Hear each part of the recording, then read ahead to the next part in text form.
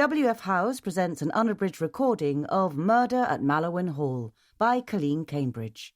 Narrated by Rachel Atkins. Chapter 1. Phillida Bright had seen her share of bodies during the Great War, so when she discovered the dead man sprawled on the floor, it didn't even occur to her to scream.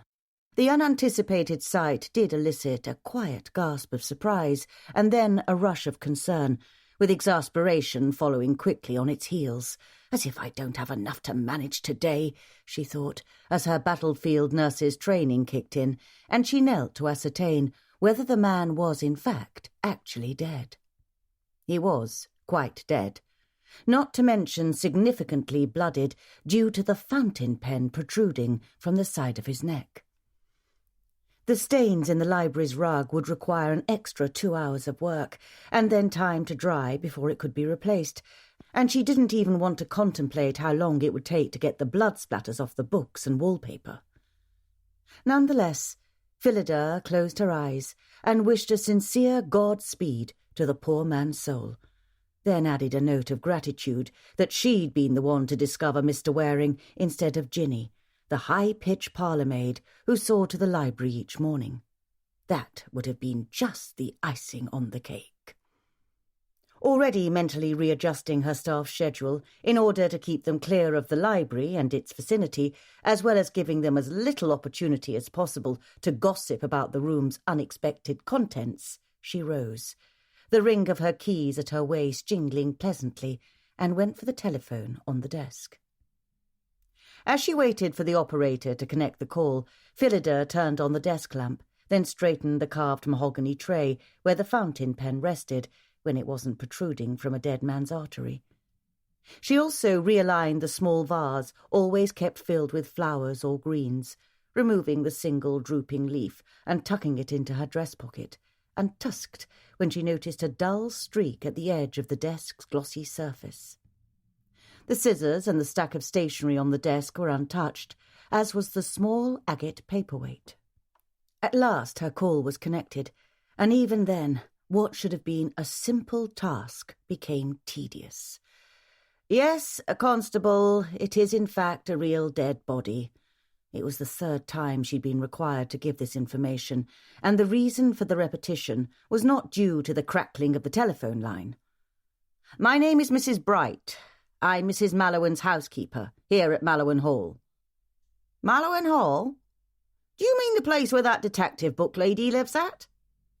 Phillida gritted her teeth. "Yes, Constable." "You're saying there's a dead body in the library at Agatha Christie's house?" "I am in fact saying precisely that, Constable, and I expect you'll attend to this post-haste. Mr. and Mrs. Mallowan have a house full of guests." She wasn't certain he heard her over his guffaws of laughter. "It's a good jest it is, marm," he managed to say between hearty chuckles. "A dead body there at—" "Constable Greensticks," she said in her most severe tone, "this is no laughing matter. A man has been murdered, and I suggest you attend to the matter immediately." At last she hung up the telephone, assured that the constable fully understood the gravity of the situation, while being well aware that the operator who'd connected them was probably beginning to make her own telephone calls to carry the news. Her attention fell on poor Mr. Waring. She was confident but not entirely certain that that was his name. After all, his arrival last evening had not been anticipated, and he had most certainly not been on the guest list. That was only one of many problems with unexpected guests. Phillida was tempted to lay a blanket over the poor man, but decided she'd best not disrupt the scene. Mr. Waring was young, in his late 20s, with light brown hair and a matching moustache. His attire was stylish, the pre-made trousers being the sort bought at a department store instead of having been tailored, but fine nonetheless. He wore a coat of excellent wool and fine cut that was only 2 years out of style. It was clean, and she noted with satisfaction, possessed a fully intact hem. In Phillida's opinion, a sagging hemline was the first indication of a lack of attention to detail and appearance, and was usually borne out in other ways. Phillida glanced at the clock and saw that it was just 7. Mrs. Agatha wouldn't normally be up for at least 2 hours, and even then she would go into her office to write for a time before joining her husband and their guests. Phillida was also reminded to schedule the men to come and oil the clocks next week after the house guests had gone. It would be 2 weeks early, but she'd noticed the grandfather clock at the bottom of the main staircase was grinding a bit. The more pressing task was to inform Mr. Dobble of the situation, and the very thought was enough to have her wishing for another very strong cup of Darjeeling. One usually needed some type of fortification before interacting with the Mallowan's butler, and since it was hardly past 7 in the morning, she would have to forego the rye whiskey. Unwilling to leave the library unattended, Phillida rang for Mr. Dobble. Admittedly, the idea of calling the butler to her rather than going to him, as one would normally do, made her smile. Not that that was unusual. Phillida, for all her exacting standards and regimental mind, was possessed of an optimistic, pragmatic, and sunny personality, although she was most often required to act in a reserved manner as the individual who managed the majority of the household staff, not to mention its budget. She had been known to play whist with the parlour-maids, assist with fashion opinions for the maids during their days off, and give relationship advice to a chambermaid related to the former chauffeur. He'd been a poor prospect due to his wandering eye and hands, and more than one of the kitchen maids had seen the very correct housekeeper go soft and gooey-eyed over a litter of fuzzy kittens. 2 of said kittens had subsequently found their way into a basket in Phillida's sitting room, joining her collection of detective novels and books on nearly every topic under the sun, and were now full-grown, sleek cats who disdained the basket that had once been their bed. However, Stilton and Rye helped keep at bay any mice who might confuse the larder for their homestead.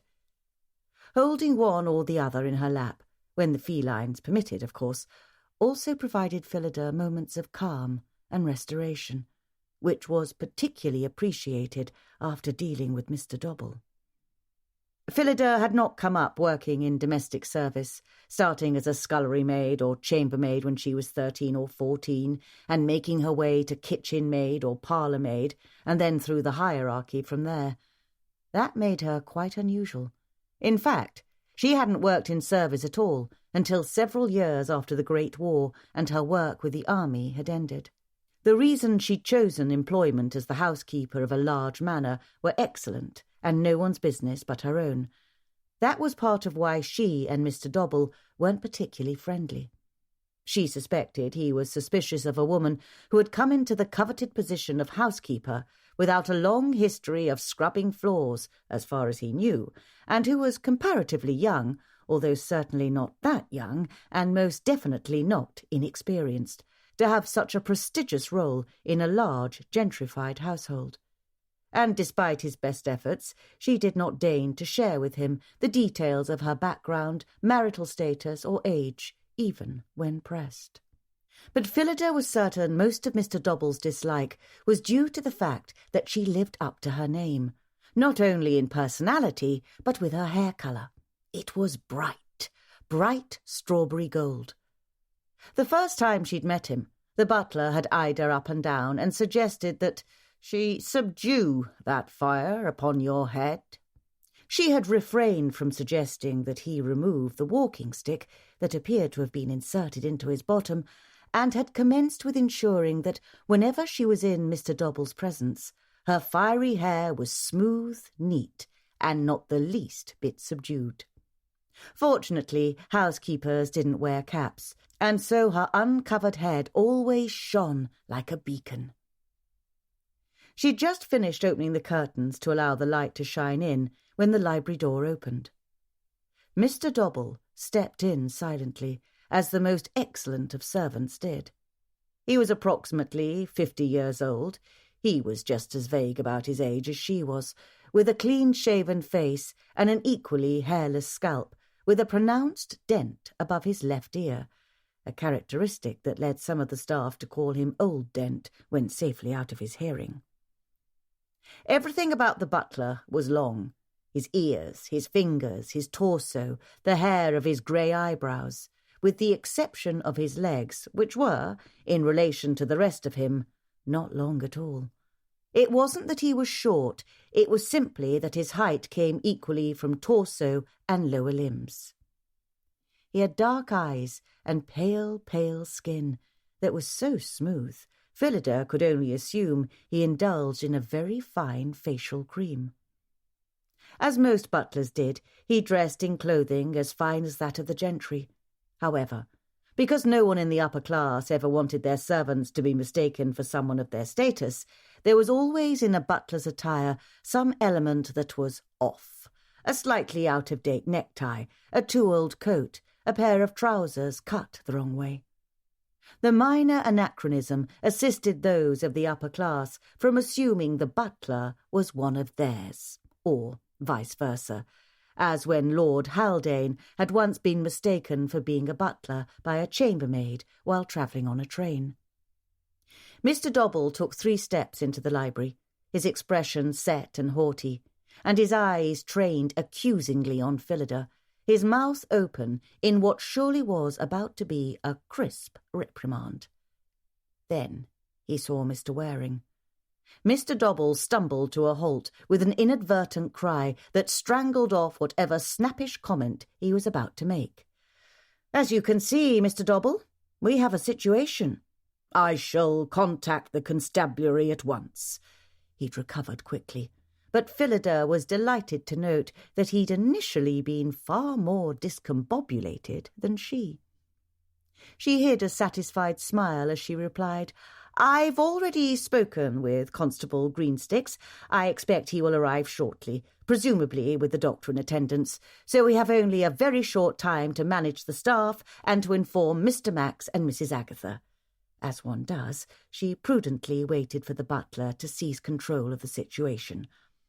"I shall inform Mr. Max," he said. "And the footman, of course. You'll attend to your own staff, Mrs. Bright.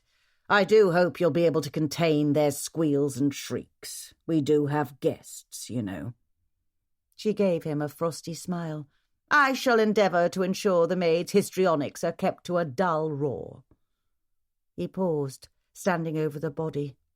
"Good heavens! A fountain pen?" "Indeed." Phillida moved closer. "Quite horrifying." "That's the reporter, is it then? To do the interview with Mrs. Agatha, Mr. Waring?" "To my recollection." Phillida hadn't answered the door to welcome the guests, as Mr. Dobble had, but she had made certain she caught glimpses of each of the arrivals as they came in, and at dinner as well, for it would be her staff that attended to their chambers and general needs. She supposed, if one could find a silver lining in the cloud of a murdered guest, it was that it would be less upsetting to Mr. and Mrs. Mallowan, since the dead man wasn't known to them at all. Still, he obviously had been known to someone. Mr. Dobble made a thoughtful noise. "Carbolic for the stains, I assume?" "Only after a salted water soak." "And the wallpaper?" "Milk and boiling water, of course. Lavender polish to finish." "I'll have Stanley and Freddie remove the rug once the body... as soon as possible." "I would appreciate that, Mr. Dobble." And so would Ginny, she thought dryly. Stanley, the head footman, was a particular favourite of the housemaids. They looked down at the body, neither of them apparently willing to move. Living in the house of a writer who penned popular detective novels meant that dead bodies were a constant source of discussion, including the finer points of the cleverest way to make them so. Poisoning and stabbing, but without so much blood, were particular favourites of Mrs. Agatha's, and occasionally there was a strangulation, of course. But to have an actual murder take place here, to see an actual dead body sprawled on the floor with a writing implement projecting from an artery. The bloodstains on the rug indicated that Mr. Waring hadn't died immediately, and seemed to have crawled some distance, no doubt struggling to find help while bleeding profusely. Phillida shivered, contemplating the horrifying last moments of the dead man's life. It must have happened late at night, or surely someone would have heard the disturbance. "Who could have done such a thing?" Mr. Dobble's stiff demeanour slipped a bit as raw emotion crept into his voice. "I cannot imagine," she replied, in a likewise less formal tone. "But it must have been someone here." The butler's breath hitched a little, and he said a word under his breath that Phillida hadn't heard since she was working with the troops. She was, however, inclined to agree with the sentiment. All thoughts of carbolic acid, clock oiling, and managing the staff, tasks and thoughts she clung to as a shield against the reality, disintegrated as sensibility settled in. There was a murderer here, at lovely, sedate Mallowan Hall. Chapter 2. Mallowan Hall was a modest manor house with 15 guest rooms, an office each for master and mistress, and an array of sitting rooms and parlours. It was tucked in the rolling hills and lush forests of Devonshire, not far from Cornwall. Built at the turn of the century, it was surprisingly modern as country homes went, with running water and indoor toilets and electric lights in the kitchen, on the ground floor, and in all the bedchambers. Phillida wouldn't have accepted a position as housekeeper, even for Mrs. Agatha, if the country house hadn't had electric lights or hot running water. Constantly cleaning gas lamps, which gave off thick strings of soot that clung to the ceiling and walls, was a task she was disinclined to have her staff undertake in any household she managed. Constructed of dark red brick and boasting 7 chimneys, the 4-storey plus attic and cellar house presented an imposing front, with 20 windows and a grand front door that swept open into a well-lit 3-storey foyer featuring a large half-moon window. A curving drive split off to the recently renovated motorcar garage and was bordered by neat arborvitae hedges, spiral topiaries of boxwood, and massive pots of creeping ivy, sprawling red begonias, and springy red gerberas. Gracing the manor house and vehicle garage were terraces, more colourful gardens, a small apple orchard, riding trails, and beyond, a dense forest. The near grounds were contained by a 5-foot stone wall that rode up and down the gentle hillocks and even over the small creek at the north side of the property. Mallowan Hall was a 30-minute motorcar ride on the narrow, winding road from the village of Lisley. The most popular local establishment therein was the Screaming Magpie, a public house known for dark, nutty ale and a testy publican. A post office, chemist's, physician's office, church, tea shop, and general store were also situated in the village, along with a number of other establishments, such as a butcher, a cobbler, and a linen shop. It was hardly a quarter of an hour after Phillida had disconnected her call that Constable Greensticks roared up the drive in a motor car. His enthusiastic navigation sent dust and gravel flying through the air, and when the vehicle skidded to a halt, it left deep marks in the drive. Phillida was not surprised that the paint on the conveyance was scarred and scraped, and that it boasted a small dent near the front passenger side. A second vehicle rumbled up in the constable's wake in a far more circumspect manner. By now, the staff had heard the news. Phillida had been firm with Ginny and Mary, the front-of-house maids who normally dealt with all public or common area rooms on the main floor and who kept designing excuses to walk by the library, and had sent them to the music room in the other wing. Benita, the scullery maid, was seen whiting the steps on the other side of the house, closest to the front door, despite the fact she'd already done so at dawn this morning and should have been in the kitchen washing eggs. And the gardener and footman seemed to find a number of urgent reasons to walk by the front of the house. The lady's maid and the trio of valets who had accompanied their mistress and masters to Mallowan Hall had surely also heard the news, but they didn't have any excuse to wander about and listen. They must wait impatiently for the gossip to make its way to the below-stairs dining room, where they were finishing breakfast. Gossip that Phillida knew wouldn't take long in coming. Mr. Max had been apprised of the situation by the butler, and he had, in turn, taken it upon himself to break the news to his wife upon her rising. The Mallowans would wait, Mr. Dobble told Phillida, to inform their guests until they rose from what had been a relatively early night after a long day of travel. Mr. Max would speak with the constable and any other authorities in his study shortly. However, Phillida decided she would take Mrs. Agatha her morning tea instead of having one of the chambermaids do so. Mr. Dobble showed Constable Greensticks and the other gentleman, who carried what appeared to be a medical bag, to the library. Although the butler gave Phillida a quelling look, she refused to budge from her position at the door to the chamber. Of course, the police would want to talk with her, as she'd been the one to discover the body, and aside from that, it was imperative she knew what was happening if she were to maintain the smooth running of the household. The constable had obviously managed to get his hilarity under control and was suitably sober as he greeted Phillida. He was a short, pompous man with a full, dark moustache who nonetheless did not remind her in the least of Hercule Poirot. Phillida considered herself an expert on Mrs. Agatha's most famous fictional detective, and only part of the reason she was currently unwed was that she had yet to find a man who met the standards set by the proper Belgian detective. Despite the fact that he was a figment of her mistress's imagination, Phillida had developed a sort of literary tendre for the clever little gentleman, his brilliant grey cells, and shared his appreciation for order and method. Constable Greensticks might have characteristics similar to Mrs. Agatha's detective, with his pompous airs, short stature and full moustache, but he was more of an Inspector Japp than a Monsieur Poirot, a view which was borne out by the fact that said moustache badly needed trimming and his coat hung rather poorly, flapping awkwardly about his knees. His notebook was crinkled and stained, and he wore a pencil tucked behind an ear. Still, he represented the authorities of Lisley, and, despite his name, was neither slender nor green in his experience. "I've called Scotland Yard, and the inspector will arrive anon.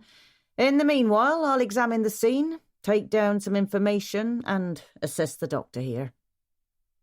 Dr. Bart was a man of 40 with reddish-brown skin and true black hair. His moustache, though unwaxed, was shiny, luxurious, and combed perfectly straight. Not one stray hair was too long, too short, or curled out of place. Such a display would surely have garnered a sincere compliment from Monsieur Poirot had he been present. The physician had a prominent nose with a hump in the bridge, that being the single physical characteristic that put him just on the wrong side of handsome. "Mrs. Bright, Mr. Dobble, I am very sorry to be here under these circumstances." His English was crisp, though the flavour of his homeland filtered through in a subtle accent. The doctor's manner was efficient and yet easy, and he gave the impression that even the most trying of situations would be met with calm and fortitude. The four of them went into the library together, the soft clink of Phillida's keyring the only sound, and the physician immediately knelt next to Mr. Waring. Phillida couldn't help but edge close to watch, closing her hand over the keys to keep them from jingling. As a devourer of detective novels and a nurse's aide who'd attended to terrible injuries, she was compelled by curiosity and uninhibited by the ugliness of death. Dr. Bart didn't seem to mind her hovering. His movements were smooth and efficient, and when he rose to his feet moments later, he met her eyes in a moment of solidarity. "Dead from a single puncture to the carotid. Bled out. Likely couldn't have been saved. Approximate time of death would have been between midnight and 3 a.m. I see no reason for an inquest, as the cause of death is obvious, and I am confident in my conclusions." "A fountain pen as weapon?" said the constable, tusking as he shook his head and jotted notes on his crushed notebook. "Bloody ugly way to go." He looked up. "When the inspector arrives, he'll need to speak to everyone in the household." "There are 17 staff, no, 18, with the new chauffeur who arrived yesterday, in and outside the house, including the gardener, our man-of-all-work, and Mrs. Bright and myself," said Mr. Dobble, as Phillida sighed inwardly. She'd expected nothing less, but it meant only more disruption if each of her maids and the cooking staff were to be pulled from their work to speak to the authorities. Mr. and Mrs. Mallowan are also having a house party, and there are 8 other guests present. Mr. Waring was a 9th, and there are an additional lady's maid and 3 valets who accompanied the guests and are currently in the servants' hall waiting to be summoned. Waring was a guest at this house party? Constable Greensticks made a humming sound. In a manner of speaking, replied Dobble. He was here to interview Mrs. Agatha Mallowan. She is, as you likely know, a famous detective novelist. Dr. Bart stilled, and then his eyes widened. For the first time his calm demeanour was disrupted. Do you mean to say— No, it can't be true, can it? That Mrs. Mallowan is Agatha Christie? Mr. Dobble inclined his head in an affectedly bored affirmation, but Phillida knew for a fact that he was just as proud of their employer as she was. He had his own extensive collection of Christie novels and stories. That is remarkable, Dr. Bart beamed, then seemed to remember he was, after all, at a murder scene, and his smile faded.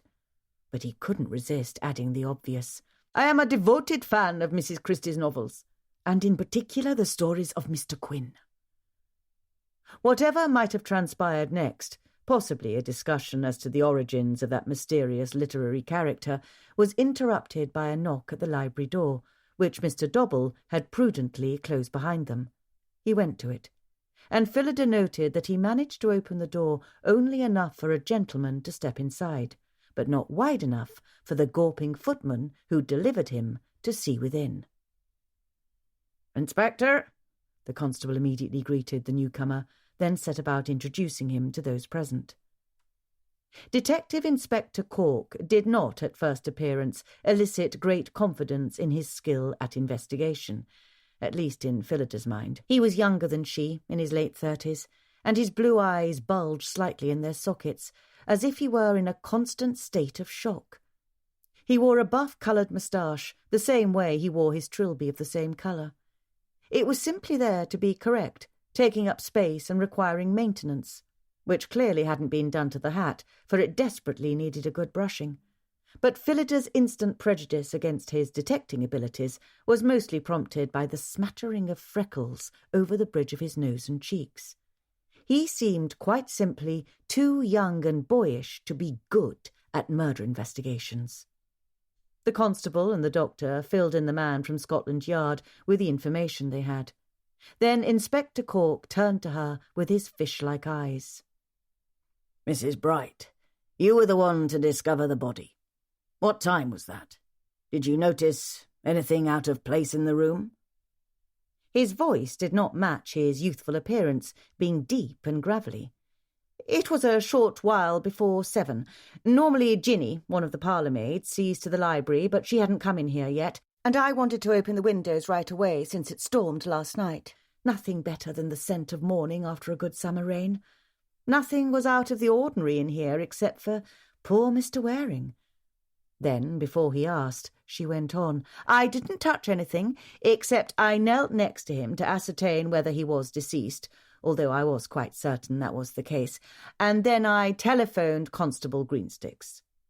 She felt Mr. Dobble shift behind her, and assumed he'd been reminded he was annoyed that she'd waited to notify him until after calling the authorities. The French doors were closed in here last night at what time, Mrs. Bright? She glanced at the double-glass doors. It would have been about 10:30. They were latched, as they always are. The Mallowans and their guests were playing bridge in the music room when the storm started. To my knowledge, no one else was in here after Stanley, the footman, closed the windows and locked the doors. I didn't touch anything in the room except to open the curtains, for the light, you know, and to straighten a few items on the desk. Inspector Cork made some notes in a pristine notepad, then looked up suddenly. Pardon me for asking, Mrs. Bright, but you don't seem terribly distraught over your discovery. If you're asking whether I screamed or otherwise audibly reacted, the answer is no, although I'm not certain whether that's relevant to the investigation. I was a nurse's aide on the front lines, Inspector. I've seen far worse than this.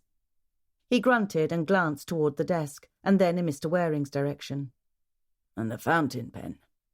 Do you recognise it? I'm not... I didn't get close enough to know for certain, she replied, annoyed that she'd stammered. But the fountain pen is missing from its place on the desk. It could be the same one. They're both dark. The scissors and a heavy paperweight are still in place, however. She met his eyes meaningfully and recognised a flicker of acknowledgement therein. Why hadn't the murderer used the scissors or coshed him on the head with the paperweight? A fountain pen seemed a far less exacting method than using a sharp pair of scissors or a hunk of agate. Inspector Cork turned and strode to the body, then crouched next to it. When he rose, he was holding the murder weapon in a handkerchief.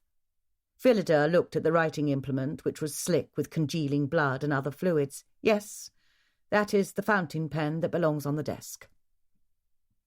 She realised Inspector Cork was pretending not to look at her as he wrote on his notepad, having given the kerchief-wrapped murder weapon to Constable Greensticks.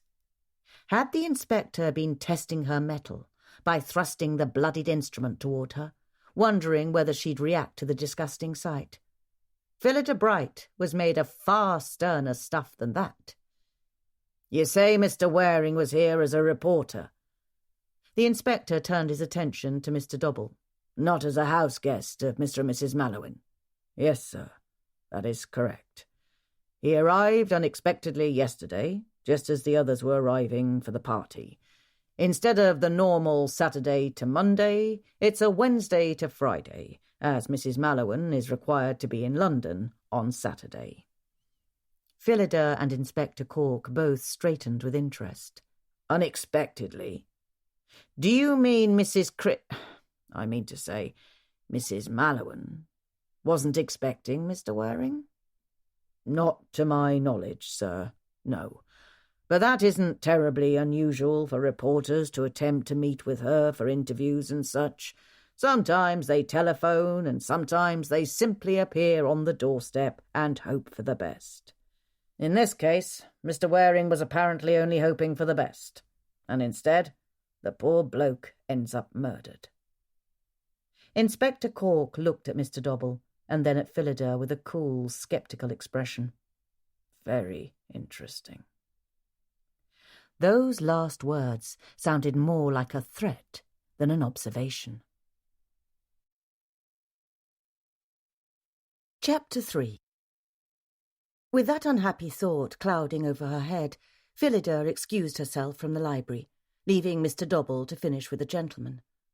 It was after 7:30, and surely Mrs. Agatha would have been awakened by her husband with the news. She'd likely need her tea, and Phillida wanted to have it ready before she rang.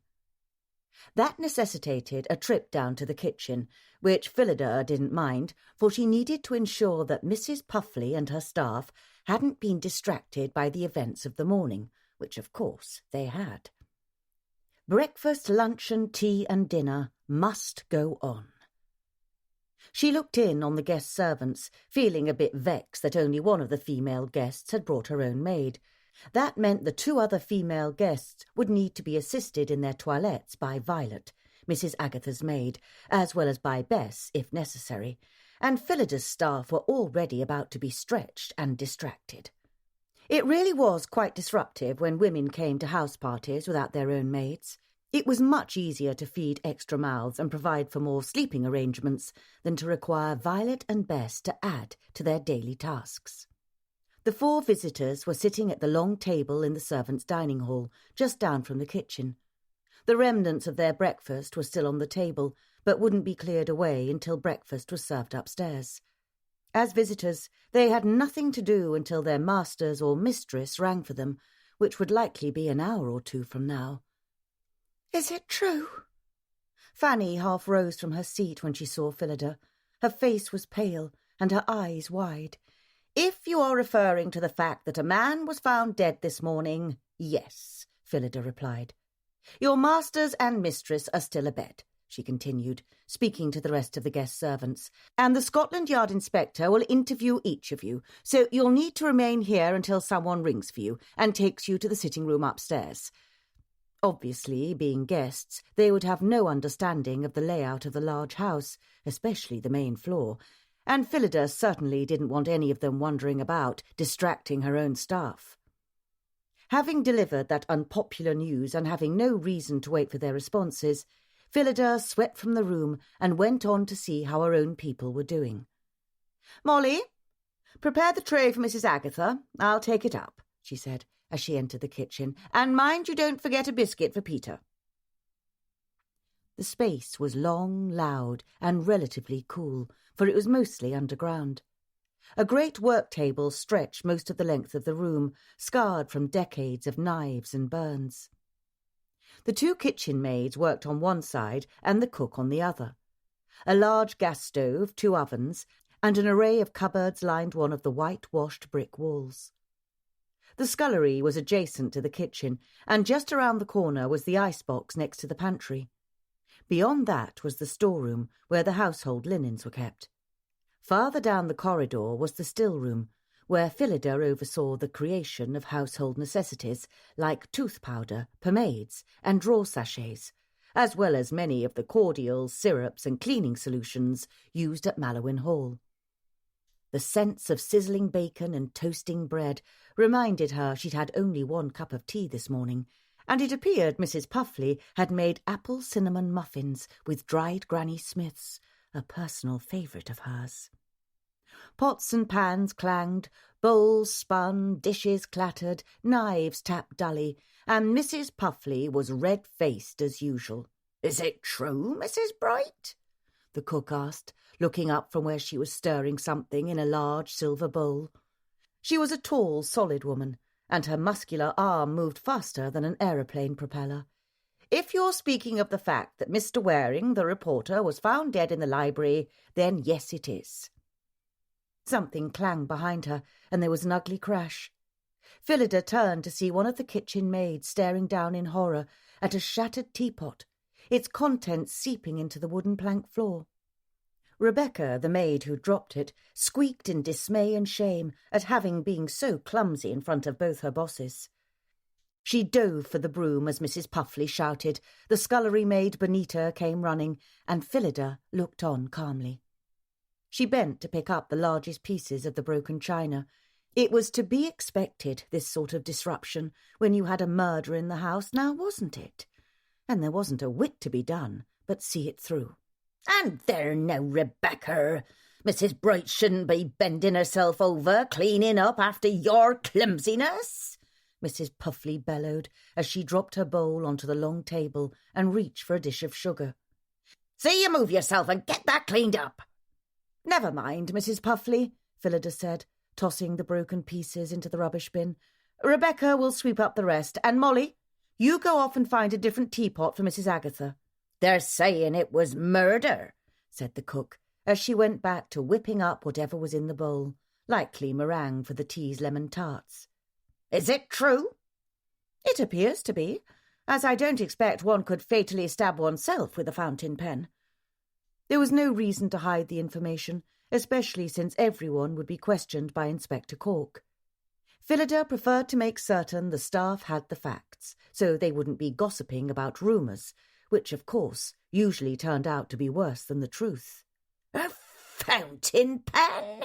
Lands!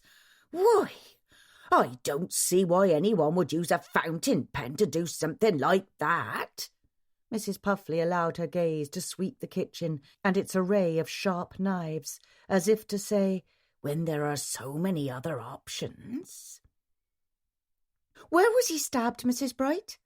asked Molly, who was the senior kitchen maid and had known Phillida since the beginning.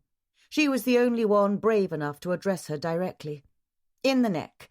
It was, as one imagines, a gruesome sight, which brings me to another important bit," she added in a carrying voice, as Stanley, Freddie, Ginny and Mary, all staff from the main floor and so-called public rooms, came into the kitchen. Nosy ones, she thought with an internal smile, but wouldn't she be doing the same herself, scuttling downstairs to get the news? "Inspector Cork from Scotland Yard will be interviewing each of you. I expect you to be honest with him, to tell him everything you know without fabricating what you don't know, and then to return immediately to your tasks." She looked around at each of them, meeting their eyes one by one. "There will be no gossiping and standing about, gawping at doors. Do you understand? Mr. Max and Mrs. Agatha still have guests here that must be attended to, and all of this will come as an utter shock to everyone." "Except the murderer," a little voice reminded her. Each of them nodded in turn, but Mrs. Puffley said, "I don't have the least bit of time to haul myself upstairs. That man wants to speak with me. He can bring himself right down and do his interview in my place, but I'm staying here. I got salmon mousse to mould, meats to roast, and a hare soup to make for lunch, and it ain't gonna debone itself. You know how tiny those rabbit bones are, smaller than fish bones, and then it's got to be put through the strainer." Phillida stifled a sigh. Trust Puffley to wrinkle things up. The woman was an excellent cook, and thus believed she was a law unto herself. "I shall suggest that to Inspector Cork, but if he's resistant, you'll have no choice but to abandon your domain temporarily. I suppose if I mention apple cinnamon muffins, he might be tempted to make his way down here. I know I would be. Molly, is that tray ready?" "Yes, ma'am," she said, swiftly stepping forward with it. "Shall I carry it up for you, Mrs. Bright?"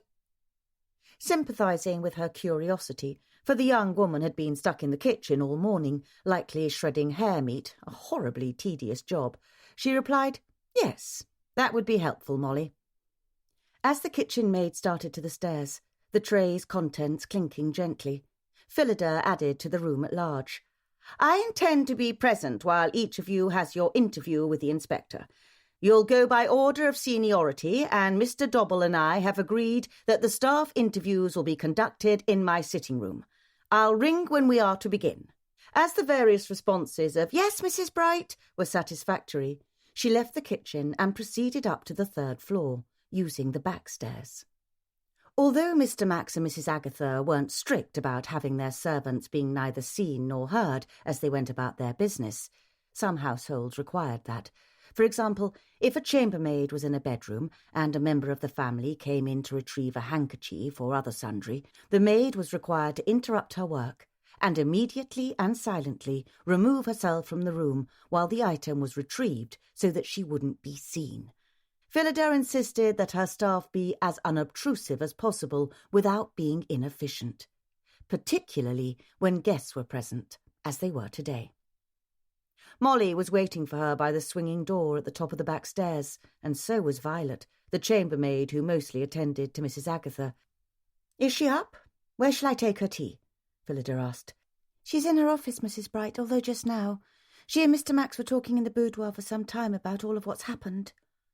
Violet's eyes were wide with curiosity, and her broad brown cheeks flushed with interest. "Thank you. I'll take the tray. You attend to Mrs. Agatha's chamber and clothing right away, as Inspector Cork will be interviewing the entire staff in my sitting room. And then I expect it'll soon be time to see Mrs. Devine and Mrs. Hartford, since they didn't bring maids."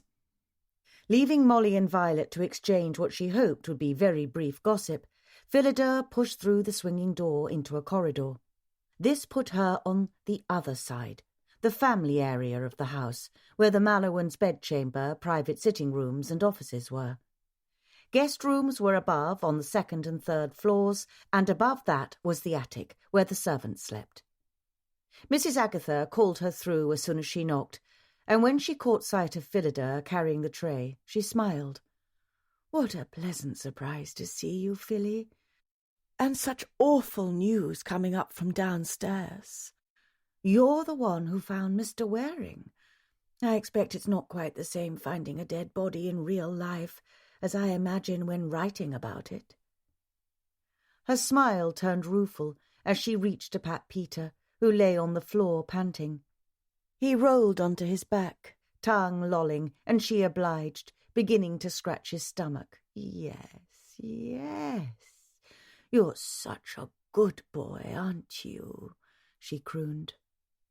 Phillida, who did not particularly care for canines, even the mild-mannered Peter, set the tray on a table next to 2 armchairs.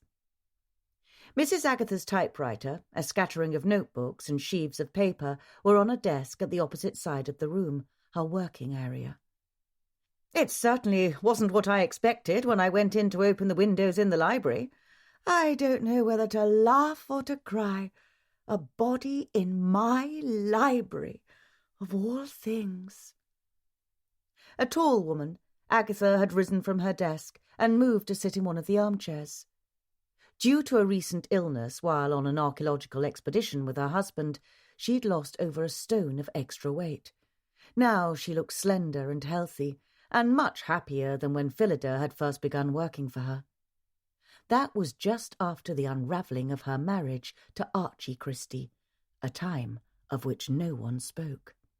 "The constable in Listley got a good laugh out of it before he realised I was quite serious," Phillida said as she poured tea. "Oh dear, I can imagine." Agatha gave a pained chuckle. "Do sit, Philly. Surely you have a few moments to sit and have a cup of tea so you can tell me what you know." This detective writer is bursting with curiosity, while at the same time horrified that someone had the temerity to do such a thing in our house. The corners of her mouth were tight. The poor man. I must have slept through it all, and Max too. "But apparently someone didn't," Phillida said, settling onto the chair opposite her mistress. Any other housekeeper would hardly have done such a thing, even at her mistress's invitation, except in extenuating circumstances. However, Phillida and Agatha had an unusual relationship. They'd first met while Agatha was working at the medical dispensary during the war, and Phillida was a nurse's aide before being sent to the front lines. Of a similar age, and both being single, they had become friends, and had kept in contact through the years, until Phillida, for reasons of her own, had desired such a position. Agatha had been delighted to hire her. Since they'd met on equal footing, so to speak, long before Agatha Miller became the celebrated Agatha Christie, and then Mrs. Max Mallowan, they had retained their friendship, but only in the privacy of these chambers. To the rest of the staff and the world, the two were simply mistress and servant. "I shan't stay long," Phillida told her, as she cut one of the apple cinnamon muffins in half. "Inspector Cork, who looks as if he's barely gone into long pants, will be doing interviews of the staff. I want to be there for them. Agatha, it has to be someone here." "Oh, dear. I was afraid you'd say that." She lifted her teacup and gestured for her companion to take half of the muffin. She sighed and settled back in her seat. "I can't imagine who would have done such a thing. Why, Max and I know everyone here. It's simply beyond comprehension." "But you didn't know Mr. Waring?" "Oh, yes, the reporter. I said all of 3 words to him yesterday. It was quite busy, of course, with the Hertfords and the Budgley Rhodeses arriving one atop each other. One might have thought they planned it. And then right behind them, Tuddy Sloop and Stan Grimson. Then the Devines, an hour late as usual." Agatha smiled and shook her head. "But one always forgives them, doesn't one? They're just so, well, divine to look at, with their dark good looks and those lovely smiles. Max and I do enjoy them both, and the Hertfords too. And then we all went into dinner and the parlour and so on, and I never even spoke to him. Mr. Waring, I mean to say. He claims he sent me a note to expect him, but I don't recall seeing one. And you know I am very careful with my correspondence, especially about interviews. I didn't see anything from the Times. Of course I would have remembered that." "But you put him up for the night, nonetheless." "Well, of course I did. What else was I supposed to do? Send him out when the storm was coming in? Besides, Max and I have plenty of room." She looked around as if she couldn't quite believe the expanse of her home. Then her attention fell on the silent typewriter. "And I've got to finish a chapter this morning, as I know I'll get nothing done in the evening. This is quite a nuisance, Philly, for you and for us. Are we certain it's a murder?" Phillida knew her mistress's habit was to write at least one chapter in the morning, then another in the afternoon, or have a nap instead. But if she napped, then more pages must be written in the evening. With guests, however, that changed the entire schedule. "There was a fountain pen in Mr. Waring's neck," she said. "I'm certain he didn't put it there." "A fountain pen? In his neck? Why, that's... What an interesting way." Agatha's eyes went blank as her words trailed off, and she reached for a pad of paper that wasn't there. Murmuring to herself, she rose and bustled over to her desk, where she took up a notebook that Phillida recognised as one of her own household tally books. So that's where it got off to. This wasn't new. Agatha was always borrowing notepads or notebooks from everyone. Her daughter, Rosalind, who was currently away at school, her husband, her servants, to jot down ideas for books, both current and future. "Yes, now, what were you saying, Philly?" "It's just so curious. A man no one knows turns up out of the blue and ends up dead."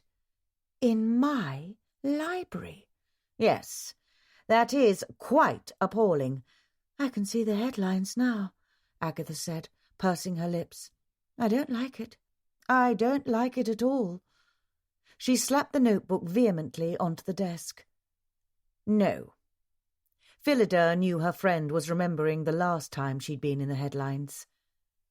Several years ago, during the worst part of her dissolving first marriage, Agatha Christie had famously disappeared for 11 days. When she'd been found at a small inn, checked in under her husband's mistress's name, she'd appeared to be suffering from some sort of amnesia. Since then, the press had been fascinated by the strange event. That was part of the reason Agatha was at times reluctant to do interviews or radio appearances, for often her disappearance seemed of more interest than whatever book or story she had just published. To this day, no one knew precisely what had happened and why, except for Phillida. She knew more about the events of those 11 days than anyone else in the world, except perhaps Mr. Max, but she certainly never mentioned it, even to Mrs. Agatha. "I'm certain it'll all be resolved quickly, Agatha," Phillida said, rising. She couldn't dally much longer. But there was one other thing she wanted to do first. "After all, you didn't know Mr. Waring, and neither did Mr. Max. It must have been someone who broke in, who followed him here and then broke in. Or maybe Mr. Waring even let him into the library." She said the words even though she didn't believe them. No one had broken into Mallowan Hall. It had rained heavily last night, and there'd been no mud on the rug in the library. She certainly would have noticed. "It's like being at Styles," Agatha said, looking up. "Or End House. Someone here is a killer, and we have no resident Poirot to find him." "What about you?" Phillida said suddenly. A spark of excitement shot through her. "You're a detective writer. I'll wager you could figure it out." No.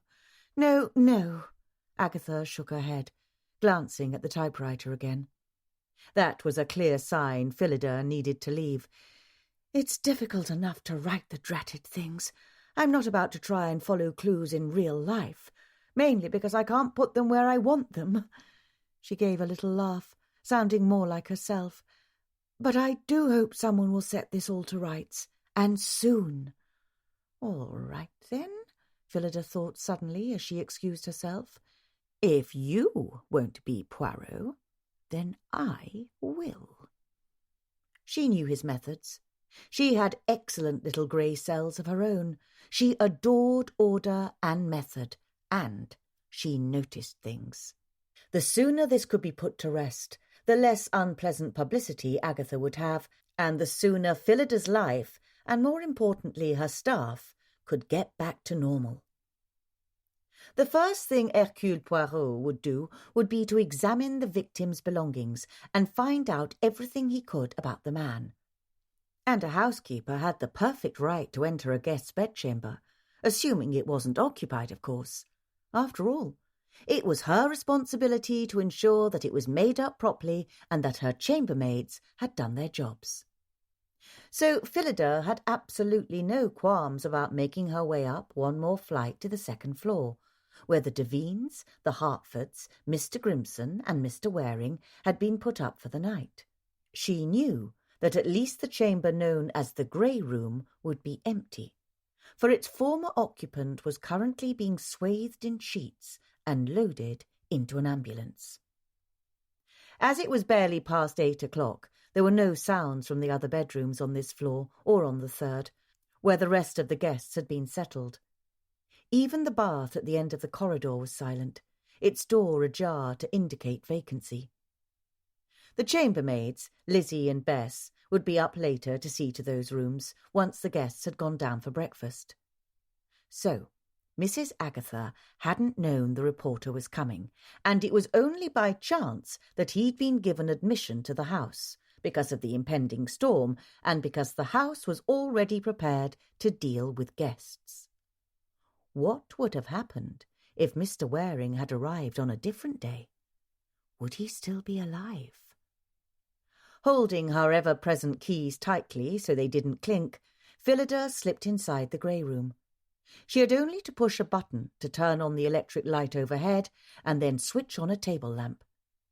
The smoke-coloured curtains had been drawn for the evening, while Mr. Waring and the others were down for dinner and cards, and so to add to the illumination, she pulled them open. The bed had not been slept in, although its silvery coverlet was mussed as if he'd either lain on it or otherwise lightly disturbed it. Everything else was as it should have been in the chamber. The water pitcher with its basin, the small candle in a holder in case he needed the toilet in the night, the soap and towels perfectly aligned on the small table near the door, a vase with fresh flowers, a covered plate with 2 small biscuits. She nodded approvingly. Her staff were quite excellent. Mr. Waring had laid out his hairbrush and other grooming items, including a small bottle of hair oil, the scent of which Phillida found unappealing, and a tin of tooth powder on the dressing table. His only other belongings appeared to be inside a small suitcase, which was open on a rack near one wall, and a briefcase. Phillida had no qualms about flipping through the suitcase's contents, lifting them carefully to determine he had only one set of clothing, other than the one he was wearing, of course. It was haphazardly folded, and so was a nightshirt he hadn't utilised.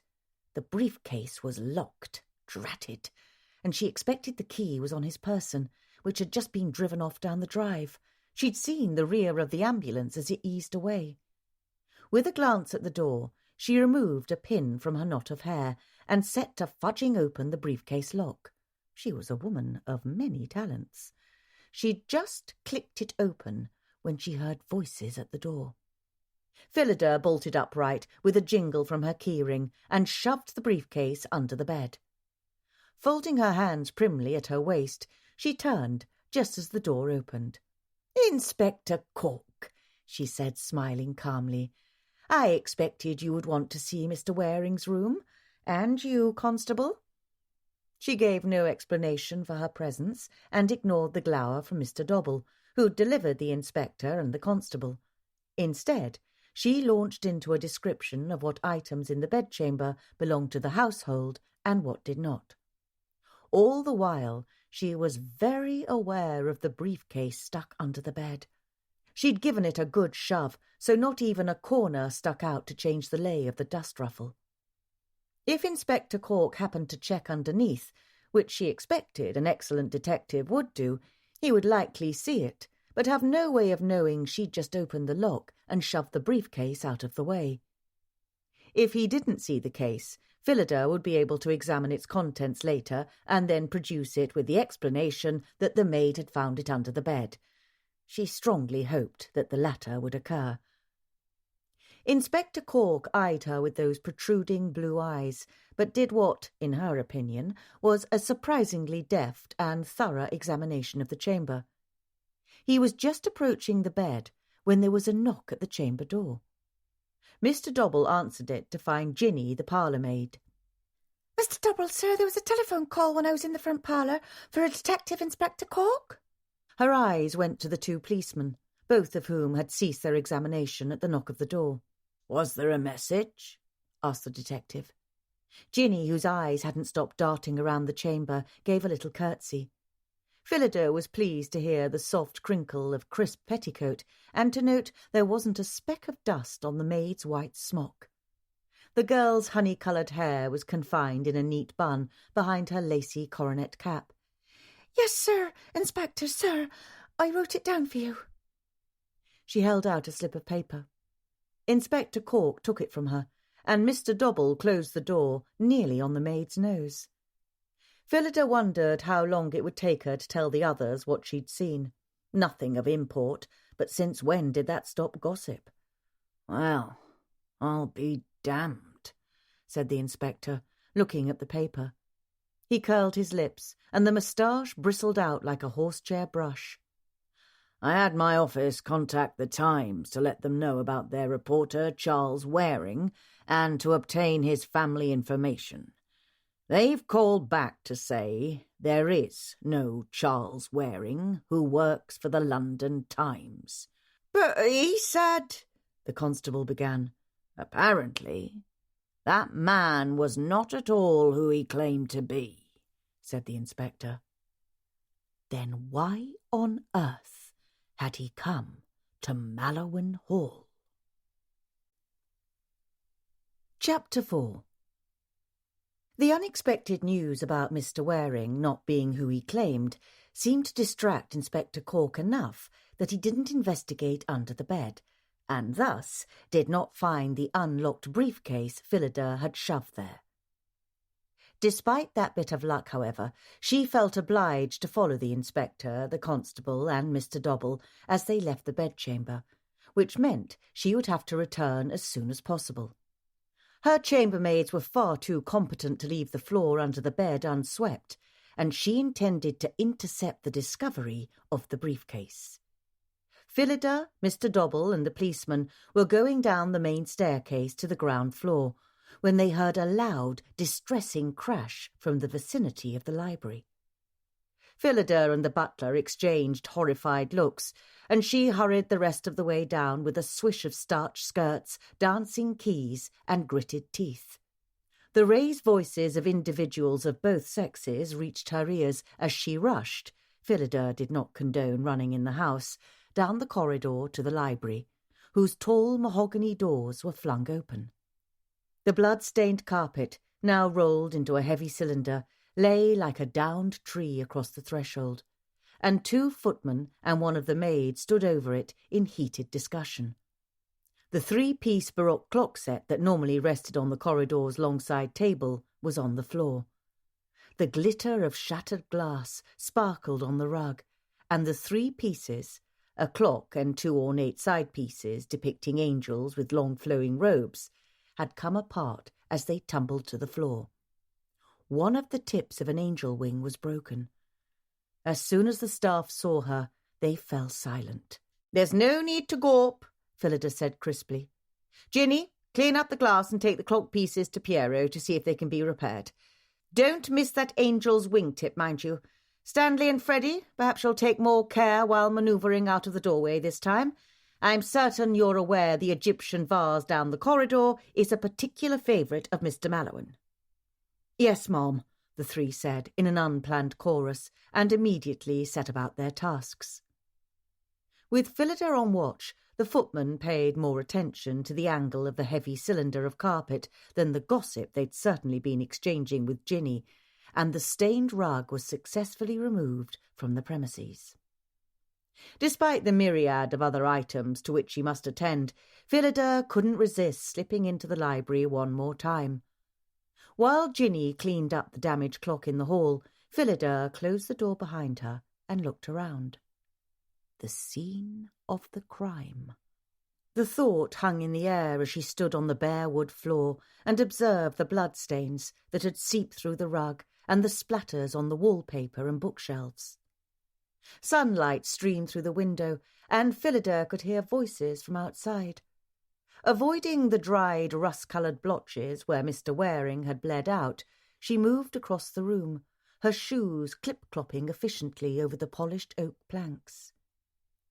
"Inspector Cork," she said, looking out the open French doors. He and Constable Greensticks were crouched in the garden beyond the small terrace. Phillida drew in the deep breath of air still moist from last night's rainstorm. It was fresh and laced with the scents of roses and lilies. "Are you looking for something?" Cork looked up at her with his perennially surprised eyes and rose, politely replacing his hat as he did so. "Evidence for how the killer entered the room, of course. Footprints and the like." Phillida tusked and shook her head. "I already know you found none, nor will you. There was neither a speck nor a scrape of mud in the library, Inspector, and certainly nothing by the doors, or near any window, or near any entrance on the ground floor. Whoever he was, the murderer was already inside the house before he encountered Mr. Waring." Inspector Cork's jaw shifted, but he made no comment on the obvious truth of her statement. Instead, he said, "I'll continue my circuit of the building, then begin my questioning of the staff in approximately 10 minutes. "The interviews will be held in my sitting room," Phillida replied, "with the exception of Mrs. Puffley, the cook, who offers you fresh and warm apple cinnamon muffins if you speak with her in the kitchen." The idea of baked goods seemed to mollify the inspector, and he gave a brief nod. "Very well. 10 minutes in your sitting room, then, Mrs. Bright." "I'll let Mr. Dobble know," she said, making the assumption, and leaving Inspector Cork no choice, that he would work his way from the top to the bottom of the staff hierarchy in his interviews. It was the most efficient and logical process. "I have several things to attend to, as the death of Mr. Waring has quite upended the morning schedule for us, as well as for the poor man himself, and adjustments must be made." She turned from the French doors and began to cross the room, eyeing the section of shelves that had blood spatters on the book spines, and wondering if there was any help for some of those tomes. The leather-bound ones could be cleaned, but there were several with paper jackets. She stopped suddenly. Something was wrong, besides the blood, of course. Phillida frowned as she traced the rows of books with her eyes. After only a moment, she realized what it was. One of the books on the bloodiest shelf didn't have any blood on it, despite the copious amounts of splatters on its two neighbours. The book was in its correct position on the shelf, for everything must be in its place in Phillida's domain. Therefore, she realized it couldn't have been there when Mr. Waring was stabbed. And whoever replaced it had done so after the killing, which meant that the murderer had to be the one who slid the book back into its rightful location on the shelf, which, by logic, implied that he, or she, but Phillida was leaning heavily toward a member of the male sex being the culprit for several obvious reasons, had been reading or leafing through the book prior to the attack on Mr. Waring. Or, she supposed, that Mr. Waring might have been looking at the book when his murderer approached him. But then, how would the killer know to replace the book? And where?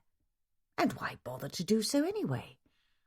The book itself bore no obvious clue to the mystery of who'd been reading it and why it was related to the murder of Mr. Waring, for surely that went without saying. An old book about travel-ins. One could only imagine what it had to do with murder. What a fascinating clue. Chapter 5. Harvey Dobble didn't care for chintz, and it was his opinion that lace belonged on female attire or in the dining room on napkins, and not adorning sofa pillows. But most of all, he despised cats, which was why he was not at all pleased that the interviews pertaining to the murder of Mr. Waring were being held in Mrs. Bright's sitting room, which contained all of the above nuisances. He wondered briefly whether she'd purposely planned it that way, so that he'd be required to lower himself into a straight-backed chair upholstered in the abhorrent shiny material. The feeling of the glazed fabric against his palms and fingertips made the hair on the back of his neck and arms stand on end, and sit while two felines eyed him from where they lounged, the amber one on top of a bookshelf and the other, a white and bluish-grey creature, along the back of the sofa. He didn't know their names and didn't care to learn them. He certainly didn't expect to be so closely examined by the two beasts. But those unblinking stares, accompanied by sceptical chins and sneering whiskers, made him feel as if he were being judged and found wanting. Abominable creatures, cats, sly and condescending, and they left hair everywhere, which made his eyes grow puffy and watery. With regard to the lace, to be strictly fair, Mrs. Bright didn't have an overabundance of it in her sitting room, but even 2 pillows spilling with the frothy trim was too much in Dobble's opinion. Why couldn't she just keep the furbelows to napkins and caps on the maids? He moved one pillow from its place on the chintz chair and sat reluctantly. Despite the chamber's sunny yellow and blue decor and the comfortable overstuffed furnishings, he didn't care for this room at all. Mr. Dobble, we'll need your full name as well as date and place of birth for the record, said Inspector Cork. He glanced pointedly at the constable, who was apparently supposed to be making notes, and instead was tapping his fingers, empty of any writing implement, on the desk. After Dobble reluctantly complied with the request, he decided at the last minute that it was inadvisable to succumb to vanity and underestimate his age in the response. Cork went on. If you'll tell us your whereabouts last evening from the time of 9:30 until this morning. It was my weekly chess match with the vicar, Dobble replied very smoothly, very steadily, even though inside his stomach quivered a bit.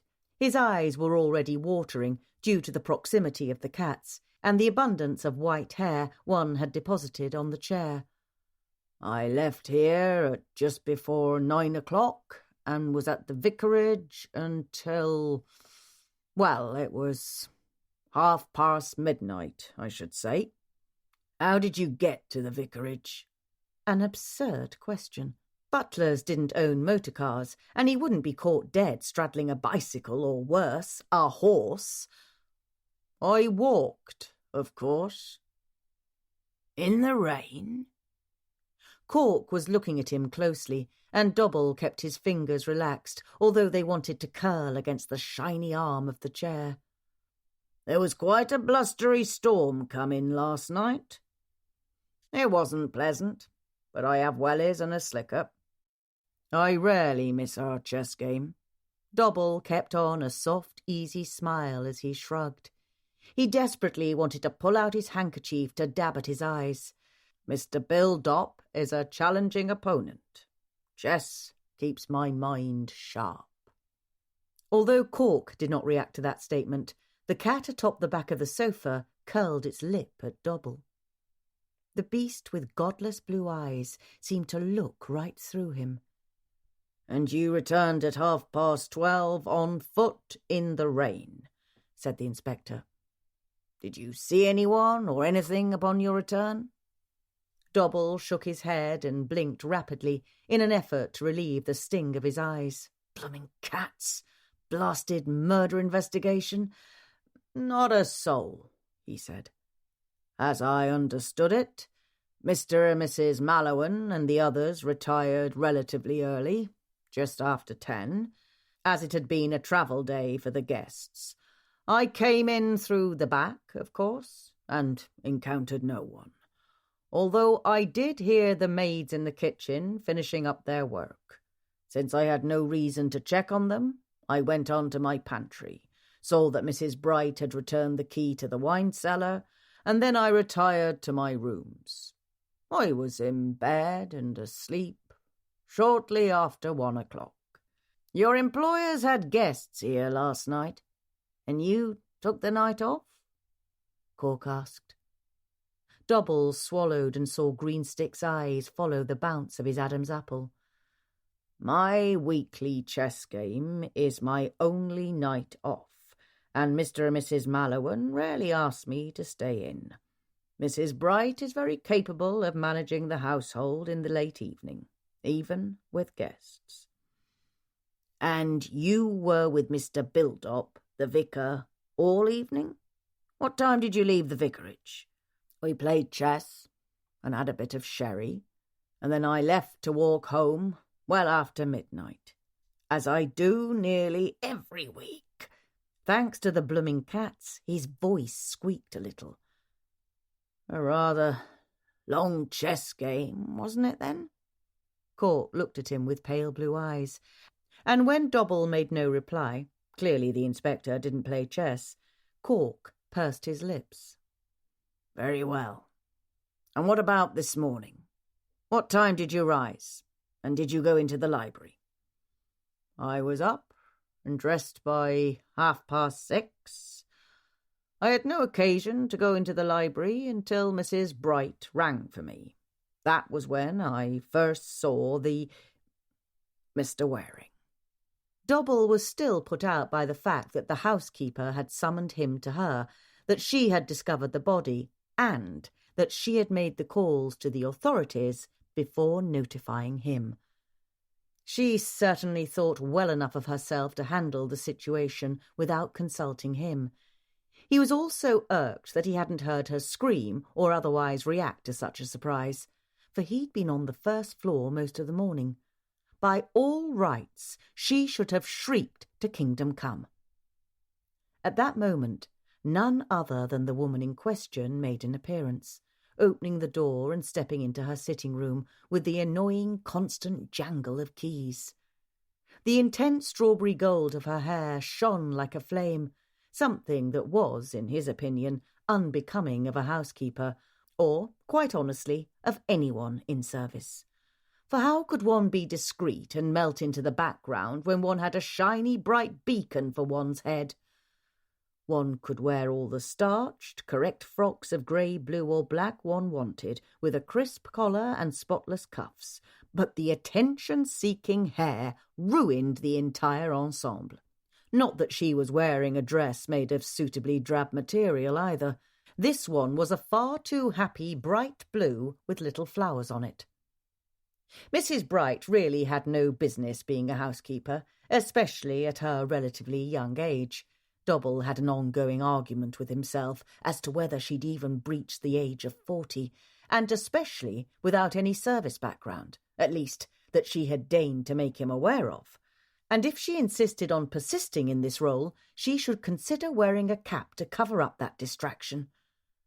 But Dobble's flood of irritation was instantly superseded by a flash of relief that she hadn't made her appearance before he was required to divulge the date of his own birth.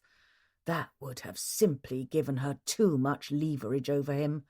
However, that relief disintegrated as Mrs. Bright, who had a small book tucked under her arm, took the armchair next to her desk, where Constable Greensticks was making notes. Why, the blasted woman intended to sit in on the rest of his interview. Blinking rapidly, he frowned at her effrontery, but dared say nothing in the presence of the inspector and his constable. It would be unbecoming of his position to acknowledge such disgruntlement, either from the housekeeper or her infernal cats. He and the two other men had risen upon her entrance, and now Dobble gave her the briefest of nods. Mrs. Bright. Inspector, I trust there's nothing further you need from me. Only one more thing, replied Cork, nodding for Dobble to sit back down. He did, reluctantly. When Mr. Waring arrived yesterday, were you the one who answered the door? I was. What time was that? It was into the evening, not long before I left for the vicarage, shortly after 8 o'clock. Dinner had just begun, and I was required to interrupt my supervision of the serving staff to answer the door, because the first footman was ladling the soup, and the under footman had gone to fetch another crock of butter. Mr. Hartford had placed his elbow in the first one, and we had to send off for his valet to bring a new jacket. And how did that go on? Admitting Mr. Waring, I'm given to understand that he wasn't expected. No, he was not. I answered the door, and he gave his name as Mr. Waring. Of course, I knew the names of all the guests expected, as well as most every one of the Mallowan's acquaintance, and he wasn't known to me. I asked about his business.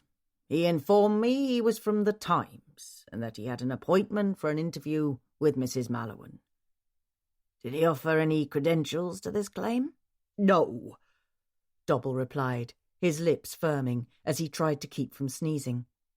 His eyes felt as if they were burning, and this extended interrogation, under the watchful eyes of Mrs. Bright, was far more than the only one more thing the inspector had indicated.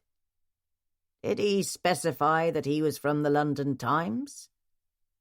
Dobble thought for a moment. No, he did not. I believe he merely said he was from the Times. I assumed he meant the London. Perhaps he was from a different paper.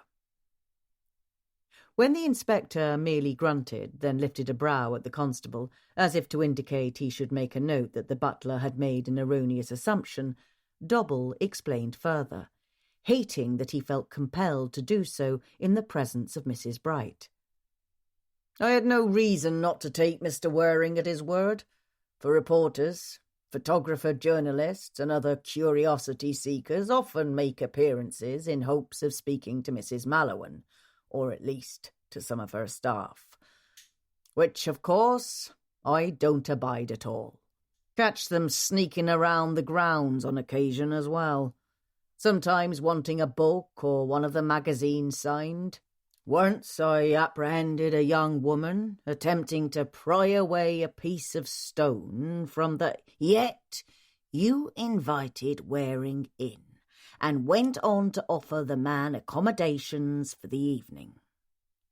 Inspector Cork's eyes seemed to bulge even more, as if he were abjectly horrified by such a common courtesy.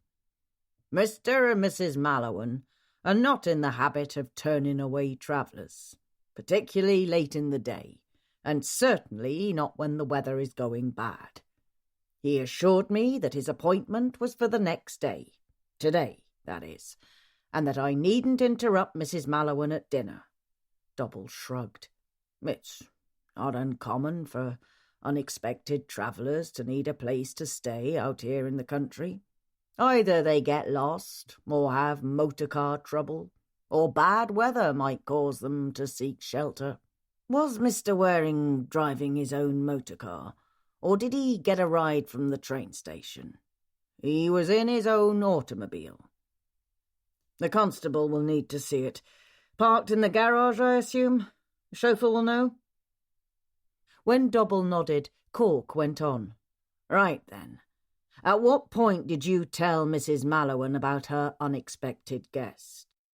Immediately, of course, while he waited in the parlour. Despite his assurances to the contrary, I spoke to her quietly at dinner to confirm that he could stay. She was taken by surprise at his appearance, but assumed there must have been a miscommunication, although, I must say, Mrs. Mallowan does not make mistakes of that nature, and the facts have borne out that she was not in error, after all. Of course we won't send him out in this, she said. The grey room, I think, don't you, Max? And you might just as well set another place for him, Dobble, she told me. It's only just ending the soup course. And that was how it happened that Mr. Waring came to be here. Cork's expression didn't change. Very well. So he ate dinner with the other guests and the Mallowans. That is correct. Dobble ignored Mrs. Bright, who'd leaned forward as if preparing to interject. Fortunately, the inspector stymied her interruption with his own question. And you were there, supervising the serving staff, I assume? Did you notice whether anyone at the table seemed to know Mr. Waring, or vice versa? If anyone knew him, it wasn't evident. I introduced him, and he took a seat next to Mr. Grimson. What little of his conversation that I happened to overhear was superficial. I believe the conversation ranged from travelling about the countryside to the latest Cheltenham Cup to the new Fred Astaire film. Cork glanced at the constable, as if to ensure he was finished making notes, then nodded. Very well then, Mr. Double. That will be all. Double wasn't even out the door before he was rubbing his eyes and sneezing. Blooming cats. Chapter 6. Seemed a bit nervous, that bloke, said Constable Greensticks, as Mr. Double closed the door behind him. See his shifty eyes, and the way they was all red in 'em. Looked nervous, like as if he were blinking back tears. The constable was speaking to Inspector Cork, but Phillida took it upon herself to respond. It's Stilton and Rye. Mr. Double is quite sensitive to cat hair. Stilton and Rye? Said Cork. In response, Phillida scooped up the soft, fluffy cat who'd been lazing on the back of the armchair next to her. May I introduce Stilton? As you can see, she is precisely the colour of the cheese, white with grey charcoal and bluish markings. And the amber one up there on the bookshelf is Rye. He's prohibitively antisocial. As she pointed at the other cat, directing upward the attention of the two men, she took the opportunity to glance at the constable's notes. The scrawl was hardly legible, but she managed to make out the words, Harvey Double, butler. Mrs. Bright, as part of our official investigation, we'll need your full legal name before and after marriage, as well as the date and place of your birth, said Inspector Cork. This initial request nearly took Phillida by surprise, as such a banal bit of information was normally left out of the interviews conducted by the detectives in the fictional crime stories, like those written by Mrs. Agatha and her colleagues. But she immediately understood why the authorities should want that information for their records, regardless of whether she intended to provide it. And the only reason a mystery writer would include such information would be to offer a clue, or a red herring. She might mention that bit of information to Mrs. Agatha. Her mistress was always in need of good red herrings. Of course, Inspector, Phillida replied demurely, having formed this opinion and decided on her response to the request in a matter of seconds. I was born in London on... And she dropped Stilton onto the desk, precisely where Greensticks was writing and his notes were piled up. Stilton, who always rose to the occasion no matter what Phillida asked of her, scrambled wildly and scattered the papers into a small cyclone, causing an utter uproar as Phillida apologised profusely while managing to jumble the notes even more. Later she would apologise to Stilton for the indignity by offering her a piece of cheese. I'm so sorry, Constable. She's simply launched herself right out of my arms. Please, let me assist you. Once the last of the papers had been reassembled, and an affronted Stilton had taken refuge on the window-sill, Phillida took command of the conversation before it could return to dangerous territory. Inspector, I was just in the library, supervising the removal of the stained rug, and whilst therein I noticed that this book had been replaced on the shelf after the murder. She set the volume on the desk. What I haven't been able to ascertain is why the killer would be so interested in a publication about roadside inns in England. Cork gave her a jaundiced look. That's rather a stretch, Mrs. Bright, to assume the killer cared at all about roadside inns. He barely glanced at the book. What makes you think it was put on the shelf after the murder? I don't think, Inspector Cork. I know it was replaced, not merely placed, on the shelf after the murder, because there's no blood on its spine, unlike the books on either side of it, both of which are decorated with splatters. Someone likely just shoved it back on the shelf without paying any attention to where they were putting it, Constable Greensticks told her kindly. A maid or... Constable, I know where every book belongs on every shelf in that library. Aside from the fact that I've read most of them myself, it's my job to know the proper place for every item in this house and whether something is not in its place. I assure you, that book was returned to its normal location after the murder, and it must have been done by the killer, because it certainly wasn't done by poor Mr. Waring.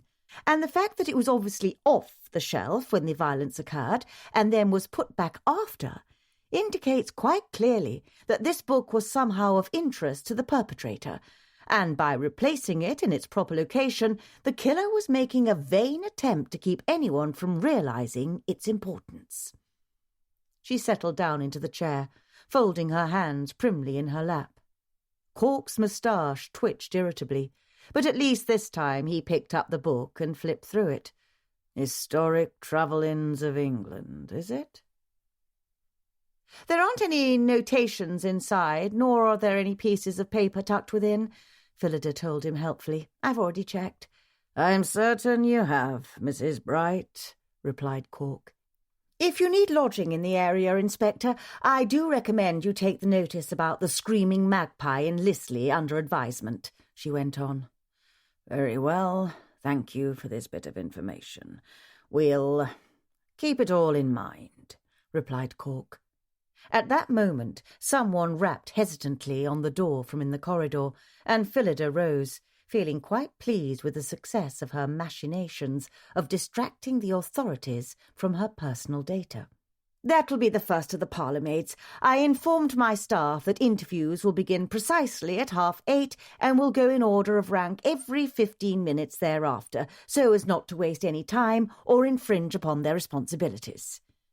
And if one of the interviews should go longer than 15 minutes, Cork asked with a bland look, would that not cause some havoc with their responsibilities? Although it's unlikely that will happen, I have of course made arrangements to accommodate for such delays. Without waiting for permission, Phillida opened the door to Ginny, the highest-ranking parlourmaid. The young woman came in with understandable nervousness, but she didn't hesitate. Phillida noted with approval that Ginny's grey muslin morning uniform was spotless and smooth, and the apron she wore over it, edged in eyelet lace, was straight and fairly gleamed bright white. Her matching eyelet lace collar and starched cuffs were likewise spotless. Black hose covered her legs without sagging, and Phillida knew without looking that the seams up the back of Ginny's calves would be perfectly straight. The maid's cap, adorned with 2 rows of lace, as befitted her station, was tied in the back with a dark grey ribbon beneath her smooth knot of soft golden hair. Ginny might be high-pitched and prone to gossip, what servant wasn't, but she was always neatly put together.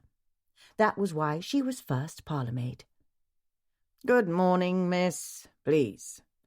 Take a seat and provide Constable Greensticks with your full name and date and place of birth, said the inspector. Before he remembered her lapse, Phillida spoke up. My goodness, I believe we got distracted earlier by poor Stilton. Do give me a paper and I'll jot my information down as well, Constable. Ignoring Stilton's miffed look, Phillida gave Greensticks a very innocent smile as he slid a piece of paper toward her. She scrawled in utterly illegible writing a date and location, while Ginny offered her personal data, the details of which were already known to Phillida, of course. Now, miss, please tell me where you were and what you did from 10 o'clock last night until this morning, said Inspector Cork. At 10 o'clock I was finishing putting the library to rights. Mrs. Bright likes me to run a feather duster every evening, over the desk, mantel and bookshelves, I mean, and to straighten the items on the desk. I'm to push the chairs into place and remove any dishes and use the carpet sweeper on the rug. I did all of that and drew the drapes, but then Stanley, the footman, came in to close the windows. Mrs. Bright sent him because it was going to rain. Was the fountain pen in place on the desk, Ginny? Asked Phillida. Yes, ma'am. It was in its place, right on the desk. Cork glanced at Phillida, as if to ensure she wasn't about to speak again, and she gave him her favourite demure smile while remaining silent. After Stanley closed the windows and locked the doors, what happened? Ginny's cheeks turned slightly pink, and she avoided looking at Phillida. "We left the library at the same time." "And what time was that?"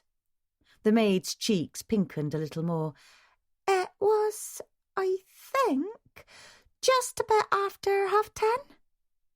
Phillida suspected that Ginny's hair might not have been quite as neatly confined when she and the footman vacated the room as when she entered it. She sighed inwardly. Stanley was quite the rogue. "And did you see anyone when you left the library?" "No, sir." "Did you see Mr. Waring?" "No, sir. Only when he first arrived, I mean, but not after that." "And when you left the library, what did you do?"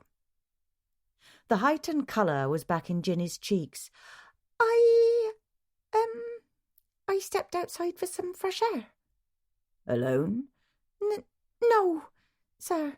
Stanley walked out with me. He was going to make certain all the outside lamps were lit, since it was dark and was going to storm. One of them had been flickering out, he said, and then I came back inside and I put away all my supplies and finished folding the linens for the parlour.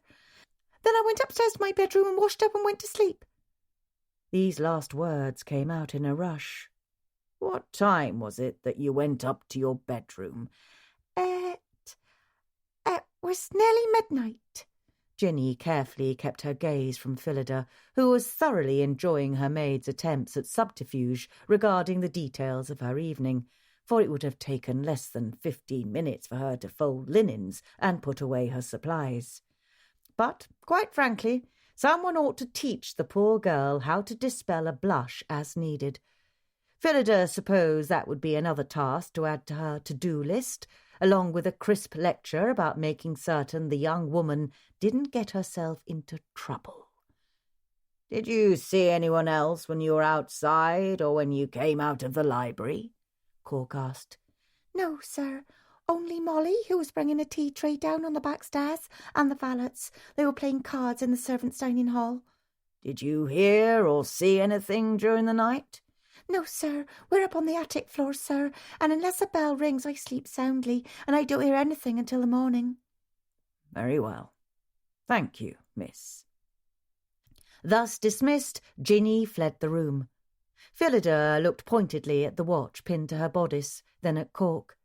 Barely 10 minutes had passed since the maid came in the room. The inspector pretended not to notice.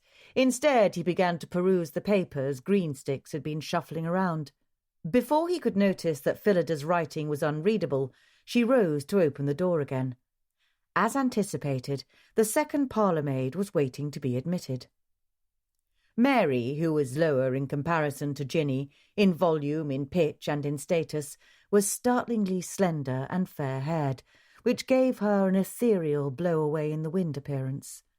Her uniform was just as crisp and clean as Ginny's, but being a second maid, she had only a single ruffle of lace on her cap. "Please have a seat, miss, and state your name, date, and location of birth," Cork said. Once that was accomplished and noted, he moved on to the expected questions about her activities last evening.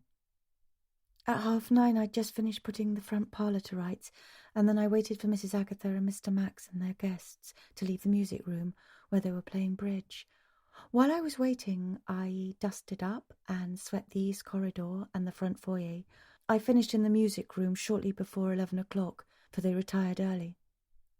Mary spoke with the same manner as she did her duties, smoothly and efficiently, if a bit softly. She glanced at Phillida several times during her speech and received encouraging nods in response. "Did you see anyone near the library?" "No, sir."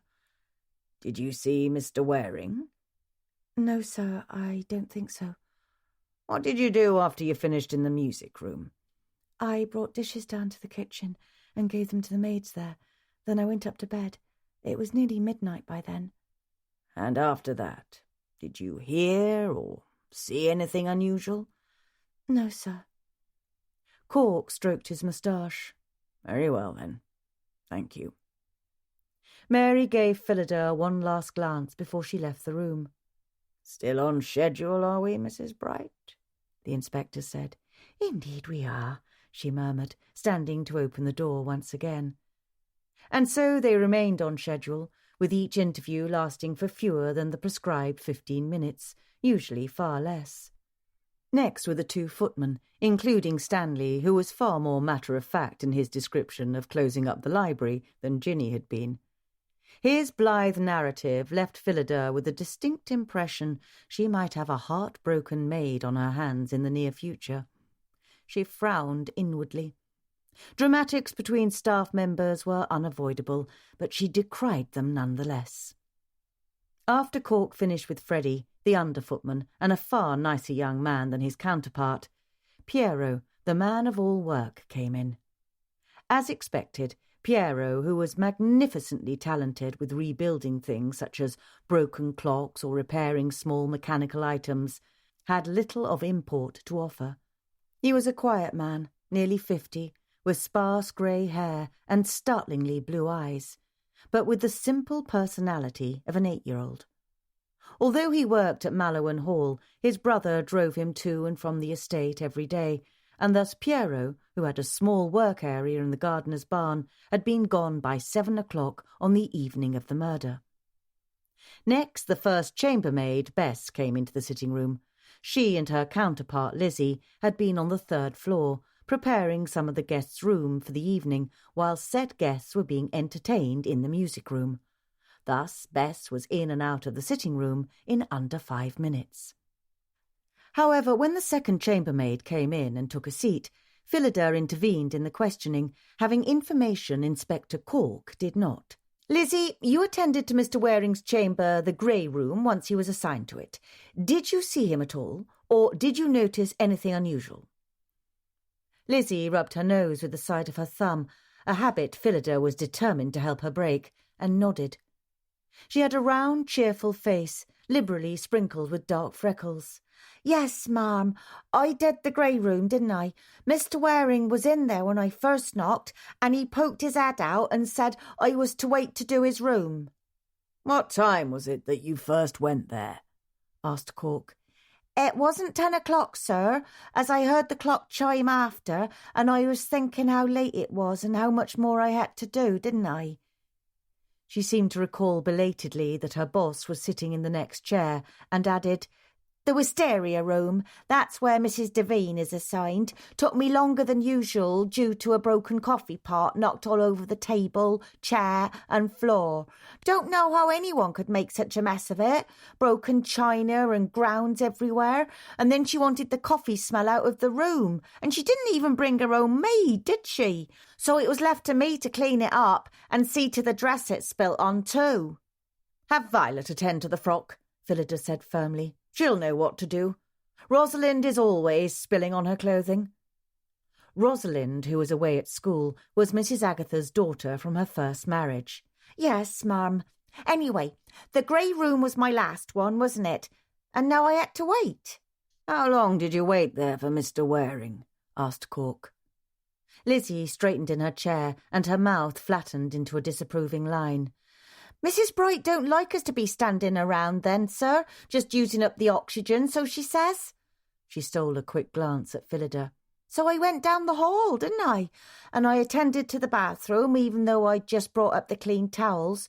But someone had gone in and mussed it up, didn't they? And the rug was askew, and by the time I fixed that and was wiping off the sink, I heard the door down the hall open." "The grey room door?" Phillida prompted, when Lizzie seemed to run out of steam. "Yes, ma'am. Mr. Waring came out, and I heard him talking to someone, and then they went back downstairs." At last something that might be interesting. Phillida remained still in her chair, but Cork shifted upright a bit. "Who was he talking to?" "I couldn't see, sir. I was still cleaning the bathroom, and the water was splashing." "Was it a man or a woman? What were they talking about?" "I think it sounded like a woman's voice, but I couldn't hear what they was talking about." The inspector drummed his fingers on the table. "How about impressions, then? Did they seem to know each other?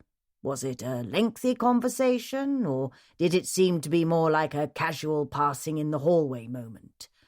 "I don't know, sir." Lizzie gave Phillida a nervous look. I didn't really hear them, didn't I? And I wasn't paying attention because I was trying to finish up the bathroom so I could get the grey room done up before 9:30. But you heard only one door open, Phillida said. Lizzie nodded as Cork shot Phillida a sideways look. His moustache rippled as he pursed his lips. The man could do with some pomade and a trim. There were 2 bristly hairs that thrust out like minuscule arms from either side, making Phillida want to take up and put to use the scissors stowed in her desk. Yes, ma'am, only one door. The maid shifted in her seat, but her hands remained primly folded in her lap. Any other impressions or idea of who might have been with Mr. Waring? When Lizzie shook her head, the inspector moved on with his interrogation. When you did up his room, did you notice anything unusual or out of place? No, sir, not at all. He was a neat-neck, he was, and I hardly knew he was there, didn't I? 'Cause he'd just got there, didn't he? Right during soap. Just a small suitcase and a briefcase, and none was unpacked, and the bed wasn't even mussed up only a bit. It was good, that, as I didn't have much to do, and I finished it before 10:30 when Mrs. Bright likes us to be down to the main floor to help getting the laundry sorted, and... A suitcase and a briefcase? Cork mused. Phillida didn't bat an eyelash. There wasn't a briefcase in the grey room just now, Inspector. He made a low humphing sound and gave her a sceptical look. Or so it seemed. Nor was there one found in the library, Phillida added smoothly. Sir? Said Lizzie, getting even more antsy in her chair. Never mind that, miss. After you finished the grey room, what did you do? Why, I went downstairs, didn't I? Like I always do, and did up the laundry sorting, and then there was a bit of mending to attend to as well. Did you see Mr. Waring after that? No, sir. Did you go near the library last night at all? No, sir. When did you go to bed? 11:30 it was, and not too soon. Slept like an old hound dog, didn't I? Did you hear or see anything unusual last night after you went to bed? No, sir. I slept like the dead. As soon as she said it, Lizzie winced and swallowed hard. Sorry. Cork's moustache twitched, but he otherwise kept his expression impassive. Thank you, miss. That's all. Perhaps the briefcase was left in his motor car, Phillida suggested as she rose. I'll have Stanley investigate. We've already looked in Mr. Waring's motor car, Cork replied. And? Cork didn't deign to reply, but they both knew he didn't need to state the obvious. There was no briefcase in the auto. But he did give her a hard look, to which she responded with a bland smile. The first of the guest staff is next. That is, the servants that accompanied the Budgley Rhodeses, Mr. Sloop and Mr. Hartford. 1 lady's maid and 3 valets. As they have no other tasks until their masters and mistress ring for them, I thought it best that they speak with you before the kitchen maids. I suspect none of them will have much information to provide, as they're only guests, and have no reason to be anywhere in the house but the servants' quarters below stairs or their masters' and mistresses' guest rooms. Oh, you suspect so, do you, Mrs. Bright? She gave him a cool smile, but declined to answer his question. I'll return shortly to escort you to the kitchen to meet Mrs. Puffley. I have several items to which I must attend. I'll bet you do, Cork murmured. Chapter 7. Phillida caught up to Lizzie as the maid was climbing the last span of steps to the 2nd floor. She carried a bucket with a feather duster, a carpet sweeper, and a clump of rags. In the other hand, she carried a pail with lemon-scented water. Mrs. Bright? She said with a bit of trepidation. Her freckles stood out sharply in a face gone slack with nerves. Did I do all right with the inspector? Quite. You did just fine. Phillida stopped at the top of the stairs before Lizzie opened the door to the other side from the servants' hall. What rooms have you finished this morning? Only the Meadows room, Mrs. Bright, because it's vacant, and the bathroom too, on account of none of the guests have left the bedrooms. You didn't go into the grey room? Lizzie's face turned pink. Oh, Marm, I was going to ask if I should do that, but I forgot. I didn't know if the inspector wanted to look in there first, for clues. That's how they do it in Mrs. Agatha's stories, isn't it? It is. Phillida smiled. She really did have a superior staff at Mallowan Hall. Before you do the grey room, I want you to go down and tell Amsey we need a fresh bouquet of gerberas for Mrs. Agatha's sitting room. Have Violet bring it up when she collects Mrs. Agatha's breakfast tray. If Lizzie wondered why her boss was sending her on such an errand, she gave no indication. Instead, with a bob of a little curtsy, the maid turned and jogged quickly down the stairs. That gave Phillida the few moments she needed, and as she slipped into the grey room, she heard the sounds of activity behind the doors of the other bedchambers. The guests were stirring, and as soon as they learned about Mr. Waring's murder, there would be another wave of excitement and shock reverberating through the house. Nonetheless, meals and tidying must go on, and other fortification. Mr. Dobble had best put out more whisky and sherry. She closed the door of the grey room and had Mr. Waring's briefcase on the bed, and, thanks to her previous work on the lock, open within seconds. The contents of the case were stingy. There were 2 notebooks, one completely blank and the other with some writing on a few pages, a collection of pencils held together by a rubber band, a road map of the county, and an appointment diary. Her ears attuned to the sound of anyone approaching. Phillida didn't know whether Cork was going to wait for her to produce the briefcase or send someone up to look for it. She opened the appointment diary. Strangely, or perhaps not strange at all, neither today's nor yesterday's date had appointments written on it, and Phillida was about to flip back a page when she heard a soft noise just outside the door. There was something about it, sly, hesitant, covert, that made the hair on the back of her neck stand on end. As the doorknob slowly turned, she reacted quickly and decisively, closing her hand over the jangling keyring and diving silently beneath the bed. She immediately regretted this impulsive action for a number of reasons, even aside from the fact that she banged the sensitive part of her elbow and was trying not to moan as the sharp tingles raced up her arm. First, she'd have an incredibly difficult time explaining her location should anyone find her. It would be humiliating in the least, especially if she was discovered by Mr. Dobble or Inspector Cork. Her face heated with the thought. And Lizzie would be returning at any moment. She grimaced. Hercule Poirot would never be caught in such a mortifying situation. Captain Hastings, perhaps. Definitely Tuppence, but not Poirot. And certainly not the very dignified Miss Marple. Second, the direction in which she dived under the bed left her so she was facing the wall next to it, the precise opposite direction of the door and the chamber at large, so she couldn't see anything about the person once he or she entered the room. It would be difficult to rotate herself into a different position without giving away her presence. Third, and arguably worst of all, she'd left the briefcase wide open on top of the bed. Furious with herself for making such a cake of things, Phillida could only lie there under the bed and listen to the activity, trying to interpret as much as she could from the movements. The door closed quietly, and the ensuing footsteps, which squeaked slightly, as if the shoes were new, hitched briefly as they came into the room, probably because the intruder wondered why someone had left the dratted briefcase wide open on the bed. Phillida grimaced once again at her stupidity. Then, suddenly emboldened with determination, she began to slowly, carefully shift herself around to the opposite direction.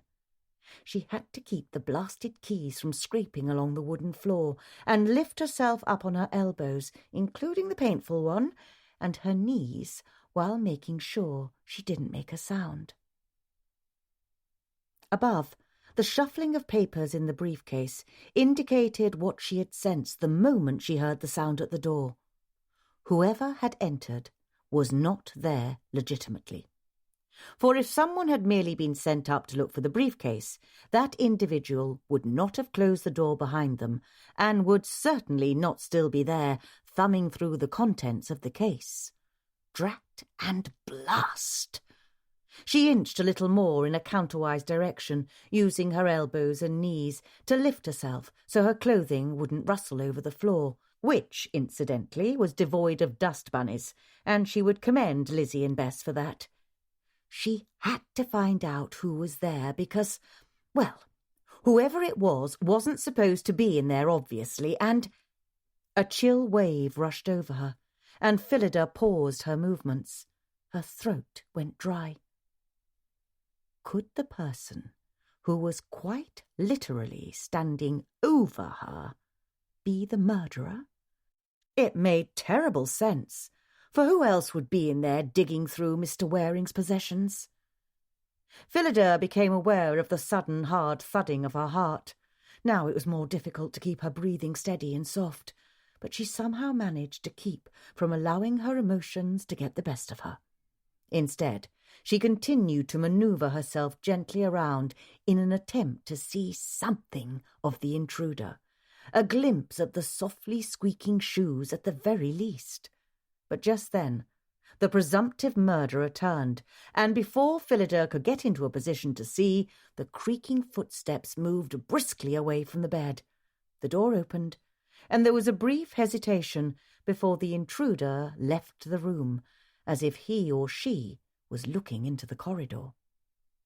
Phillida twisted sharply and pushed the bed's dust ruffle aside, and her keys clinked and scratched quietly along the floor. She froze at the sound and held her breath, heart thudding madly, as she waited to see whether she would be discovered.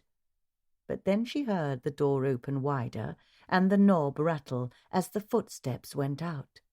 By the time she got turned all the way around, it was too late. The door closed before she caught even a glimpse of clothing or shoe. Cursing herself roundly for a variety of reasons, Phillida clawed out from beneath the bed and stumbled to her feet. She dashed for the door and cracked it, panting a little, and peered out into the hall to see if she could catch a glimpse of whoever had just left the room. Unfortunately, it seemed that every one of the Mallowans' guests was venturing out of their bedchambers and congregating in the hall at the same moment, leaving Phillida with no indication of who had just been digging around in Mr. Waring's briefcase. There were Mr. and Mrs. Hartford, he being an old-school chum of Mr. Max, or so she recalled. Mr. Hartford's blonde hair gleamed damply as he'd just pomaded it, and his shoes— of course, Phillida looked at the shoes in an effort to determine whether they might have made the sound she'd heard from their movements— didn't appear to be new and squeaky. His wife was perhaps several years younger than he and was approximately in her late 20s. She had honey-coloured hair and soft golden skin. Next to her husband, she stood tall and willowy, dressed in a lovely lean frock of seafoam green, trimmed in tasteful lace, of which even Mr. Dobble would approve. Phillida couldn't see their faces, as they were conversing with the Budgley Rhodeses, but she recalled thinking that Mrs. Hartford was patrician and elegant, and that her husband gave off a suave and sartorial look in both form and dress. She knew less about Mr. and Mrs. Budgley Rhodes, but she believed he was somehow related to Mrs. Agatha's writing business. Not from a publisher, she didn't think, but someone who had an interest in her work. Perhaps he was from the West End, about doing a stage play. If there was talk about doing a motion picture with Monsieur Poirot, Phillida fervently hoped that would not happen. She feared absolutely no one would be able to portray the elegant Belgian in the way she saw him in her mind. She'd have to avoid seeing the film if it were ever made. Mr. Budgley Rhodes had sparse hair, the colour of faded carrots, and he was smoking a dark cigarette. She couldn't get a glimpse of his shoes, unfortunately. He looked about 50, and his wife was within range of the same age.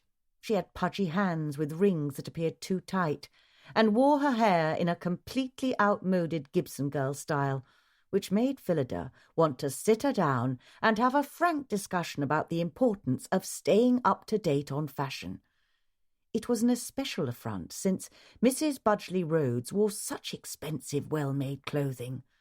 Modern hairstyles would flatter her round face much better than the mousy brown bun on top. Her shoes and feet were hidden by Mr. Hartford's legs. The Devines weren't standing next to each other in the little cluster, and Phillida considered whether that might indicate that one of them might have been a late joiner to the conversing crowd, and therefore possibly have been the snoop in the grey room.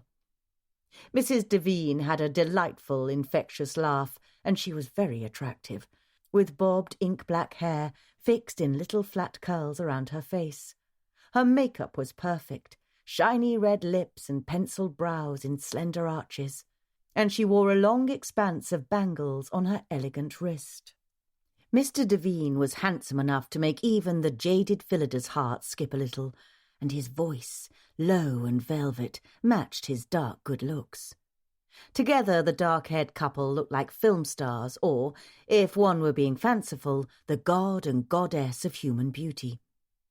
Phillida couldn't recall precisely how they knew the Mallowans, but she thought he might be some distant relative of Mr. Max's. She'd have to find out. The two single men, Mr. Sloop and Mr. Grimson, were also in the cluster of people. The group was standing just at the landing that joined the second and third floors, which was at the far end from Mr. Waring's chamber.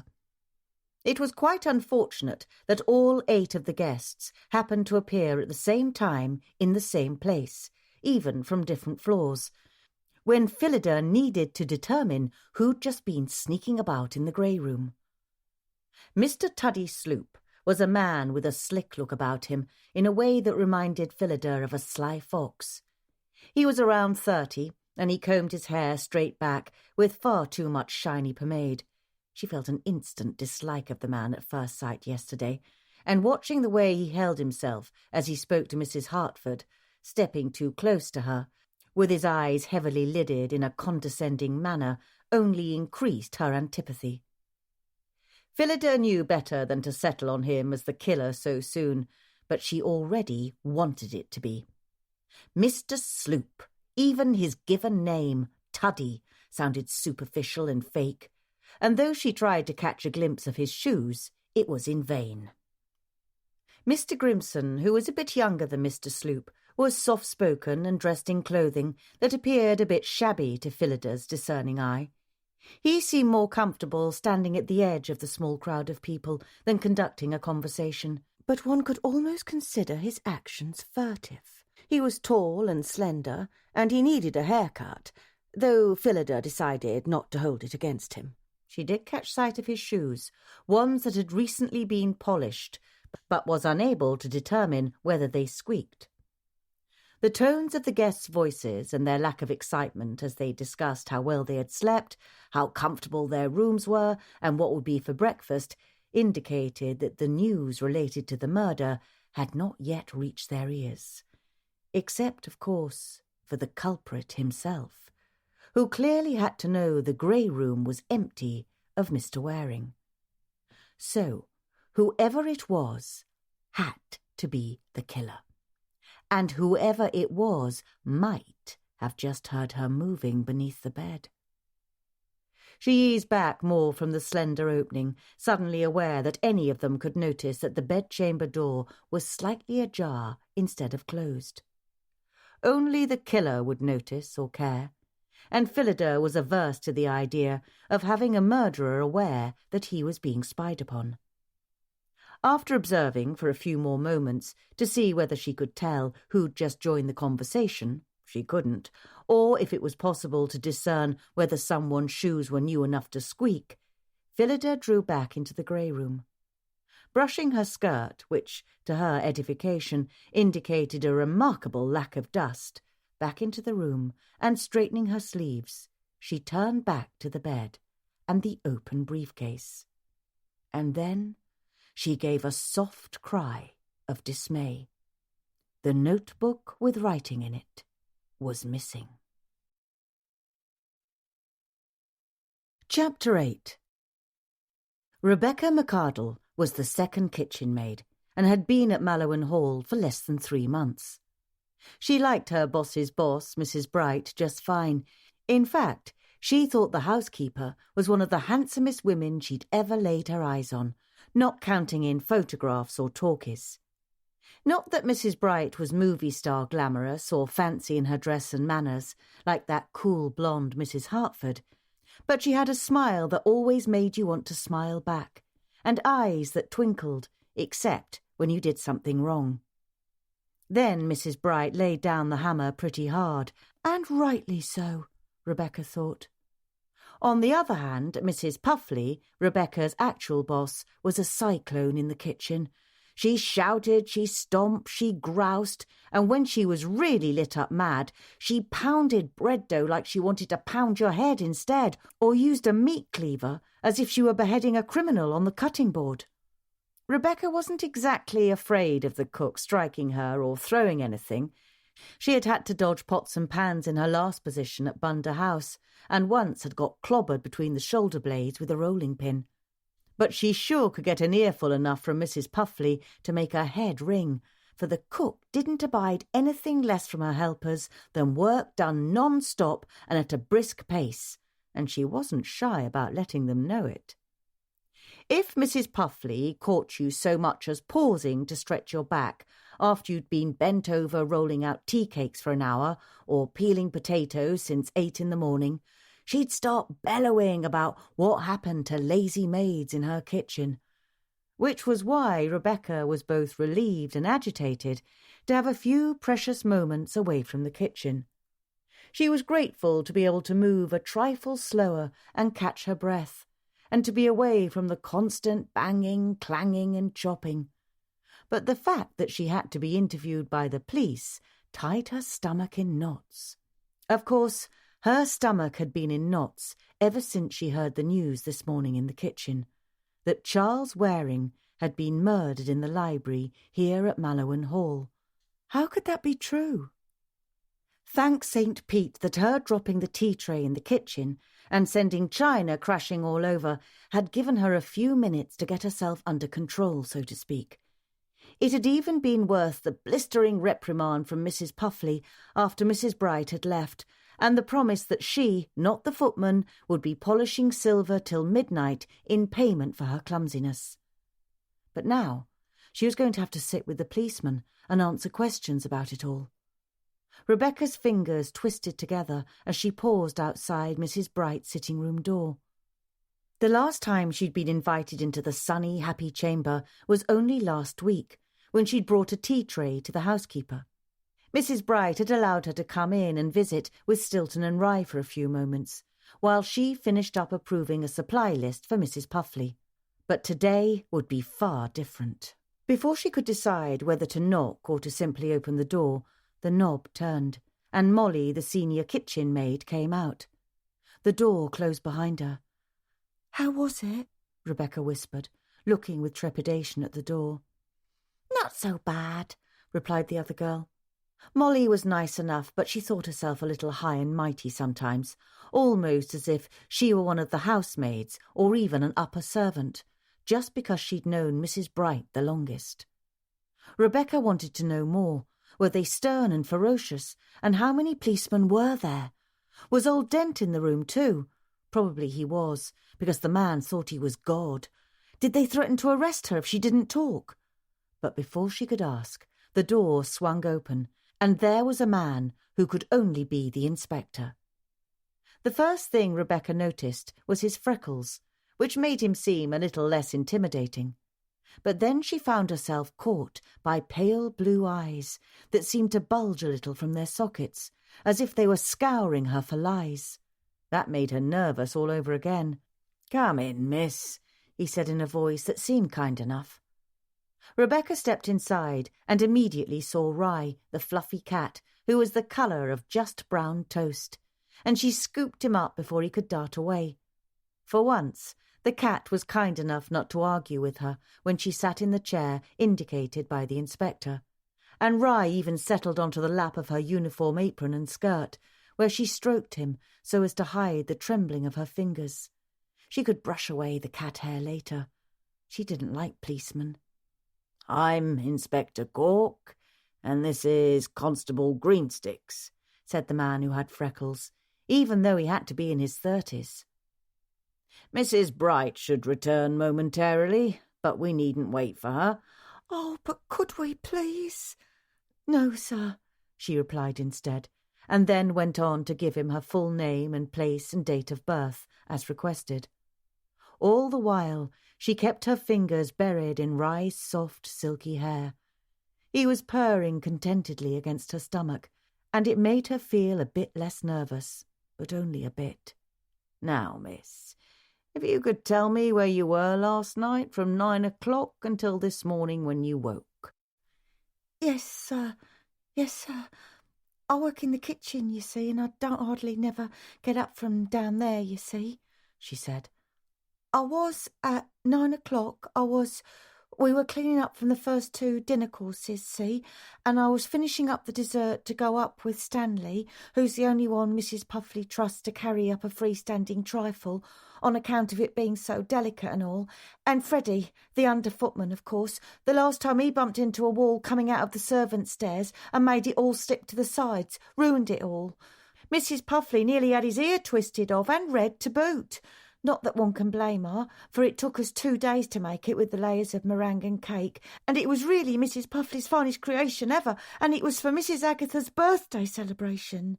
Rebecca was out of breath from the long stream of words, which had tumbled out quite without her even thinking about them.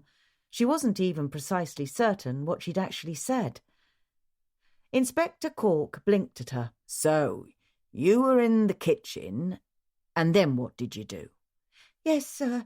You see, I was in the kitchen until nearly 11 because after the dinner we were clearing up, and then I had to make the dough for tomorrow's bread. Mrs. Agatha likes us to make at least 1 loaf a week here instead of getting it from the bakery. So the dough had to rise, you see, and then I had to put together a tray for the guests and Mr. Max and Mrs. Agatha in the music room for them after dinner. It was just some slices of cheese and strawberries, you see, but Mrs. Agatha likes there to be something to nibble on with the after-dinner port or whiskey, you see, sir."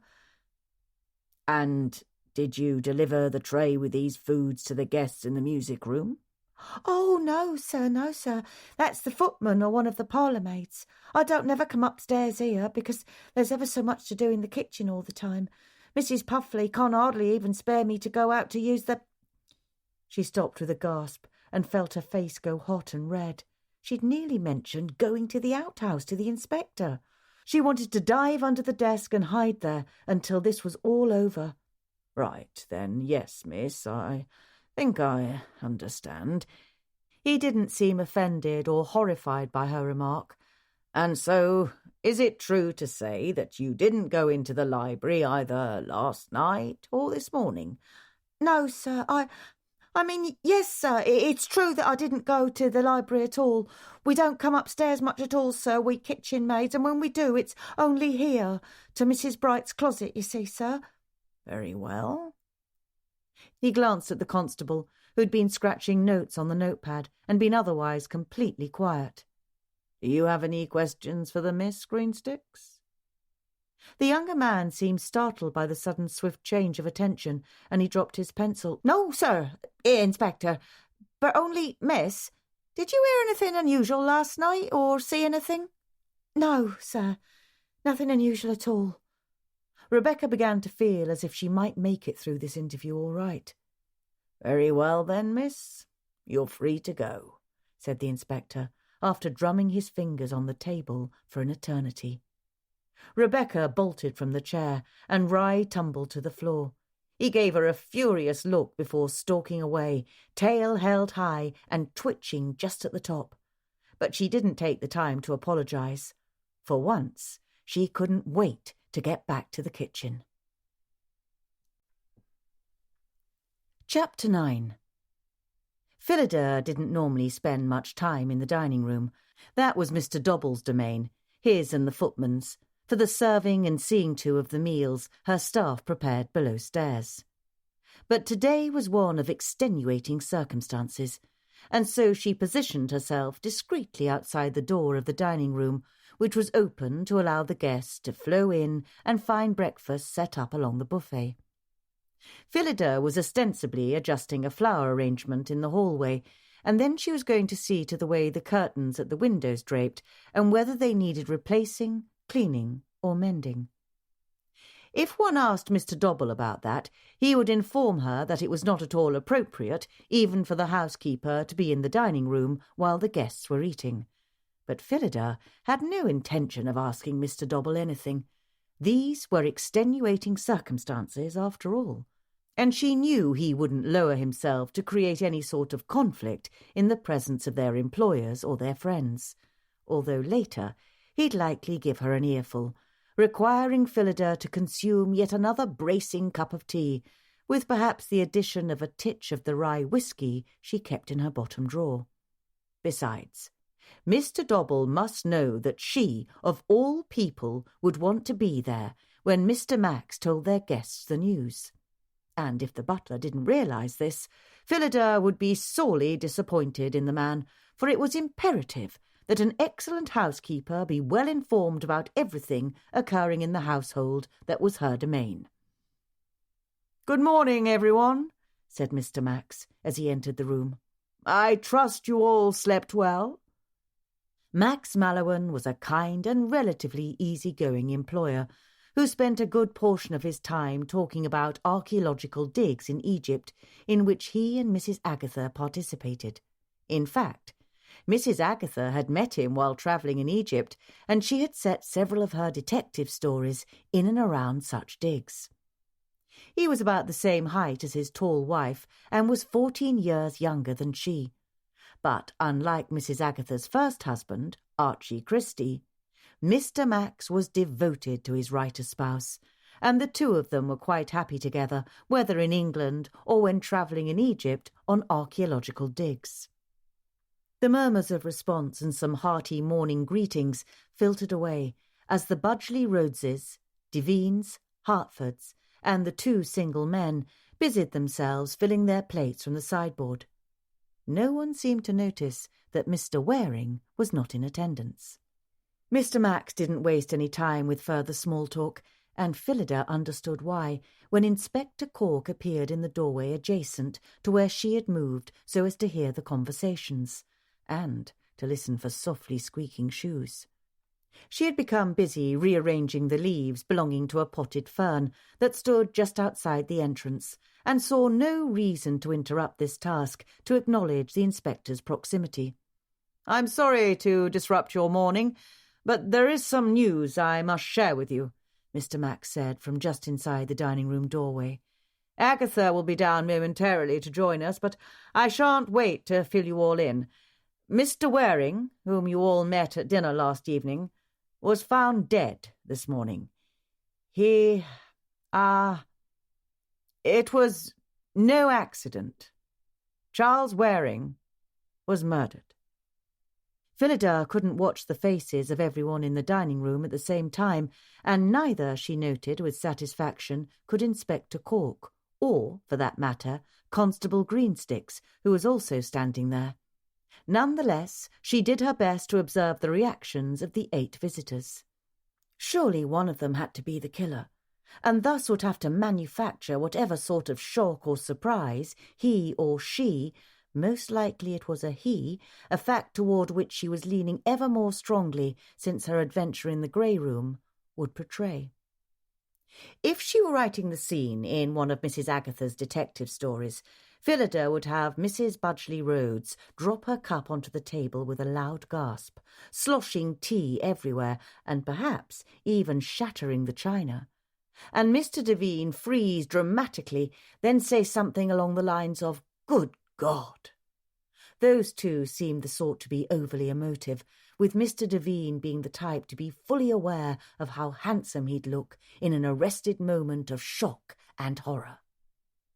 Although there were murmurs and quiet gasps of surprise, no one dropped a teacup, although the quiet Mr. Grimson nearly upended the elevated tray of kippers when he blindly set down the tongs on its edge, and the coolly elegant Mrs. Hertford collapsed very suddenly into a chair, her face going slack with shock, as she dug out a cigarette from a small handbag. The greasy-haired Mr. Sloop, whom Phillida had chosen to watch most intently, frowned and looked around as if he, too, was attempting to identify the killer. "Inspector Cork from Scotland Yard is here to investigate matters," Mr. Max went on smoothly, "and he's going to need to speak with everyone. Right then." Cork stepped into the room, leaving Phillida just outside the doorway. He made a brief speech about no one leaving Mallowan Hall until further notice, which elicited several annoyed harumphs and one under-her-breath whine from Mrs. Budgley Rhodes about missing an appointment with her seamstress, and then turned to Mr. Max. "I'll start with you, Mr. Mallowan, if you don't mind." "Yes, of course. The front parlour will do, and you can speak with the others there as well. Mrs. Bright will show them in."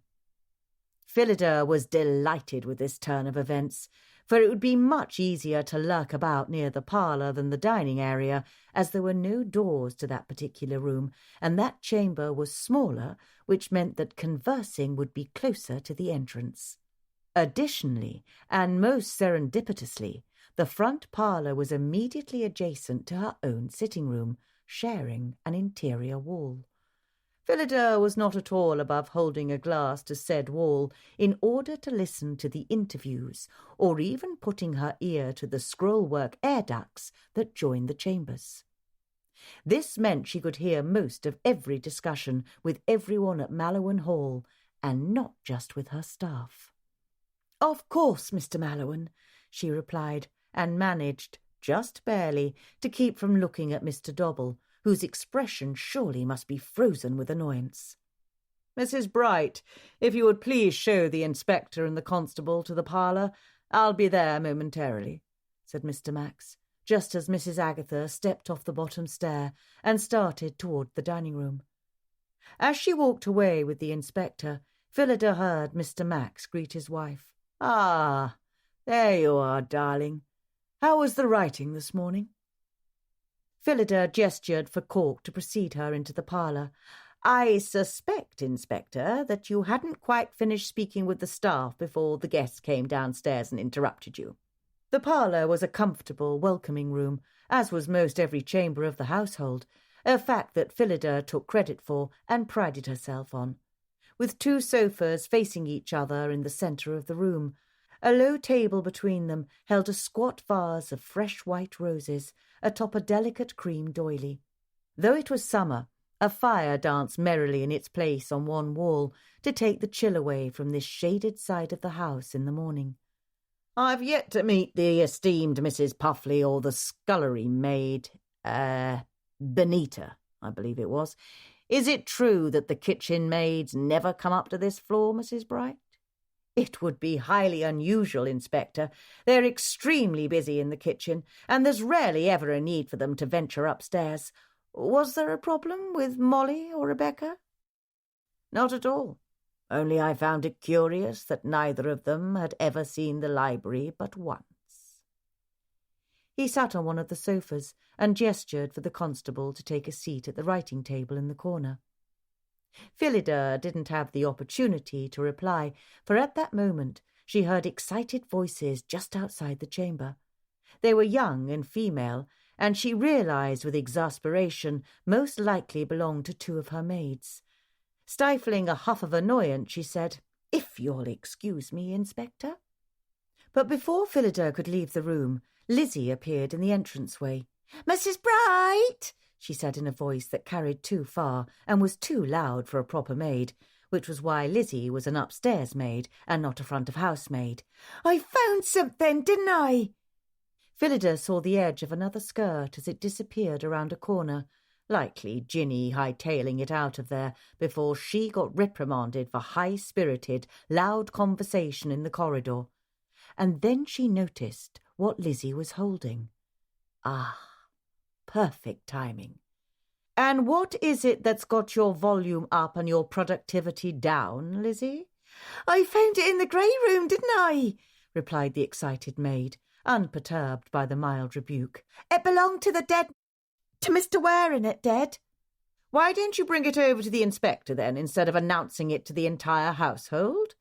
Phillida replied in firm tones. So, what is it, then? It was, as she had known, Mr. Waring's briefcase. I found it wide open on the bed, didn't I? And there it was, just like this, Lizzie said, still babbling in a loud, excitable manner unbecoming of a servant.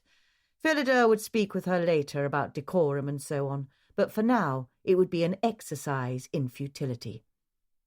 She suspected it would be thus with every member of her staff until this entire mess was attended to, a fact that did not sit well with her organised mind. Which meant that the sooner this real-life murder mystery was solved, the sooner she and the servants could get back to a normal schedule. Yet another reason to give Inspector Cork an efficient helping hand with this case.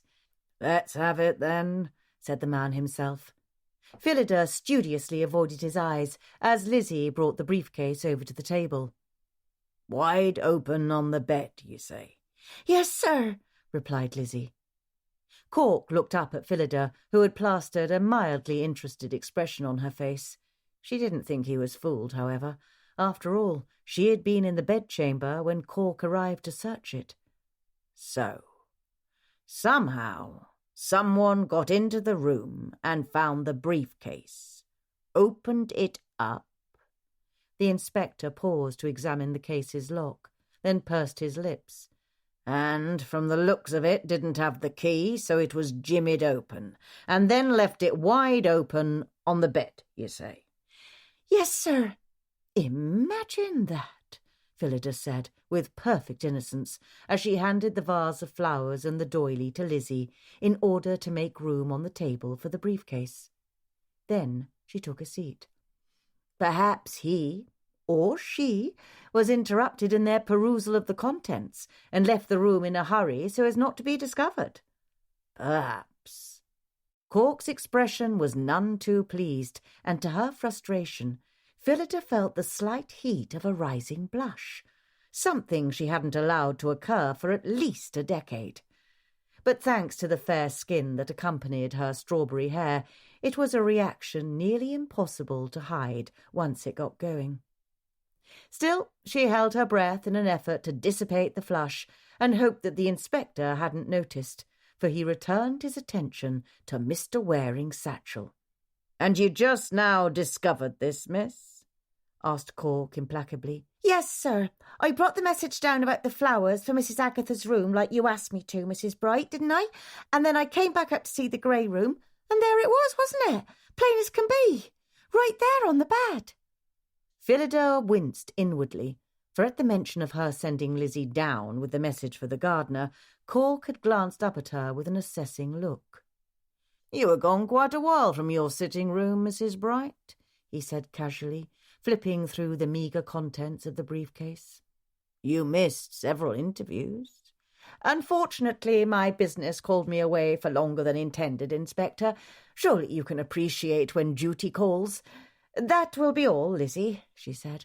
"I'm certain the rest of the guest rooms need attending." "Yes, ma'am," she said with a little bow, and then was off with a flutter of apron and skirt.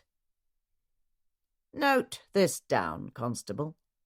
The contents of the briefcase include an appointment diary," said Cork, "pencils, a road map of Devon, and what's this? Some photographs tucked here behind an inner flap." Photographs? Phillida had missed them during her cursory examination of the briefcase, drat it. How curious! She wanted desperately to look at the pictures, but was resigned to waiting until Cork set them down, if he ever did, for he seemed to be taking his time looking through them. "What about a notebook?" she said. "Wouldn't one expect to find a notebook in a briefcase belonging to a journalist? Where would he keep his notes otherwise?" Cork glanced at her again. "One certainly would, Mrs. Bright, if he were a journalist, which remains to be proven. I wonder what could have happened to it, if there was such a thing. Perhaps whoever was digging through the briefcase might have removed it as possible evidence," she replied. "I would say that's quite likely, if only we had some sort of idea who was in the grey room when they weren't supposed to be." His tone was frigid as he pierced her with those eyes, which somehow looked less fish-like and more feline at the moment. Even his freckles seemed less boyish. Phillida sighed inwardly. Drat. Inspector, I have some information you might want. I'll just bet you have, Mrs. Bright. So sorry to keep you waiting, Inspector, said Mr. Max as he came into the parlour. Phillida rose quickly to her feet. She wasn't strictly out of line, having seated herself in the parlour with the inspector, but she felt uncomfortable sitting in the presence of anyone other than Mrs. Agatha. I'll just be waiting to hear when to fetch the next person with whom you want to speak, Inspector, she said. After that, I'll require you to convey me to the kitchen, replied Cork, in a tone that sounded very much like a threat. Oh, fiddle! Now she'd really put up the man's hackles. Shall I just take that and put it in my sitting-room for now, Inspector? She asked, reaching boldly for the briefcase. Then you can examine it at your leisure. He sighed a sigh of defeat. I suppose so, Mrs. Bright. Now, Mr. Mallowan, if you could tell me what you know about Mr. Waring. Phillida had no reason to stay to hear Mr. Max's interview, and every reason to vacate the parlour so she could look at the photos. However, it was her turn to be thwarted, for the moment she stepped out into the foyer, just beyond the parlour entrance, Freddie was waiting there. Mrs. Bright, Mr. Tentley is waiting for you below stairs. Drat and blast! How could she have forgotten? It was Thursday, after all, and here was the butcher to meet with her. Phillida sighed and, regrettably, had to put the briefcase in her sitting-room with the unexamined photographs for the time being. Murder will out, but managing a household went on. Chapter 10. Now, Mr. Tentley, you know I'm not about to pay that much for a beef rib roast, even from you, Phillida said, looking up from the butcher's scrawl on the paper he'd given her. They were sitting in the servants' dining-room across the hall from the kitchen and scullery. The heavy wooden table where they were meeting could seat as many as 20 at a time. The visiting servants had vacated the room for the time being, and Phillida assumed they were in the guest rooms, attending to the belongings of their masters and mistress, while the latter were down having breakfast. Mrs. Puffley told me the hams I purchased last week were smaller than they should have been. I looked at Mr. Barker's hams, and I must confess they looked quite excellent for the price. Phillida eyed him from over the pair of glasses she loathed but needed for reading, especially his writing. Alton Tentley was wearing his uniform of a butcher's apron, but it was clean and unstained for his visit to Mallowan Hall. The hair combed over the top of a shiny scalp, he'd removed his cap and set it on his lap, put Phillida in mind of the mist over morning fields, thin, insubstantial, and grey in colour. Yes, Mrs. Bright, I ken, and that's why I come today to tell you I've got 3 hams I've put aside for your Mrs. Puffley. They're all larger than last week's, and the extra ones like to be a gift too, to make up for the problem, he said. And with that in mind, I'm hoping you'll see your way to putting in your regular order again today. With a flourish, he placed a slender bottle of dark glass on the table right in front of her. Madeira. Phillida liked a good cup of tea and a finger of whisky, but she had a particular fondness for Madeira. Even better, the label on this one indicated it was of higher quality than the last bottle she'd received, that one coming from the cheesemonger. Apparently, word of her preferences had gotten around. Not only was it common, but it was also the accepted practice for tradespeople to gift the housekeepers, and sometimes the cooks, of large estates with tokens of appreciation for their business. After all, a customer like Mallowan Hall could make all the difference for a butcher, dairy farmer, vegetable grower, seamstress, laundress, or the like. Thus Phillida had acquired a small but respectable stock of whisky, Madeira, and wine for her pleasure, along with gifts of tea, samples of special cheese, and beef jerky, and fine fabric trimmings such as lace or ribbons, which she could use for her clothing or decor in her apartments. She'd even been given a pair of soft kid gloves lined with silky rabbit fur and stitched with red thread from the woman who supplied the fine linens for Mallowan Hall. "I'm happy to place an order with you, Mr. Tentley. Until now, Mrs. Puffley and I have been pleased with the quality of your meats as well as the prices, and thus I won't hold one error against you." She frowned, adjusting her glasses. Then, looking over the tops of the lenses, Phillida fixed an inquiring look on him as she pointed to the line item mutton. "Is that a 6 there?" "Oh, no, Mrs. Bright, not at all. So sorry for my horrible writing," Tentley said, swiftly taking the paper and rewriting the number, it had of course been a 6, as a 5, and therefore bringing the price for £7 of mutton down 10%.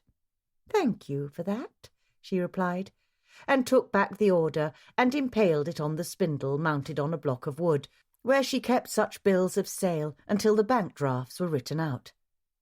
The scraggly pile of bills offended her organised sensibilities, for it was impossible to line them up neatly, as the papers were of varying sizes and often with raggedy edges, and were crumpled or even stained and torn.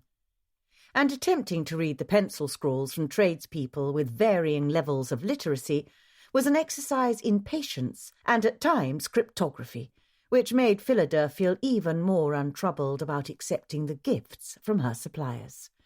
"I ken there's a dead man found here this morning," said Tentley, leaning a bit closer from across the table, as if about to share a secret. "Murdered, was he? Scotland Yard come in for it, I hear." It had been a full 10 minutes of business discussion before he broached what had to be the biggest gossip in Lisley in years. Still, it had taken rather far longer than she'd expected for the subject to arise. In fact, when Phillida had come downstairs from the parlour, reluctantly abandoning the proximity of her sitting-room to the interviews being conducted there, to meet with Tentley, she'd discovered a line-up of 3 other tradesmen eagerly waiting to speak with her, including the poultry farmer who had just been in yesterday for an order of 3 geese, 5 ducklings and 7 roasting chickens. She wondered what excuse he'd given for another visit so soon. "Apparently the telephone exchange operator has been busy," she replied dryly. "Ma'am," said the butcher apologetically. But his eyes still gleamed with interest, and he didn't ease back from his conspiratorial position of leaning across the table. "Very well," Phillida replied. She might as well put him out of his misery and make certain accurate facts were being disseminated. What happened to the veracity of the information after people left her presence was out of her control, but at least she could initiate the truth. "As it happens, I discovered the man this morning, dead in the library. He'd been stabbed in the neck." No need to go into any more detail than that. "A guest of Mr. and Mrs. Mallowan's, then?" asked Tentley, his elbows on the table as he shifted a titch closer. "An unexpected visitor, in fact," she replied. "Because of the bad weather, Mrs. Mallowan offered him accommodations for the night." "And he stayed the night and had the bad luck to meet someone who sent him to his maker, then? Might have been best he stayed away, or drove on. Or was he brought in from the station, then? Did old Marcus drive him over?" "He drove his own motor car." A thought struck her, and she eyed the butcher speculatively. "He might have come through the village. If anyone happened to see him, Scotland Yard might be interested, as would I." "What sort of motor was he driving?" Phillida hesitated. She hadn't the foggiest notion of the model. All automobiles looked alike to her. "It was dark green, or maybe dark blue," was all she could offer. "With a black top." "Don't remember seeing that," Tentley replied, scratching the foggy mist atop his head. He sounded disappointed. "I'd surely remember that." "Very well, then. Thank you, Mr. Tentley. I believe we've concluded our business, all of it, for the day." Her chair scraped over the rough-hewn pine floor as she rose to usher him out of the dining-room.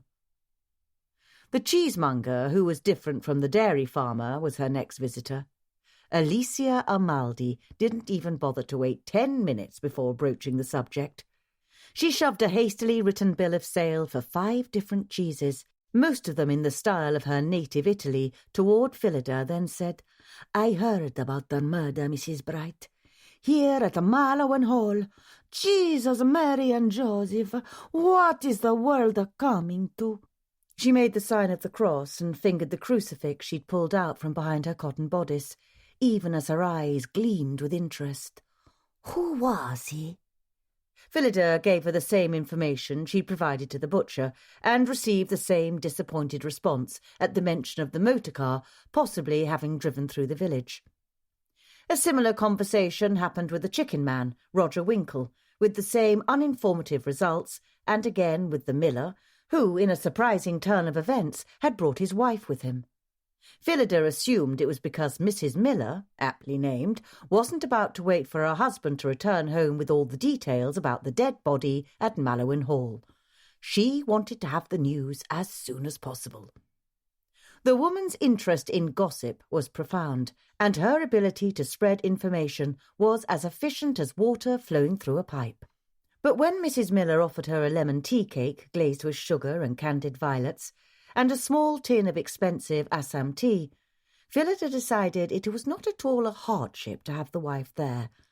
The tea cake was still slightly warm and smelled of lemons and flowers. "And he weren't expected, were he?" said Mrs. Miller. "A stranger showing here and then turning up dead? Why, Franklin, can you imagine that?"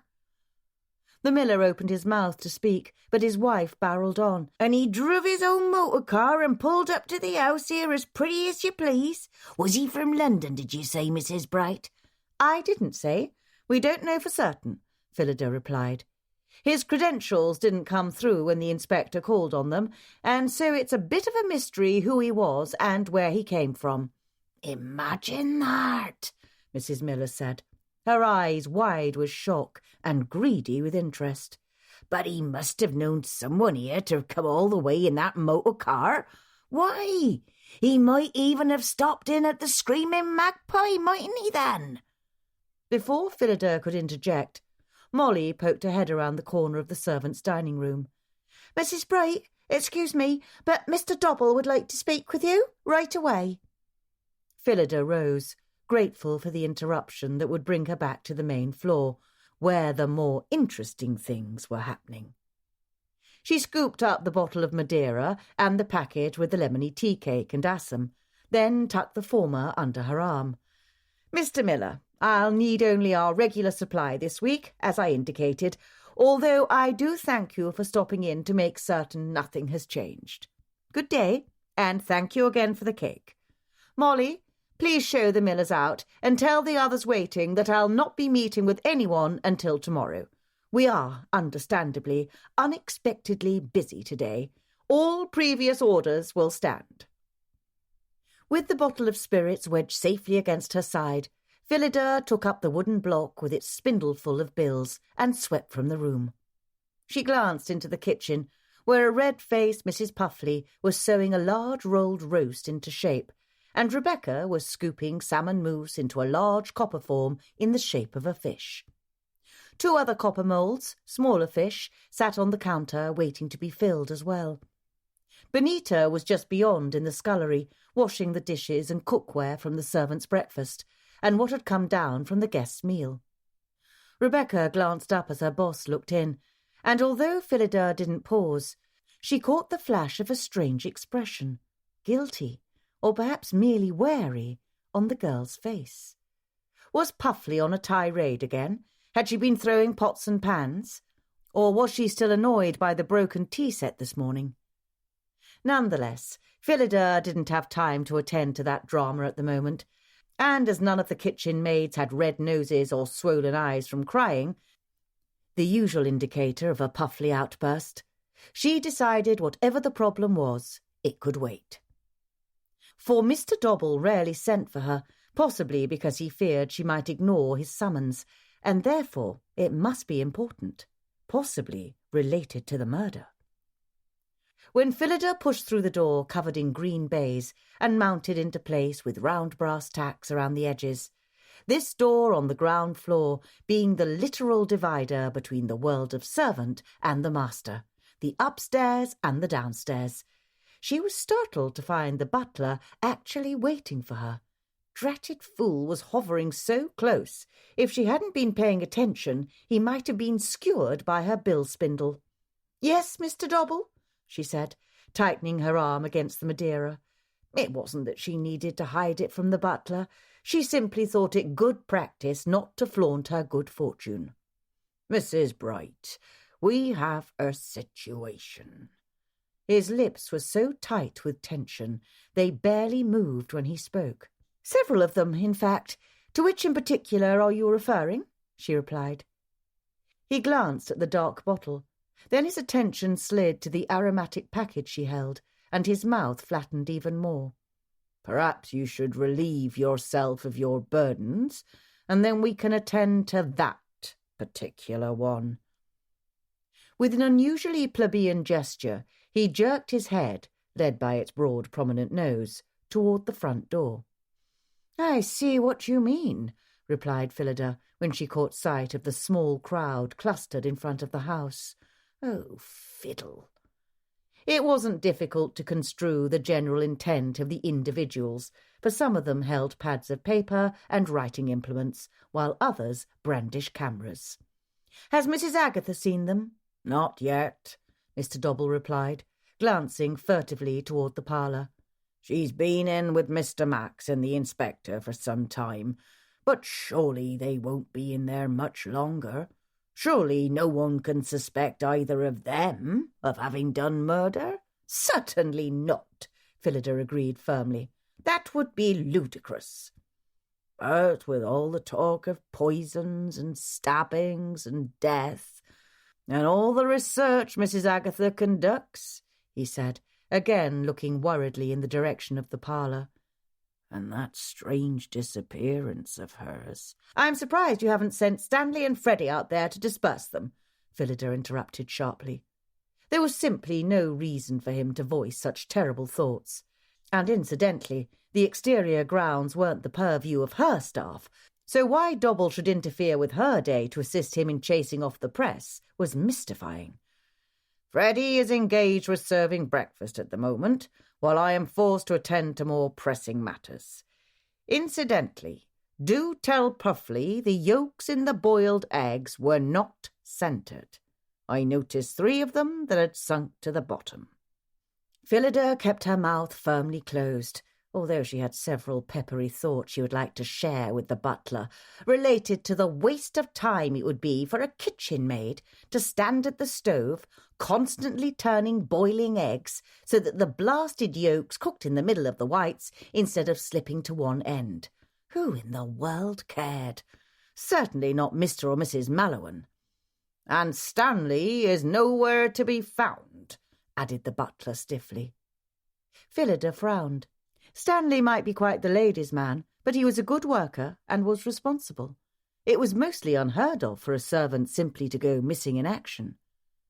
Still musing over this unusual predicament, she answered the unspoken question.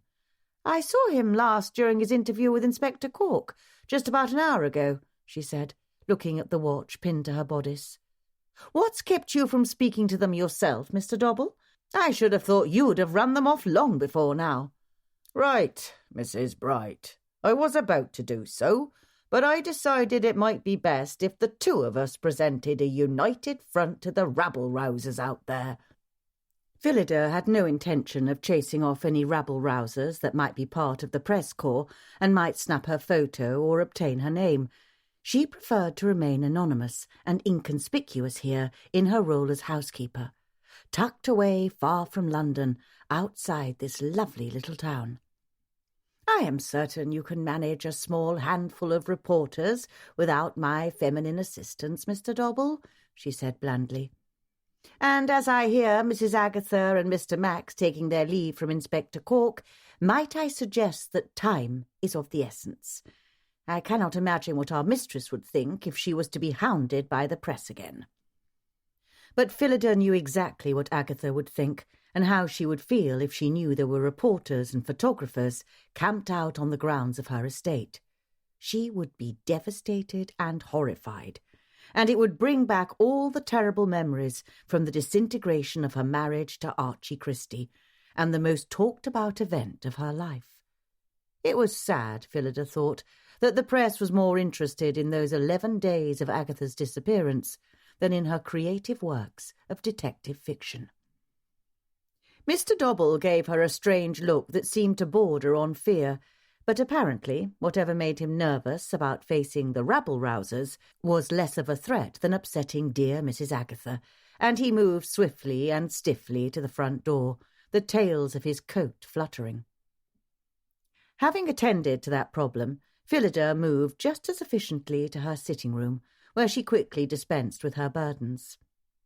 Stilton was sitting in her normal spot in the blue chintz armchair where Phillida liked to read, and she narrowed her steady blue eyes at her mistress's sudden invasion of the chamber. Rye was in his favourite place, draped over the top of her bookshelf, tail swinging like an agitated jay in front of a collection of botanical gardening and herb-preserving volumes, as he sneered down at her.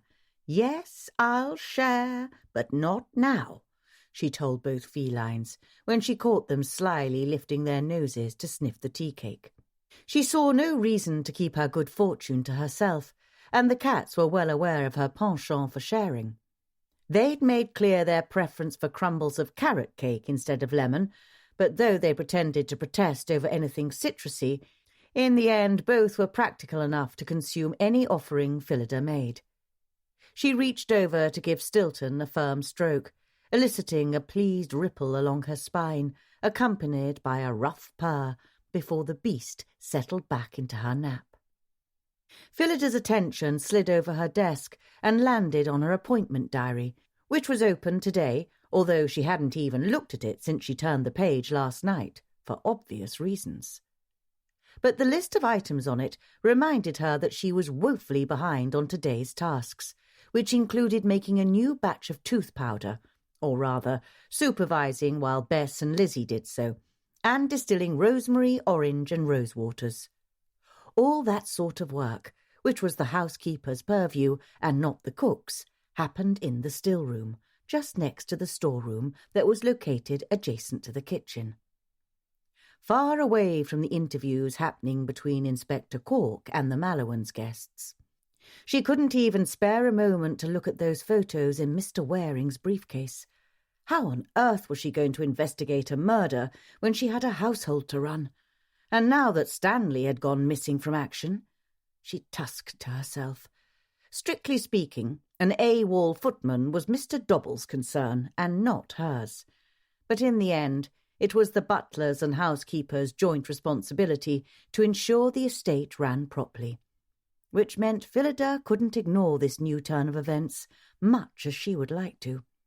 "Well," she said to Rye, who was still watching her with a jaundiced eye and flicking his tail, "I suppose I'd best see to finding out where Stanley has gone off to. I certainly hope it has nothing to do with Mr. Waring's untimely demise." But it couldn't, could it? After all, the murderer had to be one of the guests, and they had all been asleep all morning and were now in the dining room. Now would be the perfect time to do some snooping. Chapter 11. Phillida didn't want to draw attention to the fact that Stanley was missing. The staff had far too much to gossip about as it was, but she decided to make her rounds among the chambermaids earlier than usual, in case they were any help in determining what had become of the head footman. Normally she would wait until after luncheon, just before it was time to prepare for tea, to do the inspections of the bedrooms while the girls were about their daily tasks, but today was different by all accounts. Aside from assessing the condition of the guest rooms, she could also take the opportunity to snoop around and see if there was anything interesting to be found. As she climbed the steps from the ground floor, Phillida glanced out the tiny window that overlooked the front of the estate. Most servant stairways were dark, narrow columns, but here at Mallowan Hall, there were several unobtrusive openings that enabled one to survey the elegantly curving drive and the broad terraced porch. This was helpful, and was likely the intended purpose, to the likes of the butler, footman, and housekeeper, any of whom could need to be aware of arrivals and departures, which might otherwise go unseen whilst traversing through the hidden passages. She noted with satisfaction that Mr. Dobble seemed to have dispersed the gossip-hungry press, at least temporarily. However, she was under no misconception that this desertion would last. In fact... She paused in front of the little window at the first floor. No, her eyes hadn't fooled her. There was a shiver of movement among the boxwoods, behind the hydrangeas at the south end of the brick-walled lawn. A glint of something metallic caught the sunlight for a moment, then was gone. Blasted photographers! Incensed and frustrated by the invasion of privacy, for herself as well as for the Mallowans, Phillida continued up one more flight to the second floor. She passed through the doorway from the plain wooden servant stairs to the thickly carpeted U-shaped hallway, where most of the guest bedchambers were located. At least whoever was lurking outside was far enough away to get any good pictures. She'd advise Mr. Dobble about it soonest. In the meantime, however, she intended to take a peek into the bedrooms being used by the Mallowans' guests. Here on the second floor, where the grey room was, and where Mr. Waring had been assigned, the Devines, Hertfords, and Mr. Grimson were also being lodged. Phillida wasted no time letting herself into the closet guest room. She had no fear of being discovered. Should one of the visitors return, she had ample reasons for being there. Darkly handsome Mr. Devine's chamber was first. She discovered that he was fairly neat and that his afternoon clothing had already been laid out, hanging on the valet stand.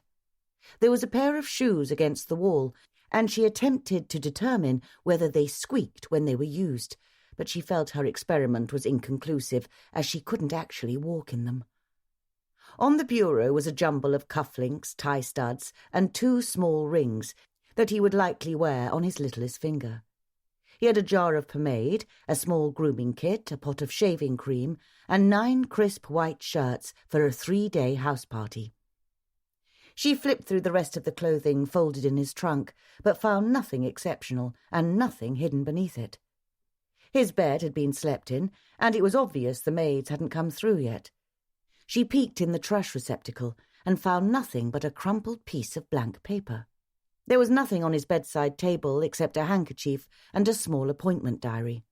Of course, she flipped through it, but she saw nothing that caught her attention. A lot of appointments and meetings in London, it seemed, and he'd seen a dentist last week, probably in order to help maintain his brilliant white smile. Phillida grimaced in sympathy. Mr. Grimson's room was next. It was extraordinary pin neat. Phillida had never seen a guest keep his or her chamber so undisturbed. It was as if a ghost were staying there. If it weren't for the unemptied trash receptacle, she would have assumed the maids had already come through. Even the bed, though it had been slept in, had its coverings pulled up and the pillows plumped. It seemed that Mr. Grimson was one of those people who liked nothing out of place, and even folded up his own used hand towels. Even on the bureau, all his grooming items were lined up like perfect soldiers. Pomade, a moustache brush and trimmer, a tiny pot of wax, shaving cream and brush. His accessories, rings and cufflinks, sat in neat rows on a small silver tray, which he must have brought with him. His clothing remained neat and folded in sharp creases, and someone had also hung up his chosen afternoon attire. Phillida was certain a man so particular as Mr. Grimson wouldn't wear shoes that squeaked, but once again, without being able to wear them and walk around, she couldn't make that determination. There was a photograph of a beautiful young woman on his bedside table, along with a novel and a pair of reading glasses. There was also a book of matches from the Red Bar, somewhere in Yorkshire, it seemed. Mrs. Devine's chamber was far more interesting, at least to Phillida, as a female. There were pots and pots of rouge, face powder, cream, brightening lotions, lipsticks and nail varnish, and there were a number of items the uses of which she wasn't even certain. On the dressing table were tweezers, tiny scissors, a minuscule mirror that magnified one's face, and an elegant compact crusted with pearls and opals, which Phillida examined a trifle longer than necessary. Mrs. Devine's jewellery was lined up, though not as neatly as Mr. Grimson's accessories, but without being the jumble that earrings, necklaces, and bracelets could often be. Phillida admired the glittering hairpins, which would look stunning against Mrs. Devine's bob jet-black hair, and there was even a metal curling rod for making finger waves, and hundreds of hairpins in a small metal case for pin curls. Mrs. Devine's clothing was just as spectacular, mostly vivid tones, of which Phillida approved, considering the woman's colouring. There were glittering frocks of sapphire, garnet, and emerald. A dressing gown thrown over a nearby chair was white silk, embroidered with red and gold Chinese dragons. Phillida could have pored over the beautiful frocks for much longer, but she didn't have unlimited time, and she wanted to make certain she could investigate all the men's bedrooms for obvious reasons. However, she didn't stint on her examination and looked in the trash can, where she found several crumpled face tissues and cotton wool balls, and inside Mrs. Devine's clothing trunk and the wardrobe, where her frocks had been hung. Next to the bed was a pair of white slippers, decorated with feathers, very impractical for keeping one's feet warm, but extremely fashionable. On the table was a small notebook with handwritten lines that appeared to be recipes for either food items or beauty treatments, and a teacup with a bit left over. Phillida moved on next to Mrs. Hartford's bedchamber and discovered that Lizzie or Bess had already come through. Nevertheless, below the faint smell of lemon polish was the scent of Mrs. Hartford's perfume, something lightly floral with a bit of pine mixed in. It was pleasant without being cloying, and she thought it suited the suave and cool Amelia Hartford. The same sort of array of feminine beauty accessories cluttered the top of her dressing table: creams, make-up pots of rouge, eyelash stain, kohl liner, lipsticks, powder, and more. Instead of being laid out on the table's surface, her jewellery and accessories were in a neat compartmentalised case: glittering necklaces and earrings, sparkling hairpins for her honey-gold hair, and stacks of bangle bracelets. The wardrobe was filled with hanging dresses, day frocks, evening gowns, even a tennis costume.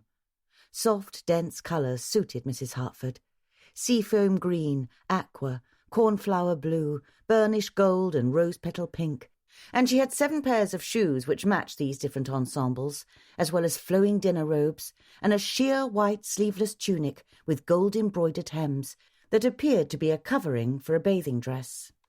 Phillida was careful not to disturb anything left in the trunk, but she did find the bathing dress, as well as fine silk underthings and an excessive 8th pair of shoes. A matching robe and set of slippers in pale blue silk lay on the neatly made bed, with its plumped pillows. The table next to it held a small tin of pills. Of course, Phillida opened the tin and discovered they were all the same medication, likely for headaches, and an empty clean glass for water. She nodded in approval that the rug had been straightened, the floor swept, and the hand linens by the wash basin folded neatly, with a small rose-scented soap on top. The maid had freshened up the flowers in a small vase as well. Mr. Hartford's room was the last one on the floor, and she discovered that his travelling trunk matched that of his wife's. A sober brown and black waistcoat was hung on the clothes valet for the evening, along with a tasteful rust and brown necktie and a dark brown coat, all of which would look well with his fair hair and golden tan skin. She examined 2 pairs of shoes and was unable to ascertain whether they squeaked. There was nothing that seemed important in the waistcan: an empty envelope, a used-up matchbook, and the receipt from a petrol station outside London.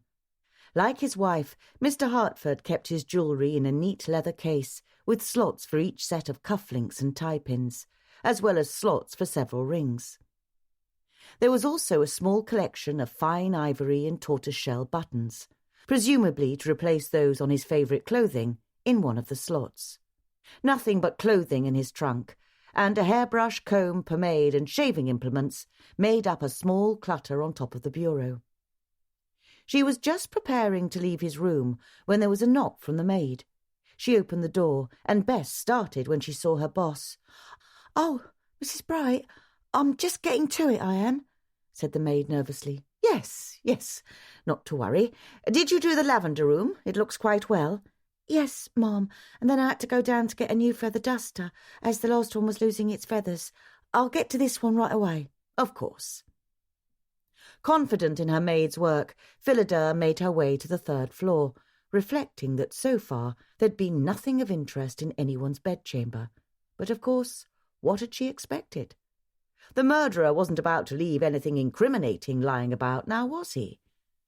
But what her snooping was doing was giving her a sense of the individual, how he or she was organised and lived, and what sorts of things he or she thought were important enough to bring on a small holiday. Pills, books, photographs, notes, the types and array of clothing and shoes, and more. Lizzie was on the 3rd floor, and Phillida found her in Mrs. Budgley Rhodes's room straight off. "My goodness," Phillida said, looking at the disarray. Clothing was everywhere, along with cups and saucers from tea service, and apparently some other snacks as well. Crumbs, napkins, magazines were strewn all about. Thank heavens Mrs. Budgley Rhodes had brought her own maid. "It's rather a dust-up, innit?" said Lizzie. "Gonna put me off my schedule, Mrs. Bright, ain't it now?" "I'm sure you'll set it all to rights," said Phillida, looking in the trash can. Lizzie had already emptied it, unfortunately. Mrs. Budgley Rhodes had the largest collection of jewellery and the smallest array of makeup and facial products of the female guests. Nail varnish had spilled all over a small tray on the bureau, thank goodness not on the bureau itself, and there were used brushes with rouge, powder and lipstick scattered everywhere. Next to the bed was a pile of magazines about film stars and celebrities, along with a half-eaten biscuit and a cup of coffee that had long gone cold. Phillida did a quick scan of the clothing that was piled in jumbles everywhere, mentally threw up her hands and left. Mr. Budgley Rhodes wasn't much neater than his wife. However, it appeared he'd brought fewer items in his wardrobe, and that at least gave the impression of less of a cyclone having come through. His tie-pins, cufflinks and rings were a wild mess of silver, gold and brass on a small wooden tray atop the bureau, and he apparently was of the same mind as Mr. Dobble in that he employed an array of face creams and lotions, along with aftershave colognes and pomades. He and his wife apparently felt it their duty to keep the health and beauty manufacturers in business. Next to the bed was a sheaf of papers, which turned out to be the script of a play entitled Fortnight at Hedgeburg. Coffee stains and wrinkles indicated that Mr. Budgley Rhodes had read approximately a third of it.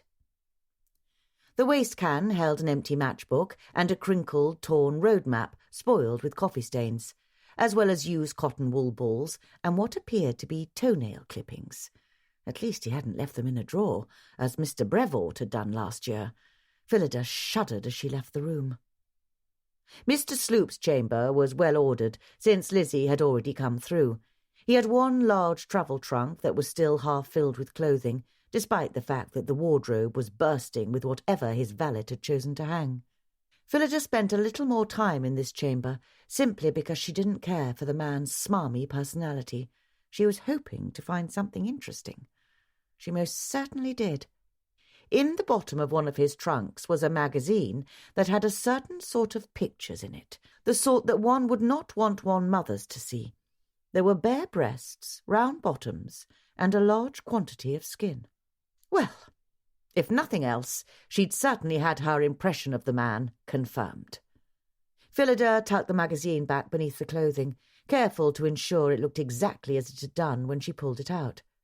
However, other than the magazine, there was little else to notice in the room, since the waistcan had been emptied and all the dishes had been taken out by the maid. Nevertheless, Phillida felt relieved when she left the chamber, with the intention to return to her sitting room. She paused in front of the large half-moon window situated in the centre of the corridor's U, and looked out over the front of the estate, and then toward the southerly end once more. The inspector's automobile was still parked behind that of the constables, almost directly below the window. To the right was a stone walkway that led to the south gardens and around to the back of the house, where there was an expanse of lawn surrounded by shimmering willows and elegant oaks. To the left was the large garage. The foundation was made of stone, but the structure boasted a wooden second floor like a hayloft. It had formerly been the stables, but had been converted when the Mallowans bought Mallowan Hall. Neither of them hunted or rode horses. In fact, the first time Mr. Max had ever been on a horse was when he rode from an archaeological dig into Baghdad, so he could hear his wife on a radio broadcast, and that was only last year. Thus the Mallowans had seen no reason to keep the beasts or pay for a groom when they could employ a chauffeur and own several motor cars instead. Seeing the garage reminded Phillida that she wanted to examine Mr. Waring's automobile on her own, yet another item to add to her seemingly infinite task list. And she huffed to herself. There simply was not enough time in the day to manage a murder and a household. Still, if anyone was up for the task, it was Phillida Bright. Just as she stepped away from the window, she caught sight of a figure emerging from around the rear corner of the garage, near the edge of the enclosing brick walls. Phillida stayed and watched as the man, too far away for her to see any details of his person, other than dark hair and the lack of a proper coat and hat, paused, then swivelled in a different direction. He slipped into the side door of the garage, while casting a furtive glance toward the house. Into the garage, where Mr. Waring's motor car was parked. Chapter 12. Phillida didn't hesitate. She darted back through the dividing door to the dim, narrow stairwell and bounded down 3 flights of stairs without stopping, then one more half-flight to the downstairs servants' hall, leading to the tradesman's entrance at the rear of the house. She was a bit out of breath, and was therefore appreciative she didn't encounter anyone who might take note of her harried condition.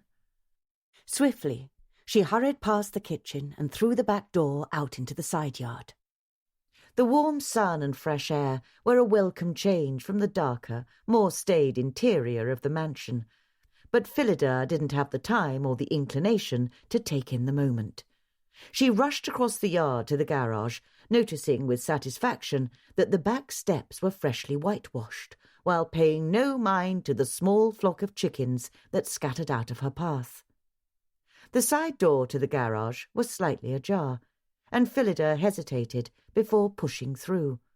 Should she barge in and confront the person, who was surely one of those bloody reporters snooping around, or do her own snooping and slip inside to see what he was up to?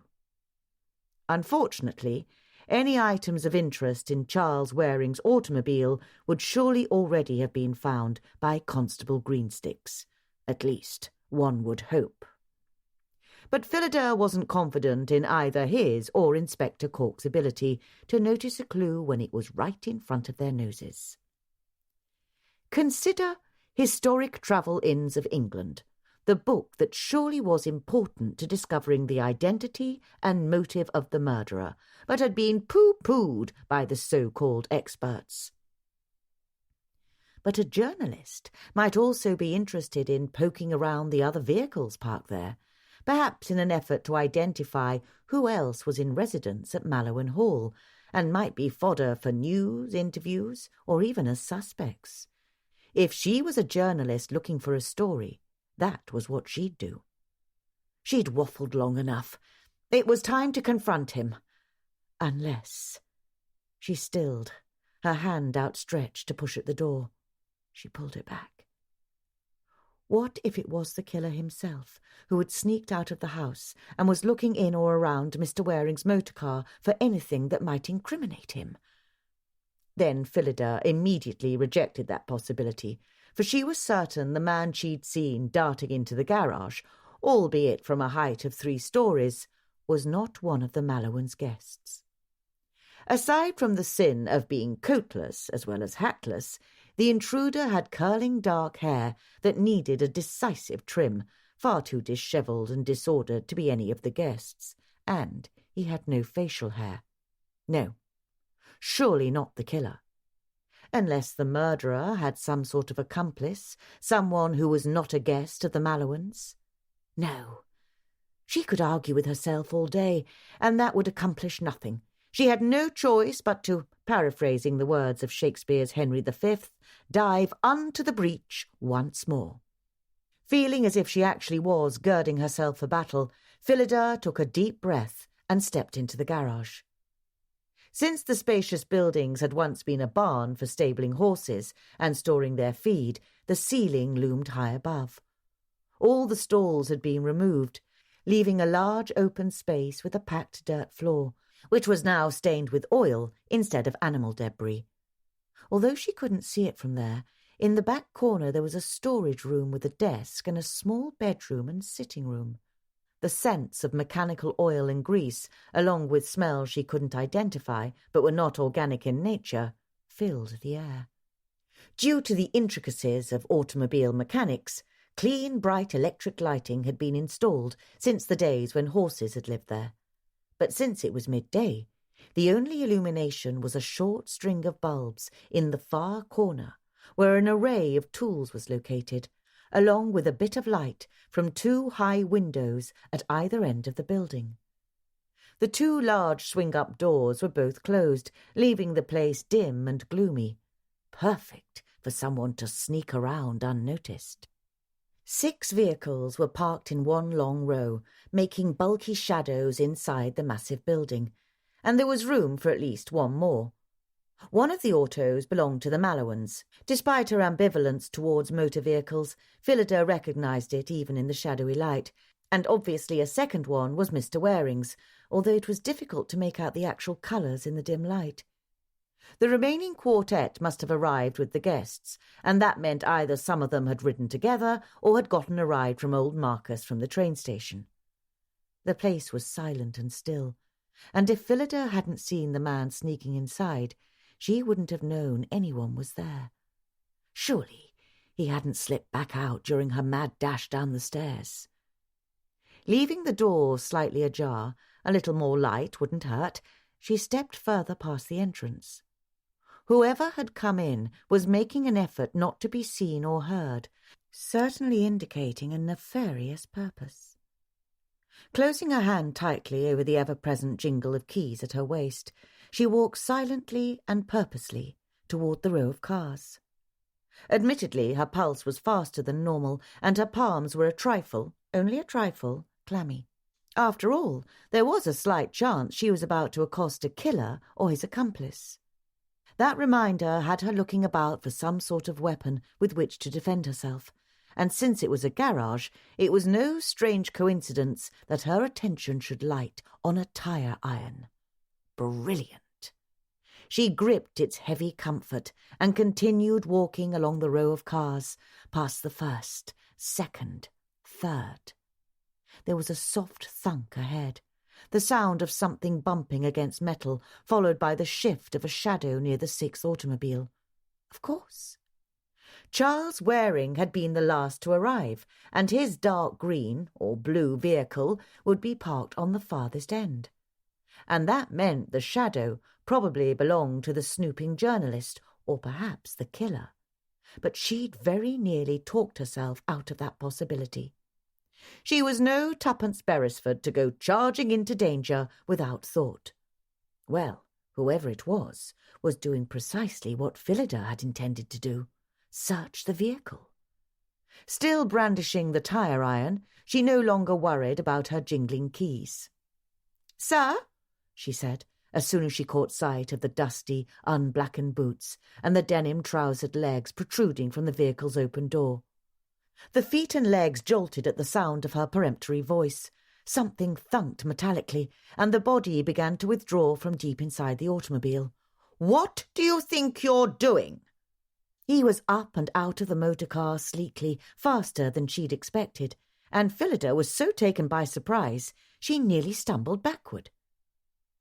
The intruder was a tall man with large hands and muscular forearms, bared by rolled-up sleeves, immediately giving the unsettling impression that brandishing a tire iron would do little to discourage him. Yet Phillida refused to take even the tiniest step backward, though her heart was now thudding wildly. She had faced down angry, desperate soldiers, ones wild with fever or engulfed in pain or shell shock, although perhaps none quite so large and intimidating, and had stood her ground then. She wouldn't back away now. "What in the blazes are you thinking, sneaking up on a bloke like that?" The man glowered down at her as he rubbed the back of his head. He had dark eyes to match his unruly black hair, and was either very tanned or had naturally light brown skin. Shockingly, despite his too long hair and clothing that hadn't made the acquaintance of an iron in recent history, he was clean-shaven. "And who the devil are you?" His expression lacked even a trace of apology or guilt, and Phillida could almost appreciate the tactic of employing outraged braggadocio in the face of being discovered doing something untoward. That was precisely the strategy she'd be inclined to take if revealed in a similar situation, like being found under the bed in the grey room, bluster her way through it. Yet his countenance was filled with suspicion, and his outrage seemed genuine, and he seemed to have a complete absence of anything remotely like civility. "I saw you sneaking around," she replied in the clipped voice she used when giving a dressing down to one of the maids. "This is private property, and you have no—" "Good gad, woman, you're speaking nonsense," he snarled. His hand dropped from the back of his head, and he leaned closer, surely intending to intimidate. And just as he spoke, it occurred to her exactly what he was going to say, albeit not with such salty language. "I'm the bleeding chauffeur, and I have every damn— Good gad, it's my business to be in here. Now, who the devil are you?" In the instant she'd realised she'd accosted the newest member of Mallowan Hall's staff, Phillida's knees had gone a little wobbly, like the mint jelly she'd made last week. For the second time today, her cheeks threatened to flush, but her outrage at his boorishness held the heat at bay. "I am Mrs. Bright, the housekeeper, and—" He grunted in a fashion that not only interrupted her, but also gave the distinct impression that he had a preconceived opinion of her, probably from Mr. Dobble, the old goat. Putting his hands on his hips, the man glared down at her. "I was under the impression the housekeeper's domain was the house, not the bleeding garage." His attention dropped, seemingly for the first time, to the makeshift weapon she was holding. "Good gad, what are you going to do with that?" Before she could react, he snatched it from her hands. He was able to wrest it easily from her grip, she told herself, only because she was so startled by his incredible rudeness. "I thought you were a newspaper reporter snooping around," she replied frostily. "And you were going to—" He gestured with the tire iron, his brows lifting into arches of scepticism. Phillida declined to respond to that provocative statement. Instead, she replied, "There's been a murder up at the house." "Is that so?" He spoke with patently exaggerated surprise. Then, baring his teeth in a humorless smile, he tossed the tire iron into the corner by the other tools. She gritted her own teeth and went on in a most calm manner. "And because of that, there have been reporters and photographers swarming the grounds. And when I saw you lurking about, creeping around the garage in a very suspicious manner—" "Creeping about? Lurking?" His eyes were wide with incredulity. "Devil take it. I've been here less than a day, and already I've got a blasted busybody spying on me. Don't you have anything better to do in that big house than bother a bloke going about his own business?" Again she declined to engage with what was clearly meant to be an inflammatory statement, and as she finally recalled the man's name, for Mr. Dobble had mentioned it only in passing, that was several weeks ago, she felt more confident and responded crisply. "If you had deigned to dine in the servants' hall last evening or at breakfast this morning, Mr. Bradford, I would have made your acquaintance, and thus would have recognised you lurking and creeping or not. And then you wouldn't have acquired that ugly knot on your head." She barely managed to hold back a smirk. "Just Bradford, if you please, Mrs. Bright," he replied in something almost like a sneer. and I did come in for breakfast, but you were obviously off putting your nose into someone else's business at that time." Phillida successfully hid her outrage. Did the man have any sense of civility? And why on earth had Dobble engaged such an uncouth creature to be on staff here? Thank Providence he was relegated to the garage, and she wouldn't have to interact with the lout until she needed a ride into Lisley, which happened regularly. Phillida stifled a sigh. "Very well, then, Bradford. In any event, there have been reporters swarming the grounds, and when I saw one of them, you, looking about furtively before you slipped into the garage, I thought it best to take matters into my own hands. Mr. Dobble has enough on his plate with serving breakfast, the murder investigation, and now the head footman has gone missing." "Is that so?" This time it wasn't sarcasm, but surprise in his tone. Phillida decided to be thankful for small mercies. "Yes. Stanley has gone missing since about an hour ago. As it's very unlike him, we are justifiably concerned." "That's unfortunate." He actually seemed genuinely concerned as well. Quite. "One can hope he didn't decide to take matters into his own hands and sneak up on someone who didn't take too kindly to being accosted," Bradford said, destroying her moment of gratitude. "and who wasn't lurking suspiciously about, but was doing his own bleeding work." It took more than a little rudeness and incivility to vex Phillida, but in light of the fact that she'd stumbled on a dead body only a few hours ago, and a murderer was still lurking about, along with some nosy journalists, it was not surprising she was grinding her teeth. "Thank you for your concern, Mr. Bradford," she said, when she could trust herself to speak calmly. "I only hope Stanley hasn't met the same fate as poor Mr. Waring." "Stabbed in the neck," he replied in a milder tone. "Not a pleasant way to go. Not easy to get it right into the carotid effectively, and it takes a long while to bleed out." "Especially with a fountain pen." "A fountain pen? Someone used a fountain pen to stab a bloke?" He muttered something under his breath that sounded critical rather than horrified. Phillida decided she'd wasted her time long enough. He was a horribly rude, impatient, vexatious man, and speaking to him was like running in circles. "While I'm here," she said crisply, "I should like to see Charles Waring's automobile. I presume this is the one?" He gestured to the vehicle where Bradford had been digging around as she approached. "No, it's not." He stood with his hands on his hips, looking down at her. "Why?" "Is it that one?" she said stubbornly, pointing at the next motor car in the row. They really did all look the same to her. "Why?" he asked implacably.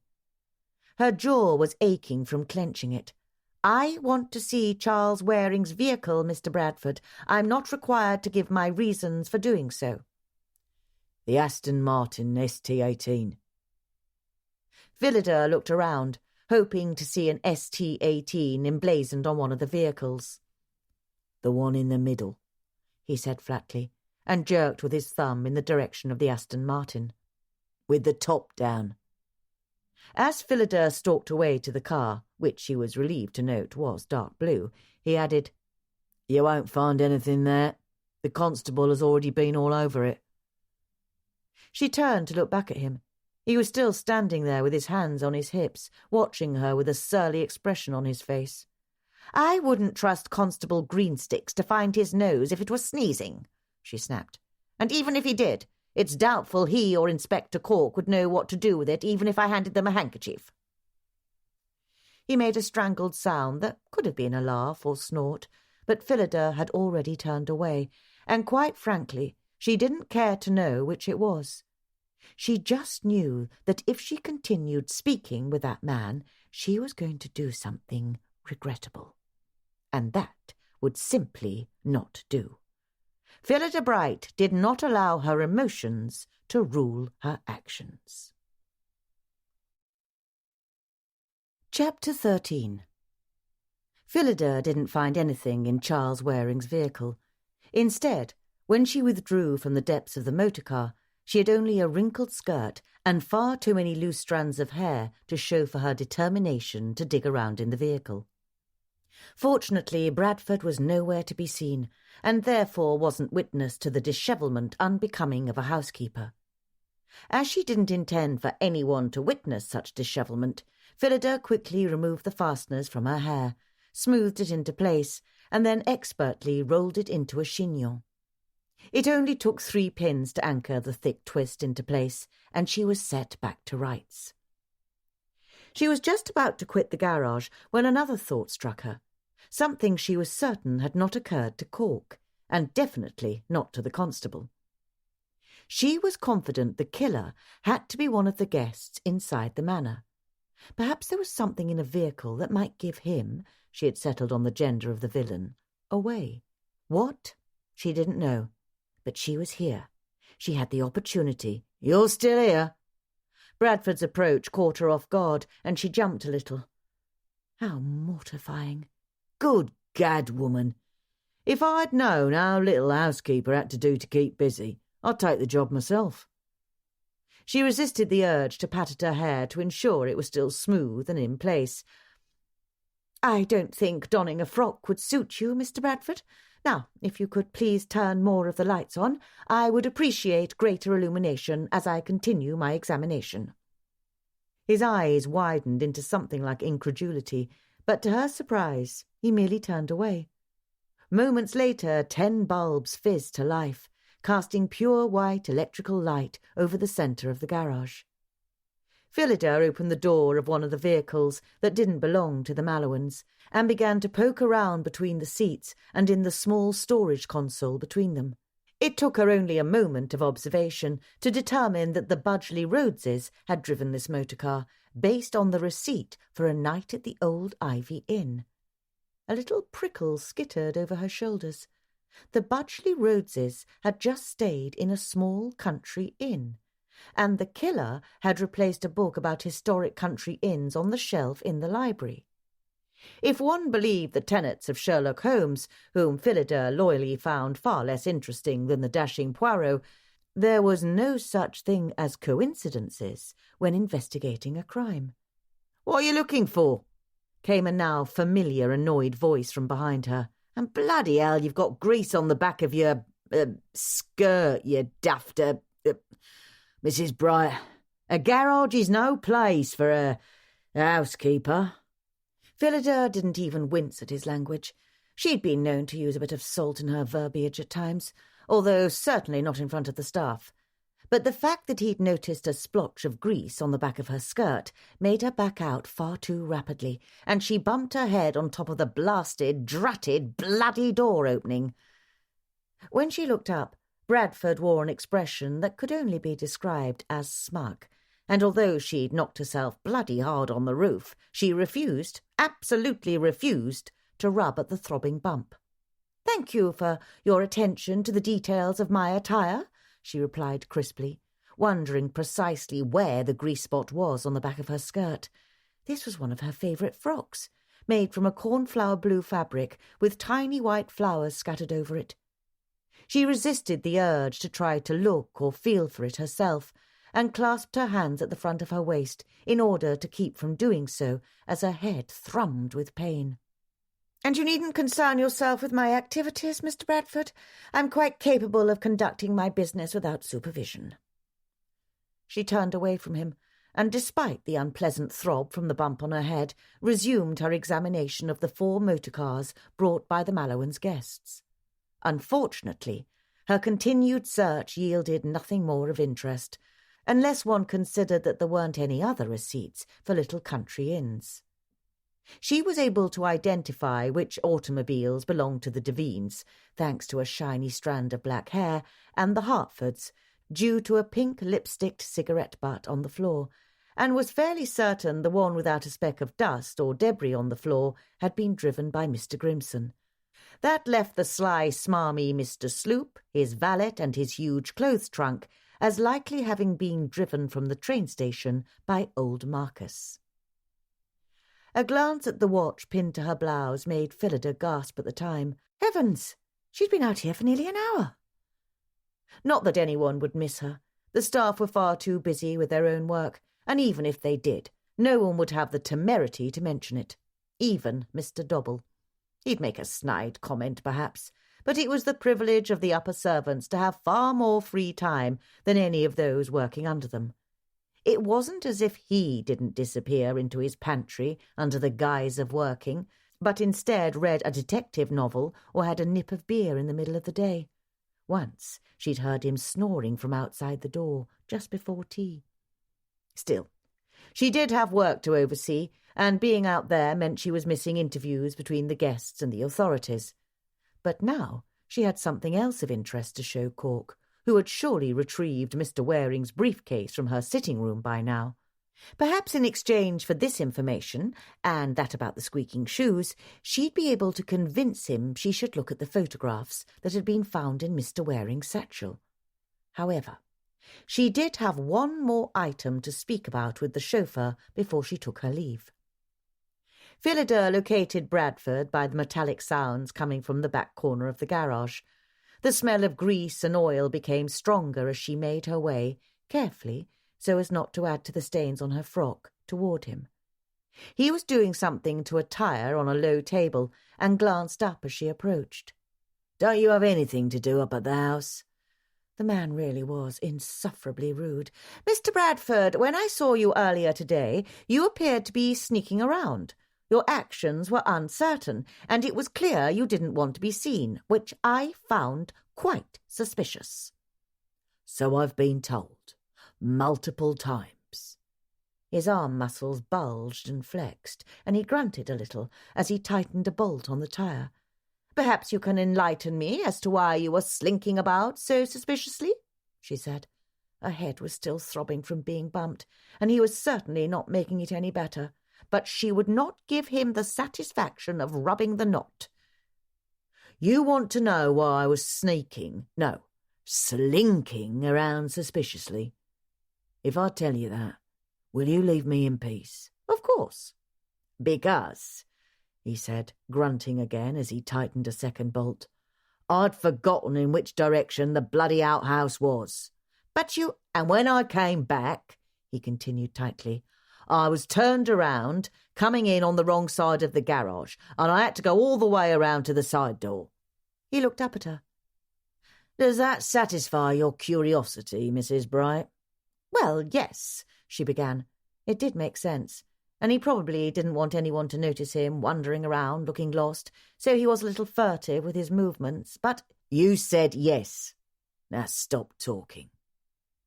She very nearly huffed with irritation, but didn't want to demonstrate how he'd annoyed her, even though he was making his own feelings quite obvious. "Very well, then, Mr. Bradford." "Mrs. Bright," he said through teeth that were definitely clenched, although it wasn't clear whether the clenching was due to his exertions with the tire or some emotion. "Go put some ice on the bump of your head and leave off bothering me." Phillida found Cork and Greenstick sitting in the servants' dining room. A plate of crumbs and 2 half-filled cups of coffee gave her all the information she'd needed. They'd finished their interview with Mrs. Puffley and enjoyed some of her apple cinnamon muffins. "There you are, Inspector," Phillida said as she came into the room. She'd changed her grease-stained frock and set it to soak with strong lye soap, checked that her hair was in place, and made a brief detour to the distilling room, where Lizzie was working on the rosemary water with the cold still. Phillida had even taken a few moments to do as Bradford suggested, and put a cloth-wrapped piece of ice on her head. "You were right, Mrs. Bright," Cork said, as she took a seat at the table.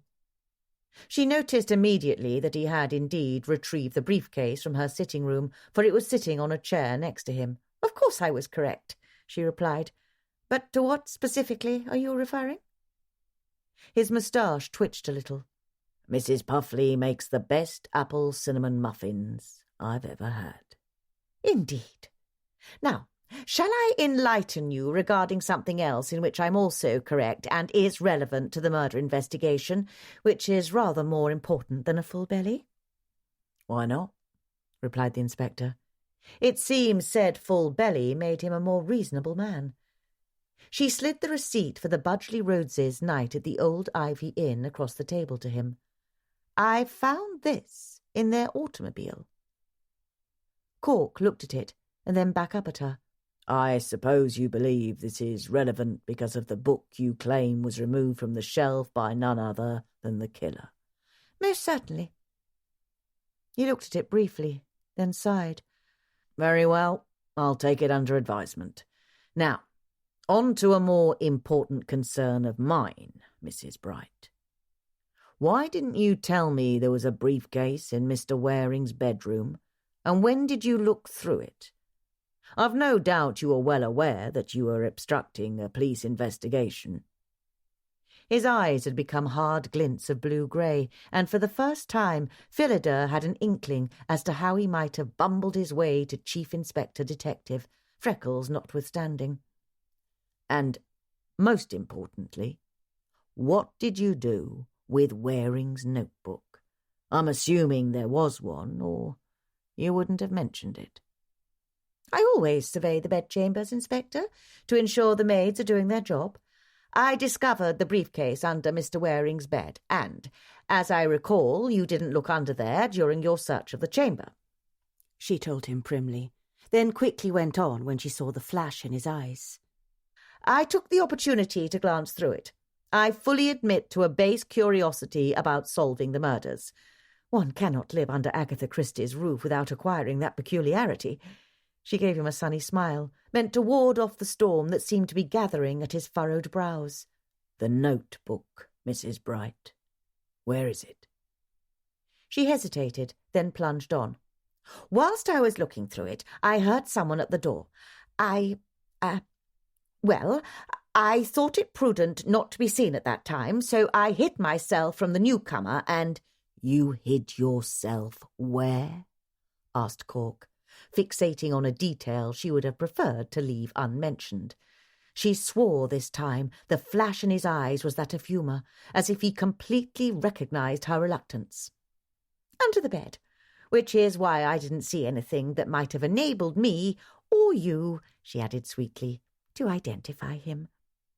I've come to the conclusion the culprit must be a man, given the strength it would have taken, not to mention the height required, to drive a fountain pen into Mr. Waring's neck. When Cork gave no indication whether he agreed with her statement, or whether he'd even come to the same conclusion prior to her explaining her theory to him, Phillida was forced to continue her story. Whoever it was stood at the bed, looking through the briefcase, which, unfortunately, I'd left open and in plain sight in my haste, and he took the notebook with him when he left. So there must have been something in it he didn't want anyone to see. Cork's only response was to comb 2 fingers down over his moustache. His cool blue eyes gave no indication that he was pleased or even grateful for her candidness. And after a moment of silence, even Phillida felt the desire to shift in her chair. But she didn't, of course. There is one other thing of note, Inspector, she went on at last. Although I didn't see him, I did notice his shoes squeaked when he moved. And there's no question whether it was the killer. Of course it had to be. Who else would have the temerity to go digging about in the room of a dead man and would then steal his notebook? Only someone who knew Mr. Waring wouldn't be in the chamber because he was dead, and who feared some incriminating evidence might— Thank you, Mrs. Bright, said Cork. That is very helpful. He didn't sound as if he particularly meant it, but Phillida didn't expect gratitude from the man for helping him to do his job. It was her experience that only the rarest of males didn't take offence at being guided by a woman, even when they were blundering about blindly. She decided to proceed in a different direction. I didn't see the photographs in the briefcase. It might be helpful if I looked at them now. Helpful for who, Mrs. Bright? He replied. She held back the urge to correct his grammar and counted that a personal victory in the face of a day with many trials and tribulations. In light of the fact that I've brought 2 clues, no, 3, for I consider the book and the receipt to be different items, to your attention, one would think you might accommodate my very simple request. He frowned, but after a moment he sighed. Constable, show Mrs. Bright the photographs. The photographs were instantly recognisable as a series taken over the same day or consecutive days in the same location. The images were that of a sort of festival or outdoor fete being held at a large estate. The manor house up a small hill overlooking a large expanse of lawn looked familiar to Phillida, but she couldn't immediately place it. But the estate was large, much larger than Mallowan Hall, and the event seemed to have well over 100 people attending, if the photographs were anything to go by. Phillida peered at the blur of faces in the first picture, then capitulated to practicality over vanity and drew out the spectacles from the pocket of her dress. Much better. Now she could see the details of the festival attendees, and even a banner that hung above a series of small booths, selling baked goods, plants and flower arrangements, woven baskets, jams, jellies and cordials, and other sundries one might find at a small fair. The banner proclaimed the 20th Annual Duck Pond Derby Charity Fair, and in smaller print, sponsored by Sir Lawrence Avercroft and Mrs. Bippy Avercroft. Ah, that was why the manor house looked familiar. Everyone knew about the Duck Pond Derby Fair, which was thrown at the gorgeous, sprawling Bunda House every year, weather permitting, in early May. "Why, that looks like Mr. and Mrs. Hartford in this one," she said, wishing she had a magnifying glass to be certain. "She's putting a ticket into the raffle for a large ficus." "I believe it is," Inspector Cork said. "They're all there, Mrs. Bright. They were all at the festival, even Mr. and Mrs. Mallowan." Well, that was quite curious. She flipped through the photographs and saw that he was correct. The Budgley Rhodeses were talking to Mr. Sloop in a picture, the stunning Devines were speaking to Mr. Budgley Rhodes in another, while Mrs. Budgley Rhodes appeared to be perusing a display of cream pies. Mr. Grimson was captured in one of the photographs, standing there with a young woman, not the one who was in the photograph on his bedside table, and further along were Mr. Max and Mrs. Agatha standing about in conversation with Mr. Sloop and the Hartfords. "I don't see Mr. Waring in any of the photographs," she said, lining the pictures up neatly. She was just about to hand the stack of photographs to Constable Greensticks when something tickled the back of her mind. What was it about Bunda House? Then she remembered. The kitchen maid, Rebecca, had been at Bunda House before she came to Mallowan Hall. In fact, she would have been there at the time the photographs were taken. "I'd like to borrow these, Inspector. There's someone to whom I'd like to show them." Cork sat up straight and fixed her with those protruding eyes. "I've already shown them to all the guests here, Mrs. Bright, as well as to Mr. and Mrs. Mallowan." "One of the maids worked at Bunda House when this event occurred. Perhaps there's something about these photographs that she might notice. Surely it's not a coincidence that each of the pictures has at least one of the Mallowan's guests in it. Mr. Waring brought them for a reason. Perhaps he even took the photographs himself." The inspector pursed his lips, then shrugged. "Right. Go ahead then, Mrs. Bright. Take them. However, I don't expect you'll find anything important related to them, as the person who took the notebook didn't see fit to also take the pictures. Surely he would have done that if there was something incriminating." Unless he, like Phillida, hadn't seen the photos because they were tucked deep inside an inner flap, and he was in a rush when looking through the briefcase. Instead of pointing that out, she merely smiled and slid the pictures into her pocket. "That's very kind of you, Inspector." "You can show them to your maid," he said, leaning forward and speaking in a hard voice. "But let me warn you, Mrs. Bright, that if I find you've been tampering with evidence or otherwise interfering in this investigation again, I won't be as accommodating as I have been thus far." Having achieved her desire, Phillida decided it was best merely to smile and nod, rather than quibble about precisely what he meant by accommodating. "I'll return them soonest, Inspector, but now I must be off to see that the arrangements for tea are coming along." "You do that, Mrs. Bright. Stick with your job, and I'll do mine." She would be happy to do that, if only she believed he could do the same. Chapter 14. The problem is there has to be a connection between Charles Waring and someone here at Mallowan Hall, someone who wanted him out of the way. But so far there's been no indication that anyone even knew the dead man, Phillida said to her employer. And in order to kill someone, there must be a reason, a motive. Of course, replied Agatha Christie Mallowan. As I said earlier, it's so much easier to create the situation. I often use the tactic that everyone should have a motive. It's far more interesting when simply everyone is a suspect, for that way there are so many options for who did the deed that one of them has to fit. She smiled wanly. The more suspects, the better. But we don't have any at all, do we? It's very frustrating. They were sitting in her office, Agatha having decided to attempt to finish writing the chapter she'd abandoned that morning in order to join her friends for breakfast, and not making much progress at all.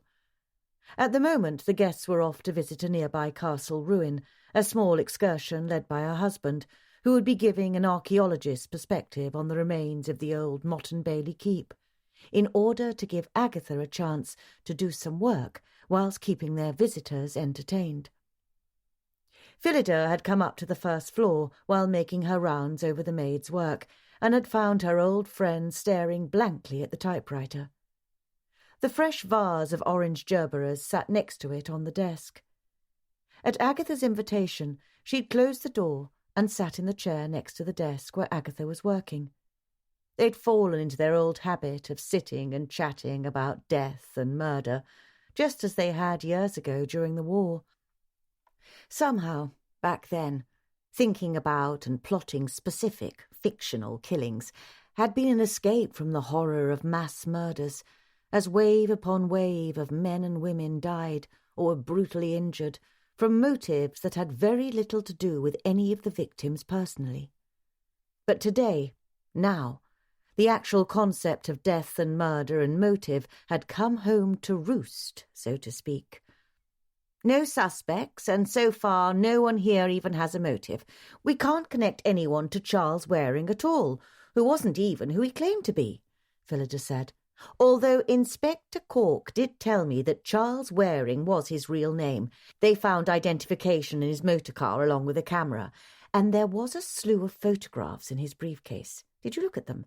So Mr. Waring might not be from the Times, but I suppose he must have been some sort of journalist or photographer.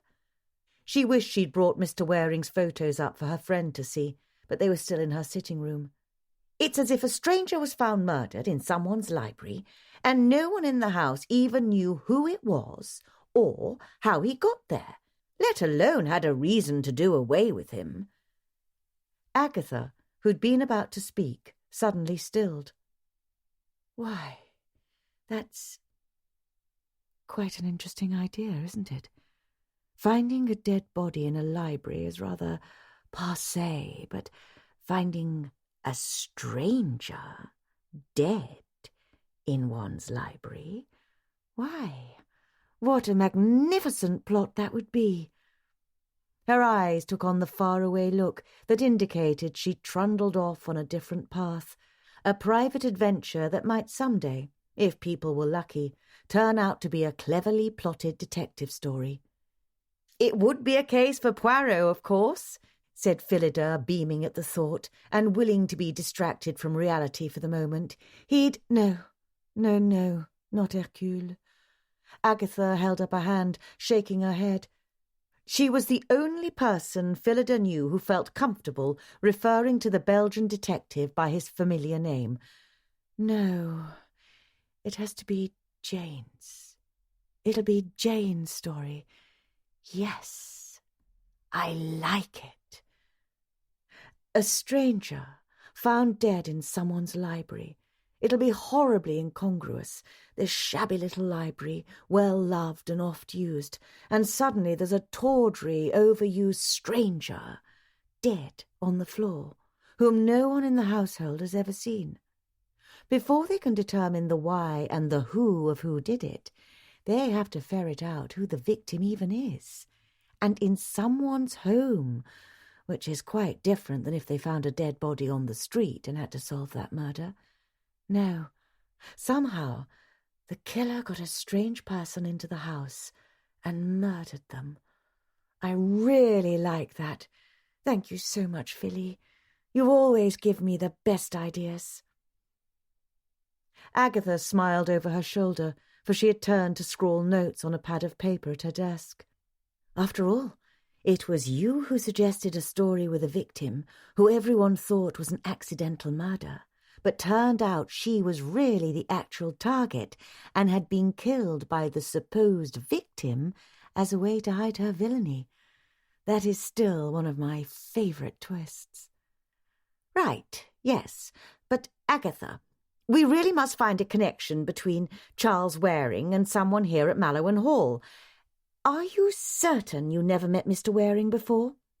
I'm fairly certain, although perhaps he did seem a little familiar. But if I met him, it would only have been very briefly. Otherwise, I would remember. Yes, someone here must know him, or... Agatha's voice trailed off, and Phillida wasn't certain whether she'd gone off on a fictional trail or was still here in reality. But when she continued, the answer was obvious. Right. Well, there is the possibility that Mr. Waring wasn't murdered because he was Charles Waring, but because he was simply in the wrong place at the wrong time. What I mean to say is, perhaps he came upon someone doing something nefarious and had to be silenced before he could raise the alarm, or something of that nature. Don't you think, Phillida? Why, yes, that's certainly possible. But it still means that one of your guests is a killer, whether he meant to murder Charles Waring because he was Charles Waring or not. But that could certainly make the difference as to whether there is a previous connection between the two, don't you think? Agatha said. And the motive. Yes, of course. But if Mr. Waring was simply in the wrong place at the wrong time and wasn't a targeted victim and didn't have any relationship with his murderer, then why would the killer sneak into his bedchamber and steal his notebook? What I mean to say, Phillida mused, is that if it was a random or unplanned killing, if they didn't have a history between them, then there wouldn't be anything incriminating in his effects that needed to be stolen. Don't you think? Agatha was nodding. I see your point. Yes, I think you're correct. And so that means someone here must have known who Charles Waring was and wanted to kill him. Phillida smiled. I thought you didn't want to be involved in the solving of a crime you didn't make up yourself. Agatha gave a soft, affectionate laugh. Right, then. Perhaps I was wrong. Perhaps I have a little bit of Hercule and Jane and Superintendent Battle in me, after all. I still can't get my mind off those photographs, Phillida said thoughtfully. I suppose if Mr. Waring was the one who took the pictures, perhaps he did meet all those people at the Duck Pond Derby. She hadn't had the opportunity to show the pictures to Rebecca yet. She wanted to do it when she could talk to the kitchen maid privately, and when the cook wasn't yelling about work to be done, as soon as she was finished here. Why, yes, the Duck Pond Derby. That could be it, Phillida. That could be why Mr. Waring seemed a bit, only vaguely, familiar to me. If he was a journalist taking photographs at the Derby, I might have seen him about, but I wouldn't have necessarily met him or spoken to him. The same could be true about the others. That is where we invited everyone to our house party, you know. The Budgley Rhodeses, the Devines, and the rest. We all sat near each other at the Bunder House dinner after the fete that night, and Max and I thought it would be a pleasure to extend the festivities a few months later. But you didn't invite Mr. Waring? Of course not. But I suppose if he was taking photographs of the event, he might have heard us speaking about it. Phillida nodded. Things were making a little more sense now. The fact of the matter is, Mr. Waring came here to Mallowan Hall under false pretences, but possibly because he knew everyone who was at Bunda House was also going to be here. He lied about being from the Times. So, what was the real reason he came? Did he come because he wanted to... what? To see one of your guests? To confront them? To spy on them? And then that person killed him? That is an excellent point, said Agatha. He did come here under false pretences, so he had to have had a specific reason for making the trip in the first place. Perhaps he wanted to confront or spy on one of us. But he could just as easily have been a curiosity seeker, perhaps, or as a freelance journalist he was trying to gain access to my house in order to do a story on, I don't know, the intimate life of Agatha Christie, or some rot like that. And then he encountered someone unexpectedly, someone whom he knew, who later murdered him. Why? Probably to keep some sort of secret, one supposes. What other motives would there be? Agatha shook her head. I don't know. She sighed, looking at her typewriter. I suppose I'd best get back to this chapter if I want to be able to enjoy the evening, though how much enjoyment we'll have, knowing a murder is hanging over our heads, I don't know. Phillida, I simply cannot believe that someone in this house is a killer. How can that be? Phillida closed gentle fingers over her friend's hand. Sympathy and concern flooded her, for she knew how much Agatha loathed her privacy being invaded and the insistence of the press, not to mention the thought that one of her friends was a killer. I don't know. But haven't you any idea at all who might have done it? Agatha squeezed Phillida's fingers in gratitude and sat back in her chair. Well, I suppose I ought to at least think about it, hadn't I? Max asked me the same. Why do people think that just because I'm a detective writer, I know how to solve a crime? She gave a rueful smile. No. Don't feel badly, Philly. I'm simply disgruntled and sick at heart that this could happen here. She lifted her cup of tea, which Phillida suspected had long gone cold, and sipped as if she needed something bracing. All right, then. If I had to imagine any of my guests stabbing a man with a fountain pen, who would it be? What about Tubby Sloop? Asked Phillida. He seems rather unpleasant. Tuddy? Oh, well, yes, he can be rather smarmy, can't he? Agatha hunched her shoulders a bit, as if afraid of being overheard. I'm certainly not terribly fond of him myself, but he helped Max with some funding for a dig a few years back, and my husband is nothing if not loyal. He felt obligated to include Tuddy in at least one of our house parties this season, and we decided on this one because poor Mr. Grimson was coming stag as well, and so here we are. But I don't think he's the violent sort, just a bit insistent. The sort one wouldn't want to be caught alone with in a shadowy room if one were a woman, if you know what I mean. Phillida knew exactly what she meant. So Mr. Sloop has money, then, if he was helping Mr. Max with funding? Oh, yes. He's got an elderly aunt in Yorkshire, I believe, that's worth buckets, and he's very attentive to her. She takes quite good care of him, is my understanding, and he dabbles a bit in art dealing to keep himself busy, as he puts it. Since his aunt happens to like Egyptian art, that's how he and Max got connected up. Now, there was some sort of scuffle a while back about a gallery piece that turned out to be not authentic after all, but I don't recall that he'd been implicated in anything untoward. I'll have to ask Max, but I don't think he's had any serious scandals. Still, I don't see him as the sort who'll get himself all worked up over someone enough to kill them, not to mention get blood all over himself. He is very particular about his clothing.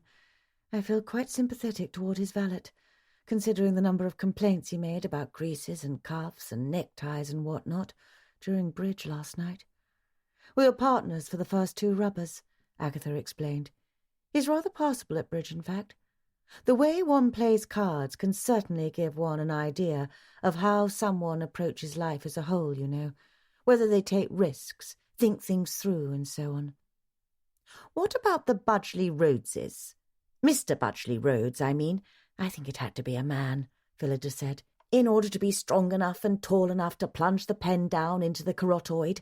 Don't you agree? Indeed. And on which side was Mr. Waring stabbed? That could indicate a left or right-handed person. It would depend on whether the killer was facing him, I suppose. He was stabbed on the right side, so if it was from behind, it would likely be a right-handed person. But if he was attacked from the front, it would be someone left-handed. Phillida decided that was another piece of information she needed to have, and that she should have asked Inspector Cork about it. Obviously, she was a bit of an amateur at crime investigation to have missed that important element. But for Odell Budgley Rhodes to stab a man to death, he's just not the sort, Agatha said. He's got soft, pudgy hands from all the typing he does, and I'm not certain he has the, strength or stamina to go about stabbing someone. He seems more of a poison sort of killer, don't you think? She said with a wry smile. He wants to adapt one of my stories into a full-length play, and he's written 5 shows already, and all have been produced quite successfully, so he's got loads of money. And I'm so inclined to go ahead and work with him, considering his experience in the West End. His wife, Dora, seems friendly enough. I've met her only once before, but aside from that horrific hairstyle from 3 decades ago, she's more than tolerable. No, I can't imagine why Odell would want to stab a man in my library. That would put quite a damper on any business arrangements we might consider, wouldn't it? Agatha gave another little smile. Indeed it would. Mr. Devine is quite nice to look at, Phillida said, thinking again how handsome the brunette man and his wife looked, as glamorous as film stars.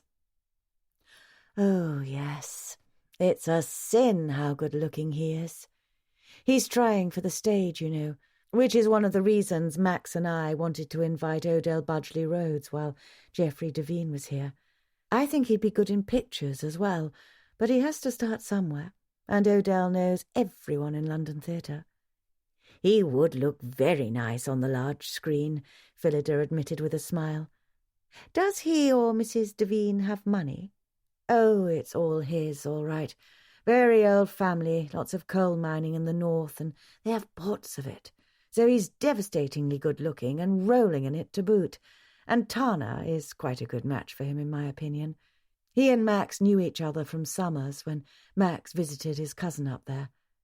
Mr. Devine seemed very, comfortable with Mrs. Hertford. One might wonder if he's gotten himself into a sort of philandering kind of trouble. That sort often does, don't they? The dashing, good-looking ones usually do, Agatha said a little bitterly, and Phillida kicked herself for bringing up the subject. Then Agatha pursed her lips. Why, now that you mention it, I did wonder about him and Amelia, Mrs. Hertford, that is. She requested a separate room from her husband, as you know, and although that's quite common with maids and valets being in and out of bedchambers, and the idea of being in one's toilette whilst the valet is still standing there, helping one's husband dress, is simply not feasible.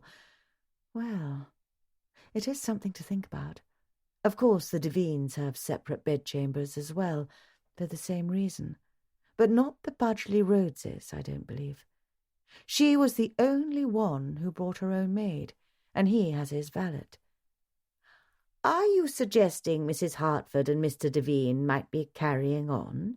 Phillida asked, circling from guest servants back around to infidelity. I have no grounds for such a thought, only that it wouldn't surprise me, Agatha replied.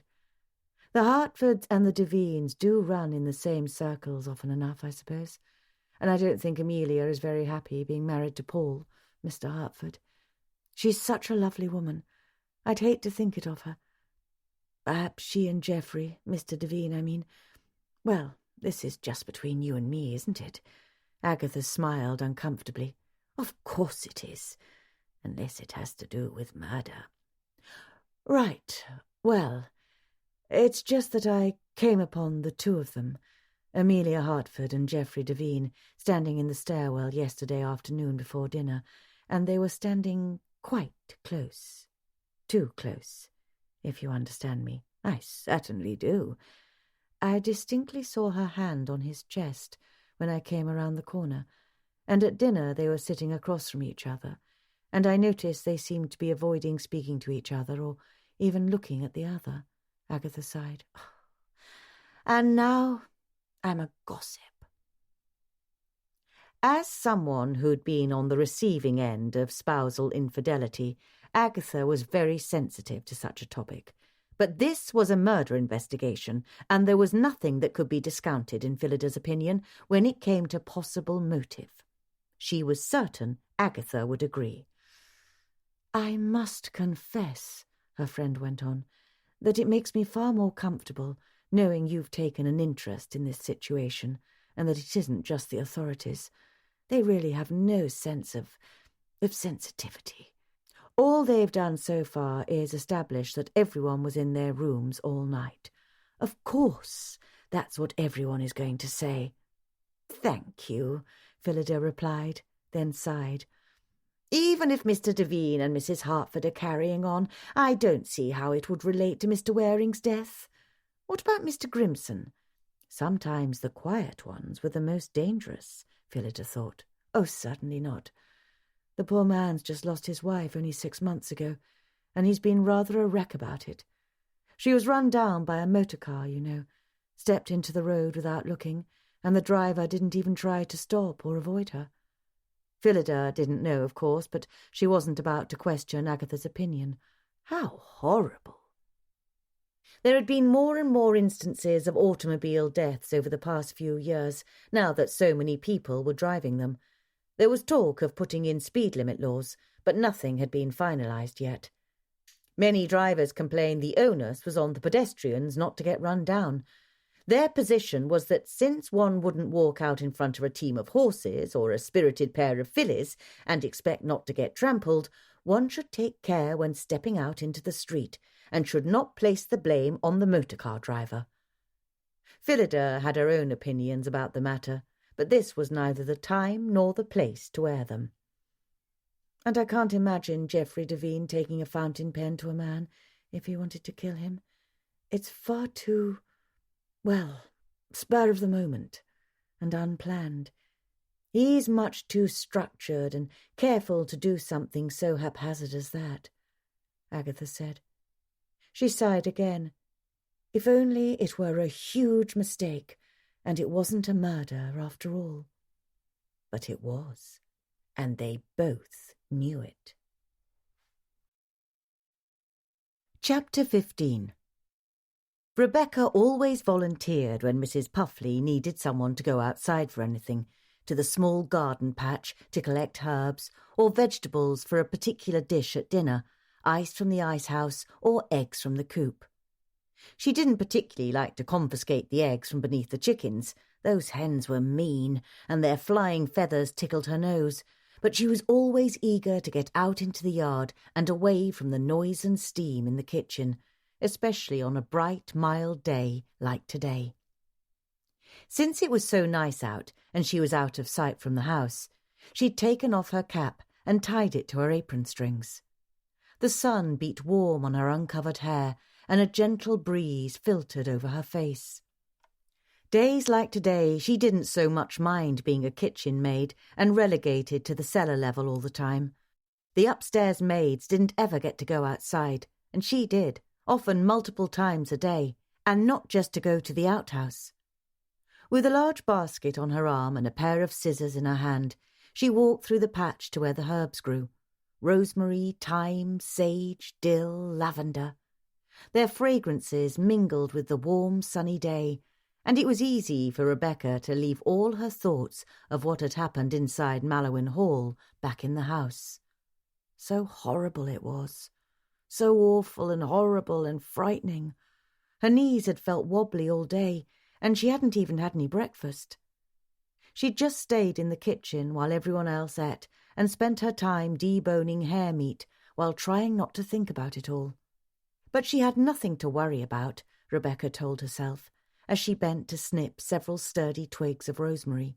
She had done nothing wrong, and certainly had never told anyone what she saw back at Bunder House, and no one. From the corner of her eye, she caught a movement that shouldn't be there on this western side of the grounds. No, today there shouldn't be activity on this side of the lawn, for Amsey, the gardener, was working in the eastern gardens and would swing around the back to prune the boxwoods, but not until later. Rebecca knew this, for she often paused to chat with him for a moment, only a moment, lest Mrs. Puffley miss her, whenever she came out to use the outhouse or bring in ice from the icehouse. Sometimes they were in the vegetable garden at the same time, and they were able to talk even longer then. He wasn't all that handsome, and he was a lot older than she was, but he was kind, and he didn't leer at her like he wanted to take her clothes off, like so many of the other servants did. Even Stanley, who Ginny had a heat for, made Rebecca feel shy and strange sometimes when he flirted with her. No, Amsey was kind and gentle, and he didn't even like to squash the beetles that got into his roses. He knew an awful lot about plants and gardening. There it was again. She straightened up and looked over across the lawn, where the trees sprang up behind a low stone wall that created a casual barrier. Yes, there was someone there. A silhouette moving in the shadows, coming near the apple trees. It was those reporters again. Of course the whole staff knew about the way old Dent had chased off a gaggle of them out front a while ago. When she went back inside, she'd send word up to him that there were some of them sneaking around the west end of the grounds by the orchard. But she wasn't in a hurry to do that. It was too nice to be out here, away from the constant odours of onions, garlic and grease. She finished cutting rosemary and thyme, then went on over to snip garlic ramps and chives. The sun felt so good on her face. She wanted to stay outside forever, away from the dim, busy, loud kitchen, which was either cold and damp or hot and steamy, depending on the season and what was cooking. After straightening from her task, Rebecca moved to the last row of the garden to pull up some carrots. "Get small, tender ones, mind," Mrs. Puffley had said, wagging a long finger that glistened with grease. "I don't want any fat, tough ones. This is for the garnish on the roast, and they're meant to be sweet and young. And keep the tops on them, mind you, and don't crush the leaves, or I'll send you back out for more." She'd found 3 carrots that met the cook's requirements when she heard it. A soft, feral cry. Rebecca lifted her head and listened. It had sounded like an animal mewling in distress. She waited, but the noise didn't come again. From around the front of the house, she heard male voices. Maybe the constable and the inspector were finally leaving. Her stomach could unknot a little once they were gone. At least she hadn't had to lie to them, because they hadn't asked some of the questions she'd feared they would. Innocent questions, but she didn't want to answer them anyway, for fear of where they might lead. There was a metallic clanging from somewhere in the vicinity of the garage, a ways over there, and the low rumble of an engine. Had Mr. Max and his guests returned from their excursion? It must be nearly tea time then. She'd best get back to the kitchen to help set up the trays before everyone came down after freshening up in their rooms. But then that soft crying sound came again, a little louder this time, a little more urgent and distressed. Rebecca stood, holding her scissors and the basket, and started walking toward the noise. It seemed to be coming from beyond the low north wall. The stone barrier was covered with ivy and bordered a small apple and pear orchard. Was it a cat caught in one of the trees? An injured rabbit or kitten? She had to investigate. She couldn't leave it vulnerable or hurt where a predator could snatch it up. A quick look at the sun eased her worry. It wasn't even 3 o'clock. Another hour until she was needed for tea. If Mrs. Puffley sent someone looking for her and complained that she took too long, she'd say she'd been feeling sick and had had to use the outhouse. The sick part wouldn't be a lie anyway. Basket over her arm, still carrying her scissors, she hurried across the small expanse of lawn to the wall. The pained crying continued, sounding more urgent as she came closer. When she got to the little wall, she set down the basket and scissors on top of it. The stone wall wasn't meant to be a barrier to anything but the grass into the orchard, as well as a pleasant visual, so it was simple for Rebecca to climb over it even in her uniform. She didn't manage to do this without snagging her hose, however, for just as she brought her second leg over, a stubborn twig made a long rent in her stocking. At least Mrs. Puffley didn't worry too much about that, since no one ever saw the kitchen maids. But Mrs. Bright wouldn't like it one bit, and Rebecca didn't want to mess up twice in the same day in front of Mrs. Bright, who would be down in the kitchen overseeing the tea tray, because it was her dream to be promoted to chambermaid some day, so she could get out of the dungeon of the kitchen and away from the tyranny of every cook she'd ever worked for. There was something about cooks and the way they shouted and complained and criticised, likely because it was all on their shoulders to make certain every meal was coordinated and prepared correctly and on schedule, and there was no one else who had to be on such a tight time. A shadow, a man, emerged from behind one of the apple trees, right in front of her. Rebecca stifled a cry of surprise and stepped back automatically. The sun was in her eyes when she looked up at him. It was definitely a he, and there was an instant where she couldn't see his face, because the sun was so bright right behind him. But then she did see his face, and when she recognized who it was, she stumbled backward. Her body went hot and cold. What you doing here?" She never finished the question, for the vicious blow to the side of her head stopped her cold and dropped her to the ground. Chapter 16. When Phillida came down to the kitchen to see the arrangements for tea, the only meal which she, instead of Mr. Dobble and the footman, was responsible for serving, she found the place in an uproar. Not that that was unusual for Puffley, but this time, instead of being ferocious and cantankerous in her mood, the woman was very nearly in tears. They filled her eyes and threatened to spill out into rivulets down her red cheeks.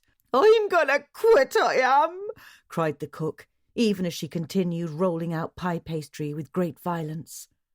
Phillida had a rush of concern, worrying that salty tears might splatter on the dough and ruin it. "I'm going to walk out that bleeding door right now, Mrs. Bright, if things don't get back to the way they was. I just can't."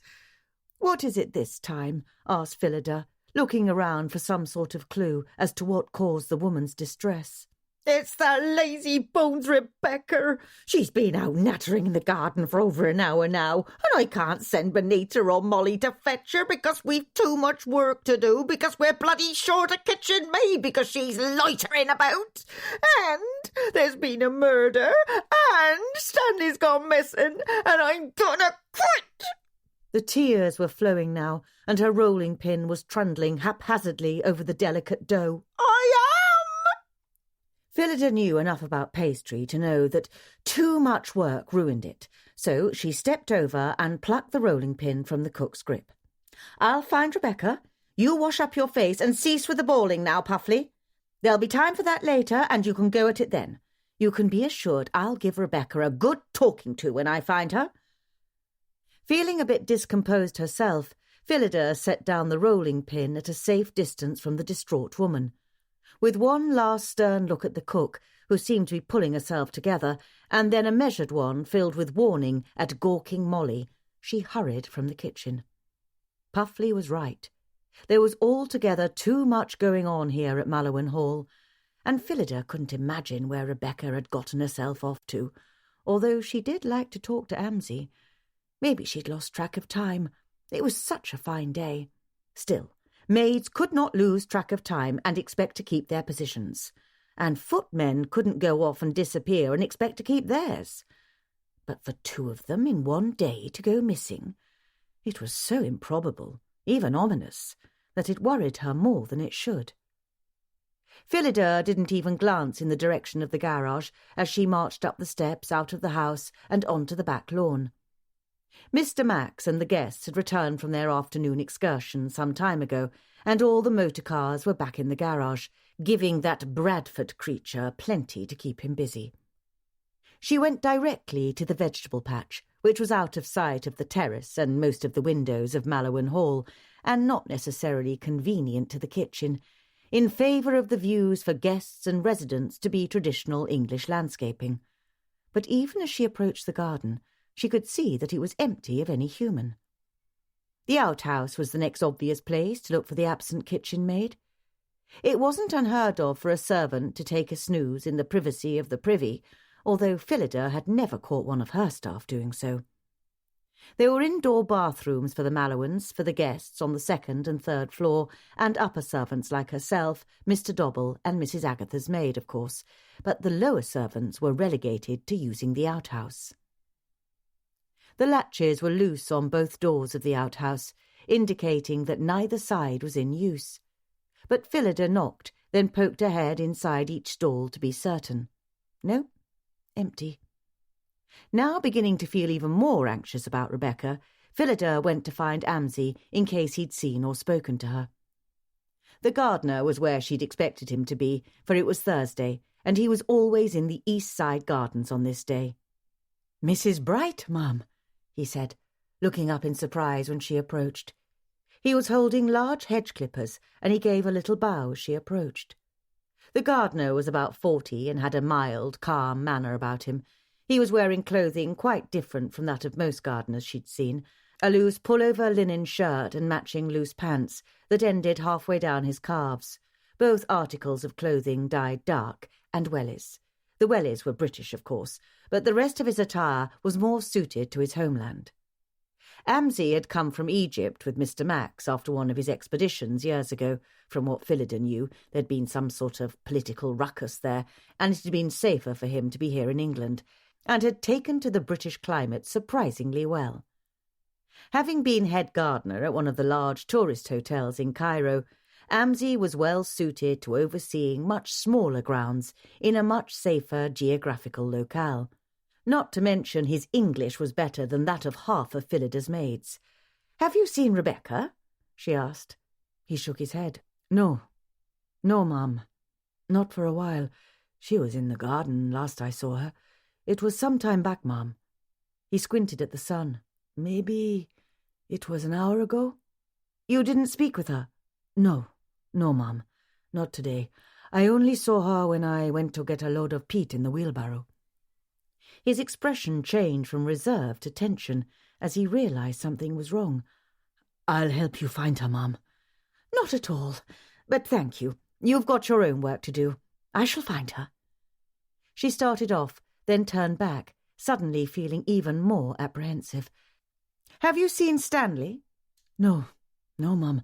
I've been in the peonies and roses most all morning, and just began here with the hedges. There was some newspaper people poking around, but I ran them off. A crazy dark man chasing them with loppers scared them away good."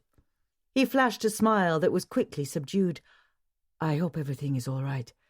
I would like to help you look for Rebecca, though, ma'am.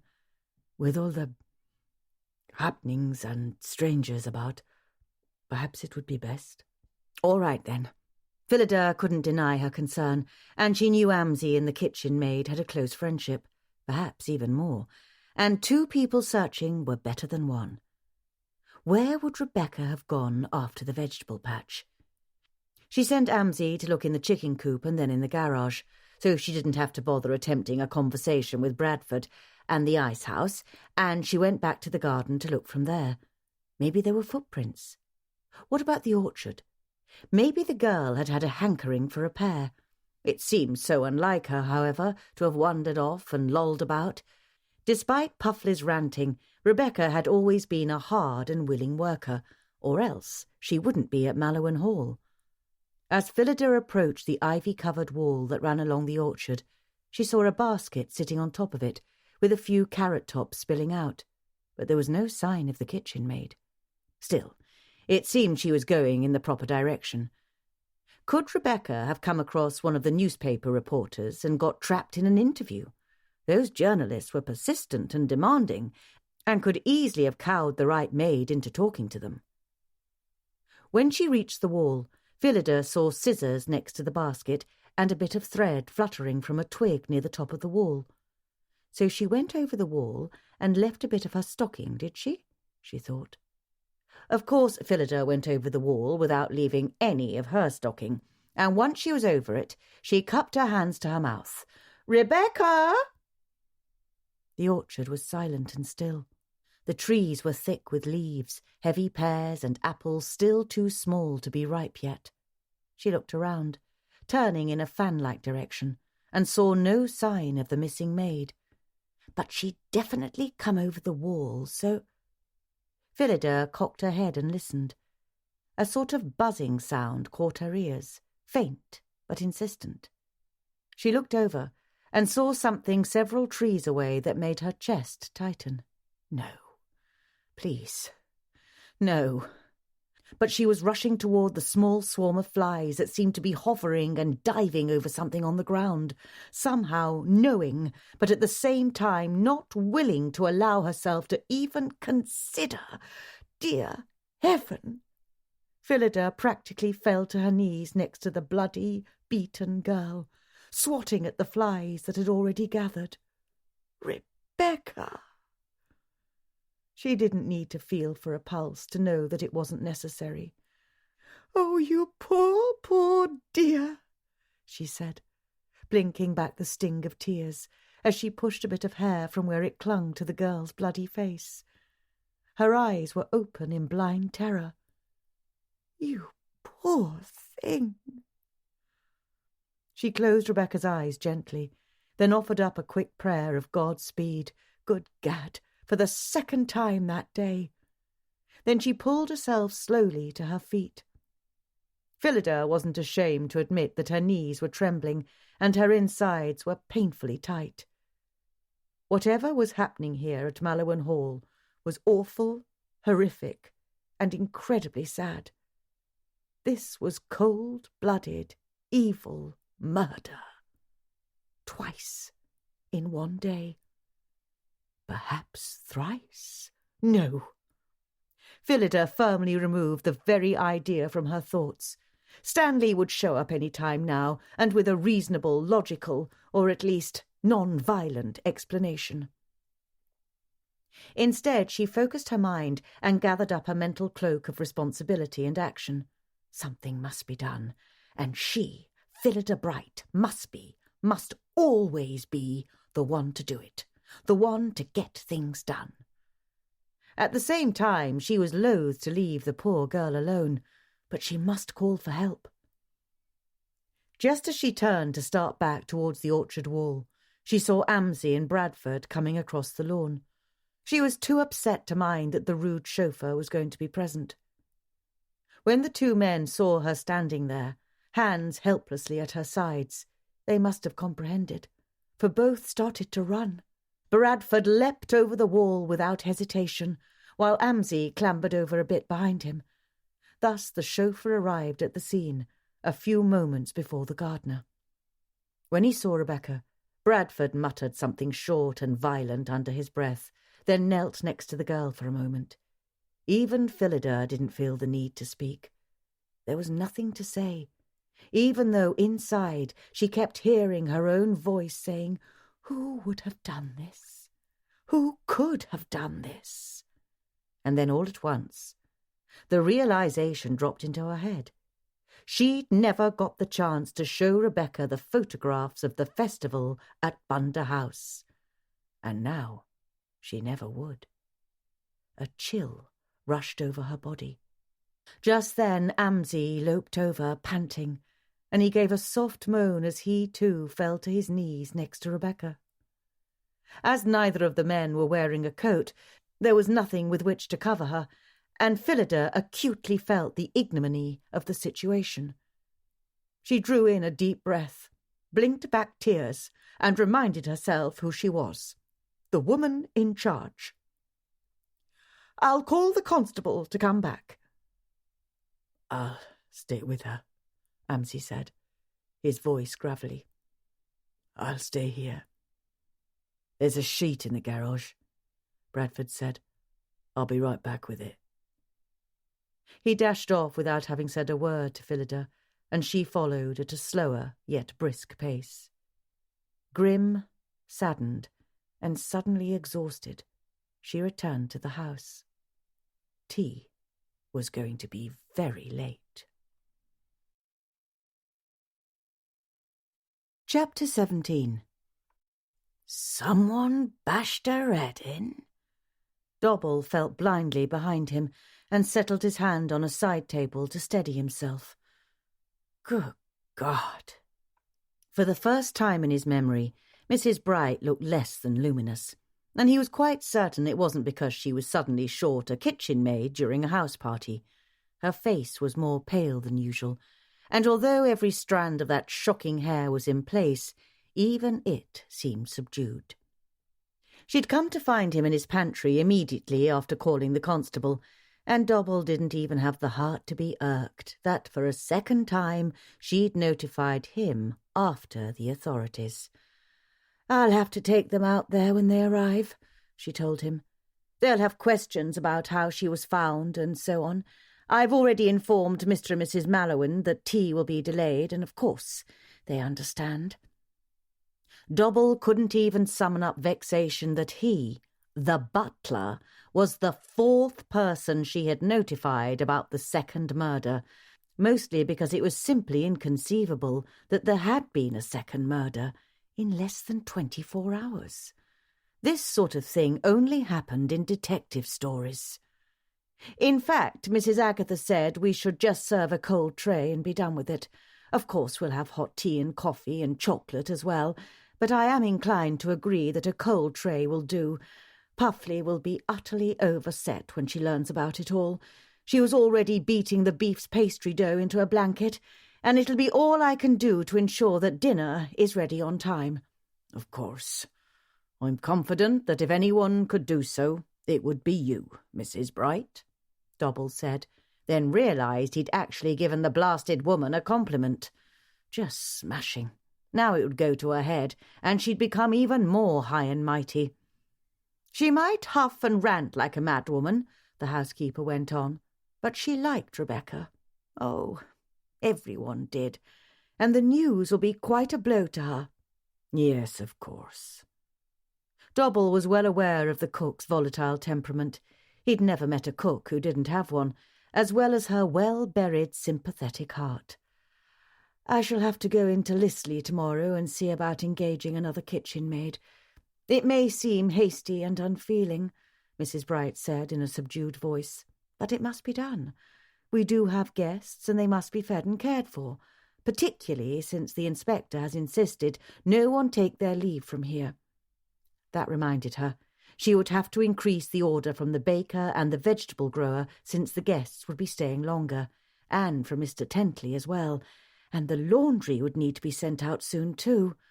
"Of course, one must be practical even in the face of tragedy," Dobble agreed. "I shall have to request Mr. Bradford drive me," she went on in a grim voice. Then she frowned. "Really, Mr. Dobble, I don't care how excellent his references were. I find it quite inexplicable that you could engage such an uncivil man to the staff here at Mallowan Hall. Surely a good chauffeur isn't that difficult to find." "As it happens, Mrs. Bright, Joshua Bradford was recommended to me by Mr. Mallowan himself. Apparently he's an old school chum of Mr. Max's brother, and he's quite brilliant with engines. He worked on aeroplanes and lorries during the war."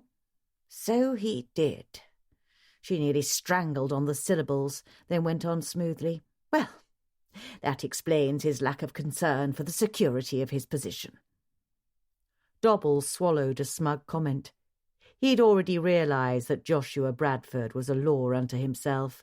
Leave him be to do his work, at which he was remarkably superior, and all would go on without incident. The man didn't even seem inclined to eat his meals with the rest of the staff, and he certainly hadn't made any egregious requests. He hadn't made any requests at all, despite the fact that the old groom's apartment in the barn turned garage was extremely Spartan. The man simply wanted to be left alone. "And then there's Stanley," said Mrs. Bright. She said nothing more. She didn't need to. And Dobble certainly didn't want to put into words any of the whirlwind of thoughts in his head. Before either of them could speak again, The roar of a motor car and a spew of gravel in the drive indicated the return of Constable Greensticks. Dobble looked at Mrs. Bright, and they both rose from where they were sitting in her parlour. "Once more unto the breach," she muttered, and squaring her shoulders, left the room. As it turned out, Phillida didn't need to show the constable and the inspector, who'd arrived in his own motor car on the heels of Greenstick's vehement arrival, albeit far more sedately, to the orchard. Bradford took it upon himself to do so, and she was privately grateful enough that she put up only a token argument. She could have dragged her feet going down to speak to Mrs. Puffley, but that would have been cowardice, a condition unbecoming to someone of her constitution and status. So she braced herself and entered the kitchen, prepared for any and all results, including flying rolling pins, wailing sobs, and the very real possibility of being left without a cook. The latter thought left her feeling mildly nauseated, for Phillida did not do well in the kitchen. "Oh, Mrs. Bright, did you find that Rebecca? Did you give her a good talking to? I hope she's not crying in a corner over it, because we've got work to do." The cook's greeting was relatively calm, all things considered, although she did have a cleaver in her hand and was using it with harsh, rapid strokes to behead a row of slender grey fish. Molly was at a different side of the long work table, and she was peeling potatoes and turnips.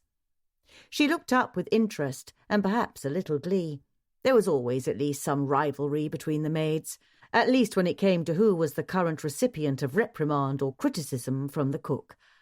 "I did find Rebecca." Phillida had done this more than once during the war, and knew it was best to get it over with quickly. "Mrs. Puffley, Molly. I'm sorry to bear..." As this quiet moment unfolds, let the soft music guide your thoughts into a calmer space before the story returns. Afraid of what you hide, afraid of ways you lie, and afraid of what I find.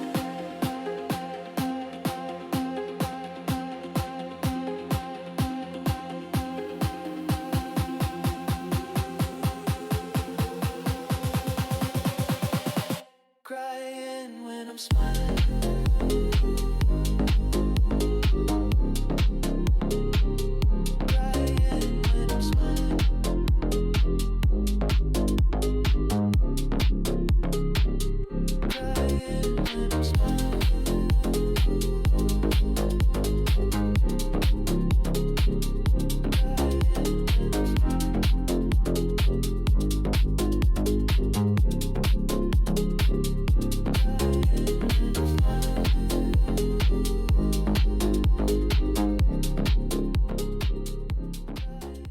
Such bad news, but Rebecca is... She's dead. I found her in the orchard. She's dead? Puffley froze and looked up at her, cleaver in mid-air. She can't be dead. I need her in the kitchen. Why, there's the hare soup to finish, and... Surely not, Mrs. Bright. Why... That's impossible. Her eyes were filled with hope and fear. It can't be so. It's the truth, I'm sorry to say, Harriet. Phillida thought it permissible to use the cook's familiar name in this situation. She pointed to a hard-backed chair in the corner of the kitchen. Now just sit for a moment, and then we'll decide how to proceed. A cup of tea, with a splash of whiskey perhaps, will brace you up. Just then Ginny appeared in the doorway, responding to the bell Phillida had rung for all the servants before stepping into the kitchen. "I must speak to all of you," she told the parlour-maid, "but it'll wait until the others arrive. In the meantime, you can go into the still room and find the peach preserves, along with the cherry cordial. The latter would work just fine for Mrs. Puffley's tea." Despite the fact that Ginny was head parlour-maid and such a request normally fell on someone far below her station, she didn't dare even flicker an eyelash. In an effort to alleviate some of the cook's anxiousness while waiting for the others, Phillida said to her, "Mrs. Agatha has decided that a cold tray with tea and coffee, and perhaps hot chocolate, if you're feeling up for it, will do for tea. A simple ploughman's spread and whatever scone or biscuits you have on hand. That put her in mind of the lovely lemon cake the Millers had brought her, and she decided to add that to the offering as well. She certainly didn't need to eat the dratted thing all herself, though it would have been a welcome treat after such a harrowing day. Phillida's resolve trembled a bit at the thought of how harrowing the day had actually been, with it not even being 5 o'clock yet, and with far too many hours left in it, and she firmly shored herself up. As she'd told Polly, there would be time for weakness later. That time was not now. At that moment, the thudding of footsteps down the stairs and in the corridor indicated that the remainder of the staff was responding to her summons. She intended to give them all the information at once, unlike this morning, and to make some recommendations as how to proceed. In the corner, Mrs. Puffley was nearly catatonic. Phillida had never seen the woman simply stop moving until now. She sat in the chair, her normally flushed face ashen, her strong hands hanging uselessly at her sides. Even her curling hair was drooping. Thus, instead of asking the cook to move into the servants' dining room, Phillida had all the staff crowd into the kitchen, despite the strong odour of fish. Freddie, the underfootman, was missing. She had a moment of terror that perhaps another one had gone AWOL, and of course Amsey and Bradford were outside, but at least all her own maids were present to hear the upsetting news. Mrs. Budgley Rhodes's maid and the 3 visiting valets weren't here. Either presumably they were upstairs helping their masters and mistress freshen up for tea. Violet was also absent, but she could hear the news directly from Mrs. Agatha. Just as Phillida was about to speak, there was a disturbance in the corridor near the outside door. Before she could remark, 2 figures stumbled into the kitchen. Stumble was the only word to describe the movement of 2 young men, one leaning heavily against the slighter one, both dressed in the identical livery of Mallowan Hall footmen. As they made their way into the room, they were greeted with gasps and cries. "Stanley!" Even Phillida couldn't hold back an exclamation of shock and relief. "Whatever has happened to you?" It was indeed the missing footman, no longer missing, but certainly not having completely avoided some violent mishap. Still, he was alive and upright with the help of Freddie, and that gave Phillida a measure of relief. He had cuts and scratches all over his face, and one of his hands was blooded and already bruising. There were more bloodstains on his livery, and one of his boots was missing. Even from where she stood, Phillida could see that this ankle was hugely swollen. "Mrs. Bright," he said, and immediately attempted to stand on his own, attempted being a valiant effort, for he swayed on his one good foot, and then his knee buckled. He collapsed, groaning with pain, against Freddie, who was nearly overset by the heavy weight. "Where have you been, and what—" "Benita! Ice from the ice-house immediately, if you please, and Mary, find the low stool from the dining-room. Molly, fetch the wintergreen pomade from the still-room." She turned back to Stanley, who was starting to speak. No, save your story until Mr. Dobble arrives, so you don't have to give it twice. Ginny, go upstairs and fetch Mr. Dobble immediately." Within 10 minutes, Stanley had his foot propped up on a stool, the twisted ankle bandaged tightly, and a package of crushed ice held against the worst of his facial injuries. Ginny eyed Molly darkly as the latter fussed over the footman, dabbing at cuts and scratches with rags and warm water she'd fetched from the sink, until Phillida interceded and took over the work herself. She absolutely did not have the time or energy to deal with competition between the maids. Mr. Dobble arrived at that moment, and he took one look at the scene, then met Phillida's eyes. "I see you've told Mrs. Puffley. And what is the meaning of all this?" This last comment was directed to Stanley. "What have you done to your uniform?" "One person at a time," Phillida interrupted in a voice even she had to admit sounded ready to crack. "First, Mr. Dobble, if I may. The staff must be advised of the latest developments."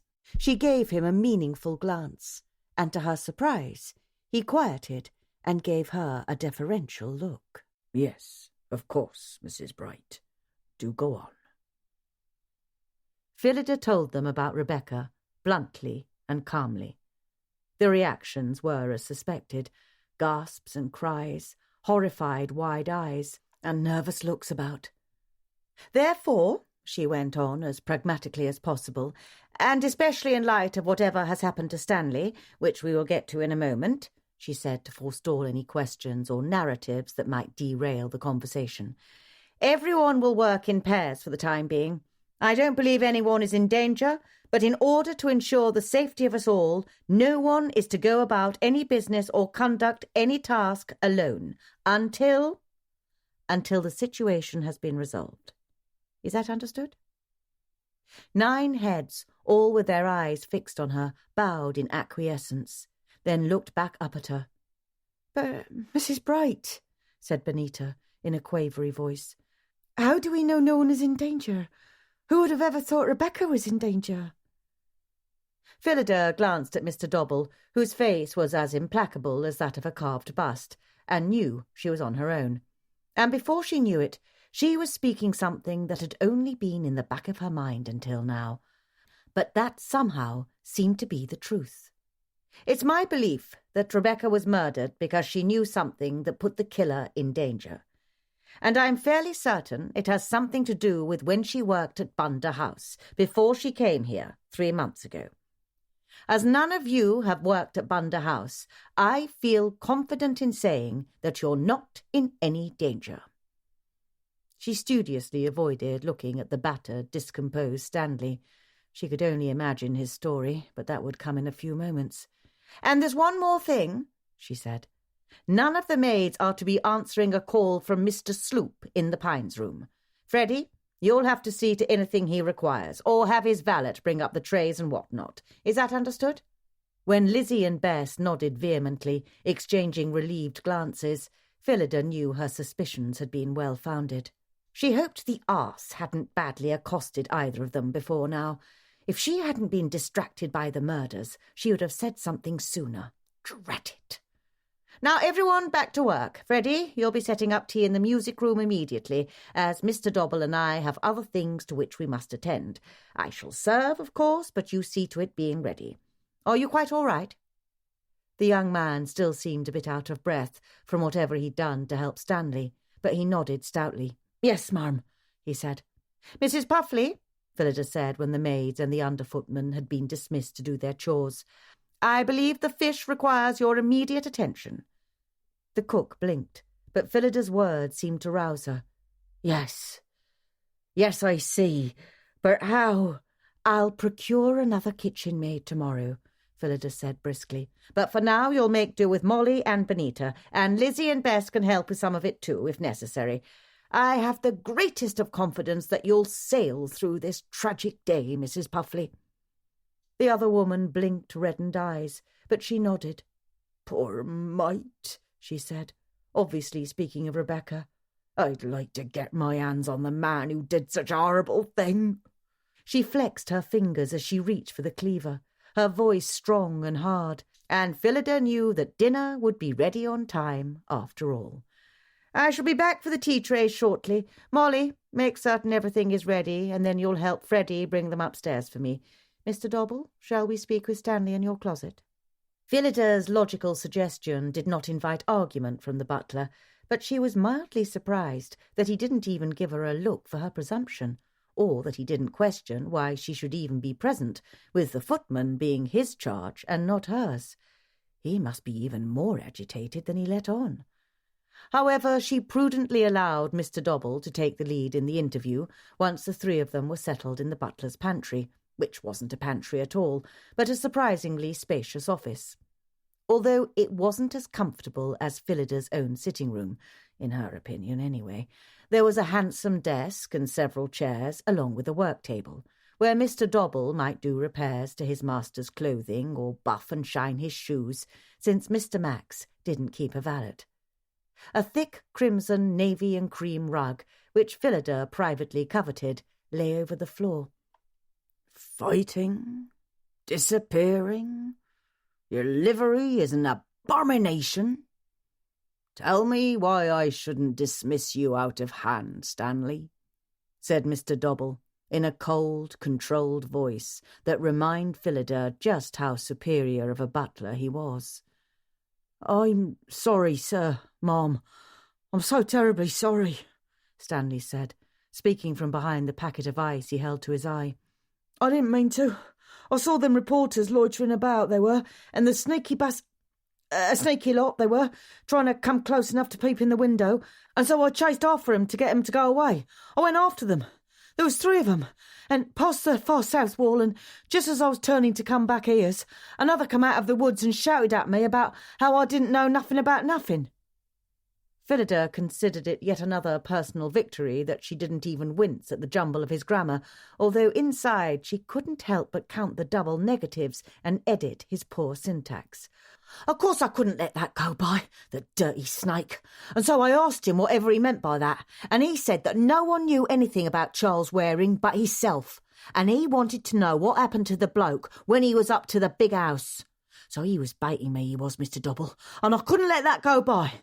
And them reporters were trespassing all over Mallowan Hall, and so what did you tell him about Mr. Waring?" Phillida ventured into the shambles of his narrative. "Why, I told him the bloke was a reporter from the Times, and he was dead, stabbed in the throat, and then the man, I don't even know if he was a reporter, the one I was talking to, and he looked real shocked-like, and then he kind of laughed at me real strange, like he was shocked but trying not to show it, and he said Charles Waring weren't from the Times, but he was a lot smarter than that, and whoever killed him was going to pay for it, he was. Crazy talk like that. I didn't really understand all that he was saying." Stanley adjusted the dripping packet so that it revealed his puffed-up eye and covered the bruise on his cheek. "He got all worked up, he did, and was carrying on something awful, like it was my doing." "This person knew Mr. Waring?" Phillida said. "Yes, Ma'am. He said as how he was his mate, and they drove up here together, they did." Phillida was on the trail. "Did he say why they came up here to Mallowan Hall? Where is this person now, and whom did you fight?" "More importantly, where the devil have you been for 3 hours?" demanded Mr. Dobble, leaning forward with a hard glint in his eyes, his hands splayed on the desk, as if he were about to crawl across and seize the footman by his soiled livery. "Surely this conversation took less than half an hour." And just as surely, Phillida thought exasperatedly, Mr. Dobble didn't have the least bit of interest in investigating Mr. Waring's killer, even when there was highly relevant and interesting information coming out. "But I run after those reporters fast, sir, all the way to Beaming Berry Hill," Stanley protested, but not very stridently. He knew better than to counter the butler. Obviously deciding that it was prudent, and perhaps easier, to convince the female, he looked at Phillida as he continued. "I don't know where he is now, Mrs. Bright, and he didn't tell me his name, but he seemed like he weren't going to go anywheres until he found out who killed his friend." The battered footman spoke so earnestly, she got the distinct impression he was trying to get her on his side. "Did you fight him, Stanley?" "No, Ma'am. We finished going at each other, shouting we were, and a little pushing, but no fists, and then I went off to come back to the house before I lost my post, and then I found one of those other reporters I'd run off sneaking back up to the house again. Why, I'd had enough of that, so I went at him pretty good. Pardon me, Ma'am, but that was with my fists on that time." "I didn't start it, though, Mr. Dobble, sir," Stanley said quickly. "I went after him to chase him off again, and he pushed me, and then I did the same, and the next thing I knew he took a swing. Right there, when he was trespassing all over Mr. Mallowan's property, the bloke took a swing at me. Well, I let him have it good, didn't I? And finally he knew I meant business, and he wasn't getting past me to the house again." "Well, that all explains the blood on your livery," said the butler with a curl of his lip. "But it still doesn't explain your absence for 3 hours. If you'd been brawling for that long, you'd be lying in a field somewhere." "Yes, sir, of course. But when I finally run that sneak off the last time, he was bloodied up worse than me, he was," Stanley said in an echo of what every man said after a physical altercation. "I saw the sun, and I realised I had to get back before you missed me, sir, and then I started running, and that's when I did this." He gestured to his swollen ankle. "Stepped right in a rabbit hole there, and went down flat on my face. Thought I broke it at first, sir, And then I knew I was in a fair sight of trouble, as a footman has to be able to walk, doesn't he? Stanley's attempt at humour didn't go over with Mr. Dobble. Fortunately for him, he recognised this almost immediately and went on with his belaboured tale. But then I realised I just twisted it bad, and at least that'll heal in time. But, sir, I come back as quickly as I could. But it's like hell. It's like burning flames trying to walk on it, and so I couldn't go very fast or very far without stopping to rest. I even found a walking stick, but that didn't help me none on the uneven ground and me not having my right foot to put any weight on. Finally, I got close enough to see Freddie, and I hollered for him, and he came and helped me the rest of the way then, sir. And I'm so very sorry. I hope you'll see to not sacking me over this. His voice wavered a little. As you said, a footman who can't walk is of no bloody use to me, snapped Mr. Dobble. And I don't see you putting a bit of weight on that foot for at least a fortnight. Stanley's Adam's apple bobbed nervously, and he looked down. Yes, sir. Go, get yourself cleaned up. You can sit on a stool and polish silver, or whatever it is Mrs. Puffley wants from you, until I figure out what to do with you. I want you in that kitchen in 15 minutes, and there will be absolutely no flirting with the maids. Yes, sir, replied the young man morosely. There's a walking stick, added Mr. Dobble, jerking his thumb to a closet in the corner. Use it. Phillida exchanged glances with the butler and saw that he didn't intend to send Stanley on his way, at least not tonight. But she understood and appreciated his tactics, and therefore said nothing. One had to be fair and yet firm with the staff, or they would take advantage. Instead, she went with the footman as he hobbled out, subdued and eyes downcast. "What did Mr. Waring's mate look like?" she asked. "Did you notice anything about him?" She fully intended to pass the information along to the inspector or constable, but wanted it for herself as well. "He had yellow hair, he did, and he weren't very tall. Maybe like you, ma'am," said the much taller footman. "He were dressed like a toff, but he didn't talk much like one, and he wore a green plaid Homburg. And how old would you say he was? Did he have a moustache?" "He were maybe almost 30, and he's a beard too." She nodded to herself. "That should be enough. All right then, Stanley, you heard Mr. Dobble. Get yourself cleaned up and report to Mrs. Puffley." Chapter 18. Phillida could easily have assigned Freddie or even Ginny to serve tea to the Mallowans and their guests in the music room, but she wasn't about to relinquish an opportunity to observe the array of her suspects, most of them anyway. Especially now that there was a second murder, and any of them could be the culprits. She'd already determined the group had returned from their excursion to the local castle ruins in plenty of time for one of them to slip away and cosh poor Rebecca in the orchard. Although she was remaining objective, Phillida was still hoping the facts would bear out that Tuddy Sloop was the villain. As she moved about the music room, pushing the rolling tea cart, pouring tea and offering the tray of cheese, cold slices of ham and beef, and triangles of thinly sliced bread, Phillida listened and observed. To her surprise and disappointment, there was very little discussion about the fact that a kitchen maid, who had helped make the meals of which all of them had partaken, was found brutally beaten to death. Although Phillida supposed she shouldn't be surprised, for servants were meant to do and not to be seen, heard, or otherwise considered on a regular basis. This was how servants knew so much about the private goings-on in their employers' lives. The upper class often forgot they were around and rarely remembered to censor themselves, a fact that Phillida intended to exploit as much as possible during this investigation. And since the second death had happened not inside the house but out on the grounds, that lack of proximity contributed to their seemingly careless attitude. "A kitchen maid," said Mrs. Devine, patting her swath of shiny black hair. "Why, how horrendous!" And that was nearly all that was said on the subject matter. "I simply don't understand why we must remain here," said Mrs. Budgley Rhodes, as she dumped 4 lumps of sugar into her tea. She stirred violently, her spoon clinking, cup vibrating, tea sloshing onto the saucer and table. It would leave watermarks for certain. No one even knew that Charles Waring person. How could the authorities think one of us had something to do with his death? Oh, Dell, can't you make a call or something? Don't you know someone at Scotland Yard? Now, darling, you know these things take time, replied her husband absently. He was applying himself most readily to a thick stack of ham and cheese, using most of the pot of spiced mustard to lubricate its way into his mouth. Apparently, touring a castle ruin gave stocky playwrights an appetite. "I, for one, don't mind," said Mrs. Hartford, in her low, throaty voice.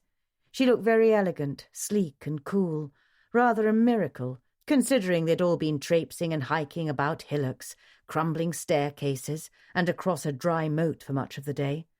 "It's absolutely lovely here at Mallowan Hall, Max and Agatha. You've found a most restful, beautiful estate."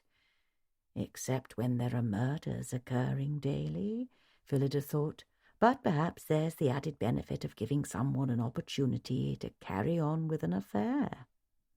She glanced at Mr. Devine, whose sinfully good looks would certainly be enough for any woman to be interested in prolonging proximity to him, and noticed a little smile quirking his sensual lips, as if he were silently agreeing with Mrs. Hartford.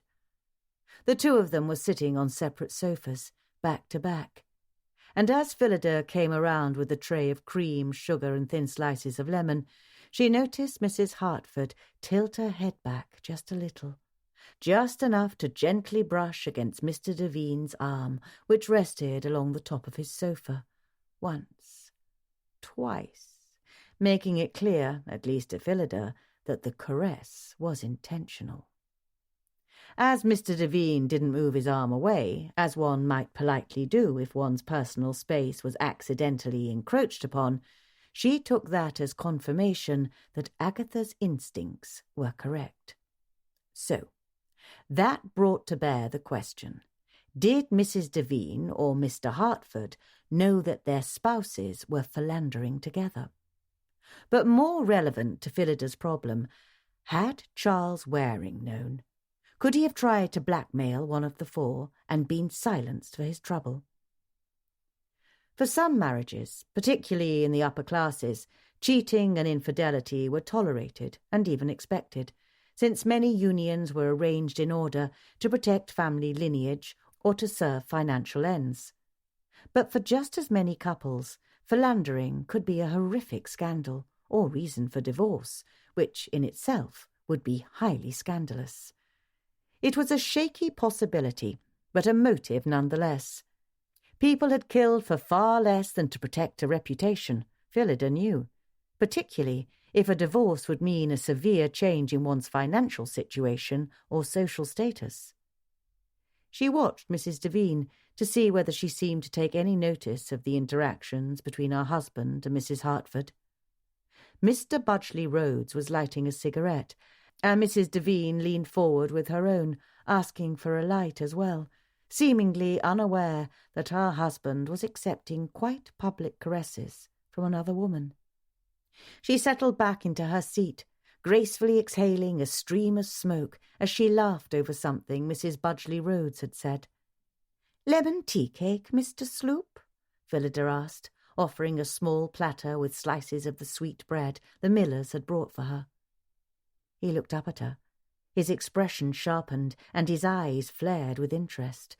"Never say I'd pass up something so delectable," he replied, his gaze lingering on Phillida. "Oh, and there's tea cake as well. How lucky can a chap be in one day?" He gave a low chuckle and made certain to brush his fingers over Phillida's hand, despite the fact that it was nowhere near the slice of cake closest to him. "Now, where have you been hiding, you lovely thing? Been here more than a day and haven't set eyes on you till now. More's the pity." His voice was low, just for her ears, and he shifted so that his leg jutted out from the chair where he sat, effectively blocking her from moving past. It was a narrow space between his chair and the low table in front of him, and it would be difficult for her to turn around, encumbered as she was by the bulky tea-cart. "I've no need to hide," she replied smoothly, careful to keep her expression neutral, then looked over suddenly, as if noticing something. "Oh, yes, of course, Mrs. Mallowan. I'll fetch it right away," she said, pitching her voice to send it across the room. "Excuse me, Mr. Sloop. I think it's not quite so awful staying a few more days here with Max," said Mr. Sloop affably, as Phillida extricated herself from his vicinity, and not without difficulty, for he barely shifted his leg, and he made certain a hand skimmed up along the back of her calf, darting briefly up her skirt as she moved past. Mr. Sloop was fortunate that Phillida was involved in a murder investigation, and that he was her favoured suspect, and therefore she felt it necessary to maintain at the very least civility between them, or she would have accidentally, on purpose, knocked the tea-tray on his head. In any other household, that would be cause for serious reprimand or even dismissal, but Phillida had no concerns over the security of her position at Mallowan Hall, even aside from the fact that Agatha would probably cheer her on if she put Mr. Sloop in his place. However, it was more prudent to keep the peace, so to speak, with him in the event she needed to interview the lout in relation to the deaths of Mr. Waring and Rebecca. He seemed to be the sort of man who, given the chance, would brag about his villainous activities, thinking himself far too clever to get caught. Her interactions with Tuddy Sloop had only confirmed the reason for her instant dislike of the man, but sadly had given no motive for the murder of Charles Waring. Phillida could think of several reasons someone might want to murder Tuddy Sloop, but, of course, that wasn't relevant to the current predicament.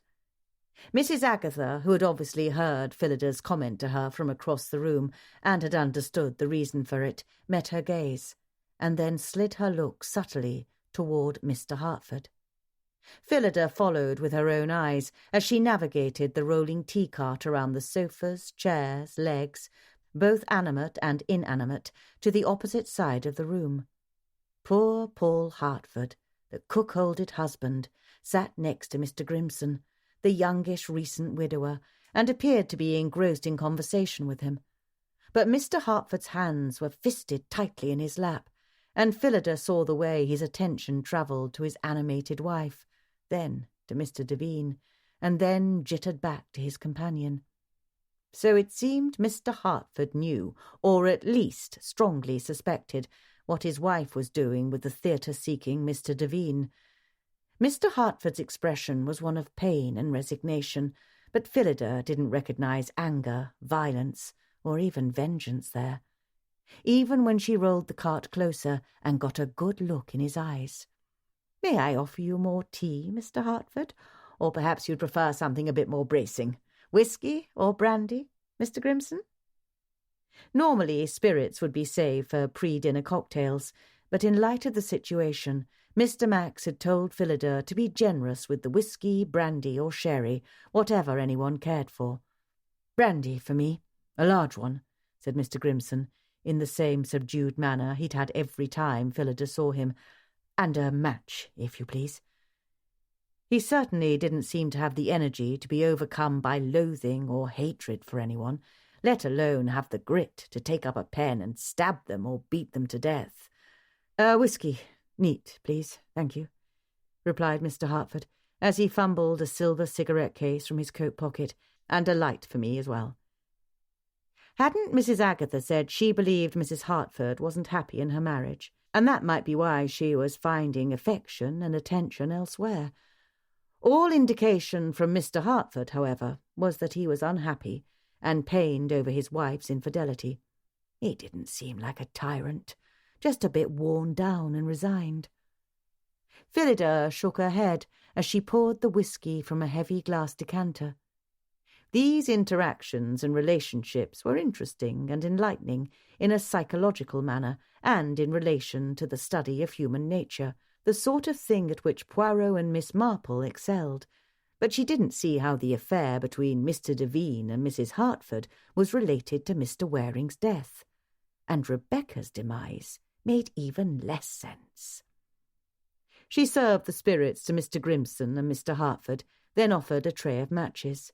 Then she trundled the cart over to where Agatha, Mrs. Devine, and the Budgley Rhodeses were sitting near the window. "It was such a lovely day," Mrs. Devine was saying to her hostess.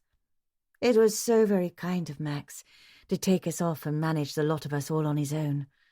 She smiled, and a glorious dimple appeared in her cheek, which made Phillida want to smile as well. Of course, we couldn't all fit in one motor car, but it was still a joyride to the castle. We made a sort of caravan. "I am so delighted you enjoyed yourself, considering everything else that has happened," Agatha said. "It's just so tragic, all of it." Her polite hostess smile faded, and she lifted her cup of tea to sip. Phillida could almost read her friend's mind. Someone in this room was very likely a killer. Someone who was genteelly sipping tea or swirling brandy or nibbling on biscuits or cheese had brutally murdered 2 people. And neither Inspector Cork nor Phillida Bright seemed any closer to determining who the culprit was. Chapter 19. Phillida adjusted her hat so that it sat tilted just so over her right eye. It was a rakish, Trilby-like confection, dyed dark blue, that looked quite well with her bright hair, if she did say so herself. Yellow daisies and thumbnail-sized cornflowers made from silk were arranged in a cluster on one side, and there was a trio of airy blue feathers curling up next to them. She caught up a handbag and gave a nod to Mr. Dobble. He looked as if he hadn't slept any better than she had, although Phillida had made certain there was no physical evidence of her sleepless night, for bags under her eyes simply would not do. Then she marched out into the overcast morning. The Mallowans' motor car was waiting for her right at the base of the front steps, almost precisely where the gaggle of reporters had thronged yesterday. This morning there was no sign of any of them, at least not yet, but it was just 8:30, so there was plenty of time for them to congregate, or, if Stanley were to be believed, lurk about in the wood. Phillida had almost hoped to see the reporters, and among them the blonde-bearded man with the green plaid hat, who claimed to be Charles Waring's friend. Instead, she would have to bear the company of Mr. Bradford as he drove her into Listerly. He was standing by the automobile, looking slightly smarter than he'd appeared yesterday, for today he seemed to have located a proper hat and coat. However, he wasn't wearing gloves, and she automatically adjusted her own spotless white ones, pulling them up over each wrist in turn, instead of making a comment about the lack of his hand coverings. "Back seat all right, Mrs. Bright?" the chauffeur said in a pleasant, well-modulated tone as she approached. He had his hand on the rear door latch, but hadn't opened the door yet. Phillida struggled internally for just a moment before responding, "Of course. Thank you, Mr. Bradford." He opened the door and she climbed in, then smoothed the lemon-coloured skirt of one of her best frocks as she found her seat. It was a decidedly unhousekeeperish dress, for it was neither dark nor plain nor drab. But Phillida didn't often dress as most housekeepers would. She certainly never wore an apron, and she particularly didn't dress like a matron when it was a day in the village or elsewhere away from her duties. The dress was a soft light calico of lemon yellow that should clash with the colour of her hair, but not only did it not clash, it also looked quite well with her colouring. There were tiny white polka dots painted on it, and random ones had been enhanced with French knots, giving the fabric a bit of texture and interest. Over her shoulders she draped a dark blue sweater that matched her hat, and she was glad for it in the cool morning air. Bradford was a good driver, she realised almost immediately, and with abject relief. Perhaps she would be all right sitting in the back seat of the vehicle after all, even with the twists and turns down the narrow one-car road in Listerly. "Where to first, Mrs. Bright?" "The Screaming Magpie, if you please," she told him. He looked at her in the rear-view mirror, lifting his single visible eyebrow. "Bit early for a pint, isn't it?" She sneered at him. Of course I'm not going for a pint. But I'm in need of a kitchen maid, as I'm certain you're aware, and it's the best place to sort one out on short notice. And aside from that, what I do in the village is not your concern, Mr. Bradford. It was only then that she recognised the silent laughter in the lone eye she could see in the mirror. She looked away, tightening her hands over the top of her bag, whilst imagining them going around his throat instead. "No more dead bodies then, Mrs. Bright?" he said after a moment of navigating around a horse-drawn wagon driven by the milkman. "I should think 2 are plenty, don't you, Mr. Bradford?" "They're too many," he replied, and the expression in his eye was now sober. "And you've no idea who's done it." "Why should I have any idea?" she replied coolly. "I'm only the housekeeper. It's up to Scotland Yard to find the killer." He scoffed. "Right.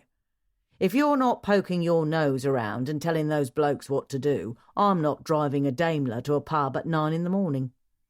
Really, the man was abominably uncivil. How much longer until they got into the village and she could escape? She looked out the window. Through the tall hedges that made the road barely wide enough for one motor car to pass through, she saw the sign for the crossroads at Merton Way. Fiddle! Another 10 or 15 minutes until she could vacate the motor car. "For all I know, you could be the culprit," she replied waspishly, then immediately regretted showing her vexation. What was it about this man who made her speak without thinking? "It's all right," he said agreeably. "After all, I came on the scene at Mallowan Hall, and within hours a man is stabbed and a woman is beaten to death. I'm tall enough and strong enough to do both. I'm brusque and rude, and I don't like to be bothered when I'm working." It wasn't as if those very thoughts hadn't occurred to Phillida. In fact, they had last night, while she tried to sleep, in vain, knowing that a killer must be somewhere in the house. She had locked the door to her rooms for the first time since coming to Mallowan Hall, and had informed Stilton and Rye that not only were they to rouse her immediately if anyone attempted to breach the doorway, but they should use their claws, teeth, and whatever other weapons were at their disposal to discourage the intruder as well. As she'd lain there, unable to sleep, all sorts of possibilities had rambled through her mind, including the very points Bradford had just made, along with another he'd neglected to mention: the fact that he knew some very specific details about the first death. "Stabbed in the neck," he'd said. "Not a pleasant way to go. Not easy to get it right into the carotid effectively, and it takes a long while to bleed out." Not that it was a secret how Charles Waring had died, but the way he'd spoken so knowledgeably about the specifics stuck in her mind, and he had been acting strange, sneaking about, looking over his shoulder as he ducked into the garage. But in the end, Phillida had reluctantly dismissed the idea that Bradford had done away with both Charles Waring and Rebecca McArdle. It was the expression on his face, the soft, anguished gasp he'd given when he saw the maid's body and knelt at her side. His reaction had been genuine. She was certain of it. Aside from that, there was another very practical reason he couldn't have done it. "All of that is certainly true," she said smoothly. "However, as disappointing as it may be, there's a simple reason you couldn't have done it." "And what might that be?" "Your shoes don't squeak, Mr. Bradford." "My shoes?" "That's correct. Aside from that, I'm fairly certain you haven't stepped foot inside Mallowan Hall, or at least nowhere farther than the servants' dining room since your arrival, which would make it rather impossible for you to have wandered through the house and somehow stumbled upon the library where Charles Waring waited, unaware that he was about to meet his maker." "Unless he let me in and showed me to the library," the infuriating man pointed out, "and I stabbed him then with a bloody fountain pen." "Without your leaving a trace of mud or dirt on the floor?" she responded tartly. "Highly unlikely." "I might have wiped my shoes, or removed them." She stifled a sigh. Now he was simply being contrary, and she knew the best way to respond to contrariness. Ignore it. They rode in silence for another few moments before he spoke again. "Squeaking shoes. Right then, Mrs. Bright. Tell me again how you aren't poking your nose into this investigation, but first enlighten me on how you know the killer wears shoes that squeak." She folded her lips closed. She did not want to get into details about how she knew that bit of information, for obvious reasons. "You can leave me off at the Screaming Magpie, right there, Mr. Bradford," she said with relief, as the car turned smoothly into the bottom of the main road that wove up through Listley. "I'll be only an hour here in town, I suspect, and I'm certain you have other things with which to occupy your time. Visiting a tailor, perhaps? Or a barber?" He made a noise that sounded very much like a snort, but Phillida refused to acknowledge it. Nonetheless, he did as she asked and eased the motor car to a halt in front of the single pub in town. "An hour, you say?" he asked as he opened the door for her. "Yes, I shall be back here by 10 o'clock. The first time she'd seen Listley, which was when she alighted from the train to take the position at Mallowan Hall, Phillida had immediately felt at home. A stereotypical English village of the sort mentioned in historic travel-ins of England. Listley sported winding cobblestone streets, with many of the storefronts and other establishments built right up to the edge of the road. There were ivy-covered brick buildings with splashes of colour from flower-pots and from small gardens spilling with blooms contained only by spiked wrought-iron fences. Bicycle riders, horse-drawn wagons, pedestrians, delivery lorries and motor cars shared the narrow streets, for there were few walkways. A tiny train station sat outside the little town, a half-mile to the west. The Screaming Magpie was near the centre of a village that barely stretched a square mile. There was an empty, rectangular patch of lawn across from the public house, where the annual beetroot and chickenfoot festival happened, and the bell tower of St. Wendrada's Church cast a long shadow over the green. Its red brick rectory squatted behind it, in the shade of elms and maples. To the north were such establishments as the baker, a tea shop, and the chemist, and the south was a haberdasher and a small general store, whose proprietor, Winnie Pankhurst, was in a constant battle with the chemist, Bartholomew Sprite, because he often carried items Miss Pankhurst claimed weren't pharmaceutical in nature and were encroaching on her general store business. Phillida was always careful to purchase only medications and health and beauty aids from Mr. Sprite and other items from the general store. Word travelled quickly and thoroughly in small villages. Not only was the Screaming Magpie the single pub in town, but it also had rooms to let for the few travellers who came in on holiday through Devonshire. That was the second reason Phillida wanted to go inside the alehouse, for if Charles Waring's friend was staying in Listley, he'd surely be there. The swinging painted sign hanging over the entrance was misleading, for the magpie wasn't screaming. It seemed to be sitting there quite calmly, and Phillida wasn't convinced the creature even was a magpie. The thick wooden door, mounted with heavy black iron hinges, had probably hung at the pub's entrance for more than a century, possibly 2. Phillida assumed that the long, scarred wooden bar counter had been present just as long, not to mention the smoke-blackened ceiling of plaster, the naked oak beams, and the dirt-covered wooden floor. At least, she assumed, there were planks beneath the dirt. If not, she didn't want to know. Inside, the place was dim, and everything seemed limned with dark gold, for electric bulbs hadn't yet made their way to this particular establishment. It was probably just as well that the lighting wasn't bright and white, for Phillida suspected she wouldn't want to actually see that many details. A woman was behind the counter, and Phillida was gratified to see that she appeared to be actually scrubbing its surface with what appeared to be a relatively clean cloth. "Good morning, Guinevere," she said. It felt slightly odd to call the older woman by her familiar name, but no one in the village knew her by anything else. Phillida assumed the alewife was at least 50, based on the deep grooves in her cheeks and the bit of sag to her jowls. She also had a square, masculine chin and surprisingly thin, dark eyebrows, that arched over penetrating brown eyes. Over her curling grey hair, which was the colour of iron and cut short so she didn't have to pin it up, she wore a poor excuse for a mob cap. It covered less than a cupped hand's worth of her head and sagged in the back like a sopping French berry. Her apron was made from heavy cream linen, striped with navy, and beneath she wore a man's work shirt and trousers. She had a lean, spare figure of average height, and her hands were slender and delicate in shape and form, but had acquired numerous scars over the years. Phillida didn't look too closely at the woman's fingers for fear of observing the amount of dirt that might be living under their nails.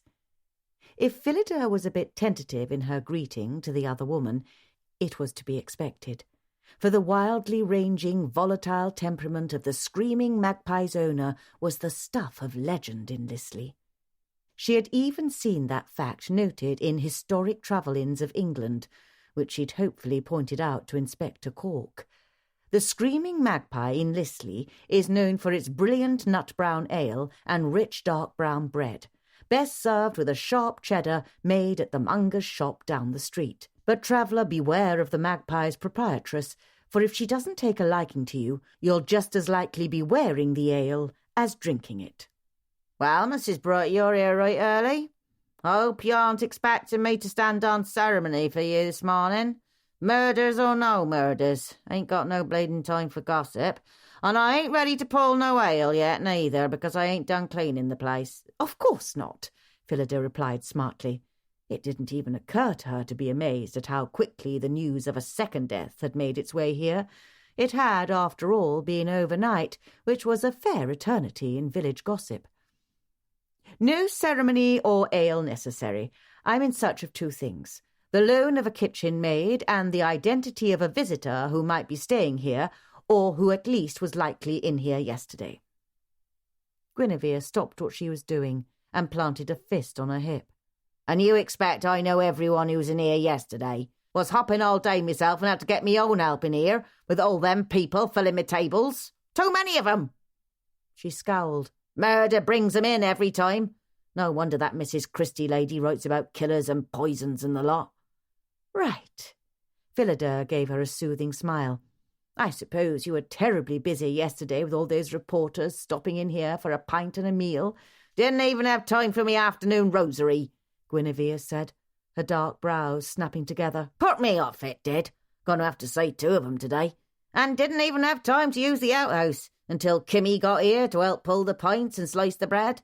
Vernon in the kitchen was rowing with Teddy and he couldn't help. Had her old 2 new casks in last night, I did. Phillida wasn't certain whether to sympathise or to congratulate the woman on the influx of customers. She suspected the latter option would be a mistake, but most business owners would be delighted with a huge rush of business. Instead, she opted to go down her own path. I'm in need of someone like Kimmy to help out up at Mallowan Hall until I can hire a new kitchen maid. You can't have Kimmy, snarled Guinevere. Don't think you can waltz in here and take me help. She scowled again and began to scrub the counter once more. Of course not, Phillida replied stoutly. I wouldn't dream of it, but there ain't no one else looking for work, except Mrs. Barclay's daughter who just come back from working for Lord Tattling. Can't say whether she'd be worth her salt in the kitchen. Scrawny little thing. And that's why I ain't having her in here. Couldn't lift a cask of ale if she tried, but you could ask. And then there's Miss Pankhurst's sister, just come back from a visit to their aunties lying in. Mouthy thing she is, but I wager Mrs. Puffley wouldn't take none of her guff. Thank you for the... Then there's Opal Stam. She's just turned 13 and her mamma said how she's looking for work and she's wanting to get out from underfoot at home where she won't have to feed her. Might not trust her with a knife, but she can do other things. That's Mrs. Stam's girl down the way round the bend from the butcher, house with the blue shutters. You'll know it's the right one from all the brats squalling. She's got 8 her own and her eldest just had 1 more of hers. Well, said Phillida, all of those sound very promising. Thank you very much. She hesitated, then, despite the possibility of setting Guinevere off into another rant, she plunged in again. There's a man in town, blonde, about 30, has a beard and wears a green plaid Homburg hat. I'd like to speak with him, and I know how busy you've been in here, but I thought perhaps if you happened to see him... She jumped a little when Guinevere slammed a palm down onto the counter and glared across at her. And now what you want the likes of him for? Uncivil prat he is, and I'd toss him out on his arse if he weren't paying for 2 rooms upstairs." She jerked her thumb towards the steps that led to the rooms for let. "I just need to ask him a question. Or 2, Phillida amended silently. "What's his name? Do you know where he might be at the moment?" "Eugene Mustard's what he calls himself, unlikely name if you ask me," said the woman with one of her own. "Mustard? Who ever heard of a family named after the little seeds in the Bible?" "I can't say I have," replied Phillida, trying to keep the peace, because she needed answers to her questions. "Is he still abed?" "How the blazes should I know? Think I go up there and poke around my customers' rooms every morning and evening?" Guinevere's curls vibrated with indignation. "Certainly not," Phillida said. "Well, I suppose I'll be on my way for now. I'd appreciate it if you wouldn't happen to mention to Mr. Mustard or anyone else that I was looking for him." The other woman gave her a sceptical look. "You would, eh? Got secrets of your own, do you? No surprise there, with hair and a figure like that. Probably got lots of secrets, you." She leaned across the counter, nodding. "I know your type." "I'll stop in a bit later to see if Mr. Mustard has returned," Phillida said, and quickly made her escape before the alewife started asking more questions. She didn't want to spook Eugene Mustard away before she had the chance to talk to him. She suspected he wouldn't be terribly enthusiastic about submitting to her interrogations, and she certainly didn't want to risk having a conversation in which Guinevere started dissecting and surmising about her own background. Despite the overcast day, it was refreshing to be outside the dim, smoky public house. It was mild enough that Phillida could remove the sweater from her shoulders, and she tucked it into her handbag as she made her way to the Stam household. Of the options Guinevere had listed, Opal Stam seemed the most promising, for if she worked out, she could possibly become a permanent member of the staff. Benita would be delighted to move up to second kitchen maid, and the new girl could take over the scullery duties. Less than 30 minutes later, Phillida had satisfactorily concluded her business with Opal and her mother. She had to admit she was rather surprised that Mrs. Stam didn't have the least bit of hesitation about sending her daughter off to work in a manor house that had had 2 murders in one day, and where the mistress knew all about poisons. Phillida had made arrangements for the girl to ride back to Mallowan Hall with her and Bradford when they left from the pub at 10 o'clock. As she'd hoped, Phillida had a short while before the meeting time, and even if she was later than the planned 10 o'clock appointment, Bradford would have no choice but to wait for her. For some reason, that made her feel less rushed and even a bit complacent. She turned down a very narrow street that was hardly more than an alleyway and came out on the other side to a winding road and a sign that read, "Dr. Bat, General Physician." A little bell jangled above when the maid let her in. "Good morning, ma'am." "Good morning. I'd like to speak with Dr. Bat if he's available. I'm Mrs. Bright from up at Mallowan Hall." The maid, dressed neatly in a crisp navy frock with a white muslin apron, of which Phillida heartily approved, disappeared into a back chamber. Moments later the door opened, and the maid gestured her through. Dr. Bat rose from behind his desk. "Mrs. Bright, how nice to see you again. I hope you're feeling all right," he said in his precise accent, and beamed at her. "Please, have a seat."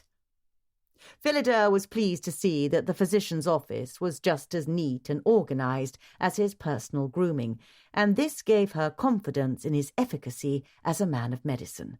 As Poirot would say, order and method, and the doctor had both in spades when it came to his workspace, his clothing, and his lush moustache.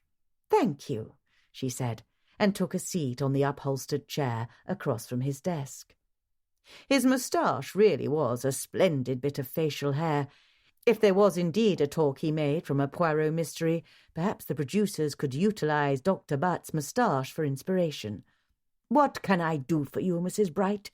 I hope you're not feeling ill or out of sorts." "Not at all. I'm healthy as an ox and always have been. I'm here because I wanted to ask you a question about Mr. Waring." "I see." Dr. Bat settled back in his chair, tenting his fingers together, A gleam in his eyes indicated he was more than happy to discuss the situation. "You examined the body. Could you tell me whether he'd been stabbed from the front or the back?" His moustache stretched in a wide smile. "So that you can determine whether the killer was left-handed or right-handed? No, Mrs. Bright?" She bowed her head modestly, but not before allowing him to see the gleam of appreciation in her eyes. "The injury was from behind, which would lead one to believe the murderer used his right hand. Indeed, I mentioned that bit of information to the inspector late yesterday." Then the curve of his moustache flattened. "And I'm so sorry about the poor little maid. Rebecca was her name? You were the one to find her as well?" Phillida nodded.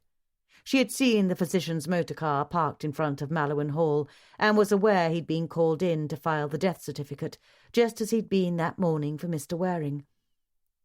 "Whoever did such a thing to her is a very evil person, and I'm asking these questions because I want to help find out who that person is."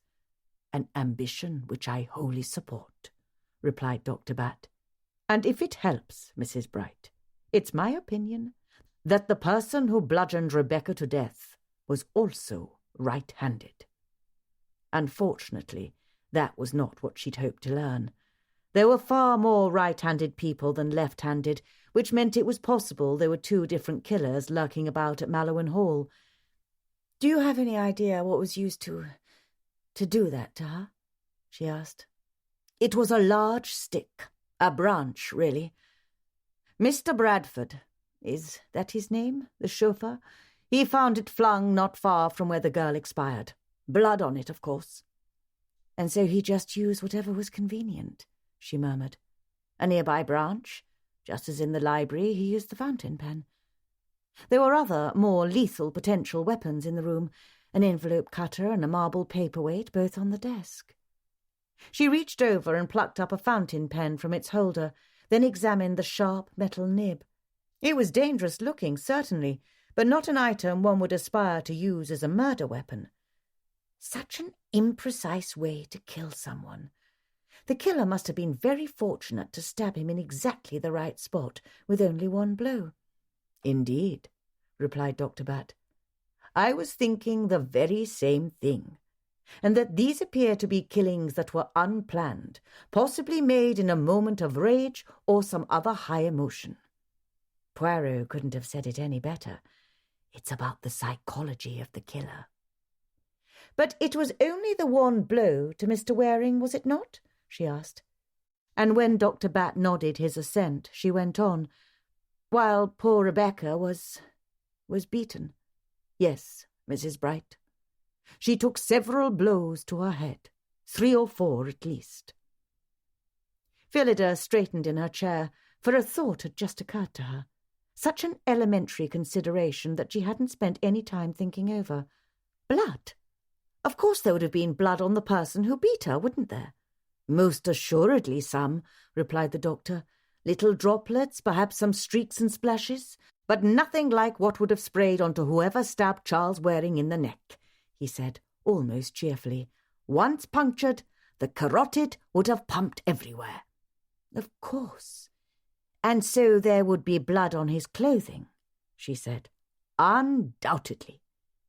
"Was there anything else interesting or unusual that you noticed about Mr. Waring or Rebecca?" "As it turned out, Mr. Waring seemed to have had quite a lot to drink before he was killed, which might have contributed to the relative ease with which the murderer was able to stab him. I could smell it on him, and a blood test agreed with my surmise. Thus he would have been less able to defend himself against the attack. And since the killer came from behind, if Mr. Waring was very drunk, which he appeared to be, it would have been far less imprecise to puncture the carotid with one movement." "All right, then. Thank you very much, Dr. Batt. I appreciate your forthrightness." Phillida rose to take her leave. He stood as well. "There was one other thing I noticed. Perhaps it's relevant, perhaps not." "What was that?" "Mr. Waring had a bit of lipstick on his collar. just here." Dr. Bat touched the left side of his neck. "Well, that's quite interesting," Phillida said, cocking her head. "Who on earth would that be from? One of the Mallowans' guests? Surely not, but why not?" "What colour was the lipstick?" He blinked. Red?" "What sort of red?" Isn't red simply red?" "Of course not. There are many different shades of red, and knowing which it was might assist in determining who was wearing the lipstick." When he continued to appear confused, she said, "Was it the sort of red like a claret, or the red of a rose, or like a poppy? Like a ruby, or an apple, or a dark plum?" He smiled wanly. "I'm not certain, Mrs. Bright. It just looked red to me." She hid her disappointment with his lack of order and method and smiled. "Very well, then, Dr. Bat. I think it's very important that Mr. Waring was apparently with a woman some time after dinner and before he was killed." "Precisely my thought. I wonder who it might have been." Now that they were past the questions of shades of red, his eyes danced with interest once more. "Thank you again for all the information. It was quite nice to see you again, Mrs. Bright. I do hope that you'll feel free to contact me for any future problems or questions," he said, as he gestured for her to precede him through the doorway. "I only hope that it won't involve any more murders, and might, as a far more pleasant alternative, include a cup of tea at the cafe." Phillida smiled at him and was just about to reply in the affirmative when she heard a low squeak. She stopped, and he nearly bumped into her. There was another quiet, almost imperceptible creak with his movement. "Your shoes," she said. "They squeak." Yes. Well, one of them does." He appeared more than a little embarrassed.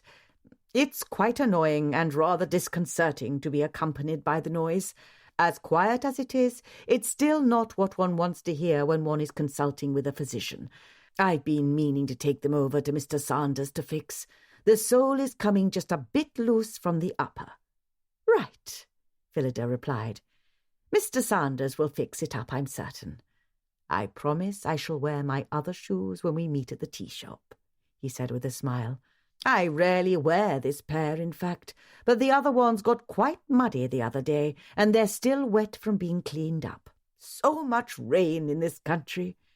"Yes, of course," she said absently, her mind working rapidly. "I shall look forward to seeing you soon. Incidentally, my days off are Tuesday and Friday afternoon. Thank you again, Dr. Bat, for the information. You've given me quite a bit to think about." Chapter 20. Phillida found Opal Stam waiting in front of the Screaming Magpie. She was nervously eyeing the Mallowans' automobile, and Bradford was nowhere to be seen. Tusking with annoyance, Phillida checked the timepiece tucked into her handbag and noted that he was more than 5 minutes late for their meeting time. "Opal, you may wait in the motor car, or just there next to it," she said. "It shan't be very much longer." It very well better not be very much longer, she thought to herself, then decided to take the opportunity to check inside the pub once more for Mr. Mustard's whereabouts. As soon as she stepped across the threshold, Phillida discovered that Bradford was sitting at the bar counter, next to a bearded blonde man wearing a plaid green Homburg. Of all the... Was it merely coincidence, or had Bradford somehow anticipated her? Phillida shrugged off the moment of exasperation, for it would be counterproductive to be annoyed about the very thing she'd hoped for, to have the opportunity to talk to Mr. Mustard. True to her word, Guinevere had not pulled any ale. Phillida was privately pleased that the woman's poor service was extended to the 2 men at the bar and not just to herself. In fact, the proprietress seemed to be berating one or both of her customers. "Messing up my counter. Just cleaned it, and I ain't open for business." "But what about a piece of that delicious bread?" asked Eugene Mustard, in a voice that sounded a bit like a whine. Perhaps with a slab of cold roast? Or an egg done up just right? Don't need to tap a keg to. I said I ain't serving no one till 11 o'clock. No ale, no bread, no blasted roast beef. What do you think this place is? A bleeding cafe? Now get your filthy elbows off on my clean counter. And you too, you big lug. Creaking around on that stool like you are. Trying to break it, are you? This last was directed at Bradford, and Phillida could hardly control a smile as she approached the melee. "Mr. Mustard," she said, having no reason to speak to the chauffeur, who, shockingly, had slid off the stool as directed, which, by the way, seemed perfectly capable of accommodating his solid, lean physique. "Who's asking?" The stranger turned from the bar, a scowl on his face. But when he saw Phillida in her pretty yellow dress, neat gloves, and rakishly coy hat, his expression changed to one of interest.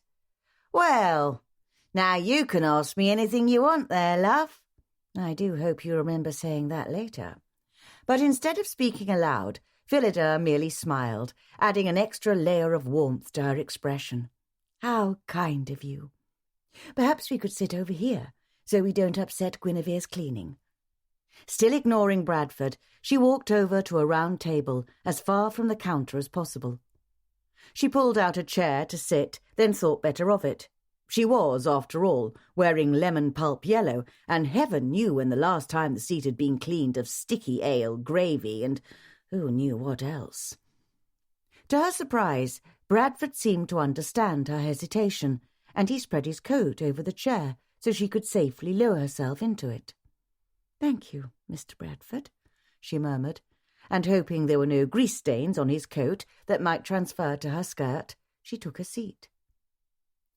Eugene Mustard glanced at Bradford, as if to measure his potential involvement in the conversation, but the chauffeur had stepped away. Bradford leaned against the wall of the pub, his arms crossed over his middle, his head nearly brushing the low ceiling, and proceeded to look bored.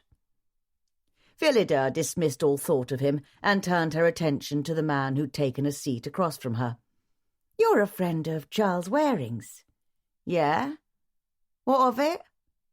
His affability faded a little, but Phillida gave him a sympathetic smile and pressed on. "I'm sorry for your loss. Scotland Yard is working hard to find his killer," she said, trying not to sound sceptical about the possibility of that result actually coming to fruition. "I understand you had an altercation with and spoke to one of the footmen from Mallowan Hall yesterday." "Yeah? What's it to you?" Mr. Mustard no longer appeared quite as eager to answer her questions. "Bloke tried to pop me one, he did, and I gave him something to think about. Nearly went around with him, but it was the newspaper reporter really made him bleed." He smirked. "Saw them going at it after. Fists flying, blood everywhere." Phillida felt a trickle of relief that Stanley's story had at least that element of truth to it. After all, he had had blood on his clothing, and she'd read enough murder stories to know never to dismiss anyone, no matter how unlikely or cherished, as a suspect. "I want to know why you and Charles Waring came to Mallowan Hall. Now listen here, lady. I don't know why you think it's any of your damn—" A shadow fell over the table, broad and long and dark. Phillida didn't have to look up to know that Bradford had moved to loom over them, interfering lout. "What?" said Eugene Mustard, though his voice was a trifle thready. "You'll speak to Mrs. Bright with respect," said Bradford, completely ignoring the hypocrisy of his words. "And you'll answer her questions very politely." The other man muttered something unflattering under his breath, but obviously decided that complying was his best option. "Charlie rang me up about 2 weeks ago and said as how he wanted to try something out for his story. It'll be fun, because he was going to go undercover, and he wanted to borrow my Aston Martin." "A story?" Mr. Waring claimed to be from the Times when he arrived at Mallowan Hall, and we know that's not true. I suggest you keep to the truth, Mr. Mustard." He exhaled a long breath, and Phillida was forced to lean back in order to remove her nostrils from its not-so-fresh proximity. Fine, then. But Charlie was a writer and a photographer. He did stories for magazines. That wasn't strictly a lie. He just wasn't exactly on an official job at the time. Mr. Mustard drummed his fingers on the table. Do go on, and let's keep strictly to the truth now, shall we, with no embellishments. Right, well, Charlie had what do you call it? A vendetta, yeah, that's what it was. He had a vendetta against a bloke, and he'd found out he was coming here to Lisley. What sort of vendetta? He sighed, rolled his eyes, took off his hat, and scratched his head. Dunno, really. Something about the bloke not treating his woman right or the like? Phillida abhorred ambiguous pronoun usage. This, bloke was treating exactly whose woman poorly? Mr. Waring's or his own? I think it was his wife. The bloke's, I mean to say, Mr. Mustard added quickly, when Phillida's face turned thunderous. Dunno. Suppose Charlie took exception to the way the toff treated his wife.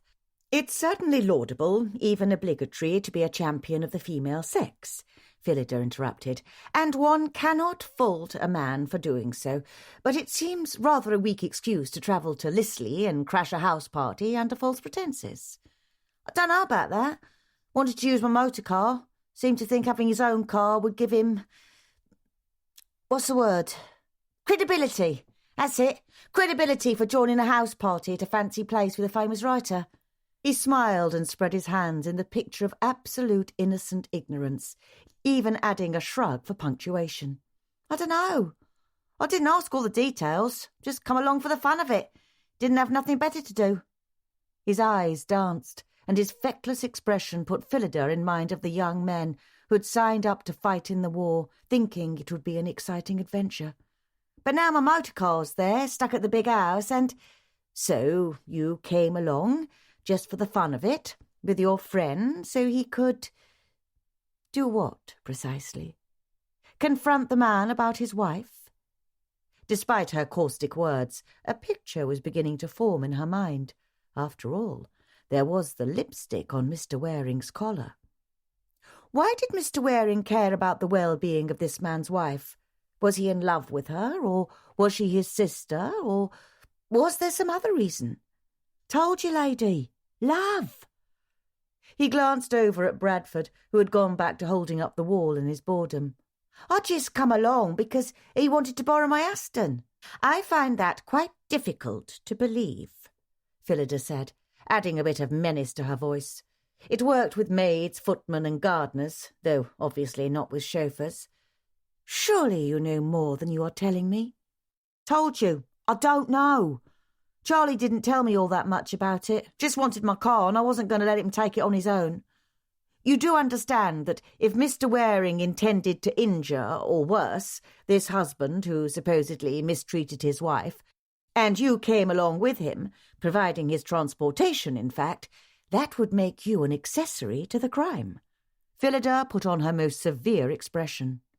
Right, but it weren't the toff what was married to the woman up and died. It was Charlie who got dead, he sneered back. So, who's the accessory now?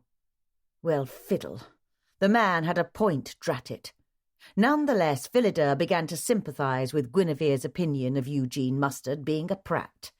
Clearly, Phillida said in a firm voice, if Mr. Waring intended to confront this man who mistreated a woman, presumably the man's own wife, he must have loved her in order to be motivated to do so.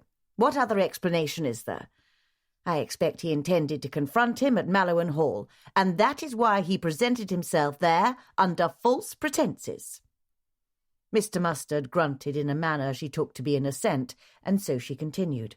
So, he must have accosted the husband, and things went wrong, and he ended up getting himself stabbed with a fountain pen. Therefore, you must tell me everything you know about this husband and his wife, and whatever you remember about Mr. Waring's plans. And have you locked me up for an accessory to crime? No, thank you, lady, He pushed away from the table, but his attempt to flee was aborted when a strong hand clapped onto his shoulder and pressed him back down into his seat. I believe your exact words were, "Well, now you can ask me anything you want there, love," Bradford said, before baring his teeth in a cold smile. The implication being that you'd gladly answer. Eugene Mustard did not look happy, but he was at least self-preserving enough to comply. I don't know the husband's name. I don't. All I know is he's a toff with a fancy car and a pretty wife is all. All right, then. How and when did Mr. Waring meet this mistreated woman, this pretty wife? Obviously, Charles Waring didn't move in the same circles as the guests staying at Mallowan Hall, which was why he'd felt the need to borrow Eugene Mustard's automobile. Let me guess. It was when he was taking photographs at the Duck Pond Derby event, wasn't it? At Bunda House in May. Mr. Mustard was clearly taken by surprise. His eyes widened, and it took him a bit too long to respond, as if he had to scrabble around for the words. But when he did, his explanation was smooth. That's right. Charlie was a photographer, come in for the weekend. He was doing a story for some feature in a magazine. Might have been Life. He's a right bloody good writer, he is. Was, I mean, Mr. Mustard said. His face crumpled a little, as if he'd just realised he'd never see his friend again. Won some awards and all, even. He shook his head. And so he must have met the woman whose honour he intended to defend, or more, whilst at the charity festival. But why wait until now to confront the husband? Tell you, I don't know, Eugene Mustard said, his voice strident. Just want to know who killed my mate. That is precisely why I'm asking you these questions, Mr. Mustard, she said sharply. Now, if you could please cease with the hysterics and give me whatever details you have, no matter how small or insignificant, we will be closer to discovering what you want to know. He glared at her, but did as she asked, and ceased his hysterics. What else do you want to know?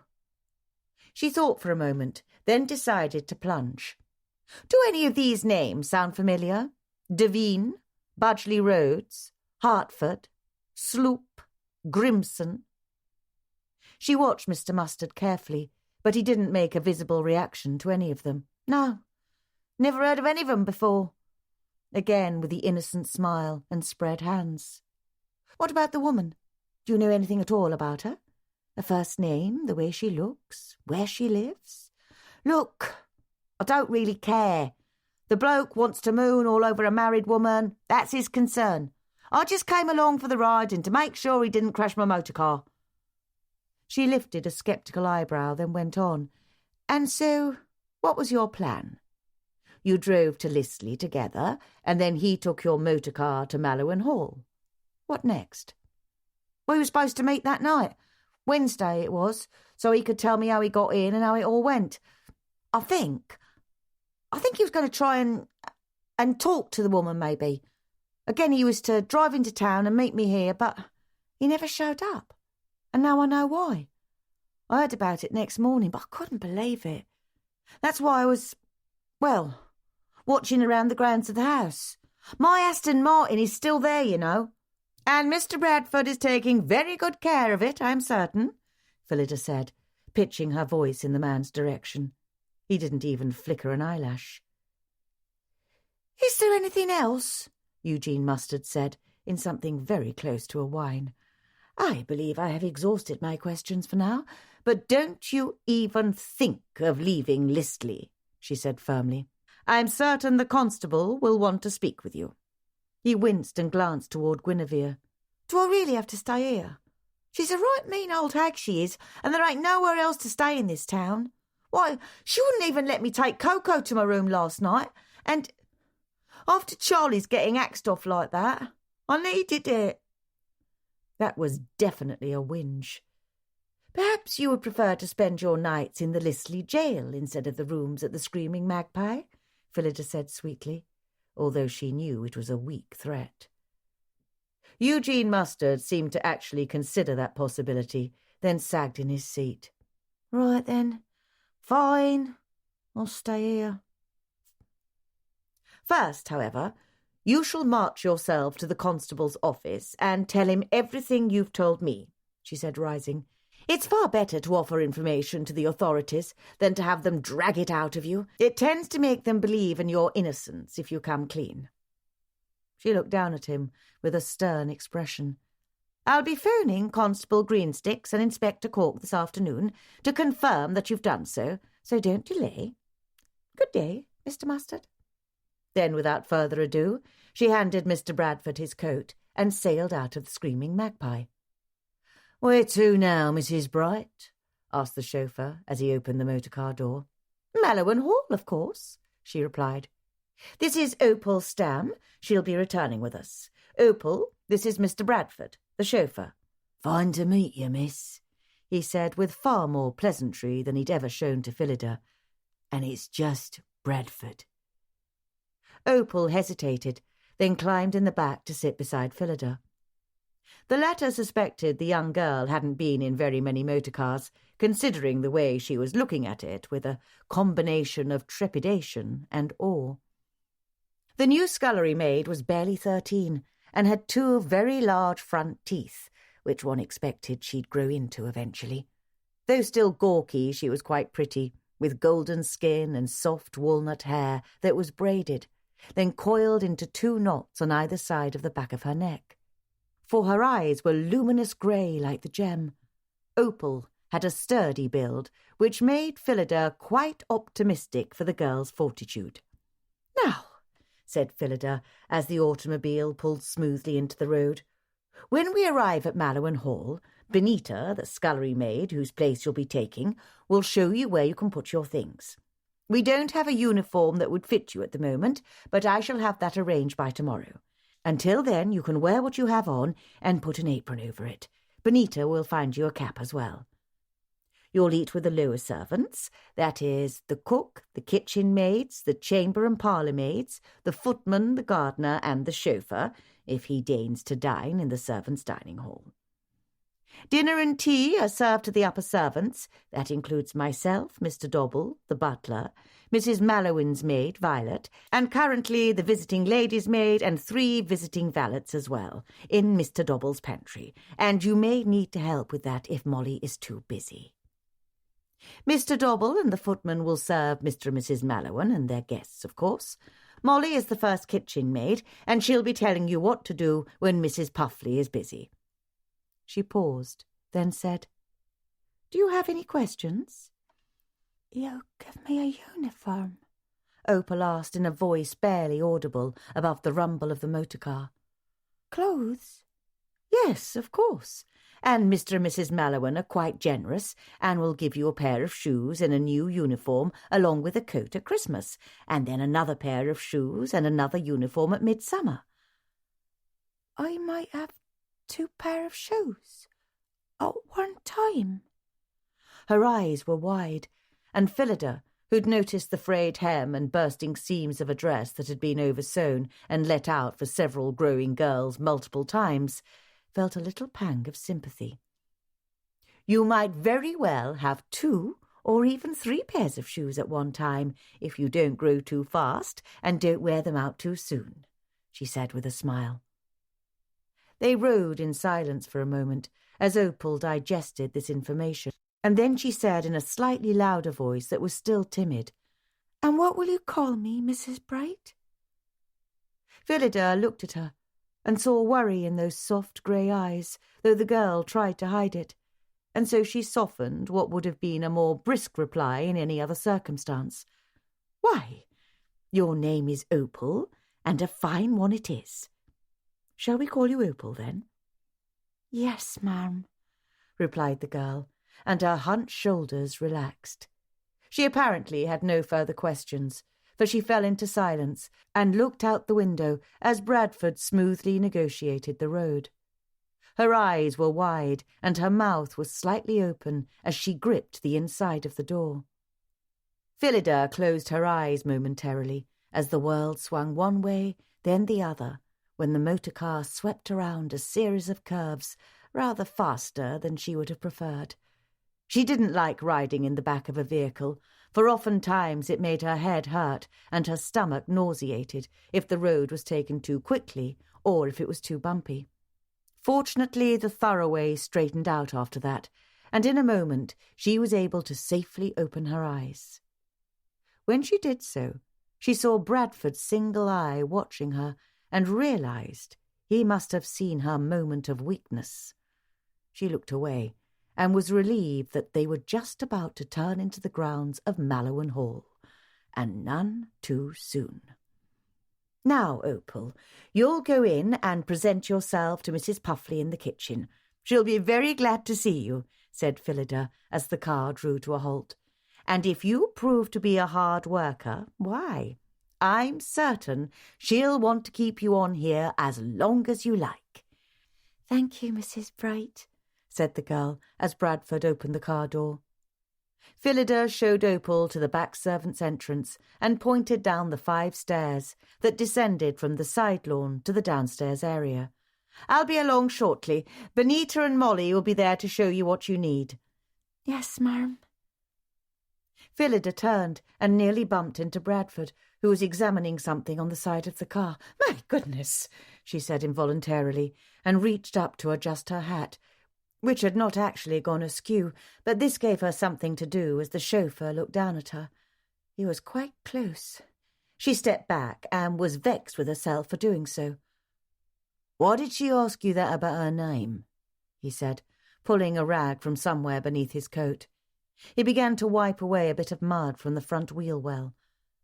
A bit unsettled by such an unlikely question, Phillida faltered. "Why, I suppose it's possible she knew of some other maid who'd been given a name by her employer. Some people can't be bothered to learn the names of all their servants, and so the parlour maid is always Susan, the first footman is always John, and the cook is merely Cook, and so on. I believe Lord Sturgeon perpetually has a valet named Brutus." Bradford, who straightened up at her explanation, seemed taken aback. He made a disgusted sound, then went back to buffing the tiniest specks of dirt off the crossley. Taking that as an end to their conversation, such as it was, Phillida turned to go into the house. "His shoes didn't squeak," Bradford said. Phillida halted and pivoted back to look at him. "I didn't anticipate that they would. Eugene Mustard couldn't be the killer." "And why not?" "One must consider all possibilities, even the most unlikely. He could tell us any story he wanted now that his so-called friend is dead. Maybe they weren't mates at all, and he followed him here just to murder him. What a plot twist that would be in a detective story." Phillida sniffed. "I've already made that suggestion to Mrs. Agatha, if that's what you're getting at. A stranger's body being found in the library. But it would be impossible for Eugene Mustard to gain access to the house." "Unless Charles Waring let him inside, and they had a row, and things went bad," Bradford replied. "Badly," she muttered. "What did you say?" She looked away. "Never mind. I suppose it's possible, but very unlikely. After all, how would Mr. Waring get Mr. Mustard's motor car if they weren't friends?" "Right then. I suppose you have a better suspect, do you, Mrs. Bright?" "Of course I do," she said, although she hadn't quite settled on one particular suspect yet, for motives were still few and far between, although she did have some ideas, especially since her interview with Eugene Mustard, and she certainly hadn't ruled him out. His story had had so many holes in it, she was reminded of an old pair of socks. The question was whether he'd made up the story, or whether Mr. Waring had done so. Bradford gave her a satisfied look. "I knew you were trying to investigate the murder." Phillida clamped her lips together. It was really best not to even respond to the man. He always had something to say that would irk her. "Good day, Mr. Bradford." Once again, she started back to the house. "I could have 2 pairs of shoes," he called after her. Phillida ground her teeth but didn't stop walking. She decided to move Bradford to the top of her suspect list, simply out of spite. Chapter 21. Unfortunately for the proceedings of her criminal investigation, Phillida was hailed by Mrs. Puffley when she walked past the kitchen. She had no choice but to make a detour and venture into the loud, steamy, busy room. Benita was plucking feathers from one of a row of 5 ducks, and Molly was doing something at the far end of the long table that Phillida couldn't discern, but it involved loud, vigorous chopping. The temporarily banished Stanley had his injured foot propped on a stool whilst he churned butter. He appeared far less flirtatious than usual, being required to work in the kitchen at tasks well below his status. "She'll do, I think," said the cook, who was whipping a huge bowl of eggs with her powerful arm. "Seems to have a brain in her head." "Excellent. Please keep me apprised," said Phillida. It was her intention to go on and check in the still room to see whether Lizzie had finished the rosemary water and then head to the laundry to look for bloody clothing, just in case someone had been foolish enough to send it down. But Puffley had more to say. "Poor mite, that Rebecca," she went on. "Had horrible nightmares last night over her," she sniffled. "Locked my door, I did, and I'm not ashamed to say it. Better turn the eggs boiling there, Benita, or old Dent will grouse us about the yolks another day. What do you think about getting a dog for the yard there, Mrs. Bright, to keep away intruders and the like?" A dog? Phillida didn't think at all about getting a dog. She didn't care to be jumped at, slathered over, or panted upon, and she was quite content with the company of Stilton and Rye, thank you very much, insofar as beasts went. One of the reasons she liked working at Mallowan Hall was that the Mallowans didn't ride or hunt, and therefore there were no canines to bark or whine or jump or lick or do any other unpleasant activities related to their species. Peter didn't count because he was old and quiet and stayed with Mrs. Agatha most of the time. "Certainly not. Bert, Mrs. Puffley, you're going to whip that bowl right off the table, and then we'll have a waste of good eggs, not to mention a scrub of the floor. I've things to which I must attend, and so I shall leave you to your business." And she marched out of the kitchen before the cook could drum up another complaint, suggestion, or argument. A brief look into the scullery found Opal elbow-deep in water, scrubbing the pots, pans and serving dishes from the staff's breakfast. The fact that the girl was humming to herself made Phillida smile. As expected, Lizzie was in the still room, and to Phillida's satisfaction, she'd already begun work on stuffing fresh perfumed bags for the bureau drawers. The balance of dried lavender and chamomile smelled just right. "Right then, that looks very good," she told the maid. "Now, I want to ask you about when you cleaned up the bedchambers yesterday. Did you find any clothing with blood on it, even a bit, or perhaps a rag that might have been used to wash up?" Liz's eyes went wide, and then her mouth opened a little. "Oh, Mrs. Bright, you're looking for clues, are you? Just like Mrs. Agatha's detectives, you are." Then her face fell a little.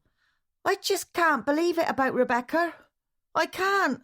I don't even want to go to the outhouse on my own, and so Bess and I are taking turns going together, aren't we then? Standing watch and all." "I'm relieved you're doing so, but quite honestly, I don't believe anyone is in danger. Rebecca was a target because she used to work at Bunda House, I've come to conclude, and must have known something the, killer wanted to keep quiet." Phillida felt another pang of sadness over the loss of the young woman's life. Lizzie looked around, as if to ensure they were alone, then said in a low voice, "Mrs. Bright, I should tell you something." "And what is that?" Phillida replied, moving to close the door, just in case. "Rebecca, she was very upset about something that happened. It was on the day everyone arrived. Wednesday, it was. I found her in the storeroom there, I did, and she was, well, she looked like she'd seen a ghost. Her face was dead white, it was, and I thought she was going to faint. I made her sit down. I feared she was going to fall over," she said, emphasising the last bit, as if to excuse them for taking a break from their duties. She were all shaking real bad, like leaves in the wind, she was. Phillida made a soft, sympathetic sound, but was loath to speak until Lizzie was finished.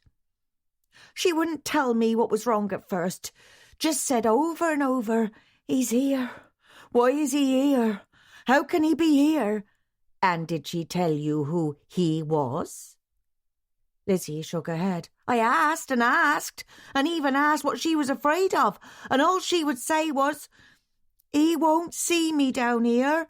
I'll stay in the kitchen." Phillida suppressed a sigh of frustration. She loathed it when important witnesses conveniently died in murder stories before they got to tell their secrets, and it appeared that this phenomenon was also true in life. Can you remember exactly when this happened? What you were doing? What was she doing? It was after dinner upstairs, Lizzie said, and this time Phillida couldn't fully suppress her sigh. The maid looked at her as if fearful she'd done something wrong, but Phillida waved a hand for her to continue and said, No, I was simply hoping it was before all the guests had arrived, and that would help to narrow down who might have been the man who upset her. Right. I only wish she'd told me more, Lizzie said.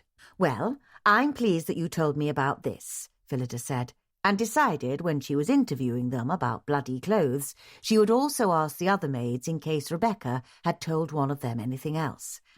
And I hope that if you think of anything else, she said, or anything else you noticed, you'll tell me straight away.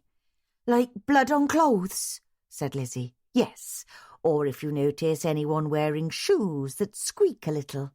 Oh! Lizzie's eyes widened. Why is that important? Phillida hesitated, then plunged on. I happened to be nearby when I heard someone searching through Mr. Waring's bedchamber. I didn't see the culprit, but I heard him leaving, and his shoes squeaked a little. Do you think it was the killer? Lizzie said, her eyes going so wide. There was a large white ring around each dark iris. I am quite certain of it, Phillida replied. And therefore, if you hear someone wearing squeaking shoes, I suggest you remove yourself from the proximity immediately and inform me or Mr. Dobble at once. Lizzie gulped so deeply she seemed to be swallowing air, and it was a moment before she could form words. Mrs. Bright, I did hear a squeaking sound only yesterday, I did, when I was doing up the second floor, or was it the third floor? I don't remember, but I did hear it because I said to myself, why didn't that person get their shoes fixed? It's an annoying sound, ain't it? And it's only to have the cobbler fix it by tightening up the parts of the shoe. My pap was a cobbler, he was, she explained, and people brought to him squeaking shoes all the time, they did. That's very helpful, Phillida said, trying to keep the exasperation from her tone. Why couldn't other people notice things, observe closely, remember details? Can you think very carefully and try to recall where you were when you heard that sound? What you were doing? It could be very important. Liz's face twisted in what Phillida took to be an expression of deep concentration, and she forced herself to remain silent as the girl went through her mental gyrations. After what seemed like forever, she spoke slowly. Were right after the rosebud room, because I had to wring out the mop in the bathroom, and I bumped my elbow on the corner of the sink, I did, when I was doing it, and it was prickling bad up and down my arm, it was, when I heard the sound. And that's why I noticed it, because I was already steaming, and I thought to myself, why didn't they see to those dratted squeaking shoes? She looked at Phillida and smiled. That sure did work, to remember just where I was. The second floor, marm, and I was in the bathroom, right on the end. That meant she was on the floor where the Devines, Mr. Grimson and the Hartfords were staying. Phillida made note of this, and also of the fact that it didn't relieve Mr. Sloop or Mr. Budgley Rhodes of suspicion simply because their rooms were on the floor above. And did you see anyone when you were there, either before or after you noticed the squeaking shoes? No, marm, because when I heard the shoes, I kept myself out of the way so as not to bother whoever it was, Lizzie said proudly. as if it had been a sort of maidservant test as to whether she'd been seen or heard. "Very well," Phillida said without expressing her disappointment. "No one was speaking or talking? What time was this?" "No, marm. It was very quiet, it was, but for the shoes.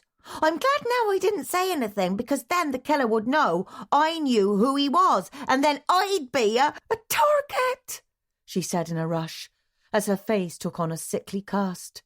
"Oh, mercy me, Mrs. Bright! What if he knows I heard him and thinks I saw him and he comes after me?"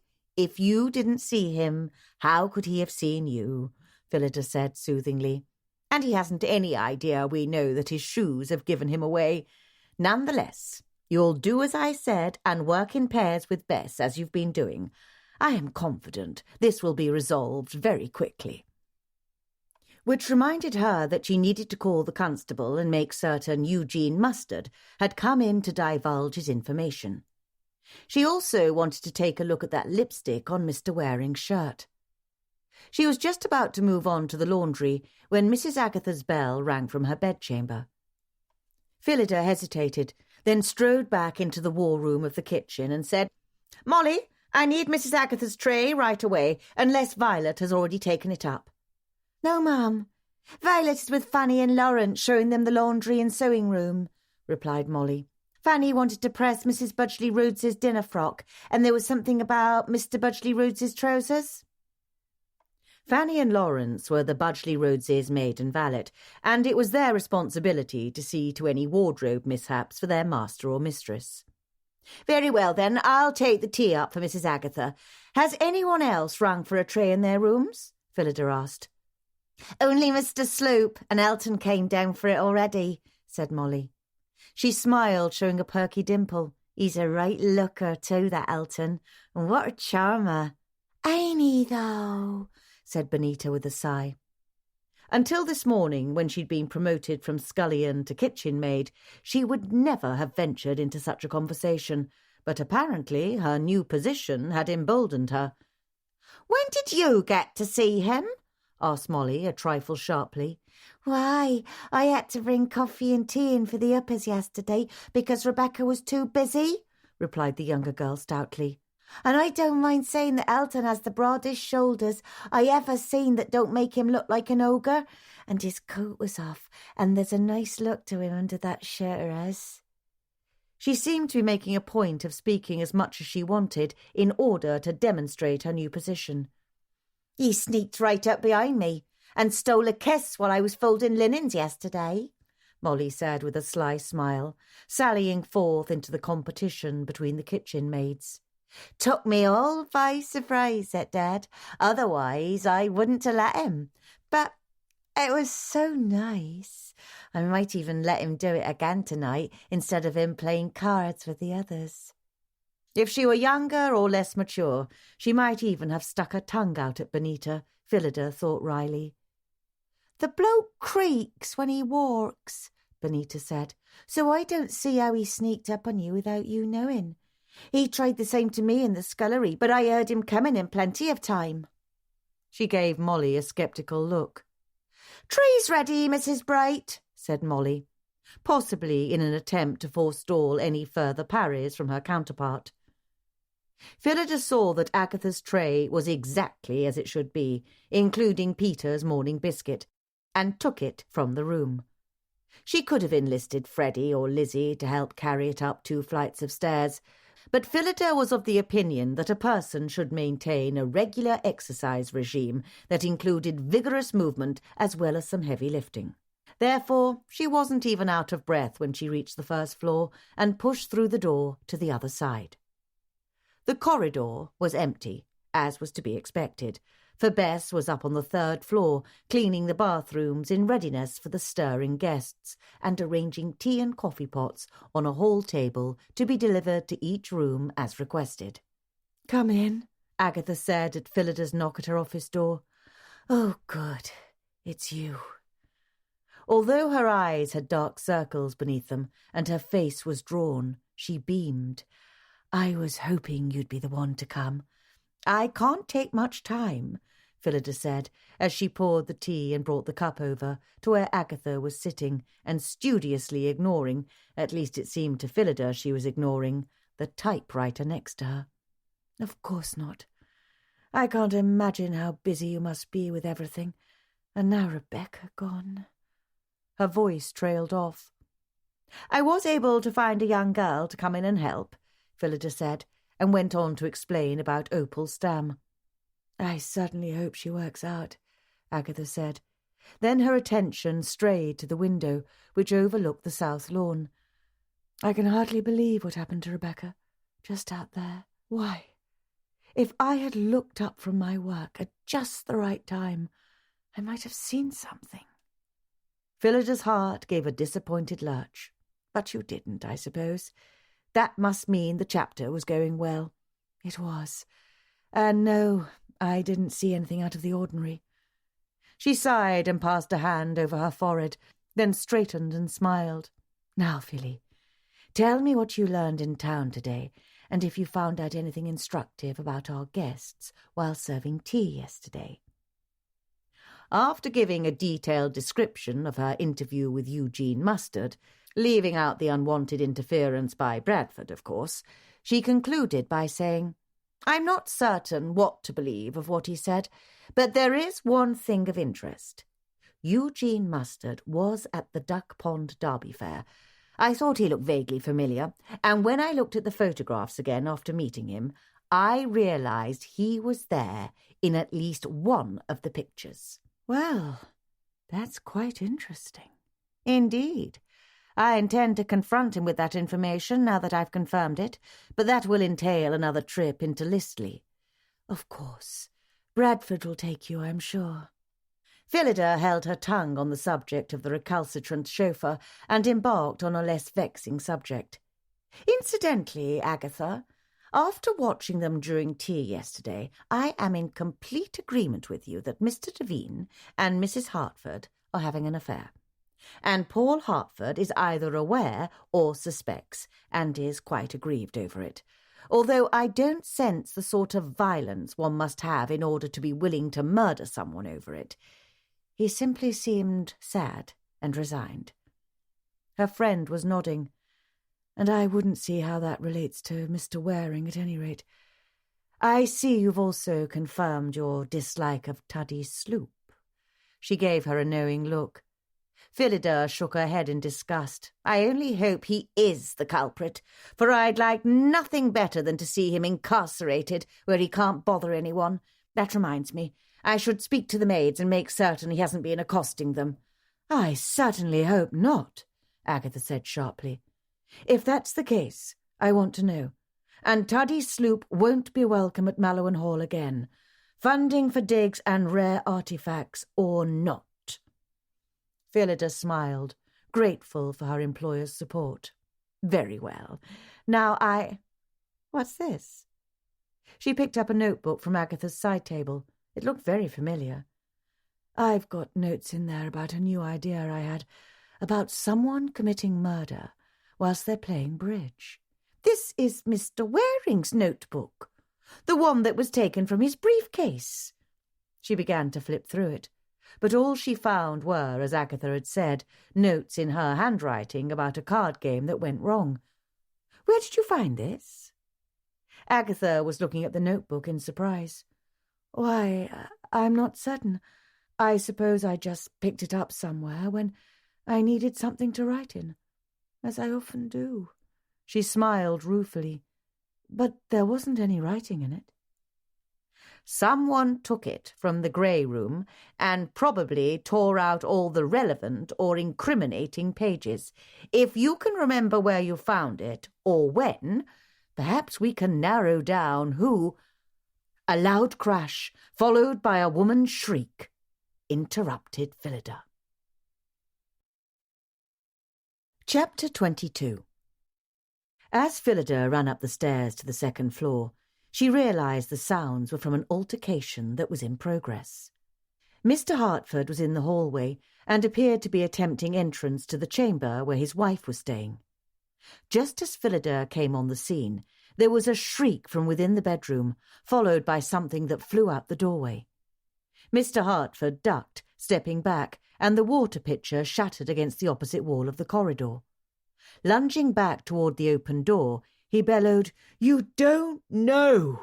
Leave me alone!" his wife cried, looking as far from her normal cool elegance as possible. "Go away, you and your—" Her words were lost under another crash, followed by a shriek of fury and a dull thud, which Phillida imagined was the lovely olive wood statuette that decorated a side table in the room, or at least that had decorated a side table. By now the Devines and Mr. Grimson had emerged from their respective rooms and were peeking out into the hallway. Mrs. Devine was 2 doors away from Mrs. Hartford, and her husband was across the hall from the altercation. The shattered pitcher had just missed hitting his door.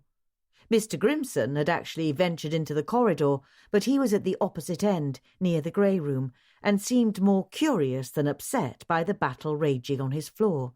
"Now see here, Amelia," Mr. Hartford said, with a glance at the spectators. "Perhaps we could—" "Get out!" she cried, and there was the flash of a slender arm bared by the full sleeve of her silky robe.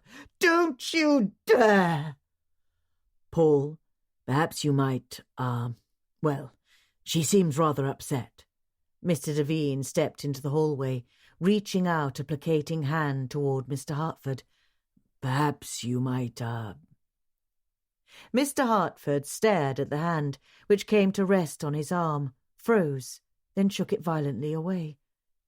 His expression was dark with anguish, and for a moment Phillida thought he was going to strike Mr. Devine. "Don't," Mr. Hartford said, low and sharp, and stepped away. Mr. Devine did likewise, putting space between himself and the angry husband. Amelia Hartford's bedchamber door slammed shut as everyone continued to stand there gawking in silence. The Budgley Rhodeses and Mr. Sloop had come from the floor above to stand at the landing of the stairs. Bess, who'd been up on the 3rd floor, had also come into view from the servants' entrance, carrying a feather duster and a small pail. She peeked around from behind Mr. Grimson. Mrs. Agatha and Mr. Max, as well as Mr. Dobble and Freddie, had all appeared in the corridor as well, having ascended from the ground and 1st floors. Mr. Hartford looked at everyone, then without a word he spun and went into his bedchamber. After the slam of his door, the only sound was that of a low sobbing from within Mrs. Hartford's room. "Very well, then," Phillida said briskly. "Bess, perhaps you could sweep up the broken porcelain. Freddie, we'll need a mop to get up the water on the floor there, if you please. I do believe breakfast is nearly ready downstairs," she added to the spectators at large, most of whom were still in robes and slippers, although it was nearly noon. "But if you would like tea or coffee in your chambers, please ring and we'll have it right to you." "Perhaps I should try and talk to her," said Mrs. Devine. She stepped into the hallway wearing the white dressing gown with Chinese dragons and the unpractical feathered slippers. Her dark hair, which was normally styled in flat curls, was covered by an exotic-looking red turban. Even recently risen from slumber, she still looked like a film star. "Amelia, it's me. May I come in?" She knocked softly on Mrs. Hartford's door. "I'll bring some tea, shall I?" said Phillida. More than anything, she wanted to be in that room when Geoffrey Devine's wife spoke to his lover. Mrs. Devine nodded in agreement, then carefully tried the door. It opened, and she poked her head in. "Amelia, may I come in?" The other woman must have given her assent, for Mrs. Devine slipped inside. "What on earth was all that about?" exclaimed Mrs. Budgley Rhodes. Her unfashionably long hair hung loosely to the middle of her back, and there were smudges on her face from make-up she hadn't completely removed before retiring last night. "How uncouth!" "Have no idea," said her husband, taking her by the arm. "Back upstairs, shall we? I'm ready for breakfast. Where is that bleeding Lawrence when you need him?" "He went down with Fanny to the laundry, dear, to crease your trousers," replied his wife as they started up the stairs. "Don't know what is taking so long." Madwoman she is, muttered Teddy Sloop, glancing at Mrs. Hartford's door. No surprise. Seemed rather tense last night, she was. Fragile and all. Phillida had quickly put together a small tray with a pot and 2 teacups, along with lemon, sugar and milk from the table in the hall. She turned, started toward Mrs. Hartford's room, then halted when she realized Mr. Sloop was blocking her way. "Some coffee to my room as well," he said. "You'll bring it up, because I won't need any sugar then, will I?" His leer couldn't have been any more blatant. "Of course, Mr. Sloop," said Phillida, "as soon as I deliver this to Mrs. Hartford and Mrs. Devine." "Don't take long," he warned, but moved out of the way for her to go past. Phillida sighed. Now she wouldn't be able to linger as long as she wanted in Mrs. Hartford's room, and she certainly wasn't about to send anyone, or at least any other female, to deliver the coffee to Mr. Sloop on the floor above. Putting that concern out of her mind for the moment, she knocked on Mrs. Hartford's door and was bade enter. The scene was even worse than she'd feared, and Phillida sighed inwardly as she stepped around what was left of the porcelain basin that matched the shattered water pitcher. 2 of the paintings on the wall were crooked. The bed was in shambles. All the blankets and coverings were rumpled and tossed. What appeared to be a teacup had spilled, or been upended, on the William and Mary dressing table, and the olive-wood statuette of a preening cat was on the floor, with its long, slender tail lying next to it. Mrs. Devine barely looked up as Phillida poured tea, and the latter suspected Mrs. Hartford was far too emotional even to notice she'd come into the room. "Such a bore," sobbed Mrs. Hartford. "Never takes into account how I feel. And how dare he accuse me of—" Her tears covered whatever it was he, presumably Mr. Hartford, was accusing her of, and she pounded a pillow. Thud, thud, thud, for emphasis. "Now, now, Amelia," said Mrs. Devine soothingly. "Men can be such unfeeling louts, can't they? I'm certain Paul didn't mean to upset you. The tea can go there, if you please. And he seemed quite over-upset himself. Perhaps you can speak with him and smooth things over." "I wish we never could come here," wailed Mrs. Hartford. "Murders, and now this, and we can't even leave." Phillida remained as unobtrusive as possible, hoping not to be dismissed, as she quietly began to gather up the pieces of porcelain on the floor. Certainly no one wanted to step on one of them, and it gave her an excellent opportunity to be out of the line of sight should either of the women look up. "Sometimes I even think I hate him," Mrs. Hartford went on, lifting a teary face. "Of course you don't," said her companion, stroking the other woman's back as if to ease her pain. "Have a sip of tea, dear. It'll make you feel better. But surely you don't truly feel that way? I'm certain you can talk to him about all of this. Once you're away from here, of course. Perhaps the inspector will let us leave today." Phillida wondered whether Mrs. Devine knew the truth about her husband and the woman she was comforting. If so, she was a far more tolerant and forgiving person than Phillida would ever be. Unless her goal was to encourage the Hartfords to leave as soon as possible, thereby removing the temptation of Mrs. Hartford from her husband. The conversation between the 2 was more of the same, and eventually Phillida could no longer justify crawling about on the floor looking for shards of porcelain, particularly since she had found one with the side of her hand and had a bit of an ooze of blood, which would surely drip on her yellow frock. She rose, gingerly holding the pieces of the broken basin, and said, "Is there anything else, Mrs. Devine? Mrs. Hartford?" "No," replied the former. Back in the corridor, Phillida was unpleasantly reminded of Mr. Sloop awaiting his coffee upstairs. She simply didn't have the time or patience to deal with the man, but Freddie was just finishing mopping up the water on the floor, and he would do just fine. Freddie, I'm taking a tray up to Mr. Sloop in the Pines room. You are to watch the clock, and in precisely 6 minutes you are to knock on that door and inform me that Mrs. Agatha needs to see me urgently." "Yes, Mrs. Bright," he said. "Precisely 6 minutes from the time I enter the door. Don't be late, if you please, and you are to come in even if you're not bade. Do you understand?" "Yes, ma'am." He gave her a little salute, but his expression indicated he knew exactly why she was making the request. Bess emerged from the grey room at just that moment. "Oh, Mrs. Bright, thank goodness you're still up here. I've something to show you." Something in Mr. Waring's chamber? How curious. Phillida took 2 enthusiastic steps toward her, then stopped. Drat and blast! And here she was, needing to go up. Well, why should she care anyway, as long as the dratted man got his coffee? Even if he complained to Mrs. Agatha or Mr. Max, nothing would come of it, except perhaps the total banishment of Tuddy Sloop from the grounds of Mallowan Hall. She smiled a little.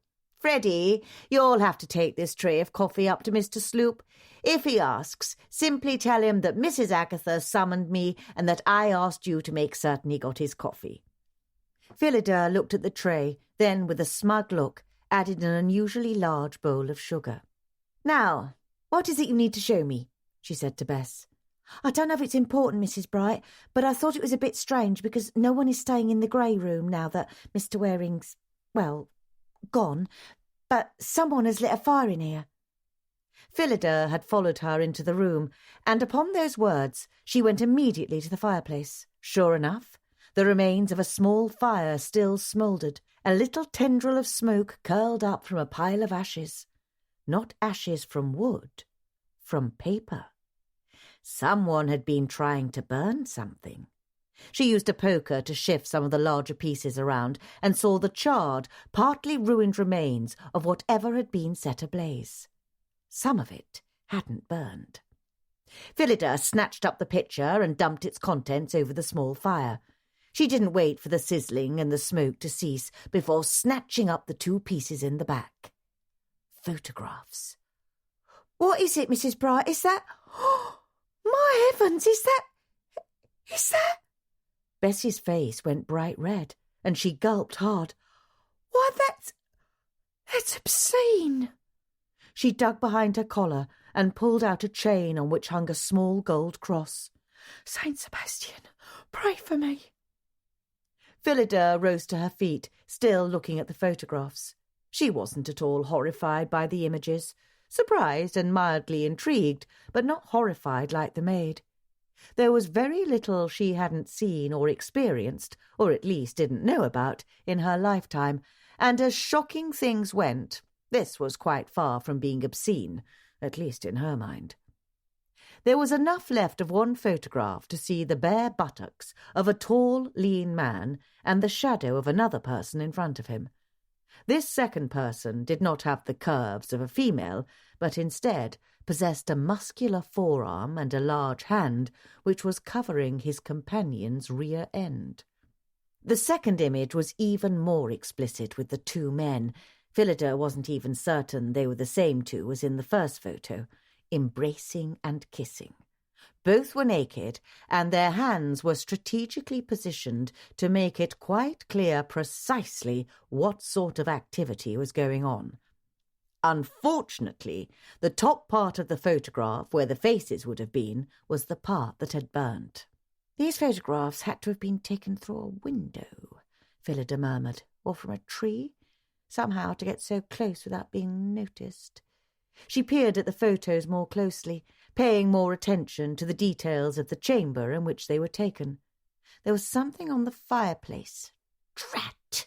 She needed the magnifying glass she used for close sewing work, which happened to be down in her sitting room. "Thank you, Bess. This is extremely helpful," she said, and snagged 2 pieces of Mallowan Hall stationery from the bedside table drawer. Carefully, she folded the damaged photos each into their own folder. "Please, don't mention this to anyone." "Of course not, Mrs. Bright." Although she still held her cross, Bess's eyes were lit with excitement. Apparently, the horror from the so-called obscenity of the photographs had been replaced by fascinated interest. Phillida straightened, holding the two makeshift folders. "Do you have any idea who might have been in here, lighting the fire? Did you see anyone?" "No, Mum, not at all. I didn't see anyone or hear anyone, and I only came in here to take the bedding off for the laundry.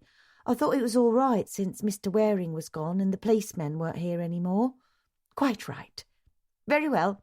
Proceed with your tasks." Phillida took one careful look around the room, particularly in front of the fireplace, in an effort to see whether the culprit had conveniently left something that might help to identify him. She could scarcely believe it when she saw the small book of matches on the hearth, just where someone might have crouched in order to light a small fire quickly. It certainly hadn't been there yesterday, when she, the constable, and the inspector had been searching the room. When Phillida scooped it up and looked at it, she would have crowed with delight if there wasn't a witness in the chambermaid. The matchbook was from the old Ivy Inn, the place Mr. and Mrs. Budgley Rhodes had stayed only 3 nights before arriving at Mallowan Hall. She couldn't wait to show Inspector Cork. Chapter 23. Bess knew she'd done the right thing telling Mrs. Bright about the little fire in the grey room's fireplace, and it was never a bad thing when the boss was happy with you. Still, happy as the housekeeper might be with her, it didn't take away the fact that there was a killer somewhere about, and that Bess felt like she always had to be looking over her shoulder. In fact, she'd had the sense someone was watching her just this morning, before the Hartfords got into their big row right there in front of everyone, like she was a fishwife screaming at her lug of a husband who was bellowing back like a foghorn, just as happened all the time on the docks of the Thames. Bess hadn't seen anything like that since she'd left London, thank Jesus, Mary and Joseph, and come to the country. She was never going back to that dirty, loud place. But she had felt like, when she came out from cleaning the bathroom there on the 2nd floor, someone had just been watching, though she couldn't tell from where. No one was around, and all the doors were closed. Mrs. Bright had said to work together all the time, and Bess and Lizzie had started off that way because neither of them wanted to get coshed in the head like poor Rebecca. But then they just fell into their old habits of going off to get a fresh feather duster or a new bucket of soap water or answering a call for tea, and pretty soon they weren't together anymore and were definitely alone. Bess shivered, suddenly realising that since one of the people in Mallowan Hall had to be a murderer, they could just as easily ring for tea or coffee, luring a girl into their chamber and then pushing her out of the window or stabbing her with a pair of scissors or what-not. She felt a little sick as she gathered up the last of the sheets and pillowcases from where Mr. Waring hadn't even slept, but they had to be washed anyway, of course, and folded up with lavender sprigs in the linen room. After bundling up a large armful of bed coverings and other linens, she poked her head out of the room to check instead of just walking out, just in case. No one was there, so she slipped into the hall and darted through the servants' door, which was right next to the grey room, and, drawing in a relieved breath, trotted down 3 flights of stairs to the laundry. Once down there, she separated the linens into those that stayed and those that were sent out. She tossed the sheets onto the pile that was to go out to the laundress in town, as most of the everyday bedclothes, napkins and tablecloths did. In the other pile was a small lace runner from the bureau in the grey room, along with a very old crocheted doily that went on a table in the hall and had got wet when Mrs. Hartford threw the pitcher. Those and other antique linens stayed in for gentle hand-washing and any repairs that might be necessary. Bess saw that the small washing sink was available for the pearl grey frock that had been soaking yesterday had finally been hung to dry. Most of the coffee stains were gone. Perhaps a bit of lye soap would help remove the rest. She'd mention it to Violet, who could always be counted on to appreciate suggestions.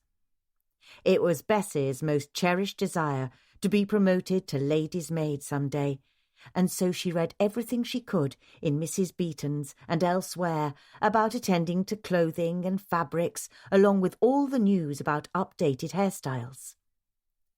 But those shirts really needed more starch, she thought, sniffing at the row of white garments that had been hung up by Mr. Grimson's valet. Bess was bent over, digging deep into the supply trunk for a good brush, with her rear end high in the air, when she heard the soft squeak of a footfall behind her. Startled at being caught in such an undignified position, she bolted upright so quickly she bumped her head against the trunk top, hard enough to make her gasp in pain.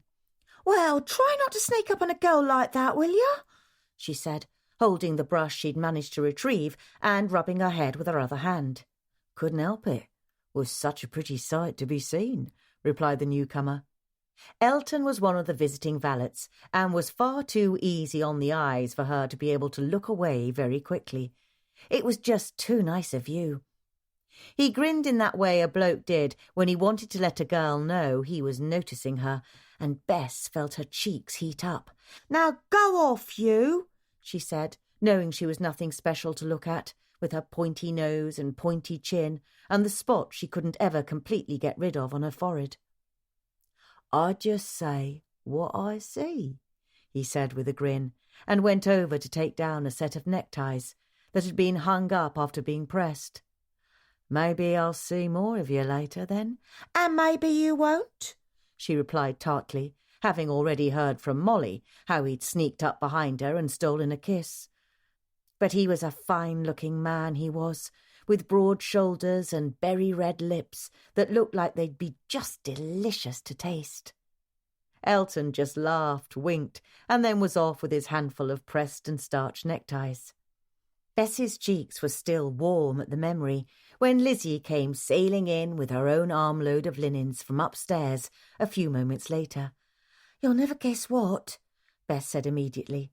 Lizzie was her closest friend here at Mallowan Hall, which was lucky because they worked together day in and day out, and it was no fun if the other maid was a priss or a meanie. Mrs. Bright had told her not to say anything about the photographs, but it didn't count when you told your best friend, who might just as easily have found the pictures herself now, couldn't she? "What's that?" Lizzie replied. Bess told her about the fire in the grey room and how she called in Mrs. Bright right away. It was always good to let your co-worker know when you'd made the boss happy. "And you'll never guess what was in those pictures?" "I dunno. Naked girl?" Lizzie replied with a laugh. "No, 2 naked men, and they were, well, you know." Bess still couldn't get over what she'd seen. She touched her bodice and felt the shape of the cross behind it. Lizzie dropped the rest of her pile of linens and stared at her. "Are you saying there were 2 men going at it, in a picture?" Bess nodded smugly. "In 2 pictures. Those were some naughty photos someone took. Whoever would have done that, I dunno. I wouldn't want to. It's bad enough seeing it in a photograph, but to stand there and want to take pictures of it. Though the pictures were from outside the room, wherever they were, and so it wasn't all close and loud or smelly like it would be if you're in there." Lizzie's eyes were wide. "I couldn't imagine it." She started picking through the pile of bedclothes she'd dropped. "It's like what Rebecca said when she walked in on those 2 men going at it. She saw it going on alive and all. She said it was like she wanted to burn away her eyes or something so she could forget she'd seen it. 2 men humping like that would be a sight I'd never want to see in real life." Yet Bess sort of wanted to look at those pictures again, because maybe it wasn't so obscene after all. One of those men reminded her a little bit of that big statue of David. "That's why I always knock and wait to hear." Lizzie stopped suddenly, her eyes going wide and her face settling tight. When Bess was about to say something, her friend held up her hand to keep her quiet. She tilted her head toward the doorway, as if listening. Bess heard a low squeak, and just then Elton, one of the visiting valets, came into the laundry room. "Forgot the bleeding handkerchief for himself, you know," he grumbled.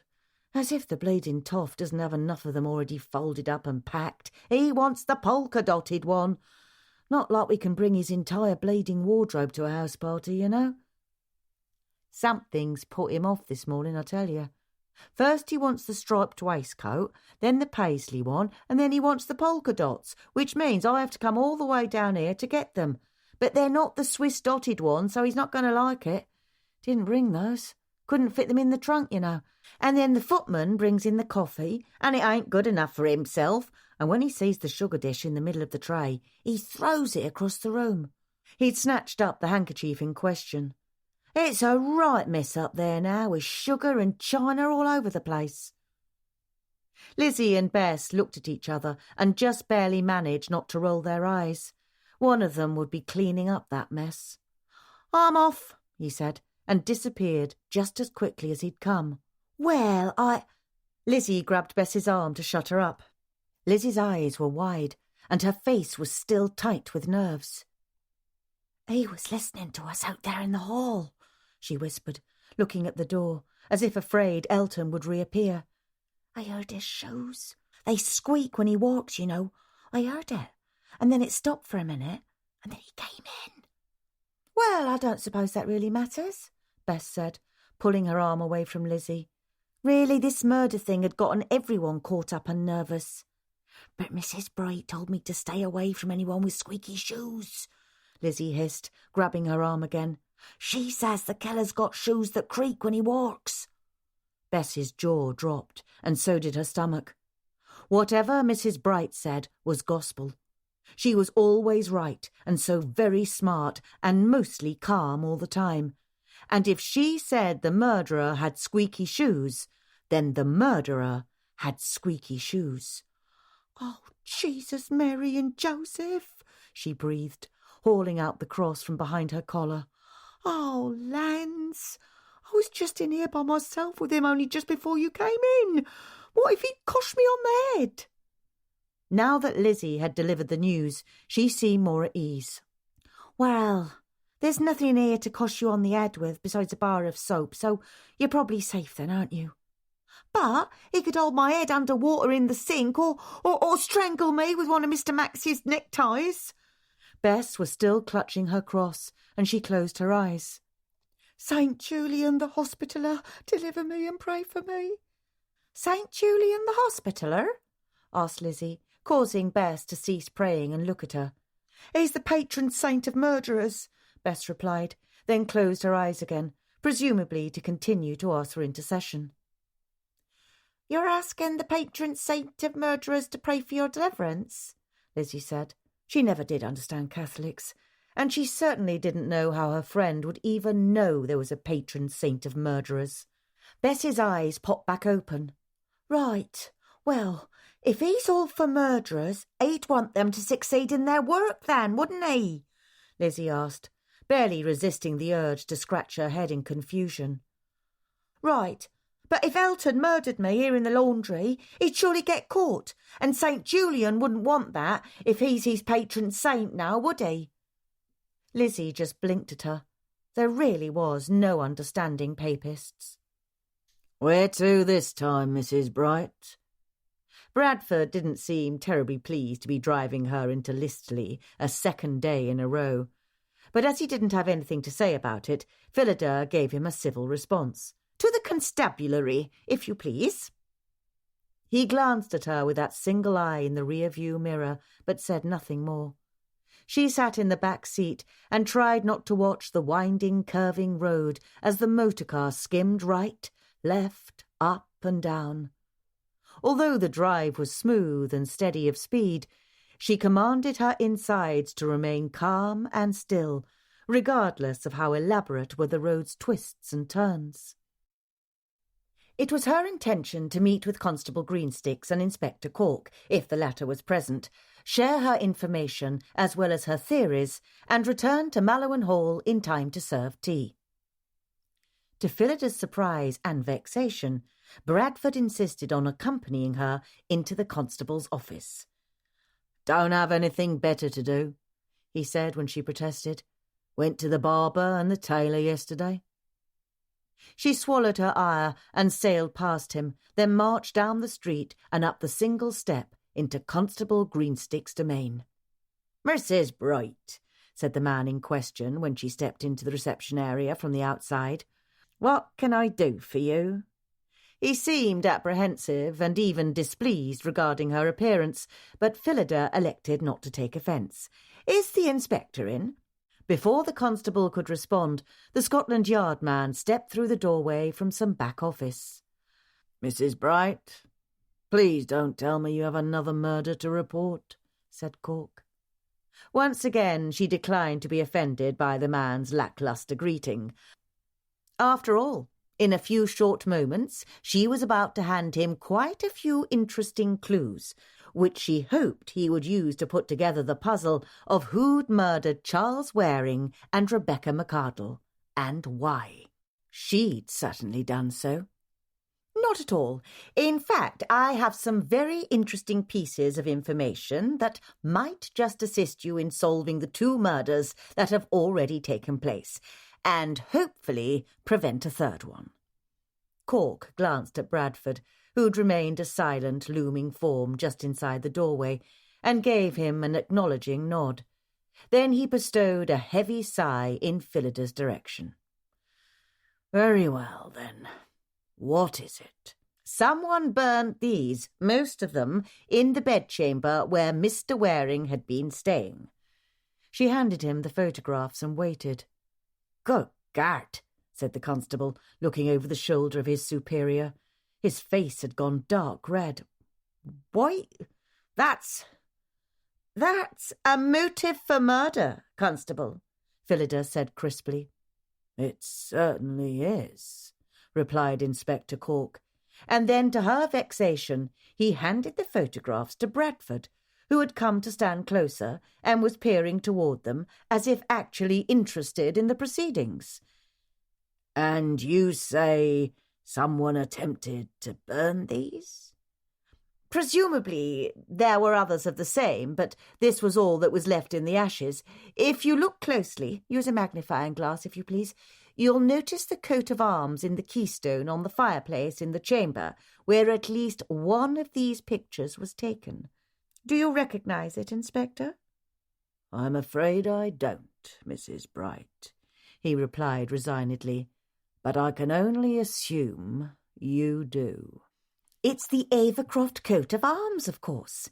These pictures were taken at Bunda House, and unless I'm greatly mistaken, they would have been done just in May, during the Duck Pond Derby Fair."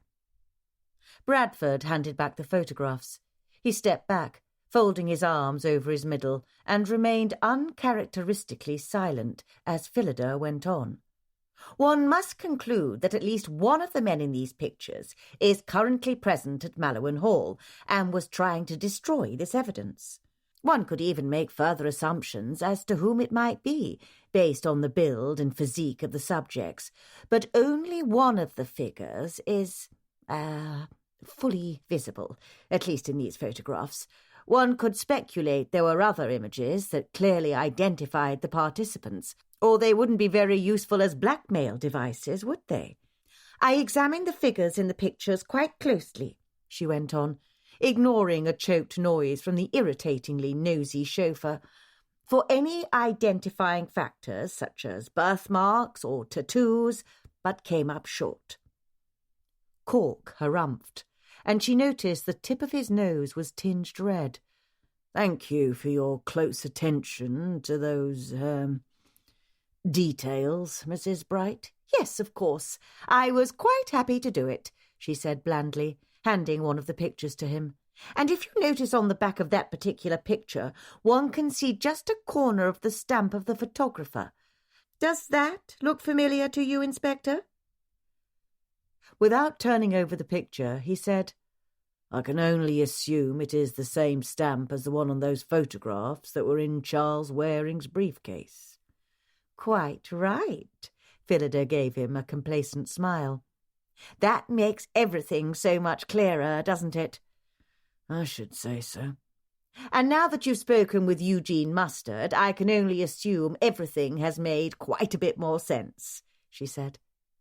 In truth, she hadn't completely put all the pieces together, but in her defence, she was rather new at this detecting business, and presumably the inspector had been at it a lot longer than she had. There were only a few small questions left unanswered, and she was confident it would take only a bit more work on the part of her little grey cells to solve them, and then she would fully understand the situation. Eugene Mustard? Who the blazes is that? Said Cork, displaying his own vexation. Do you mean to say he didn't come down here and give you his story, Constable?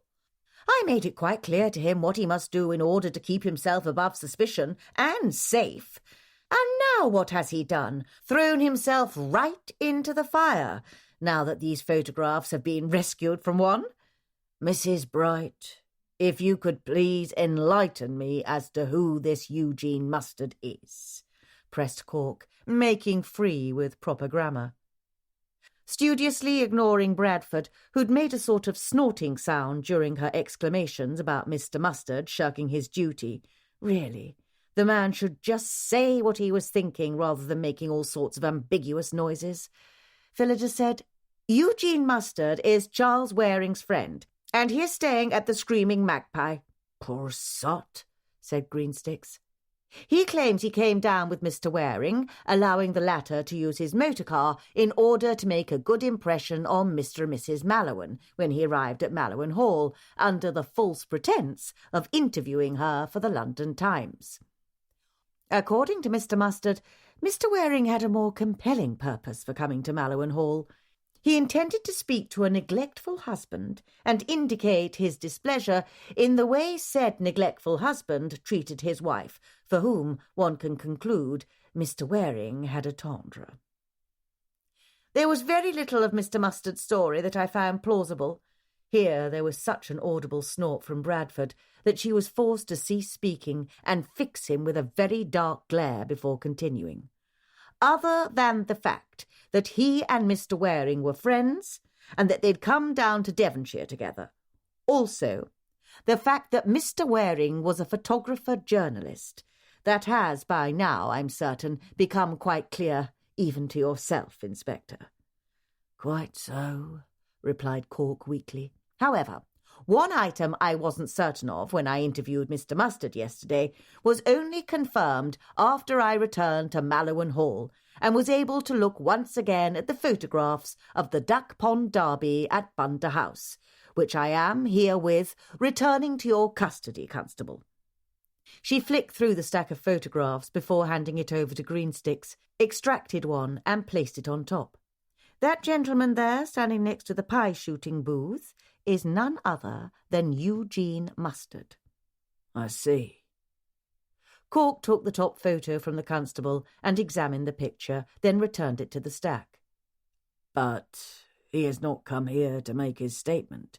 Then we shall have to go to him, Phillida informed him. Guinevere, said Greensticks, his Adam's apple bobbing violently. Nonsense, she snapped. This is a police matter, and she wouldn't dare stand in the way of the authorities. Phillida didn't wait for a consensus from the three males standing about, looking uncertain. She marched out of the constabulary, down the street, to the Screaming Magpie. Chapter 24. Eugene Mustard was not at the Screaming Magpie. He wasn't in the dining area, nor was he in the room he'd let above stairs, to which Guinevere had reluctantly allowed the authorities access. "Flow the cope, did they?" she cried, peering around Inspector Cork's shoulder as he looked around the room. Her voice rose to a screech. "Knew he wasn't to be trusted, I did. Don't know why I—" "If you could all go back downstairs," said the inspector firmly. "We need a few minutes to look around." Whilst Cork was speaking to Guinevere, Phillida edged around and behind him into the room, and thereby avoided making eye contact with the inspector. She was well aware that she had no real business poking around Eugene Mustard's room, and that the inspector's command had included her as well as Guinevere and Bradford. But even if she had a bare moment to search the room, it was better than having nothing at all. Her first impression was that Mr. Mustard had left for good. There were no personal effects in the room. The bed appeared to have been slept in, likely last night, but possibly only Wednesday night, the day he and Mr. Waring had arrived in Lisley, and the night of the first murder. She highly doubted Guinevere's hospitality included daily cleaning and bed-making. However, whether Mr. Mustard had left only the Screaming Magpie or the entire vicinity of Lisley and Mallowan Hall was unclear. She suspected it was the former, not the latter, for Eugene Mustard had made it very clear that he wanted his motor car back. "Nothing, Inspector," said Constable Greensticks after looking under the bed. Apparently, Cork had learnt something from searching a room after missing the briefcase in the grey room, and through each of the bureau drawers. Inspector Cork muttered something under his breath, and then his eyes lit on Phillida. "I told you to go downstairs," he said from between clenched teeth. "Oh, dear," she said with wide, ingenuous eyes. "I thought you were speaking to Guinevere." "Mrs. Bright," he said even more tightly, "despite whatever impression you might have about my requiring your assistance in this investigation, it is police business and you are not invited." Phillida gave him a measured look. How quickly one forgot benefactions that had been given. "Very well." She lifted her chin proudly and was about to vacate the room when she noticed the mattress. It was slightly crooked on its stand, as if it had been moved in haste. Obviously that had happened after someone slept in it, for the weight of a somnolent individual would have pressed the mattress back into its proper place. She went over and lifted the mattress by the corner that was off-kilter. And what have we here? It was a partial photograph, but it was clearly another of the same series that had been burned in the grey room's fireplace. The fact that Eugene Mustard had copies of those pictures was not the least bit surprising to her. He stowed the photographs under the mattress, a patently obvious hiding place, and when he removed them, this one must have caught on the bed-spring below and ripped. He likely didn't even notice, Phillida said, looking at the torn picture with interest. There were naked arms, legs, and buttocks in this one, as well as a face she recognised. Although she was mildly surprised to see Eugene Mustard, it didn't affect her theory about the identity of the killer at Mallowan Hall. Not much, anyway. She looked closely at Mr. Mustard's companion in the photograph. "And herewith at last we have an identifying factor of another of our subjects," she added with satisfaction, fully aware that she'd selfishly held the scrap out of the inspector's view as she examined it. There was a signet ring on the hand that was brushing the hair away from Eugene Mustard's face during an extremely intimate activity. And that ring, she was certain, would unequivocally identify Eugene Mustard's lover and, undoubtedly, one of the guests at Mallowan Hall. If only she could remember if she'd seen a signet ring like that one in one of the bedchambers at Mallowan Hall. Holding the picture like a hostage, Phillida said to the inspector, "I should like to see the shirt Mr. Waring was wearing when he was killed. I think it only fair that you should reciprocate the assistance I've provided to you during this investigation. I assume the authorities are in possession of Charles Waring's personal effects." Inspector Cork's jaw creaked a little as he looked at her. "Very well," he said, without moving said jaw. Phillida smiled, then handed over her hostage. With Inspector Cork having paid the required ransom by allowing her to examine Mr. Waring's shirt, Phillida was just about to open the back door of the Mallowans' Crossley when Bradford stepped up, blocking her from doing so. "Here you are, Mrs. Bright." With a pointed look, he opened the front passenger door instead. "Thank you, Mr. Bradford." Mildly chagrined, Phillida climbed inside and settled in her chair. No sooner had he navigated the automobile onto the road than the driver asked, "Why did you want to see Waring's shirt?" Phillida gave him a sideways glance. She'd considered it a minor achievement that he'd not followed her in to look at the dead man's personal effects. I wanted to see the colour of the lipstick on it. And what colour was it? Red. He looked over at her. What sort of red? Surprised by the question, she hesitated before answering in more detail than necessary. It was a bold crimson colour, blood red. Not just any woman could wear such a colour successfully, but Phillida saw no need to mention that to the man sitting next to her. Bradford nodded and lapsed into silence as his gloved hands smoothly managed the wheel around a series of curves. "Better in the front, is it then?" he asked.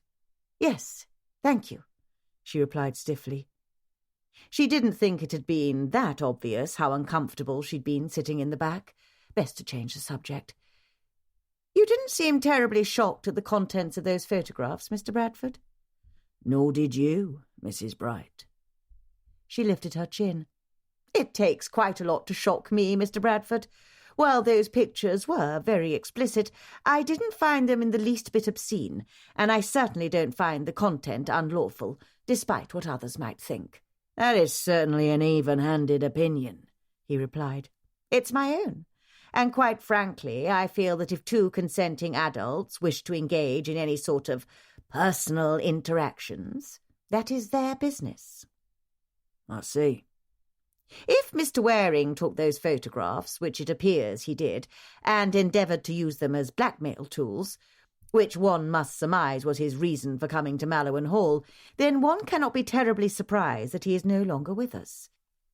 People do not take kindly to being blackmailed over something that can, regrettably, ruin their social standing, and, even more seriously, land them in jail. Unfortunately, society, including the legal authorities, do not share my, what did you call it? Even-handed opinion." Bradford made a non-committal noise that sounded like an assent, but one never really could tell with him. Not that Phillida cared what the brusque man thought. "And so now what, Mrs. Bright?" he said after a moment. "Have you solved the murders, then?" If she hadn't heard a bit of mockery in his tone, she might have responded more honestly. But, as it was, she sensed he was making fun of her, and Phillida Bright did not take kindly to being needled. "Of course I have. If only the authorities would make the same headway. I find it terribly off-putting that I have to provide them with every worthwhile clue to help solve these cases. I do fear for Mr. Mustard's safety," she concluded candidly. "I hope he's somewhere safe." "You think he's in danger?" "He is in the same compromising photographs. Of course he's in danger." He grunted, and her interpretation of that pedestrian communication was scepticism. Very well, then. The boor could draw his own conclusions. "I do hope you've advised your maids not to be alone while carrying out their duties," he said, turning the automobile into Mallowan Hall's long tree-lined drive. "Of course I have." "And presumably you're following the same advice, Mrs. Bright?" She looked at him. "Why, Mr. Bradford, you sound concerned for my safety." There was that scoffing snort again. "Not as much as the desire to avoid having another corpse bringing the authorities and the press running all over the bloody grounds," he said. "I came to the country to get away from people, not to be overrun by them every day." Phillida clamped her lips closed as the motor car rolled to a halt, then felt she had to respond. "Very well, then, Mr. Bradford.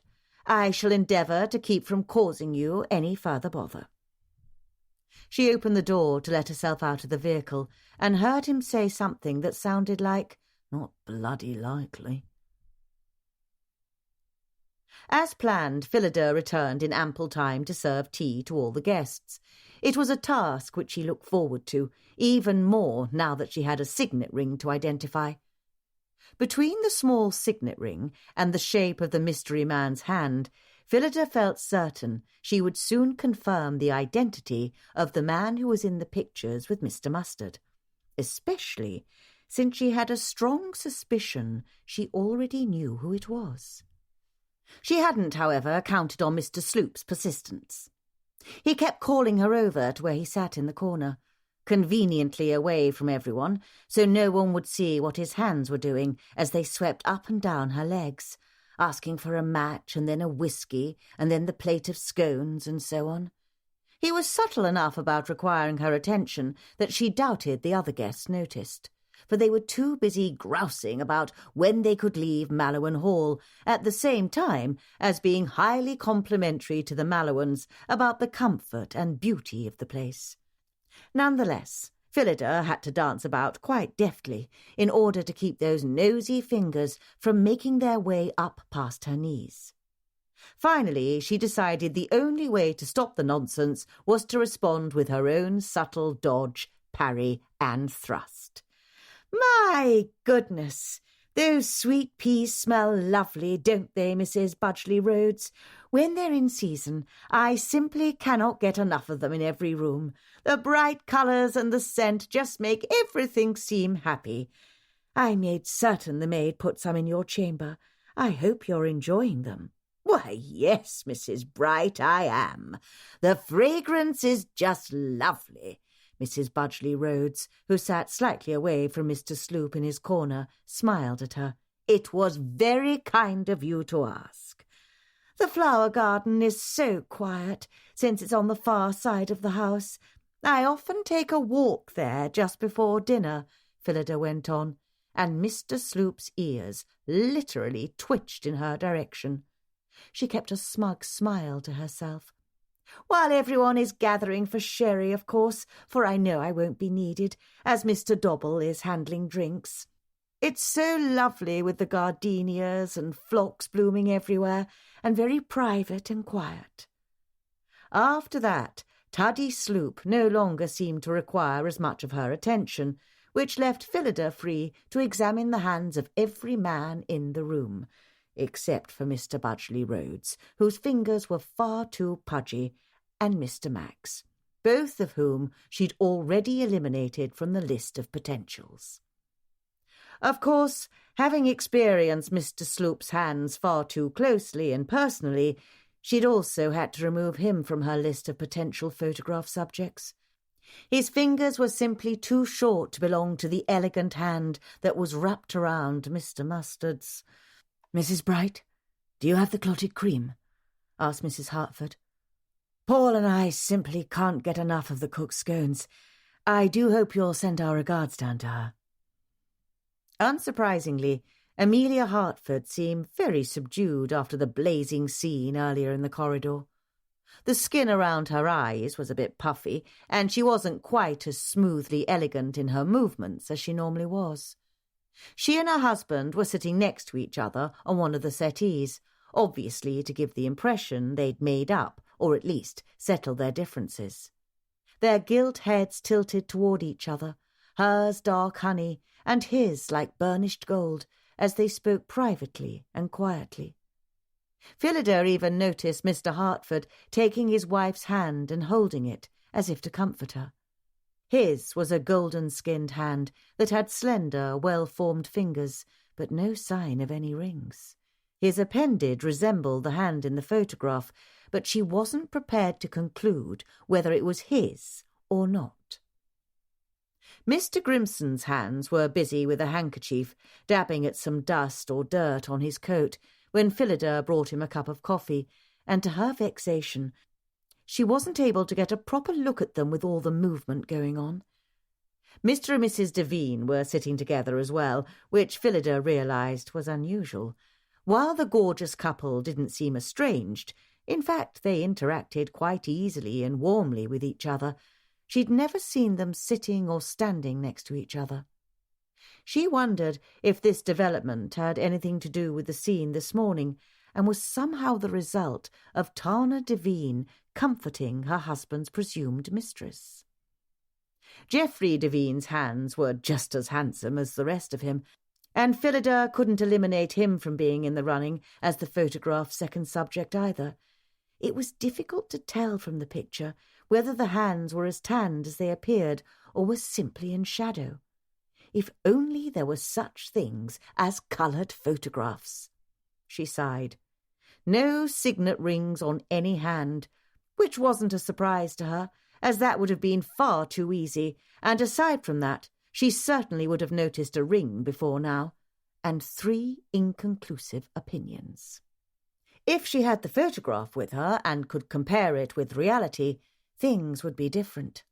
Drat! Why didn't she ask to keep the picture? For that matter, why didn't the constable or inspector come here and do it himself? Perhaps they meant to do so, but they certainly hadn't mentioned it to her, and if so, why weren't they at Mallowan Hall? Phillida no longer even pretended to understand the process the law enforcement personnel were using to solve these crimes. It was fortunate that she had taken it upon herself to investigate, or it was likely they wouldn't know anything about the racy photographs. And then where would they be?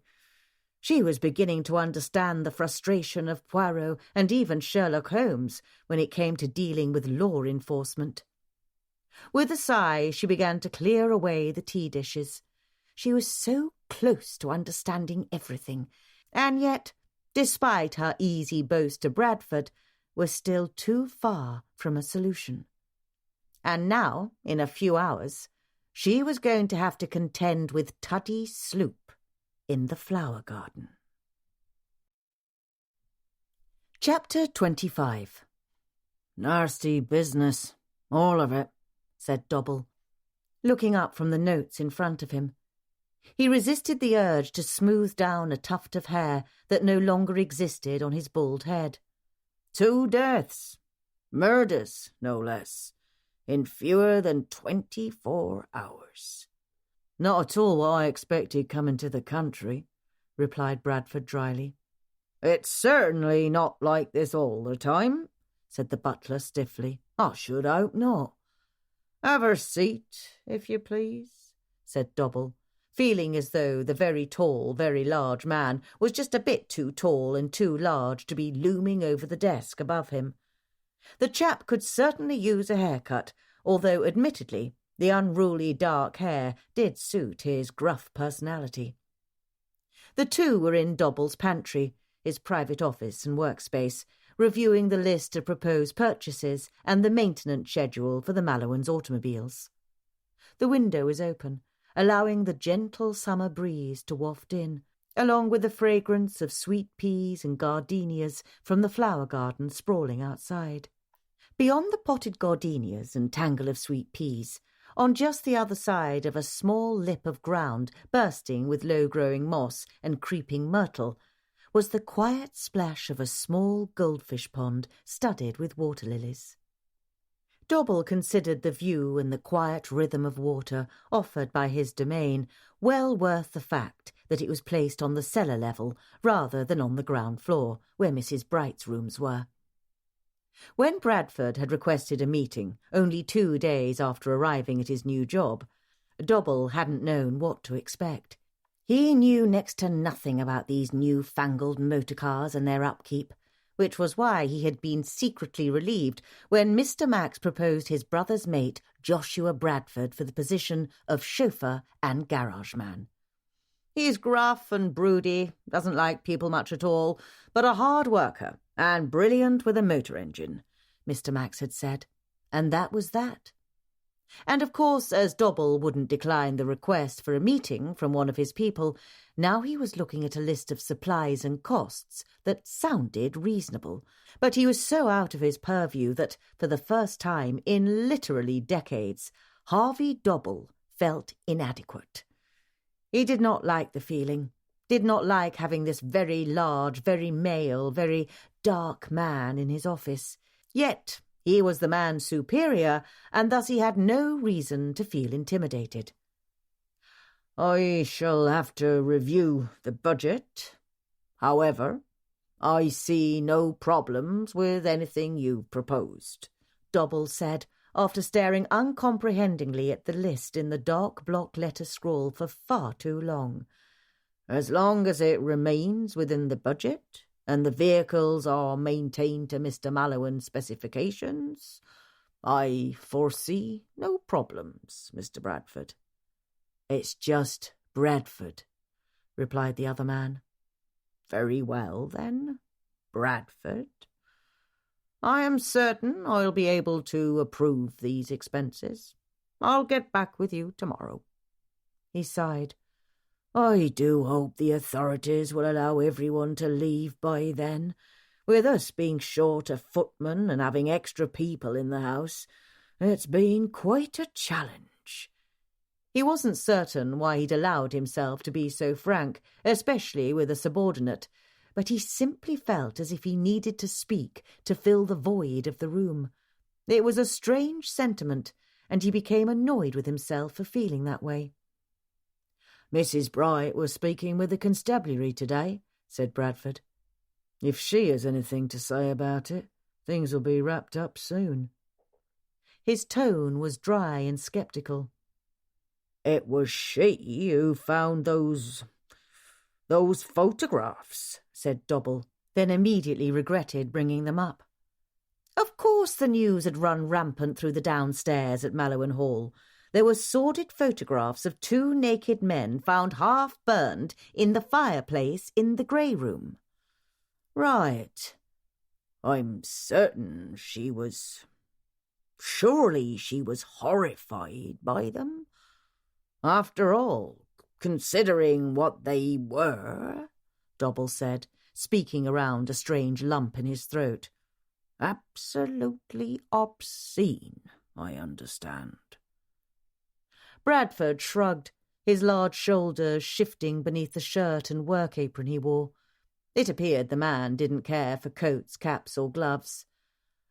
Mrs. Bright wasn't the least bit overset by the photographs.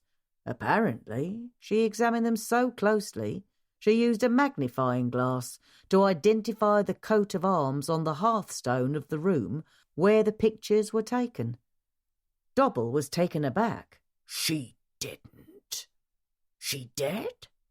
Bradford's mouth flattened into something that could be a grimace or a suppressed smile. There doesn't seem to be much that oversets Mrs. Bright. At that moment, they both heard the sound of voices from outside the window. To Dobble's surprise, none other than Mrs. Bright herself came into view, with her damnably blazing hair even more of a flamboyant beacon in the late afternoon sun. She was wearing a different frock than she'd had on that morning, this one a pale green sprigged thing that was, thankfully, devoid of lace other than a dash of it over the top edge of a breast pocket. The woman had more dresses than Lady Marjorie Sterling, the daughter of an earl. Mrs. Bright simply had no business being a housekeeper with that sort of wardrobe, and such a flashy, youthful style at her age, whatever it was. He huffed under his breath, causing Bradford to glance at him curiously. That woman should wear a bleeding cap, grumbled Dobble. Bradford lifted a brow, and they both looked back at the window when the voices, a male one joining with Mrs. Bright's, became more intelligible. Why, what on earth is she doing out there with Mr. Slope? The words came out of Dobble's mouth before he could stop them. It was quite unseemly for staff to consort with the gentrified guests. He would never have expected it of Mrs. Bright, or perhaps he shouldn't be surprised. After all, the woman certainly thought herself above her station. He gritted his teeth and felt no shame as he listened to the conversation. "How very kind of you to think so, Mr. Sloop," she said in a tone that was very nearly simpering. "The staff are seeing to your whatever you need." Never get a cup of coffee. "I'm so sorry. I'll speak to—" Their voices came in and out as it seemed they were walking through the garden. Dobble couldn't see what was happening, but he could hear enough to catch snatches of the conversation. "Blasted woman sent my own valet off on an errand. Imagine how trying that must be." Her voice was matter-of-fact. "Policemen crawling all over. Not a whit of privacy." He stopped speaking all of a sudden. "Oh, Mr. Sloop, I don't think—" Mrs. Bright's voice suddenly sounded tense and annoyed. "Perhaps you could find a way—" Make it up. Sloop's voice had dropped to something oily and suggestive, and that had Dobble coming out of his seat to go to the window. "Mr. Sloop, remove your hand this instant." Mrs. Bright's tone had gone frosty and clipped. Bradford beat Dobble to the window, and they stood there, nearly shoulder to shoulder, looking out into the garden. "Oh, come now, little lady," said the gentleman. Dobble used the term gentleman quite loosely in his mind.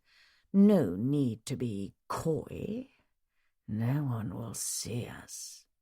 Sloop was standing nearly on top of Mrs. Bright, and he was holding her by the arm, whilst his other hand had slid around to the back of her skirt.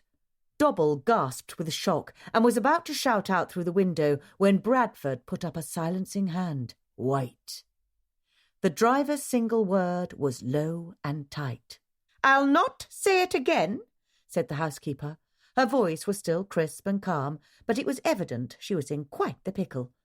Even from where he was, Dobble could see that her hand was turning paler above the man's tight grip on her wrist. "Release me immediately."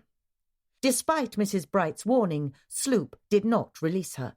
Instead, he moved in closer and was pulling her up against his body in an attempt to kiss her when she stumbled and twisted a bit, jerking in his hold.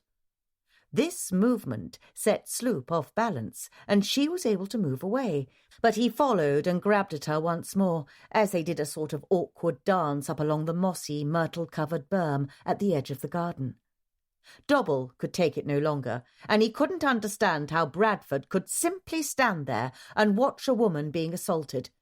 His estimation of the other man plummeted as he hurried out of the pantry, intent on getting himself out through the servants' entrance and into the flower garden in moments. Giving no thought to the possibility of losing his position by assaulting a member of the gentry, he rushed down the corridor, up the stairs, and burst out into the garden. Just in time to see, in one smooth series of movements, Mrs. Bright give a sudden, sharp twist of her arm, breaking Sloop's hold, hook a foot behind one of his, and then follow through with an abrupt shove against his chest.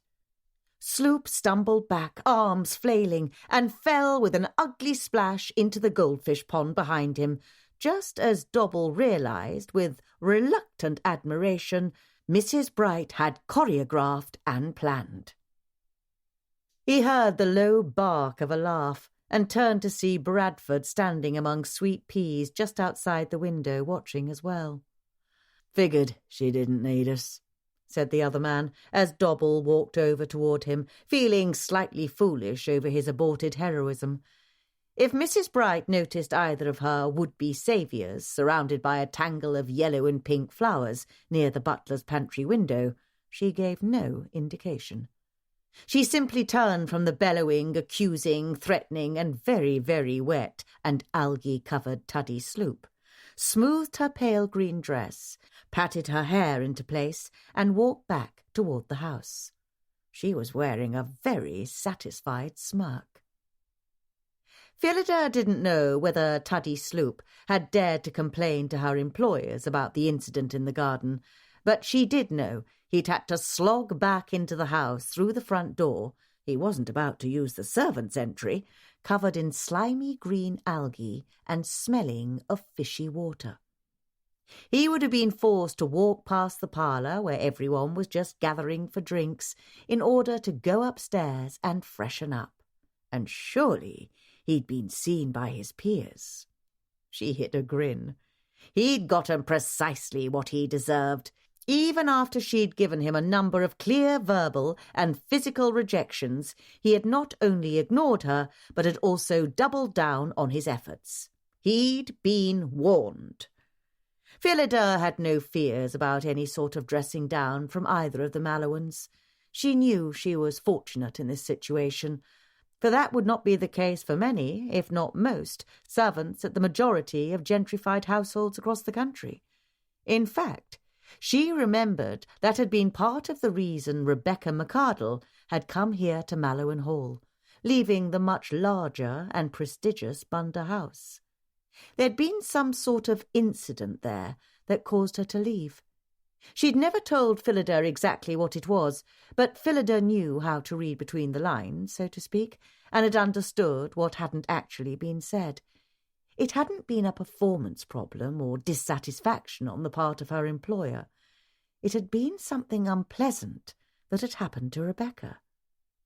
That in turn reminded her of what Lizzie had told her about Rebecca being very upset after the guests arrived at Mallowan Hall. "He's here. I can't believe he's here." Something like that, she'd said. There were lurid photographs taken at Bunda House. Rebecca had left there after something unpleasant happened. Many of the guests from Bunda House were now at Mallowan Hall. And Rebecca was dead. It was patently obvious to Phillida that none of that was a coincidence, and that Rebecca's murder certainly had been carried out by one of the people involved in the Bunda House incident. But she still wasn't certain how a few pieces fit together, which was the only reason she hadn't called the constable and filled him in on everything else she'd concluded. She liked everything to be neat and tidy, and it wasn't quite yet. After the incident among the sweet peas and creeping myrtle, the rest of the afternoon and evening passed quickly. Yet something continued to nag at the back of her mind. Something she knew she was missing. Something she'd forgotten. Something that someone had said or that she'd seen. Something that would confirm all her suspicions and allow those last pieces of the puzzle to fall into place. It was after 11:30 when Phillida finally settled in her cosy bedroom, accessed via the sitting room where the police had met with the staff. She sat in her cushioned rocking chair next to a lamp and a reading table, with a small cup of tea and a half-lemon biscuit. A vase of spilling sweet peas offered their sweet perfume, acting as a trophy for her victory over lechery earlier today. Stilton and Rye had expressed their indignation over her lack of attention during her murder investigation, and she'd had to coax them out of their pout by offering cuttings of catnip Ampsey had given her from the garden. Now Stilton was sitting in Phillida's lap, purring like a well-run motor as she idly stroked her fur. True to form, Rye was perched on the highest flat surface in her bedroom, over the top of the rectangular mirror at her dressing table. She didn't know how he managed such a feat of physics, not only sprawling up there on the narrow ledge, but managing not to knock over the mirror as he leapt up or off. On occasion, he even catnapped there, with one half of his body, including 2 legs and a tail, hanging over and obstructing the glass. "If only I could remember what I'm forgetting," she said aloud. "There's something." There was no one around to hear her musings. Mr. Dobble and the footman, the visiting valets and the gardener had lodging downstairs near the kitchen. The maids, including the visiting Fanny, were up in the attic. The Mallowans were on the 1st floor. The guests were on the 2nd and 3rd floors, and of course Bradford was in the chauffeur's apartment in the garage. And so Phillida went on speaking to her cats. They were quite intelligent. Perhaps they'd help her plug the holes in her theories. "I've got naked men in photos, 2 dead people, one being a blackmailer and one, sadly, an innocent, lipstick on a collar, squeaky shoes, and almost certain blackmail. Someone is interested in historic country inns, presumably the murderer, and 2 of our guests have recently been to one, obtaining a matchbook whilst there. We also have a missing motorcar owner, 2 different methods of killing, and a vexatious chauffeur." She didn't know why Bradford had come up in her list, probably because he'd been wildly unhelpful with his dry, mocking comments. In addition, we have cheating spouses and a fiery row earlier today, which seems to have been resolved, and I did find it quite curious that... She stopped suddenly. Had that been a noise? Phillida waited in silence for a moment. The only sound was the thud of her own heartbeat deep in her ears. When she didn't hear anything else other than the normal low creaks and shifts of an old house, she began to breathe a trifle easier. Still, She didn't feel like talking aloud any more. And then she wondered if she'd locked the door to her sitting room. After putting Stilton down and gathering her Chinese silk robe about her, Phillida padded silently from the bedroom through to the sitting room. Just as she reached the knob and was about to check it, she heard a definite creak in the floor, followed by a quiet footfall, and the squeak of a shoe. Phillida's breath caught, and she froze, listening over the roaring in her ears and the thudding of her heart. Surely she'd been mistaken. There it was again, just beyond her door. Squeak, creak, squeak. Then it stopped, outside her door, just on the other side of the flimsy wooden barricade. Later, Phillida would remember how cold terror had flitted through her, but for the moment she only had thoughts of self-preservation. Somehow the killer had realized she'd discovered his identity, which wasn't precisely true, as she was waffling between two individuals, and had come to silence her, just as had been done to Rebecca. Squeak! She looked around for something to be used as a weapon, considered a heavy book, a china pot, her letter opener. In that instant of adrenaline-forced clarity, she passed over the fountain pen as an option, and settled on her steel-ribbed umbrella leaning in the corner. It had a sharp point at the top, and was extremely sturdy. She'd found it useful once in chasing off a curious garden snake. Just as she snatched up the umbrella, the sitting-room door moved slightly in its frame, giving a soft rattle. Her heart shot into her throat, and she stepped back so as to have more room to use her weapon. Then someone knocked. Chapter 26. Mrs. Bright? She didn't immediately recognise the voice coming through the door, and waited to see what would happen next. Mrs. Bright, are you awake? It's Elton, Ma'am, and I need some help. A suspicious excuse if she'd ever heard one. He knocked again, still softly, though there was no one else around to disturb. Mrs. Bright, are you in there? I'm sorry to bother you, but I saw the light under the door. Still hesitant, Phillida considered the situation logically. Would a murderer announce his presence, knock, and wait for her to answer, while apologising and asking for assistance? He might. If he were clever, he might. But if he meant her harm, why did he not simply open the door and come inside, or attempt to? For she had already determined she had indeed locked the door.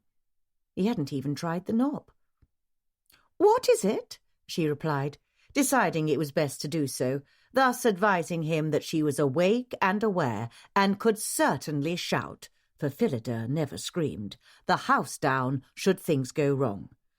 "Oh, thank goodness you're awake." His relief sounded genuine. "It's rather silly, really, but not to Mr. Sloop, you know." "What is it?" she asked again.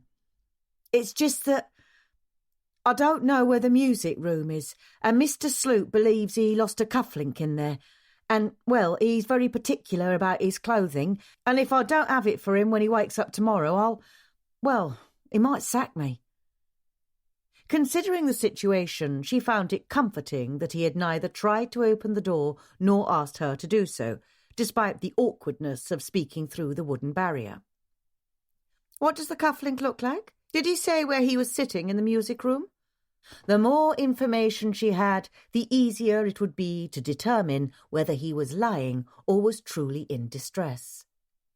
Tuddy Sloop's demands were certainly believable, and it made complete sense that the visiting valet had no idea of the layout of the huge house.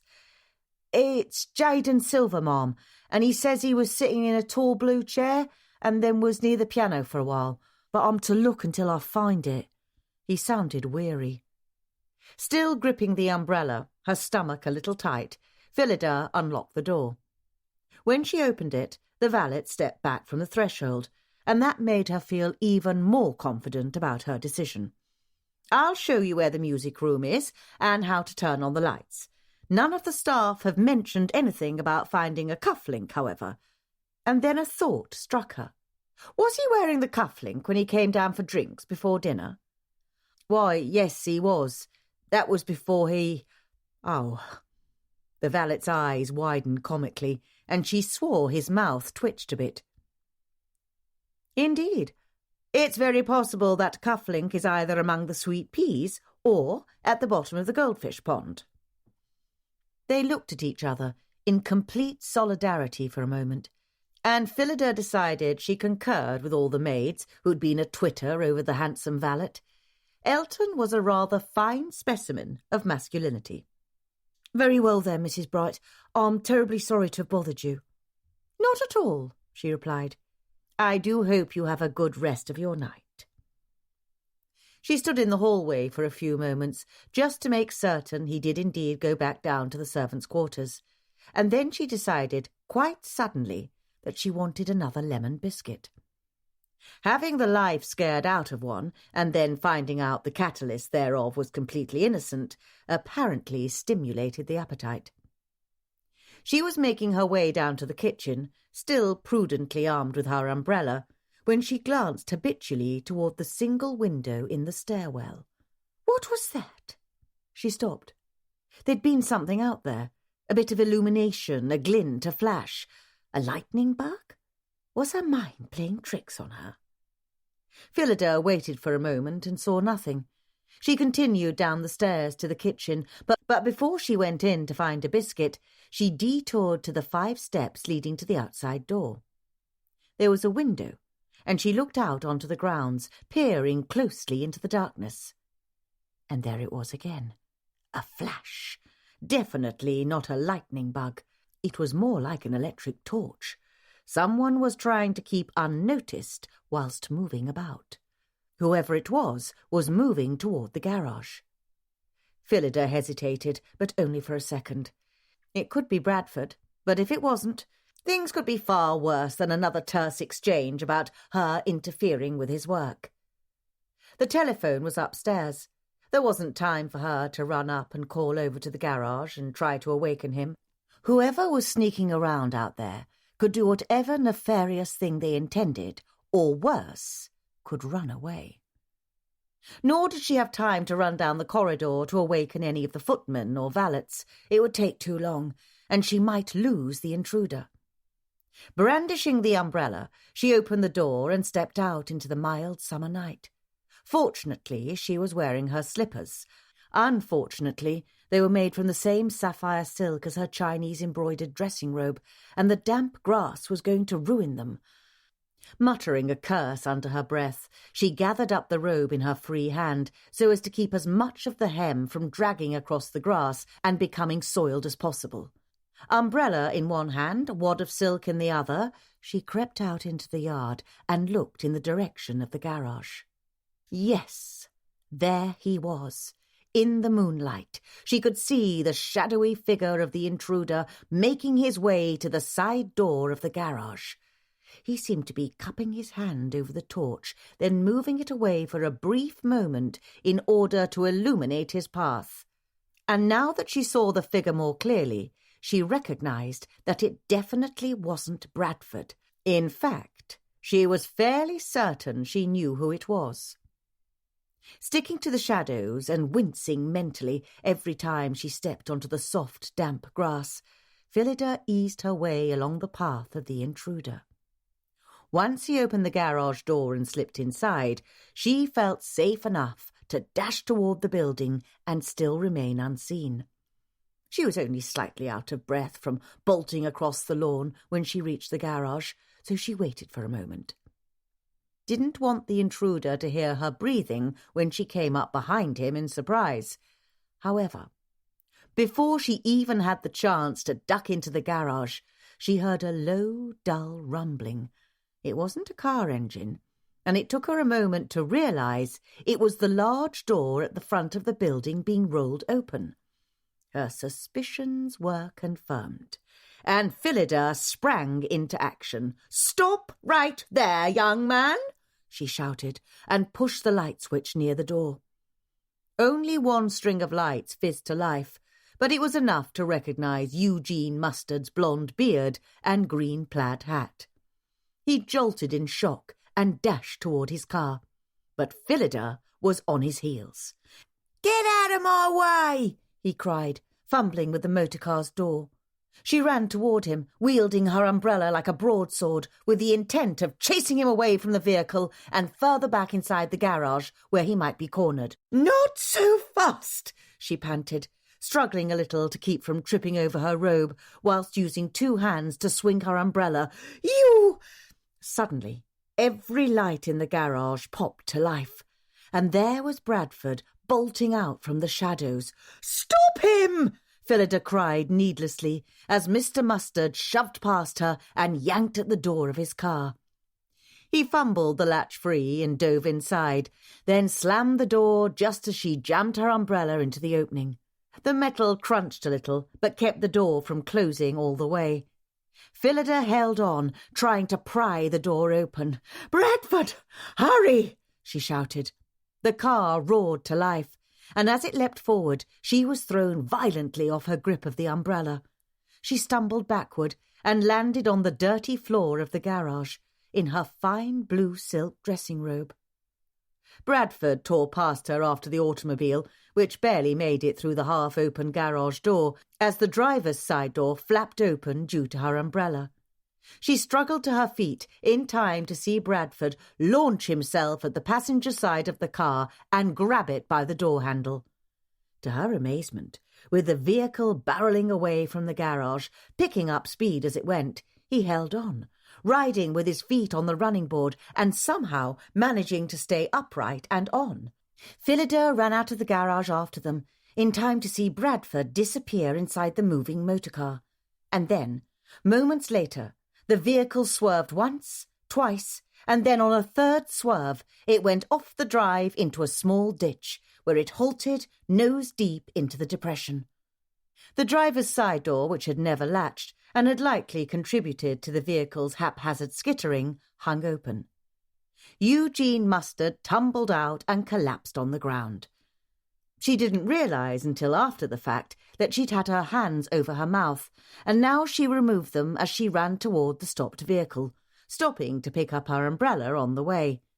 She didn't ever remember running so fast in her life, and she was rewarded for her efforts by arriving at Eugene Mustard's side before he struggled to his feet. "You're not going anywhere, sir!" She used the tip of her bedraggled umbrella to poke him in the belly and keep him prone, leaning on the handle as she tried to catch her breath. "Mr. Bradford, are you quite all right?" she called, still panting a little, just as his shadow fell over her and her captive. "That was a blazingly foolish thing to do, Mrs. Bright," he said. She jolted upright. "Why, Bradford was reprimanding her, and the lout wasn't even a bit out of breath. "I had everything well in hand until you threw it all into the muck." He had his hands on his hips, which drew Phillida's attention to the fact that the chauffeur was fully clothed, and was not wearing night-clothes, as one would expect, for it was well after midnight. "I'd been waiting for him to show up." He stepped forward, then set a heavy boot on Mr. Mustard's chest. "You had?" Phillida said, then realised how vacuous she sounded, and that her silk dressing robe was slipping open. She prudently pulled it closed. "Well, it was quite obvious, wasn't it?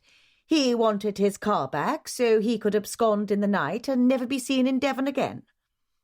Bradford glanced at her, and if it wasn't so dark, she might think he rolled his eyes. But she couldn't tell for certain, and it didn't really matter. "All right, on your feet, Mustard," he said, yanking the younger man upright. "It's my car," whined the captive. "I can take it if I want to."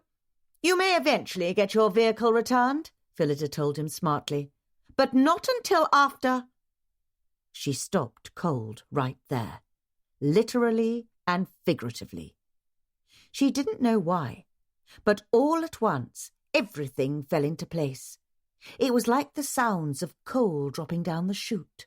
Plop, plop, plop, until the scuttle was full. Keep a tight grip on him, if you please, Mr. Bradford. The fact is, Mr. Mustard, she said, giving the chauffeur a meaningful look, I don't believe you'll be getting your automobile back any time soon, because you're going to spend the rest of your life in jail for murder. Chapter 27. I've always thought it would be quite satisfying to do the denouement talk that Poirot does at the end of the book, Phillida said to Agatha. Standing in a room full of all the suspects, playing out the entire story bit by suspenseful bit, but I don't see how I could ever get Inspector Cork to allow it. Agatha nodded. She seemed far more rested this morning than she had for the past 2 days, likely because she and Phillida knew the end of these horrible events was in sight. The denouement device really is quite convenient for explaining everything, at least in the book. In real life, I suppose it's not all that realistic. If Phillida wants to do a denouement speech and explain how she figured everything out, then she should, said Max Mallowan. I'll speak to Cork. It's not as if he put it all together, did he? Agatha smiled at her husband. Quite. That would be lovely, Max. It was the morning after Phillida, with the help of Bradford, had apprehended Eugene Mustard. The latter had been taken into custody, proclaiming his innocence the entire time and whinging about getting his car back. Mr. Mustard should be present for the speech too, Mr. Mallowan, said Phillida as he picked up the phone, because it's not quite as simple as all that. There's more to the story than Eugene Mustard being a killer. She managed not to clench her fingers too tightly. What if she were wrong about the last bit? That was why she hadn't said anything yet about it. He nodded gravely. I shall convey that information to the constable and the inspector. When would you like to do your speech, then? As soon as possible, I should say. All the guests are ready to leave, and I, for one, would like the household to get back to normal and get everyone safely into custody as soon as possible, she thought. Very well. And so it was arranged.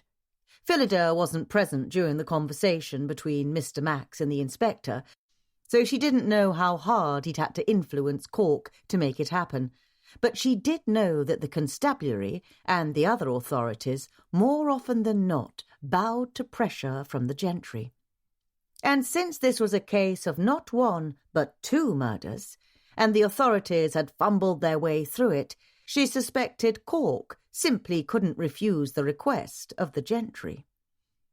It was just noon when everyone gathered in the library, a fitting location, Phillida thought, and the only room large enough to hold everyone comfortably. The rug stained with Mr. Waring's blood was still being treated, but Freddie and Dobble had found a replacement, and it had been wrested into place with the help of Amsey and Bradford. There were extra chairs arranged along with several settees brought in temporarily. Inspector Cork had approached her on his arrival, and Phillida had told him what to expect, but without giving the details.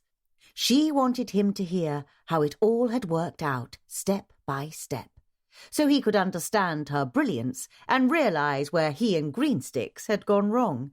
Perhaps they would learn something about investigating murders. She'd insisted the entire household be present, the parlourmaids, Ginny and Mary, the chambermaids, Lizzie, Bess and Violet, the footmen, Stanley and Freddie, Mrs. Puffley, the kitchen maids, Molly, Benita and Opal, Mr. Dobble, Amsey, and, of course, Bradford. Due to his heroic assistance in capturing Eugene Mustard last night, she'd asked the chauffeur to join Amsey and stand at the French doors that led to the patio, just in case someone tried to make an unexpected exit. The visiting servants were in the room as well, Fanny, Elton, and the 2 other valets, Leon and Tom. And, of course, the guests were all present, the Devines, the Hertfords, the Budgley Rhodeses, Mr. Grimson, and Mr. Sloop, who fixed Phillida with a most unpleasant look when he came in to take his seat. Many of them had poured whisky, brandy, or sherry upon entering the room, and now sipped and swilled. Phillida fancied they were all attempting not to appear nervous. Mr. and Mrs. Mallowan, cork and greensticks, with Eugene Mustard in cuffs, and sitting next to the constable, made up the rest of the audience. As Phillida faced the room of expectant listeners, she admittedly had a pang of nerves. Not about speaking to a group, but about whether somewhere, somehow, she'd made a mistake. But no, her conclusions made so much sense. And so she began. As you are all aware, it was in this room 2 days ago that I discovered Charles Waring's body, stabbed with a fountain pen. "Why is she talking?" demanded Mr. Sloop, standing in outrage. "I thought we were here to listen to the police inspector." "Have a seat, Tuddy," said Mr. Max. Mr. Sloop grumbled, but after seeing the forbidding expression on Cork's face, as well as the indomitable one on that of his host, he sat back down, but not without shooting another dark look at Phillida. She was just about to begin speaking again when the bell at the front door rang, reverberating through the house. Mr. Dobble looked surprised. They weren't expecting anyone else. Who was there left to arrive? The butler swept from the room, and whilst he was gone, Phillida suggested that Freddie refresh drinks and offer lights for cigarettes. She didn't want Dobble to miss any of her brilliance. Moments later, the butler returned. "Dr. Bat has arrived," he said in a statement that sounded rather like a question. "I do hope I'm not intruding," said the physician as he stepped into the room. "I heard there was to be a denouement." Phillida smiled and very nearly blushed, for he was looking at her with admiration and unabashed enthusiasm in his dark eyes. "Of course. Please, have a seat. We've just begun." Once Dr. Bat had his own drink of whisky and soda, Phillida gathered her thoughts and went on. At first, the mystery of who would kill Charles Waring was compounded by the fact that he was not who he'd presented himself to be. That is, a reporter from the London Times, here to do a story on Mrs. Mallowan. He was a journalist, a photographer-journalist, as we soon found out, but he wasn't here to do a story. He was here to share some photographs he'd taken only a few months ago at the Duck Pond Derby Fair at Bunda House. "I knew it," whispered someone. "Blackmail." Phillida gave the room at large a quelling look. Yes, but not quite. Then, feeling more comfortable as she pulled her thoughts together, she began to move a little bit about the room as she spoke. And thus Mr. Waring's true identity and purpose for being here at Mallowan Hall stymied the investigation for some time. How could a motive be determined and a killer identified if we didn't truly know who Mr. Waring was and why he was here? It wasn't until his briefcase was found and its contents examined that we began to understand it all. Phillida paused, because she was certain she'd heard Constable Greensticks mutter, "We?" from where he sat near the door. She chose not to comment, but to plunge onward.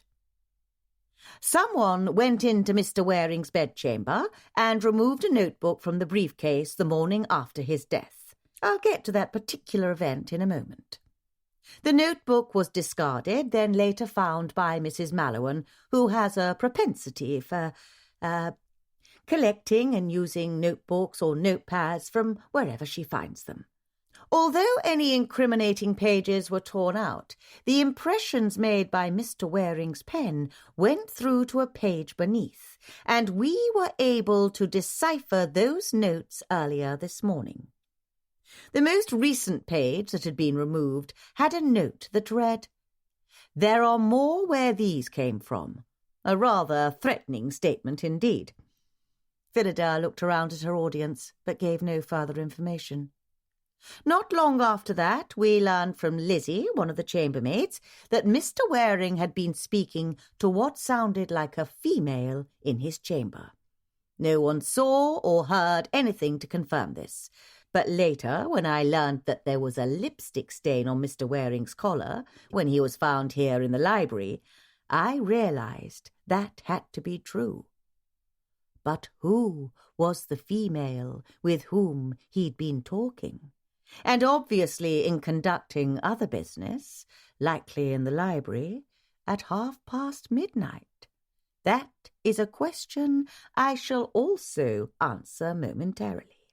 Now, moving on to the scene itself. There were no footprints or mud stains anywhere in this room or on the first floor, which indicated that the killer had to have been in the house already when he killed Mr. Waring, considering the great rainstorm that had occurred that night. That left out Eugene Mustard, Mr. Waring's supposed friend, as the possible killer. "I told you I was innocent," cried Mr. Mustard. "Now release me." Phillida looked at Inspector Cork. "You might be innocent of the murder of Charles Waring, that is true, but you aren't innocent of murder. You killed Rebecca McArdle." Mr. Mustard's eyes widened, and he sagged back into his chair. "How the bloody hell do you know that?" "We'll get to that as well," Phillida said with a smile. She was beginning to enjoy herself. It was rather heady having a room full of 30 people all waiting with bated breath for her next words, and knowing that one of them was sitting there, either squirming mentally from the fear that she would soon expose them, or sitting there confident and smug that she would never figure out what they'd done. She couldn't wait to surprise the villain with her astuteness. Later, when the inspector examined Mr. Waring's briefcase, he discovered a packet of photographs tucked into an inner flap. It has always bothered me as to why the thief would take a notebook with what turned out to be rather banal notes in it, but leave the photographs of the Duck Pond Derby. Certainly those photographs weren't of a sordid nature, but they proved that Mr. Waring was in the same location as every one of the people here at Mallowan Hall had been at one time, which also meant that someone here did know him, a fact which everyone denied. Therefore, someone was lying. She looked around the room, careful not to allow her gaze to rest on anyone for too long. Later that day, poor Rebecca was in the garden, picking vegetables for dinner. She must have been lured, otherwise drawn to the orchard, out of sight of the house, where Mr. Mustard beat her to death with a large stick. Why would he do this? Because Rebecca would have recognized him from an incident at Bunda House. For the first time, Phillida allowed herself to display the full and intense loathing she had for the man who'd killed her maid in cold blood. She gave him a cold, disgusted look. "Isn't that right, Mr. Mustard?" Tight-lipped, he looked away, refusing to meet her eyes. There'd been newspaper journalists lurking about the house and grounds since word got out that a dead body had been found at Agatha Christie's home, and even after Mr. Dobble chased them away from the house, they remained on the grounds, trying to get a glimpse of what was happening. Mr. Mustard simply joined the crowd. He had likely caught sight of Rebecca when she went out to use the outhouse or collect ice from the ice house or did some other task, and had recognized her then and known he had to silence her. "Isn't that correct, Mr. Mustard?" Again, the man sat silent and sullen. But it wasn't only Eugene Mustard that Rebecca McArdle recognized from Bunda House.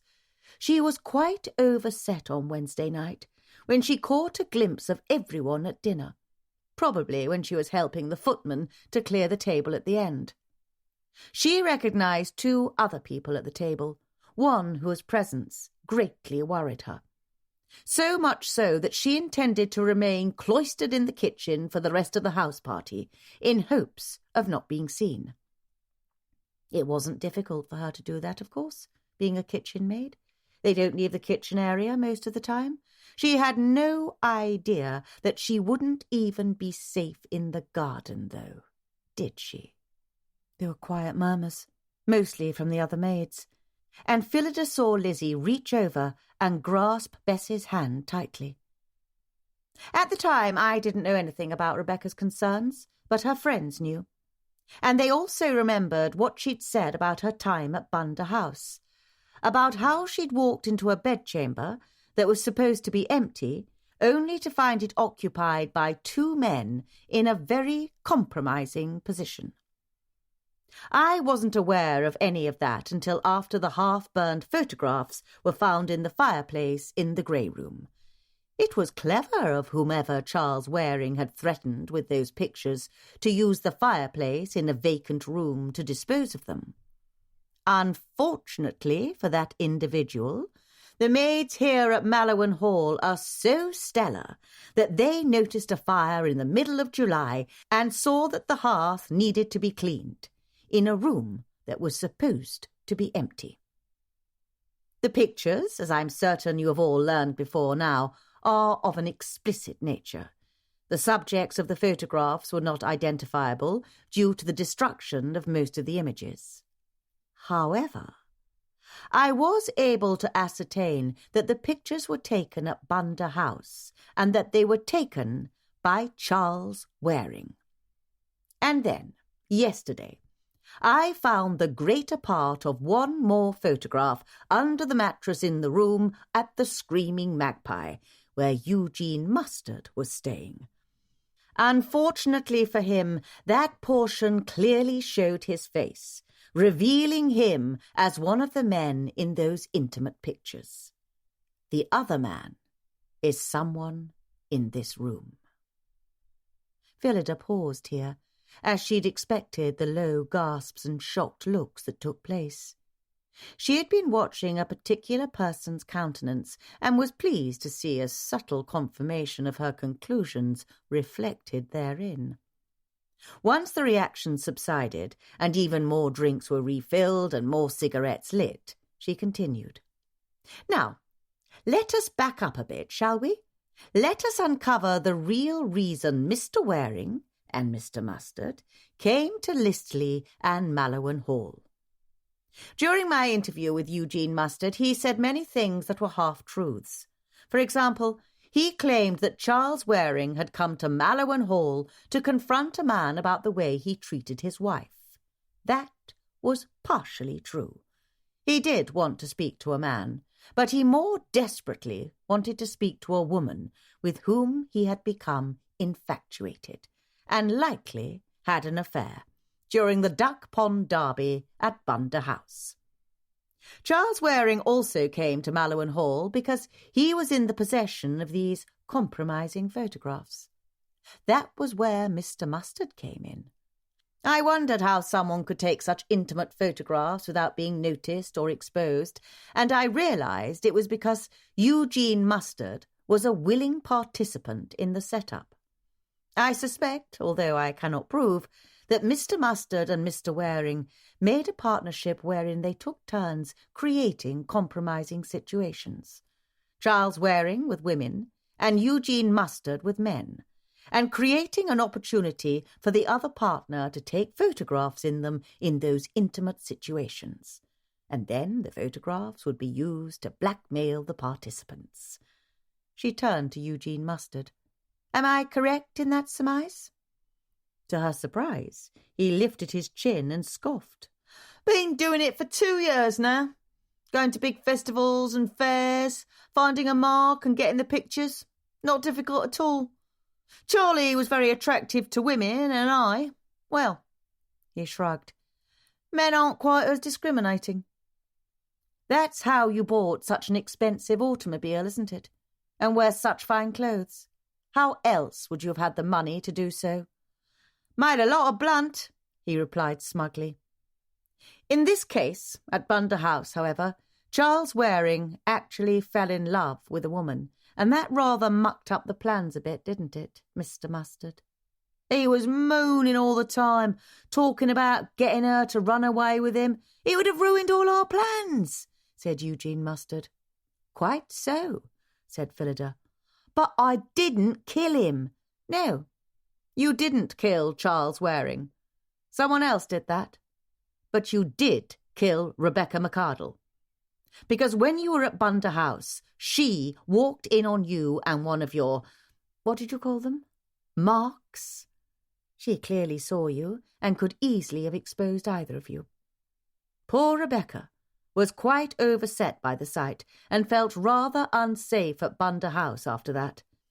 Perhaps you even lurked about there, trying to get to her then, didn't you? If she exposed you, it could ruin your entire blackmail scheme. She knew what she'd seen was dangerous, and so she left the employ of Sir Avercroft and came here to Mallowan Hall, where she took a position as a kitchen maid, which would keep her out of bedchambers and out of sight of any visitors. Phillida paused. Her voice was becoming rough from overuse, and she needed a moment to recollect her thoughts. This was quite a complicated matter. Freddie, if you could pour me a cup of tea. Put anything in it, Mum? For an instant she considered whiskey, but supposed it was a bit early, and she still had a killer to expose. 1 lump and a splash of milk, if you please. How much longer do we have to sit here? Grumped Mr. Budgley Rhodes. Said we could leave this morning, you did. Can't see how you can keep us here. That's right, said Mr. Hartford, tucking away a handkerchief he'd used on his forehead. He made to rise. Amelia, let's go. You'll all stay here as long as Mrs. Bright is speaking, said Cork with a sigh, which I do hope won't be much longer. Mr. Hartford muttered something but sat back down, then took his wife's hand in his and grumbled over his shoulder to Mr. Devine. I shall endeavour to be as brief as possible, she said, and heard a derisive sort of snort from over near the French doors. She ignored it and went on. I had always suspected Mr. Mustard as being involved more than he let on. There was another, even more obvious snort from over near the French doors, and this time she did send a sharp look toward Bradford. And once I identified him as being in the photographs, I realised he was the only person with a motive who could have killed Rebecca without being seen. Anyone else would surely have been noticed leaving the house and walking across the grounds to the orchard. And additionally, shall we be practical, none of the guests in this room would have enough knowledge of the grounds of where to go and how to get there, to find a place where they could bash a woman to death without being observed. Not to mention getting back to the house unnoticed and with blood on their clothing. None of you had left the house since arriving on Wednesday, except to go together to the castle ruin. Nor did anyone have the time to do it, even though everyone had returned from the excursion. It simply didn't make sense relative to the timing. And when I considered the murder of Rebecca McArdle, a slapdash, hasty, violent one that required a number of blows to do the job, and compared it to the single, masterful stroke of a fountain pen into the carotid, I suspected we were dealing with 2 different killers. Once I drew that conclusion, all the other details began to fall into place. She smiled ruefully. Not that I was the least bit pleased, knowing that we had not 1 but 2 murderers here, but it was the truth, and one must accept the truth and plunge into correcting the problem without hesitation. Now, let us move on from the killing of Rebecca McArdle and examine what happened with Charles Waring. One of the things that nagged at me was the fact that whoever killed Charles Waring would have been sprayed with quite a lot of blood. Isn't that correct, Dr. Bat? Yes, indeed. Even though one punctures the carotid, the heart continues to pump, and thus it would shoot blood all over the place. It would be quite fantastic to see— yes, Phillida said quickly. She was still aggrieved over the amount of blood that had splattered the lovely books. Thank you. So whoever stabbed Charles Waring would have certainly gotten a significant amount of blood on their clothing. But nothing showed up in the laundry, which isn't surprising, for who'd be so foolish as to send their bloody clothing down to be washed? Nor were there any signs of bloody clothing being burned or otherwise discarded.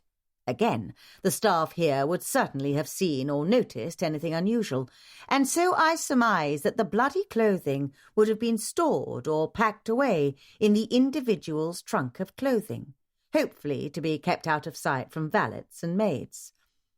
Another concern I had was how difficult it would be to actually stab a man in the precise place one needed in order to kill him with a single stroke.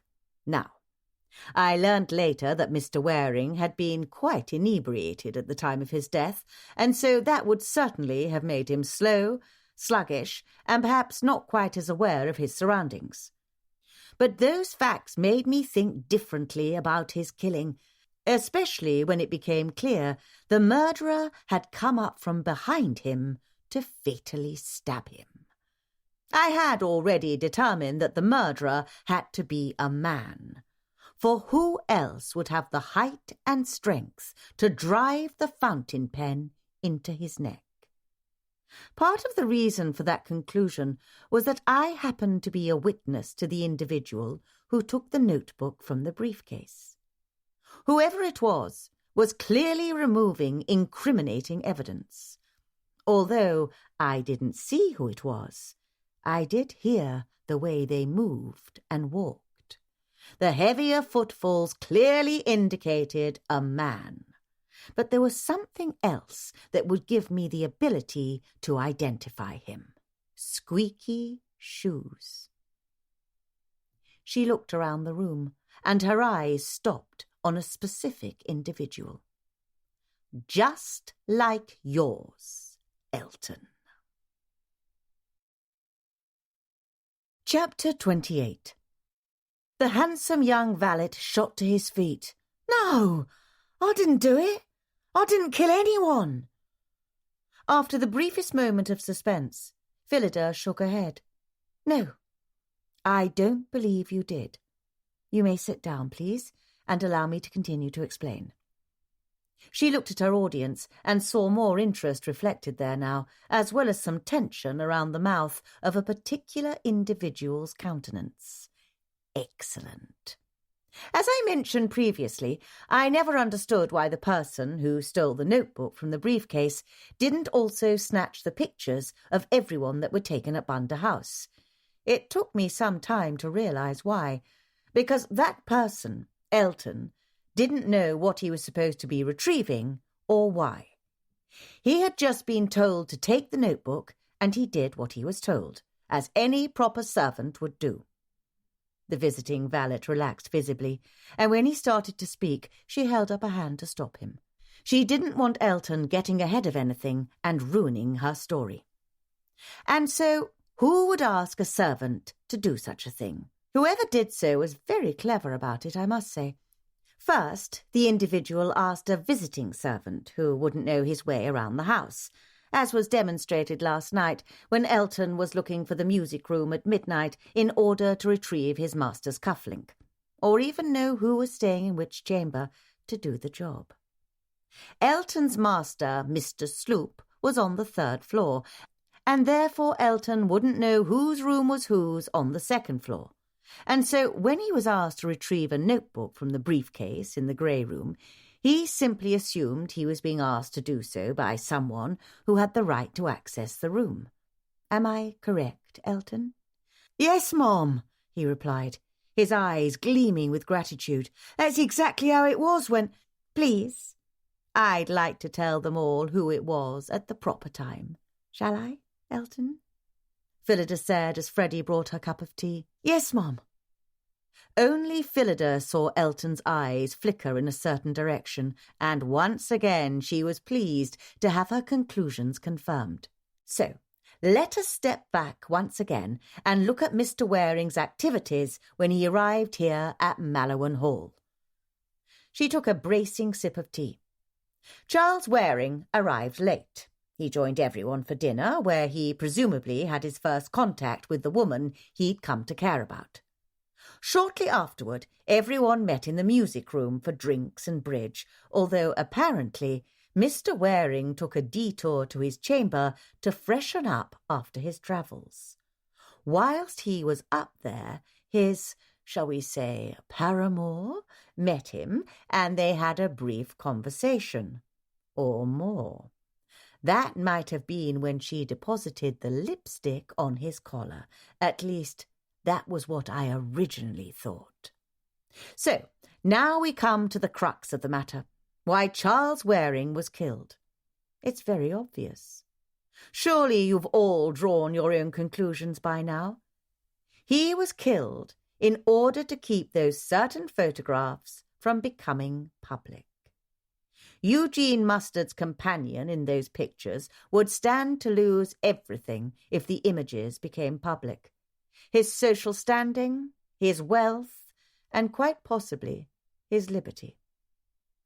That saddened Phillida quite a bit, the thought that a person could be imprisoned for what they did in privacy of their own bedchamber.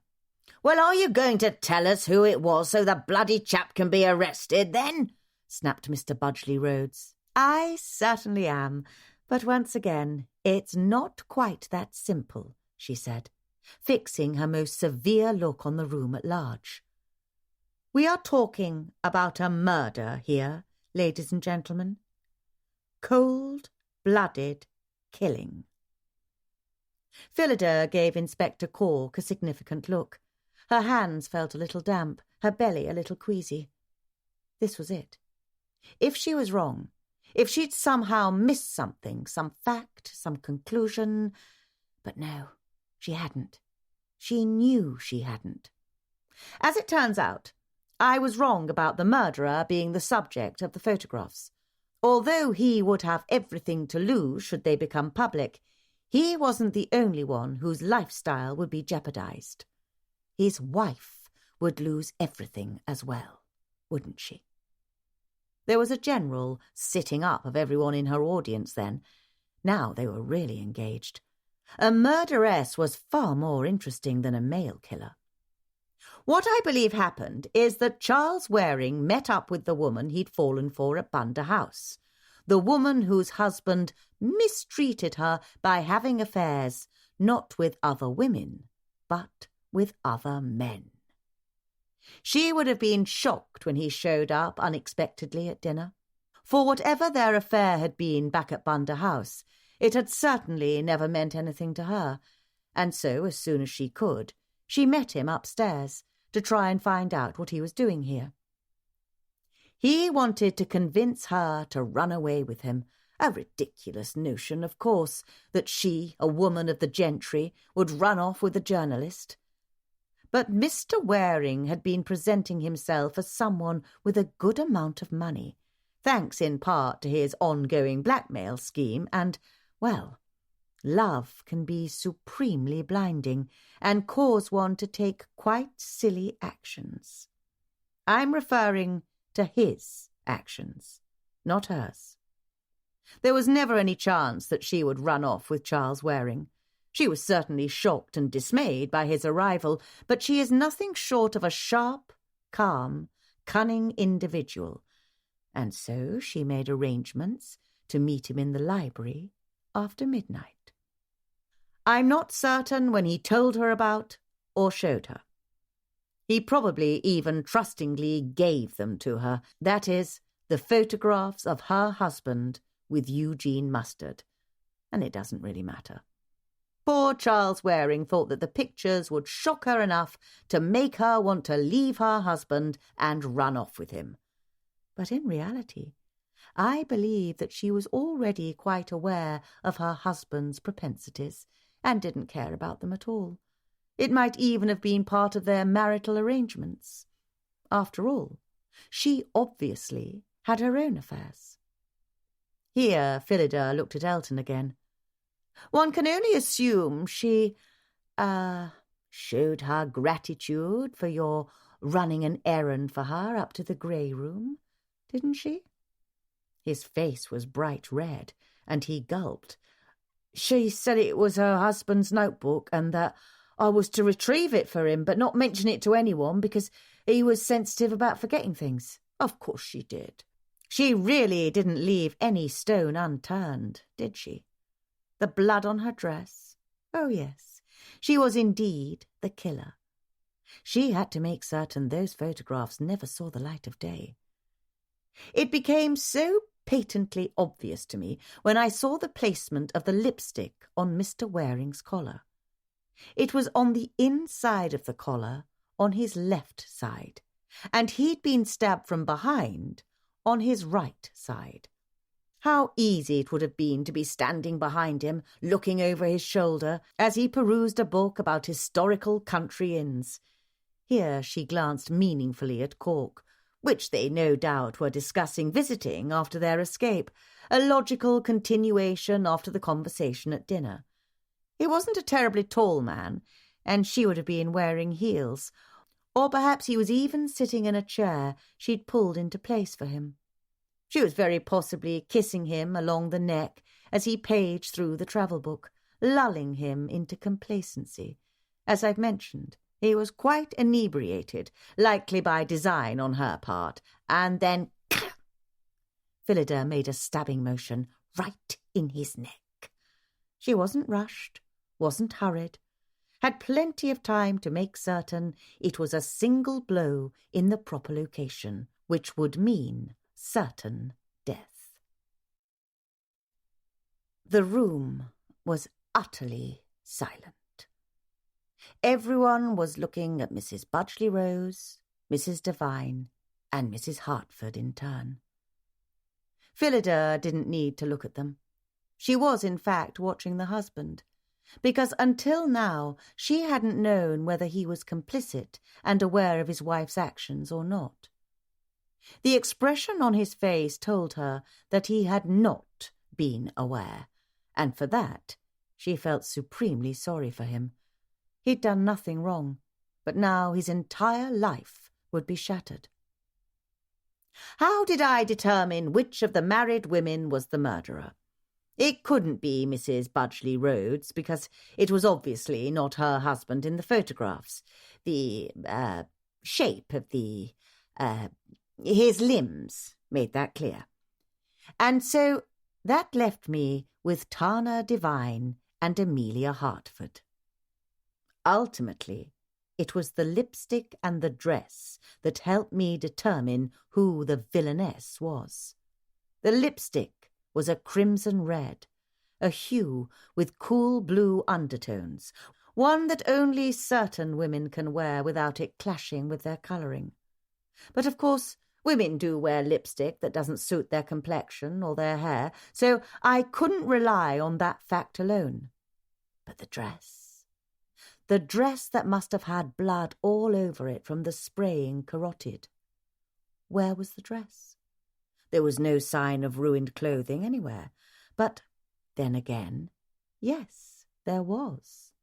There had been an incident with a coffee pot early Thursday morning, where the pot had spilled everywhere, Bess told me and Inspector Cork, on the table, the chair, the frock that had been lying over the chair. What better way to hide bloodstains than to create new stains over the top of them?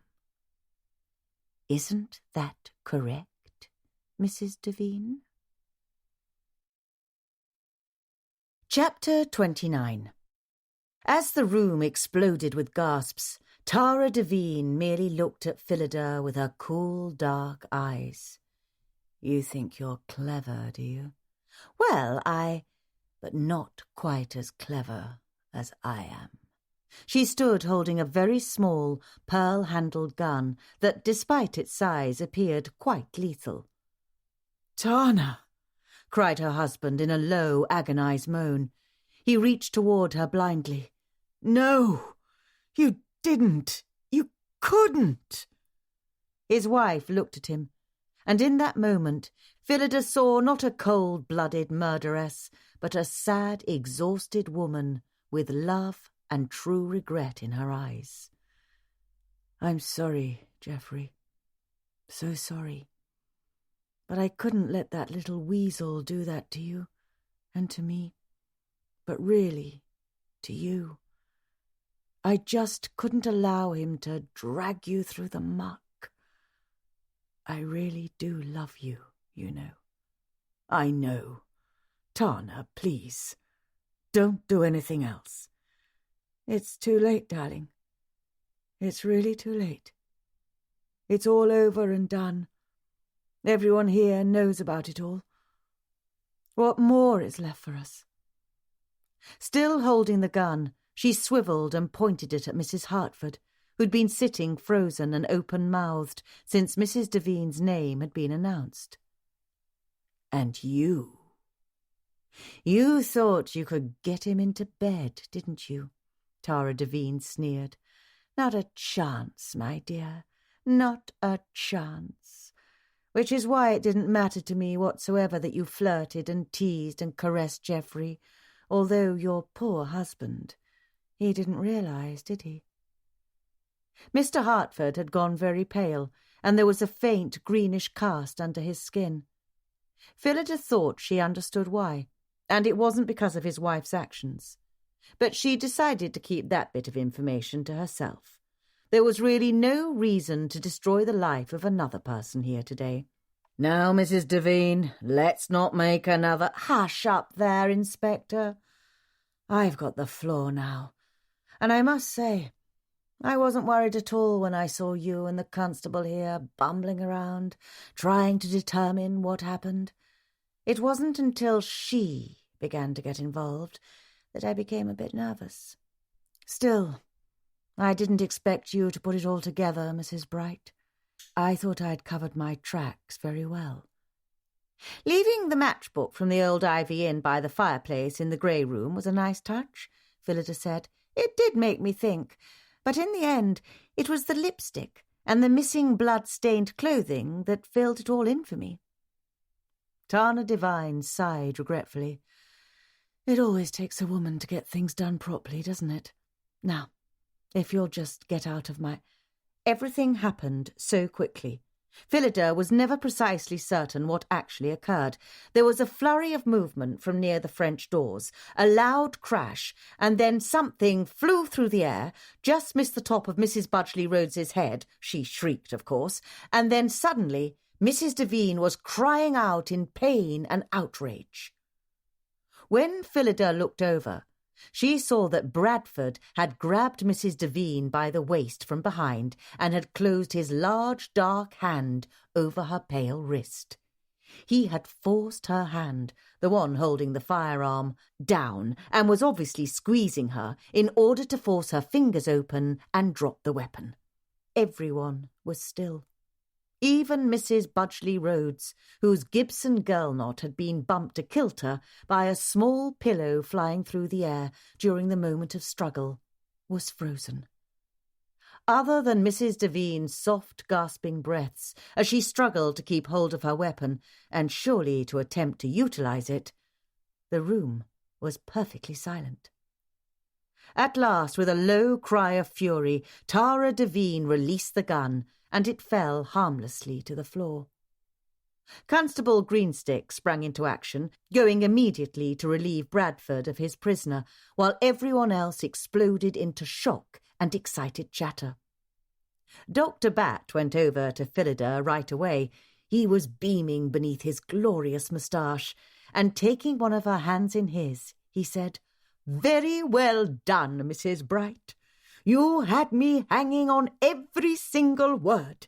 It was like living in a detective novel."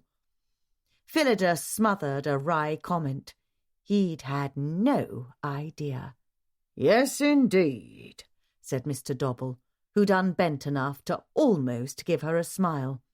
"It was a very instructive speech. A trifle long, perhaps, but I suppose it was a complicated matter." But it was Agatha who was the most grateful. She pulled Phillida away from the throng of people whose conversation had filled the room with a dull roar and eased her off to the side. "Indeed, you are quite brilliant, Philly. I cannot thank you enough for helping to put this whole affair to rest. Hercule couldn't have done any better." And that, in Phillida's estimation, was the greatest of all compliments. It was the day after the arrest of Mrs. Devine, and the household, thankfully, was getting back to normal. The last of the guests had left this morning. Phillida found it ironic that after complaining about not being able to leave, the Budgley Rhodeses and Mr. Sloop had stayed on an extra day, and it felt as if the house itself had given a great deep sigh of relief. Mrs. Puffley was happy with a full staff in the kitchen, and so far Opal had been working out to her satisfaction. The cook had even taken the girl under her wing, it seemed, and begun to show how to make some of her speciality items. Mr. Dobble was back to being his stiff, condescending self, and although Stanley was still at least a fortnight away from being fully recovered, the butler had agreed to allow the footman to stay on. Not that Phillida thought he'd ever truly considered sacking him, but no one could tell with Harvey Dobble. The maids were still gossiping wildly, of course, about everything that had happened, and Phillida was still supervising the painstaking process of cleaning all the blood spatters off the spines of the library books. She'd also had a brief conversation with Agatha early this morning when she'd taken her tea. "I hope your writing is going to pick up speed now that all of this is over," Phillida had said. She had set down the tea tray, then had offered Peter his biscuit. "I truly cannot thank you enough for getting involved," Agatha had said. "I never imagined how awful it would be to actually live through such an ordeal, a murder in the household. Although I suppose if one is going to have a murder in one's house, one should make the best of it. Even have a little fun with it." "I wouldn't say I had fun with it," Phillida replied. "It was more that I felt I couldn't trust the inspector to do a good enough job. Perhaps he would have come to the same conclusions I did, but not living here, not understanding how the household works, I'm not confident he would have done that." "Quite. Well, everything made perfect sense the way you described it. I even made a few notes of my next book about the way you delivered the speech." Agatha smiled. "There was one thing, however, that remains confusing to me." She shook her head. "No, perhaps I should just let it be." "It's only me," replied Phillida. "I shan't say anything to anyone." "I know you won't. I only... Well, it's about Amelia and Paul Hartford. It just seems... He seemed so terribly hurt when she was going after Geoffrey Devine. I do hope..." She trailed off when she saw Phillida's expression. "What is it?" Phillida sighed, struggling with her conscience. One man's life had already been ruined, possibly irreparably, thanks to Charles Waring and Tana Devine. But she knew Agatha wouldn't say anything to anyone, and after all, Paul Hartford was an old chum of Mr. Max's. "I don't believe Mr. Hartford was upset about Mrs. Hartford's feelings for Mr. Devine. I believe he was upset about his own feelings for Mr. Devine." She might never have realised that if she hadn't witnessed Paul Hartford's reaction the morning of the row with his wife. When Geoffrey Devine had reached out and touched his arm as if to pull him back and calm him over the argument with his wife, Mr. Hartford had looked pained and filled with anguish, because the man he cared for, a man who, for all Phillida knew, cared for him in return, was touching him, and he simply couldn't bear the emotion of the moment. "I see," said Agatha slowly. "Well..." She smiled wanly. "I do hope everything works out all right with them." Phillida hoped so as well. She had also taken the opportunity for a few pointed words with Inspector Cork on a related subject early this morning. "In exchange for my assistance in bringing not one, but 2 murderers to justice," she had said firmly, "I expect that you'll forget about the identity of the other man in the photographs and simply allow things to go on as they have done. I'm certain you can come up with a reasonable explanation for why Tana Devine killed Charles Waring that won't involve her husband's activities." "But everyone in that room already knows about it," Cork had protested. "That may be so. But if it comes from them, it'll be only gossip. If anything comes from them. It's only the authorities that could truly upset his life, and Charles Devine is innocent of everything related to either of the two murders. Do I have your agreement, Inspector Cork?" Phillida Bright wasn't of the gentry and therefore didn't have the same influence on the authorities as a titled person would. But she did have many years of experience in dealing with recalcitrant boys, stubborn males, and irascible men. And while Inspector Cork didn't precisely agree to keep quiet, he didn't make any move to arrest Geoffrey Devine for indecency, and that told Phillida all she needed to know. A little while later, as he was loading up to leave Mallowan Hall, Elton asked to speak to Phillida privately. Of course she agreed, for she hadn't had the opportunity to hear whether he had anything else to say on the matter related to Mrs. Devine and the way she'd used him to protect herself. "Mrs. Bright, I just wanted to say to you, thank you for it all. It could have turned out worse for me, being fingered for taking that notebook, and if it hadn't been for you, I might have been sent up the river myself." "Not at all," she replied. "Anyone who looked closely at the situation would have known you had no motive and even less opportunity. After all, you were playing cards with the other servants during the time Mr. Waring was killed, weren't you?" He nodded. "Yes, I was." He grimaced, shuffled his feet, a rather endearing activity, she thought, coming from such a masculine young man. Then said, I wanted to say also that I know my shoe squeaks a little. I could have it fixed, but I haven't done it. It's because, well, if I'm going to sneak up on a maid to try and steal a kiss from her, I want her to know I'm coming. So she can run me off instead, if she wants. This caught Phillida by surprise, and she was so charmed by this admission that she laughed uproariously. "Why, Elton, that is one of the most delightful things I've heard from a young man. I must confess, I was a trifle concerned that you might have, picked up a few of your master's unpleasant habits." "Oh, no, Ma'am, not at all. In fact," he hesitated, then went on, speaking in a lower voice, "I'm about looking for another position right now, but Mr. Sloop won't give me a recommendation, and so I fear I may be—" "I believe Mr. Mallowan might be in need of a valet," she said, then instantly regretted it.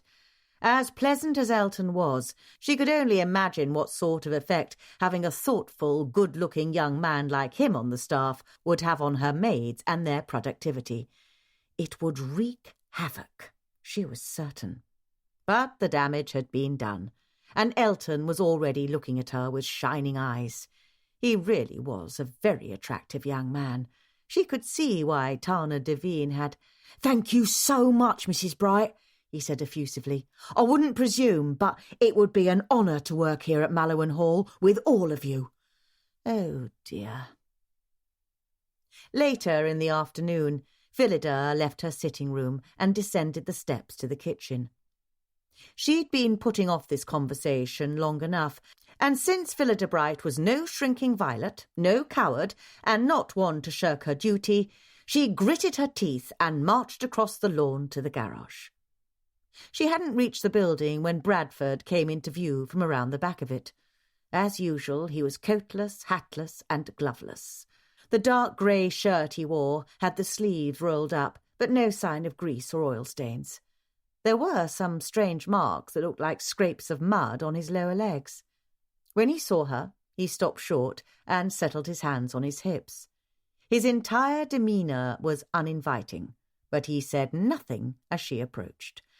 "Mr. Bradford," she said, speaking quickly before she could change her mind and stalk back to the house, "I wanted to thank you for your assistance yesterday." He grunted an acknowledgement, then nodded as if expecting her to go on. For some reason she did. She didn't even know why the words kept coming, but they did. "Things might have gone quite wrong if you hadn't stopped Mrs. Devine when you did, because quite obviously Constable Greensticks and Inspector Cork weren't precisely prepared to spring into action."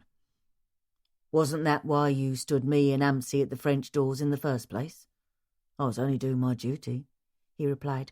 "Well, it was much appreciated."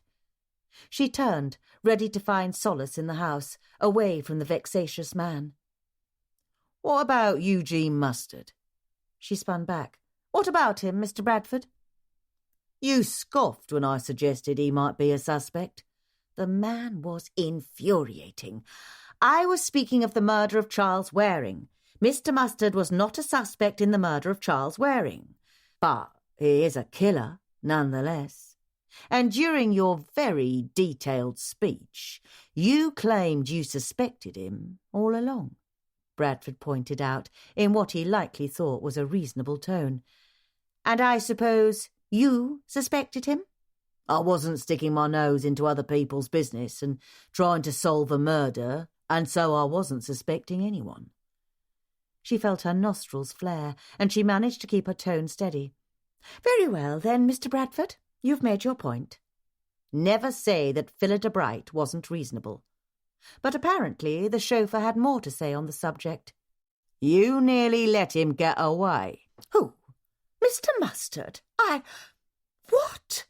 I was the one who happened to see him lurking about the grounds, gaining access to the garage. If I hadn't accosted him, You nearly let him get away. I was waiting for him in the garage. What do you mean you were waiting for him? Obviously, he was going to attempt to steal his motor car back and flee that night. He'd already abandoned his room at the Screaming Magpie.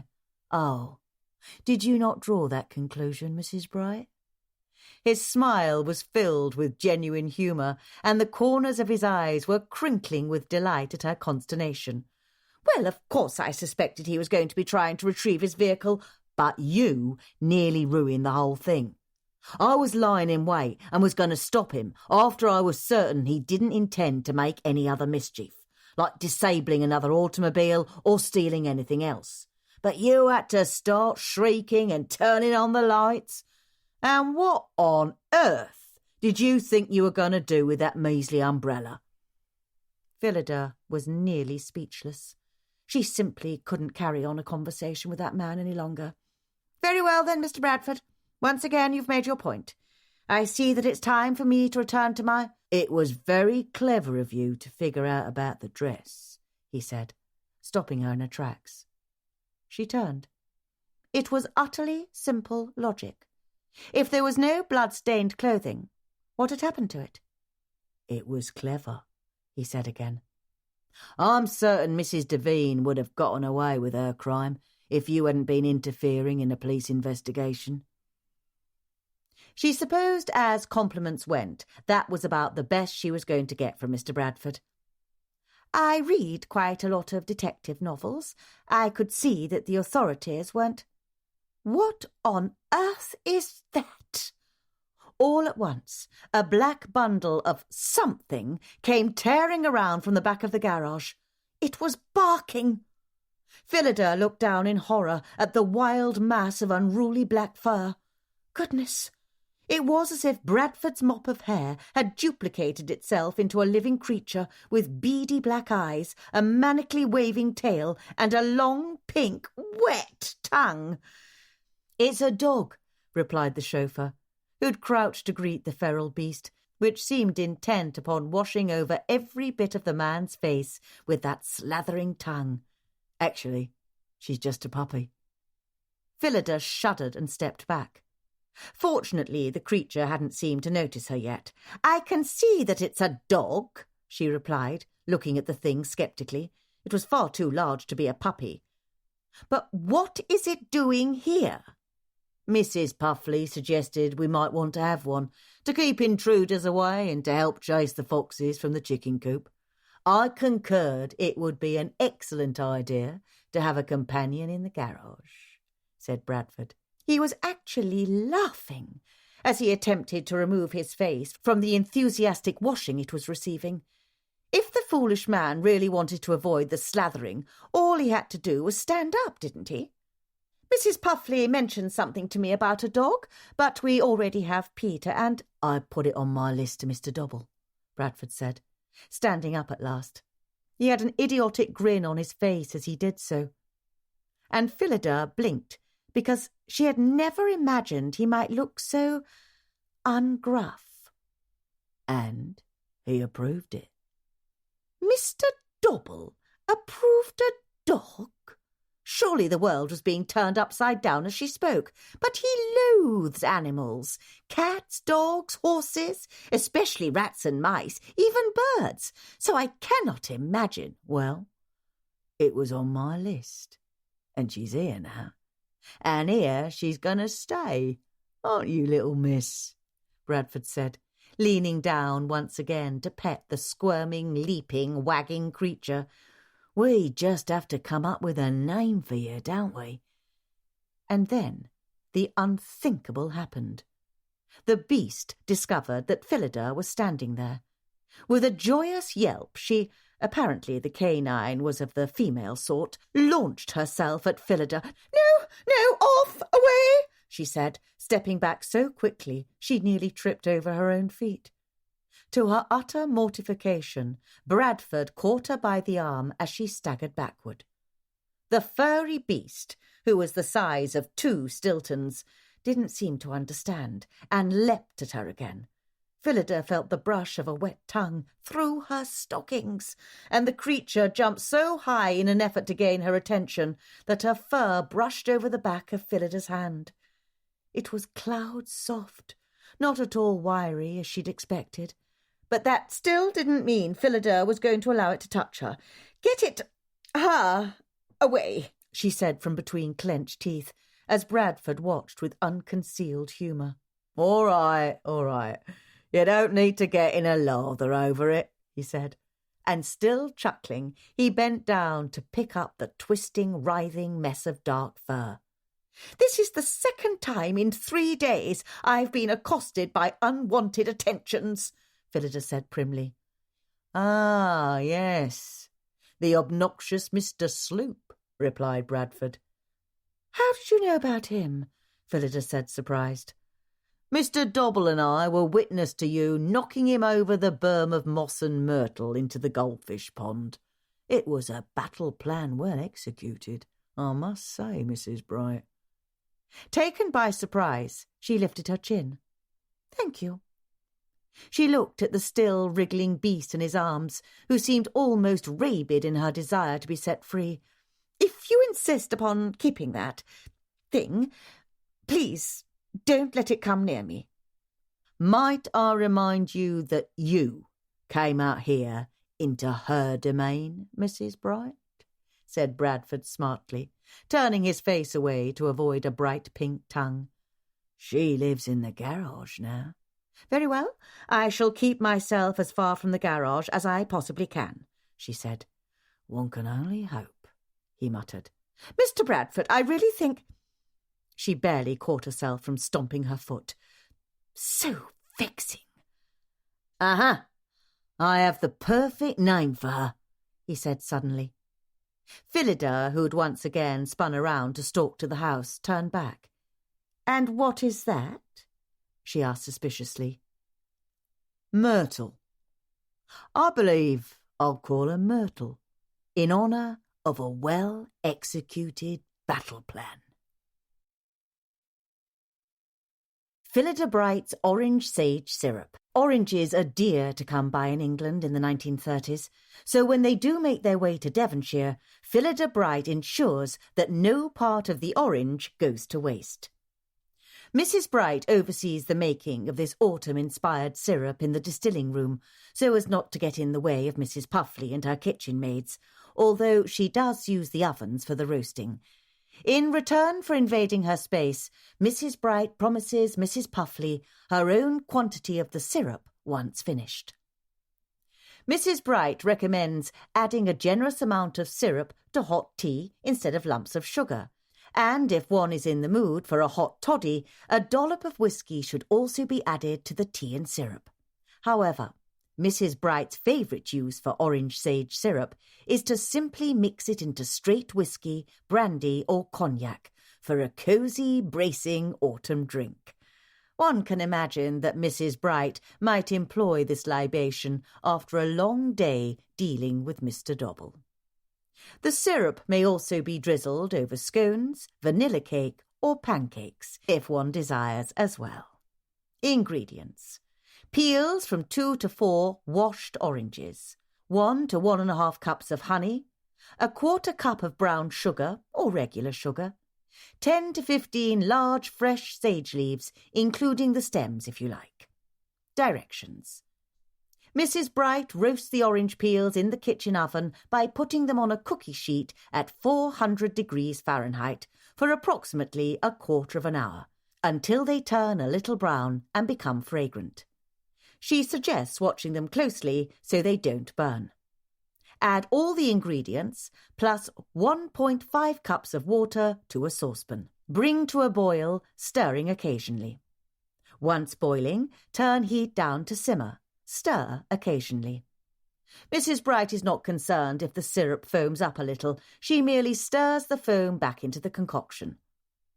After about 20 to 30 minutes, the syrup is finished. It won't be very thick, Mrs. Bright warns, but taste it. It should be very sweet, and the orange and sage flavouring should be delightfully noticeable. Remove the orange peels and sage and strain the rest of the syrup into a container. Glass is best. Mrs. Bright often saves some of the orange peels and cuts them into long strips to be used as garnish for whiskey or cognac. The syrup can be refrigerated in a covered container for 2 weeks, although at Mallowan Hall it doesn't last more than a few days. Makes about 1.5 cups of syrup. Add to hot tea or whiskey or both to taste. Drizzle over lemon sponge cake. Pour over vanilla cupcakes, pancakes or scones. You've been listening to Murder at Mallowan Hall by Colleen Cambridge. Narrated by Rachel Atkins. Published by W.F. Howes Limited. This work is copyrighted 2021 Colleen Gleeson. This recording is copyrighted 2021 W.F. Howes Limited.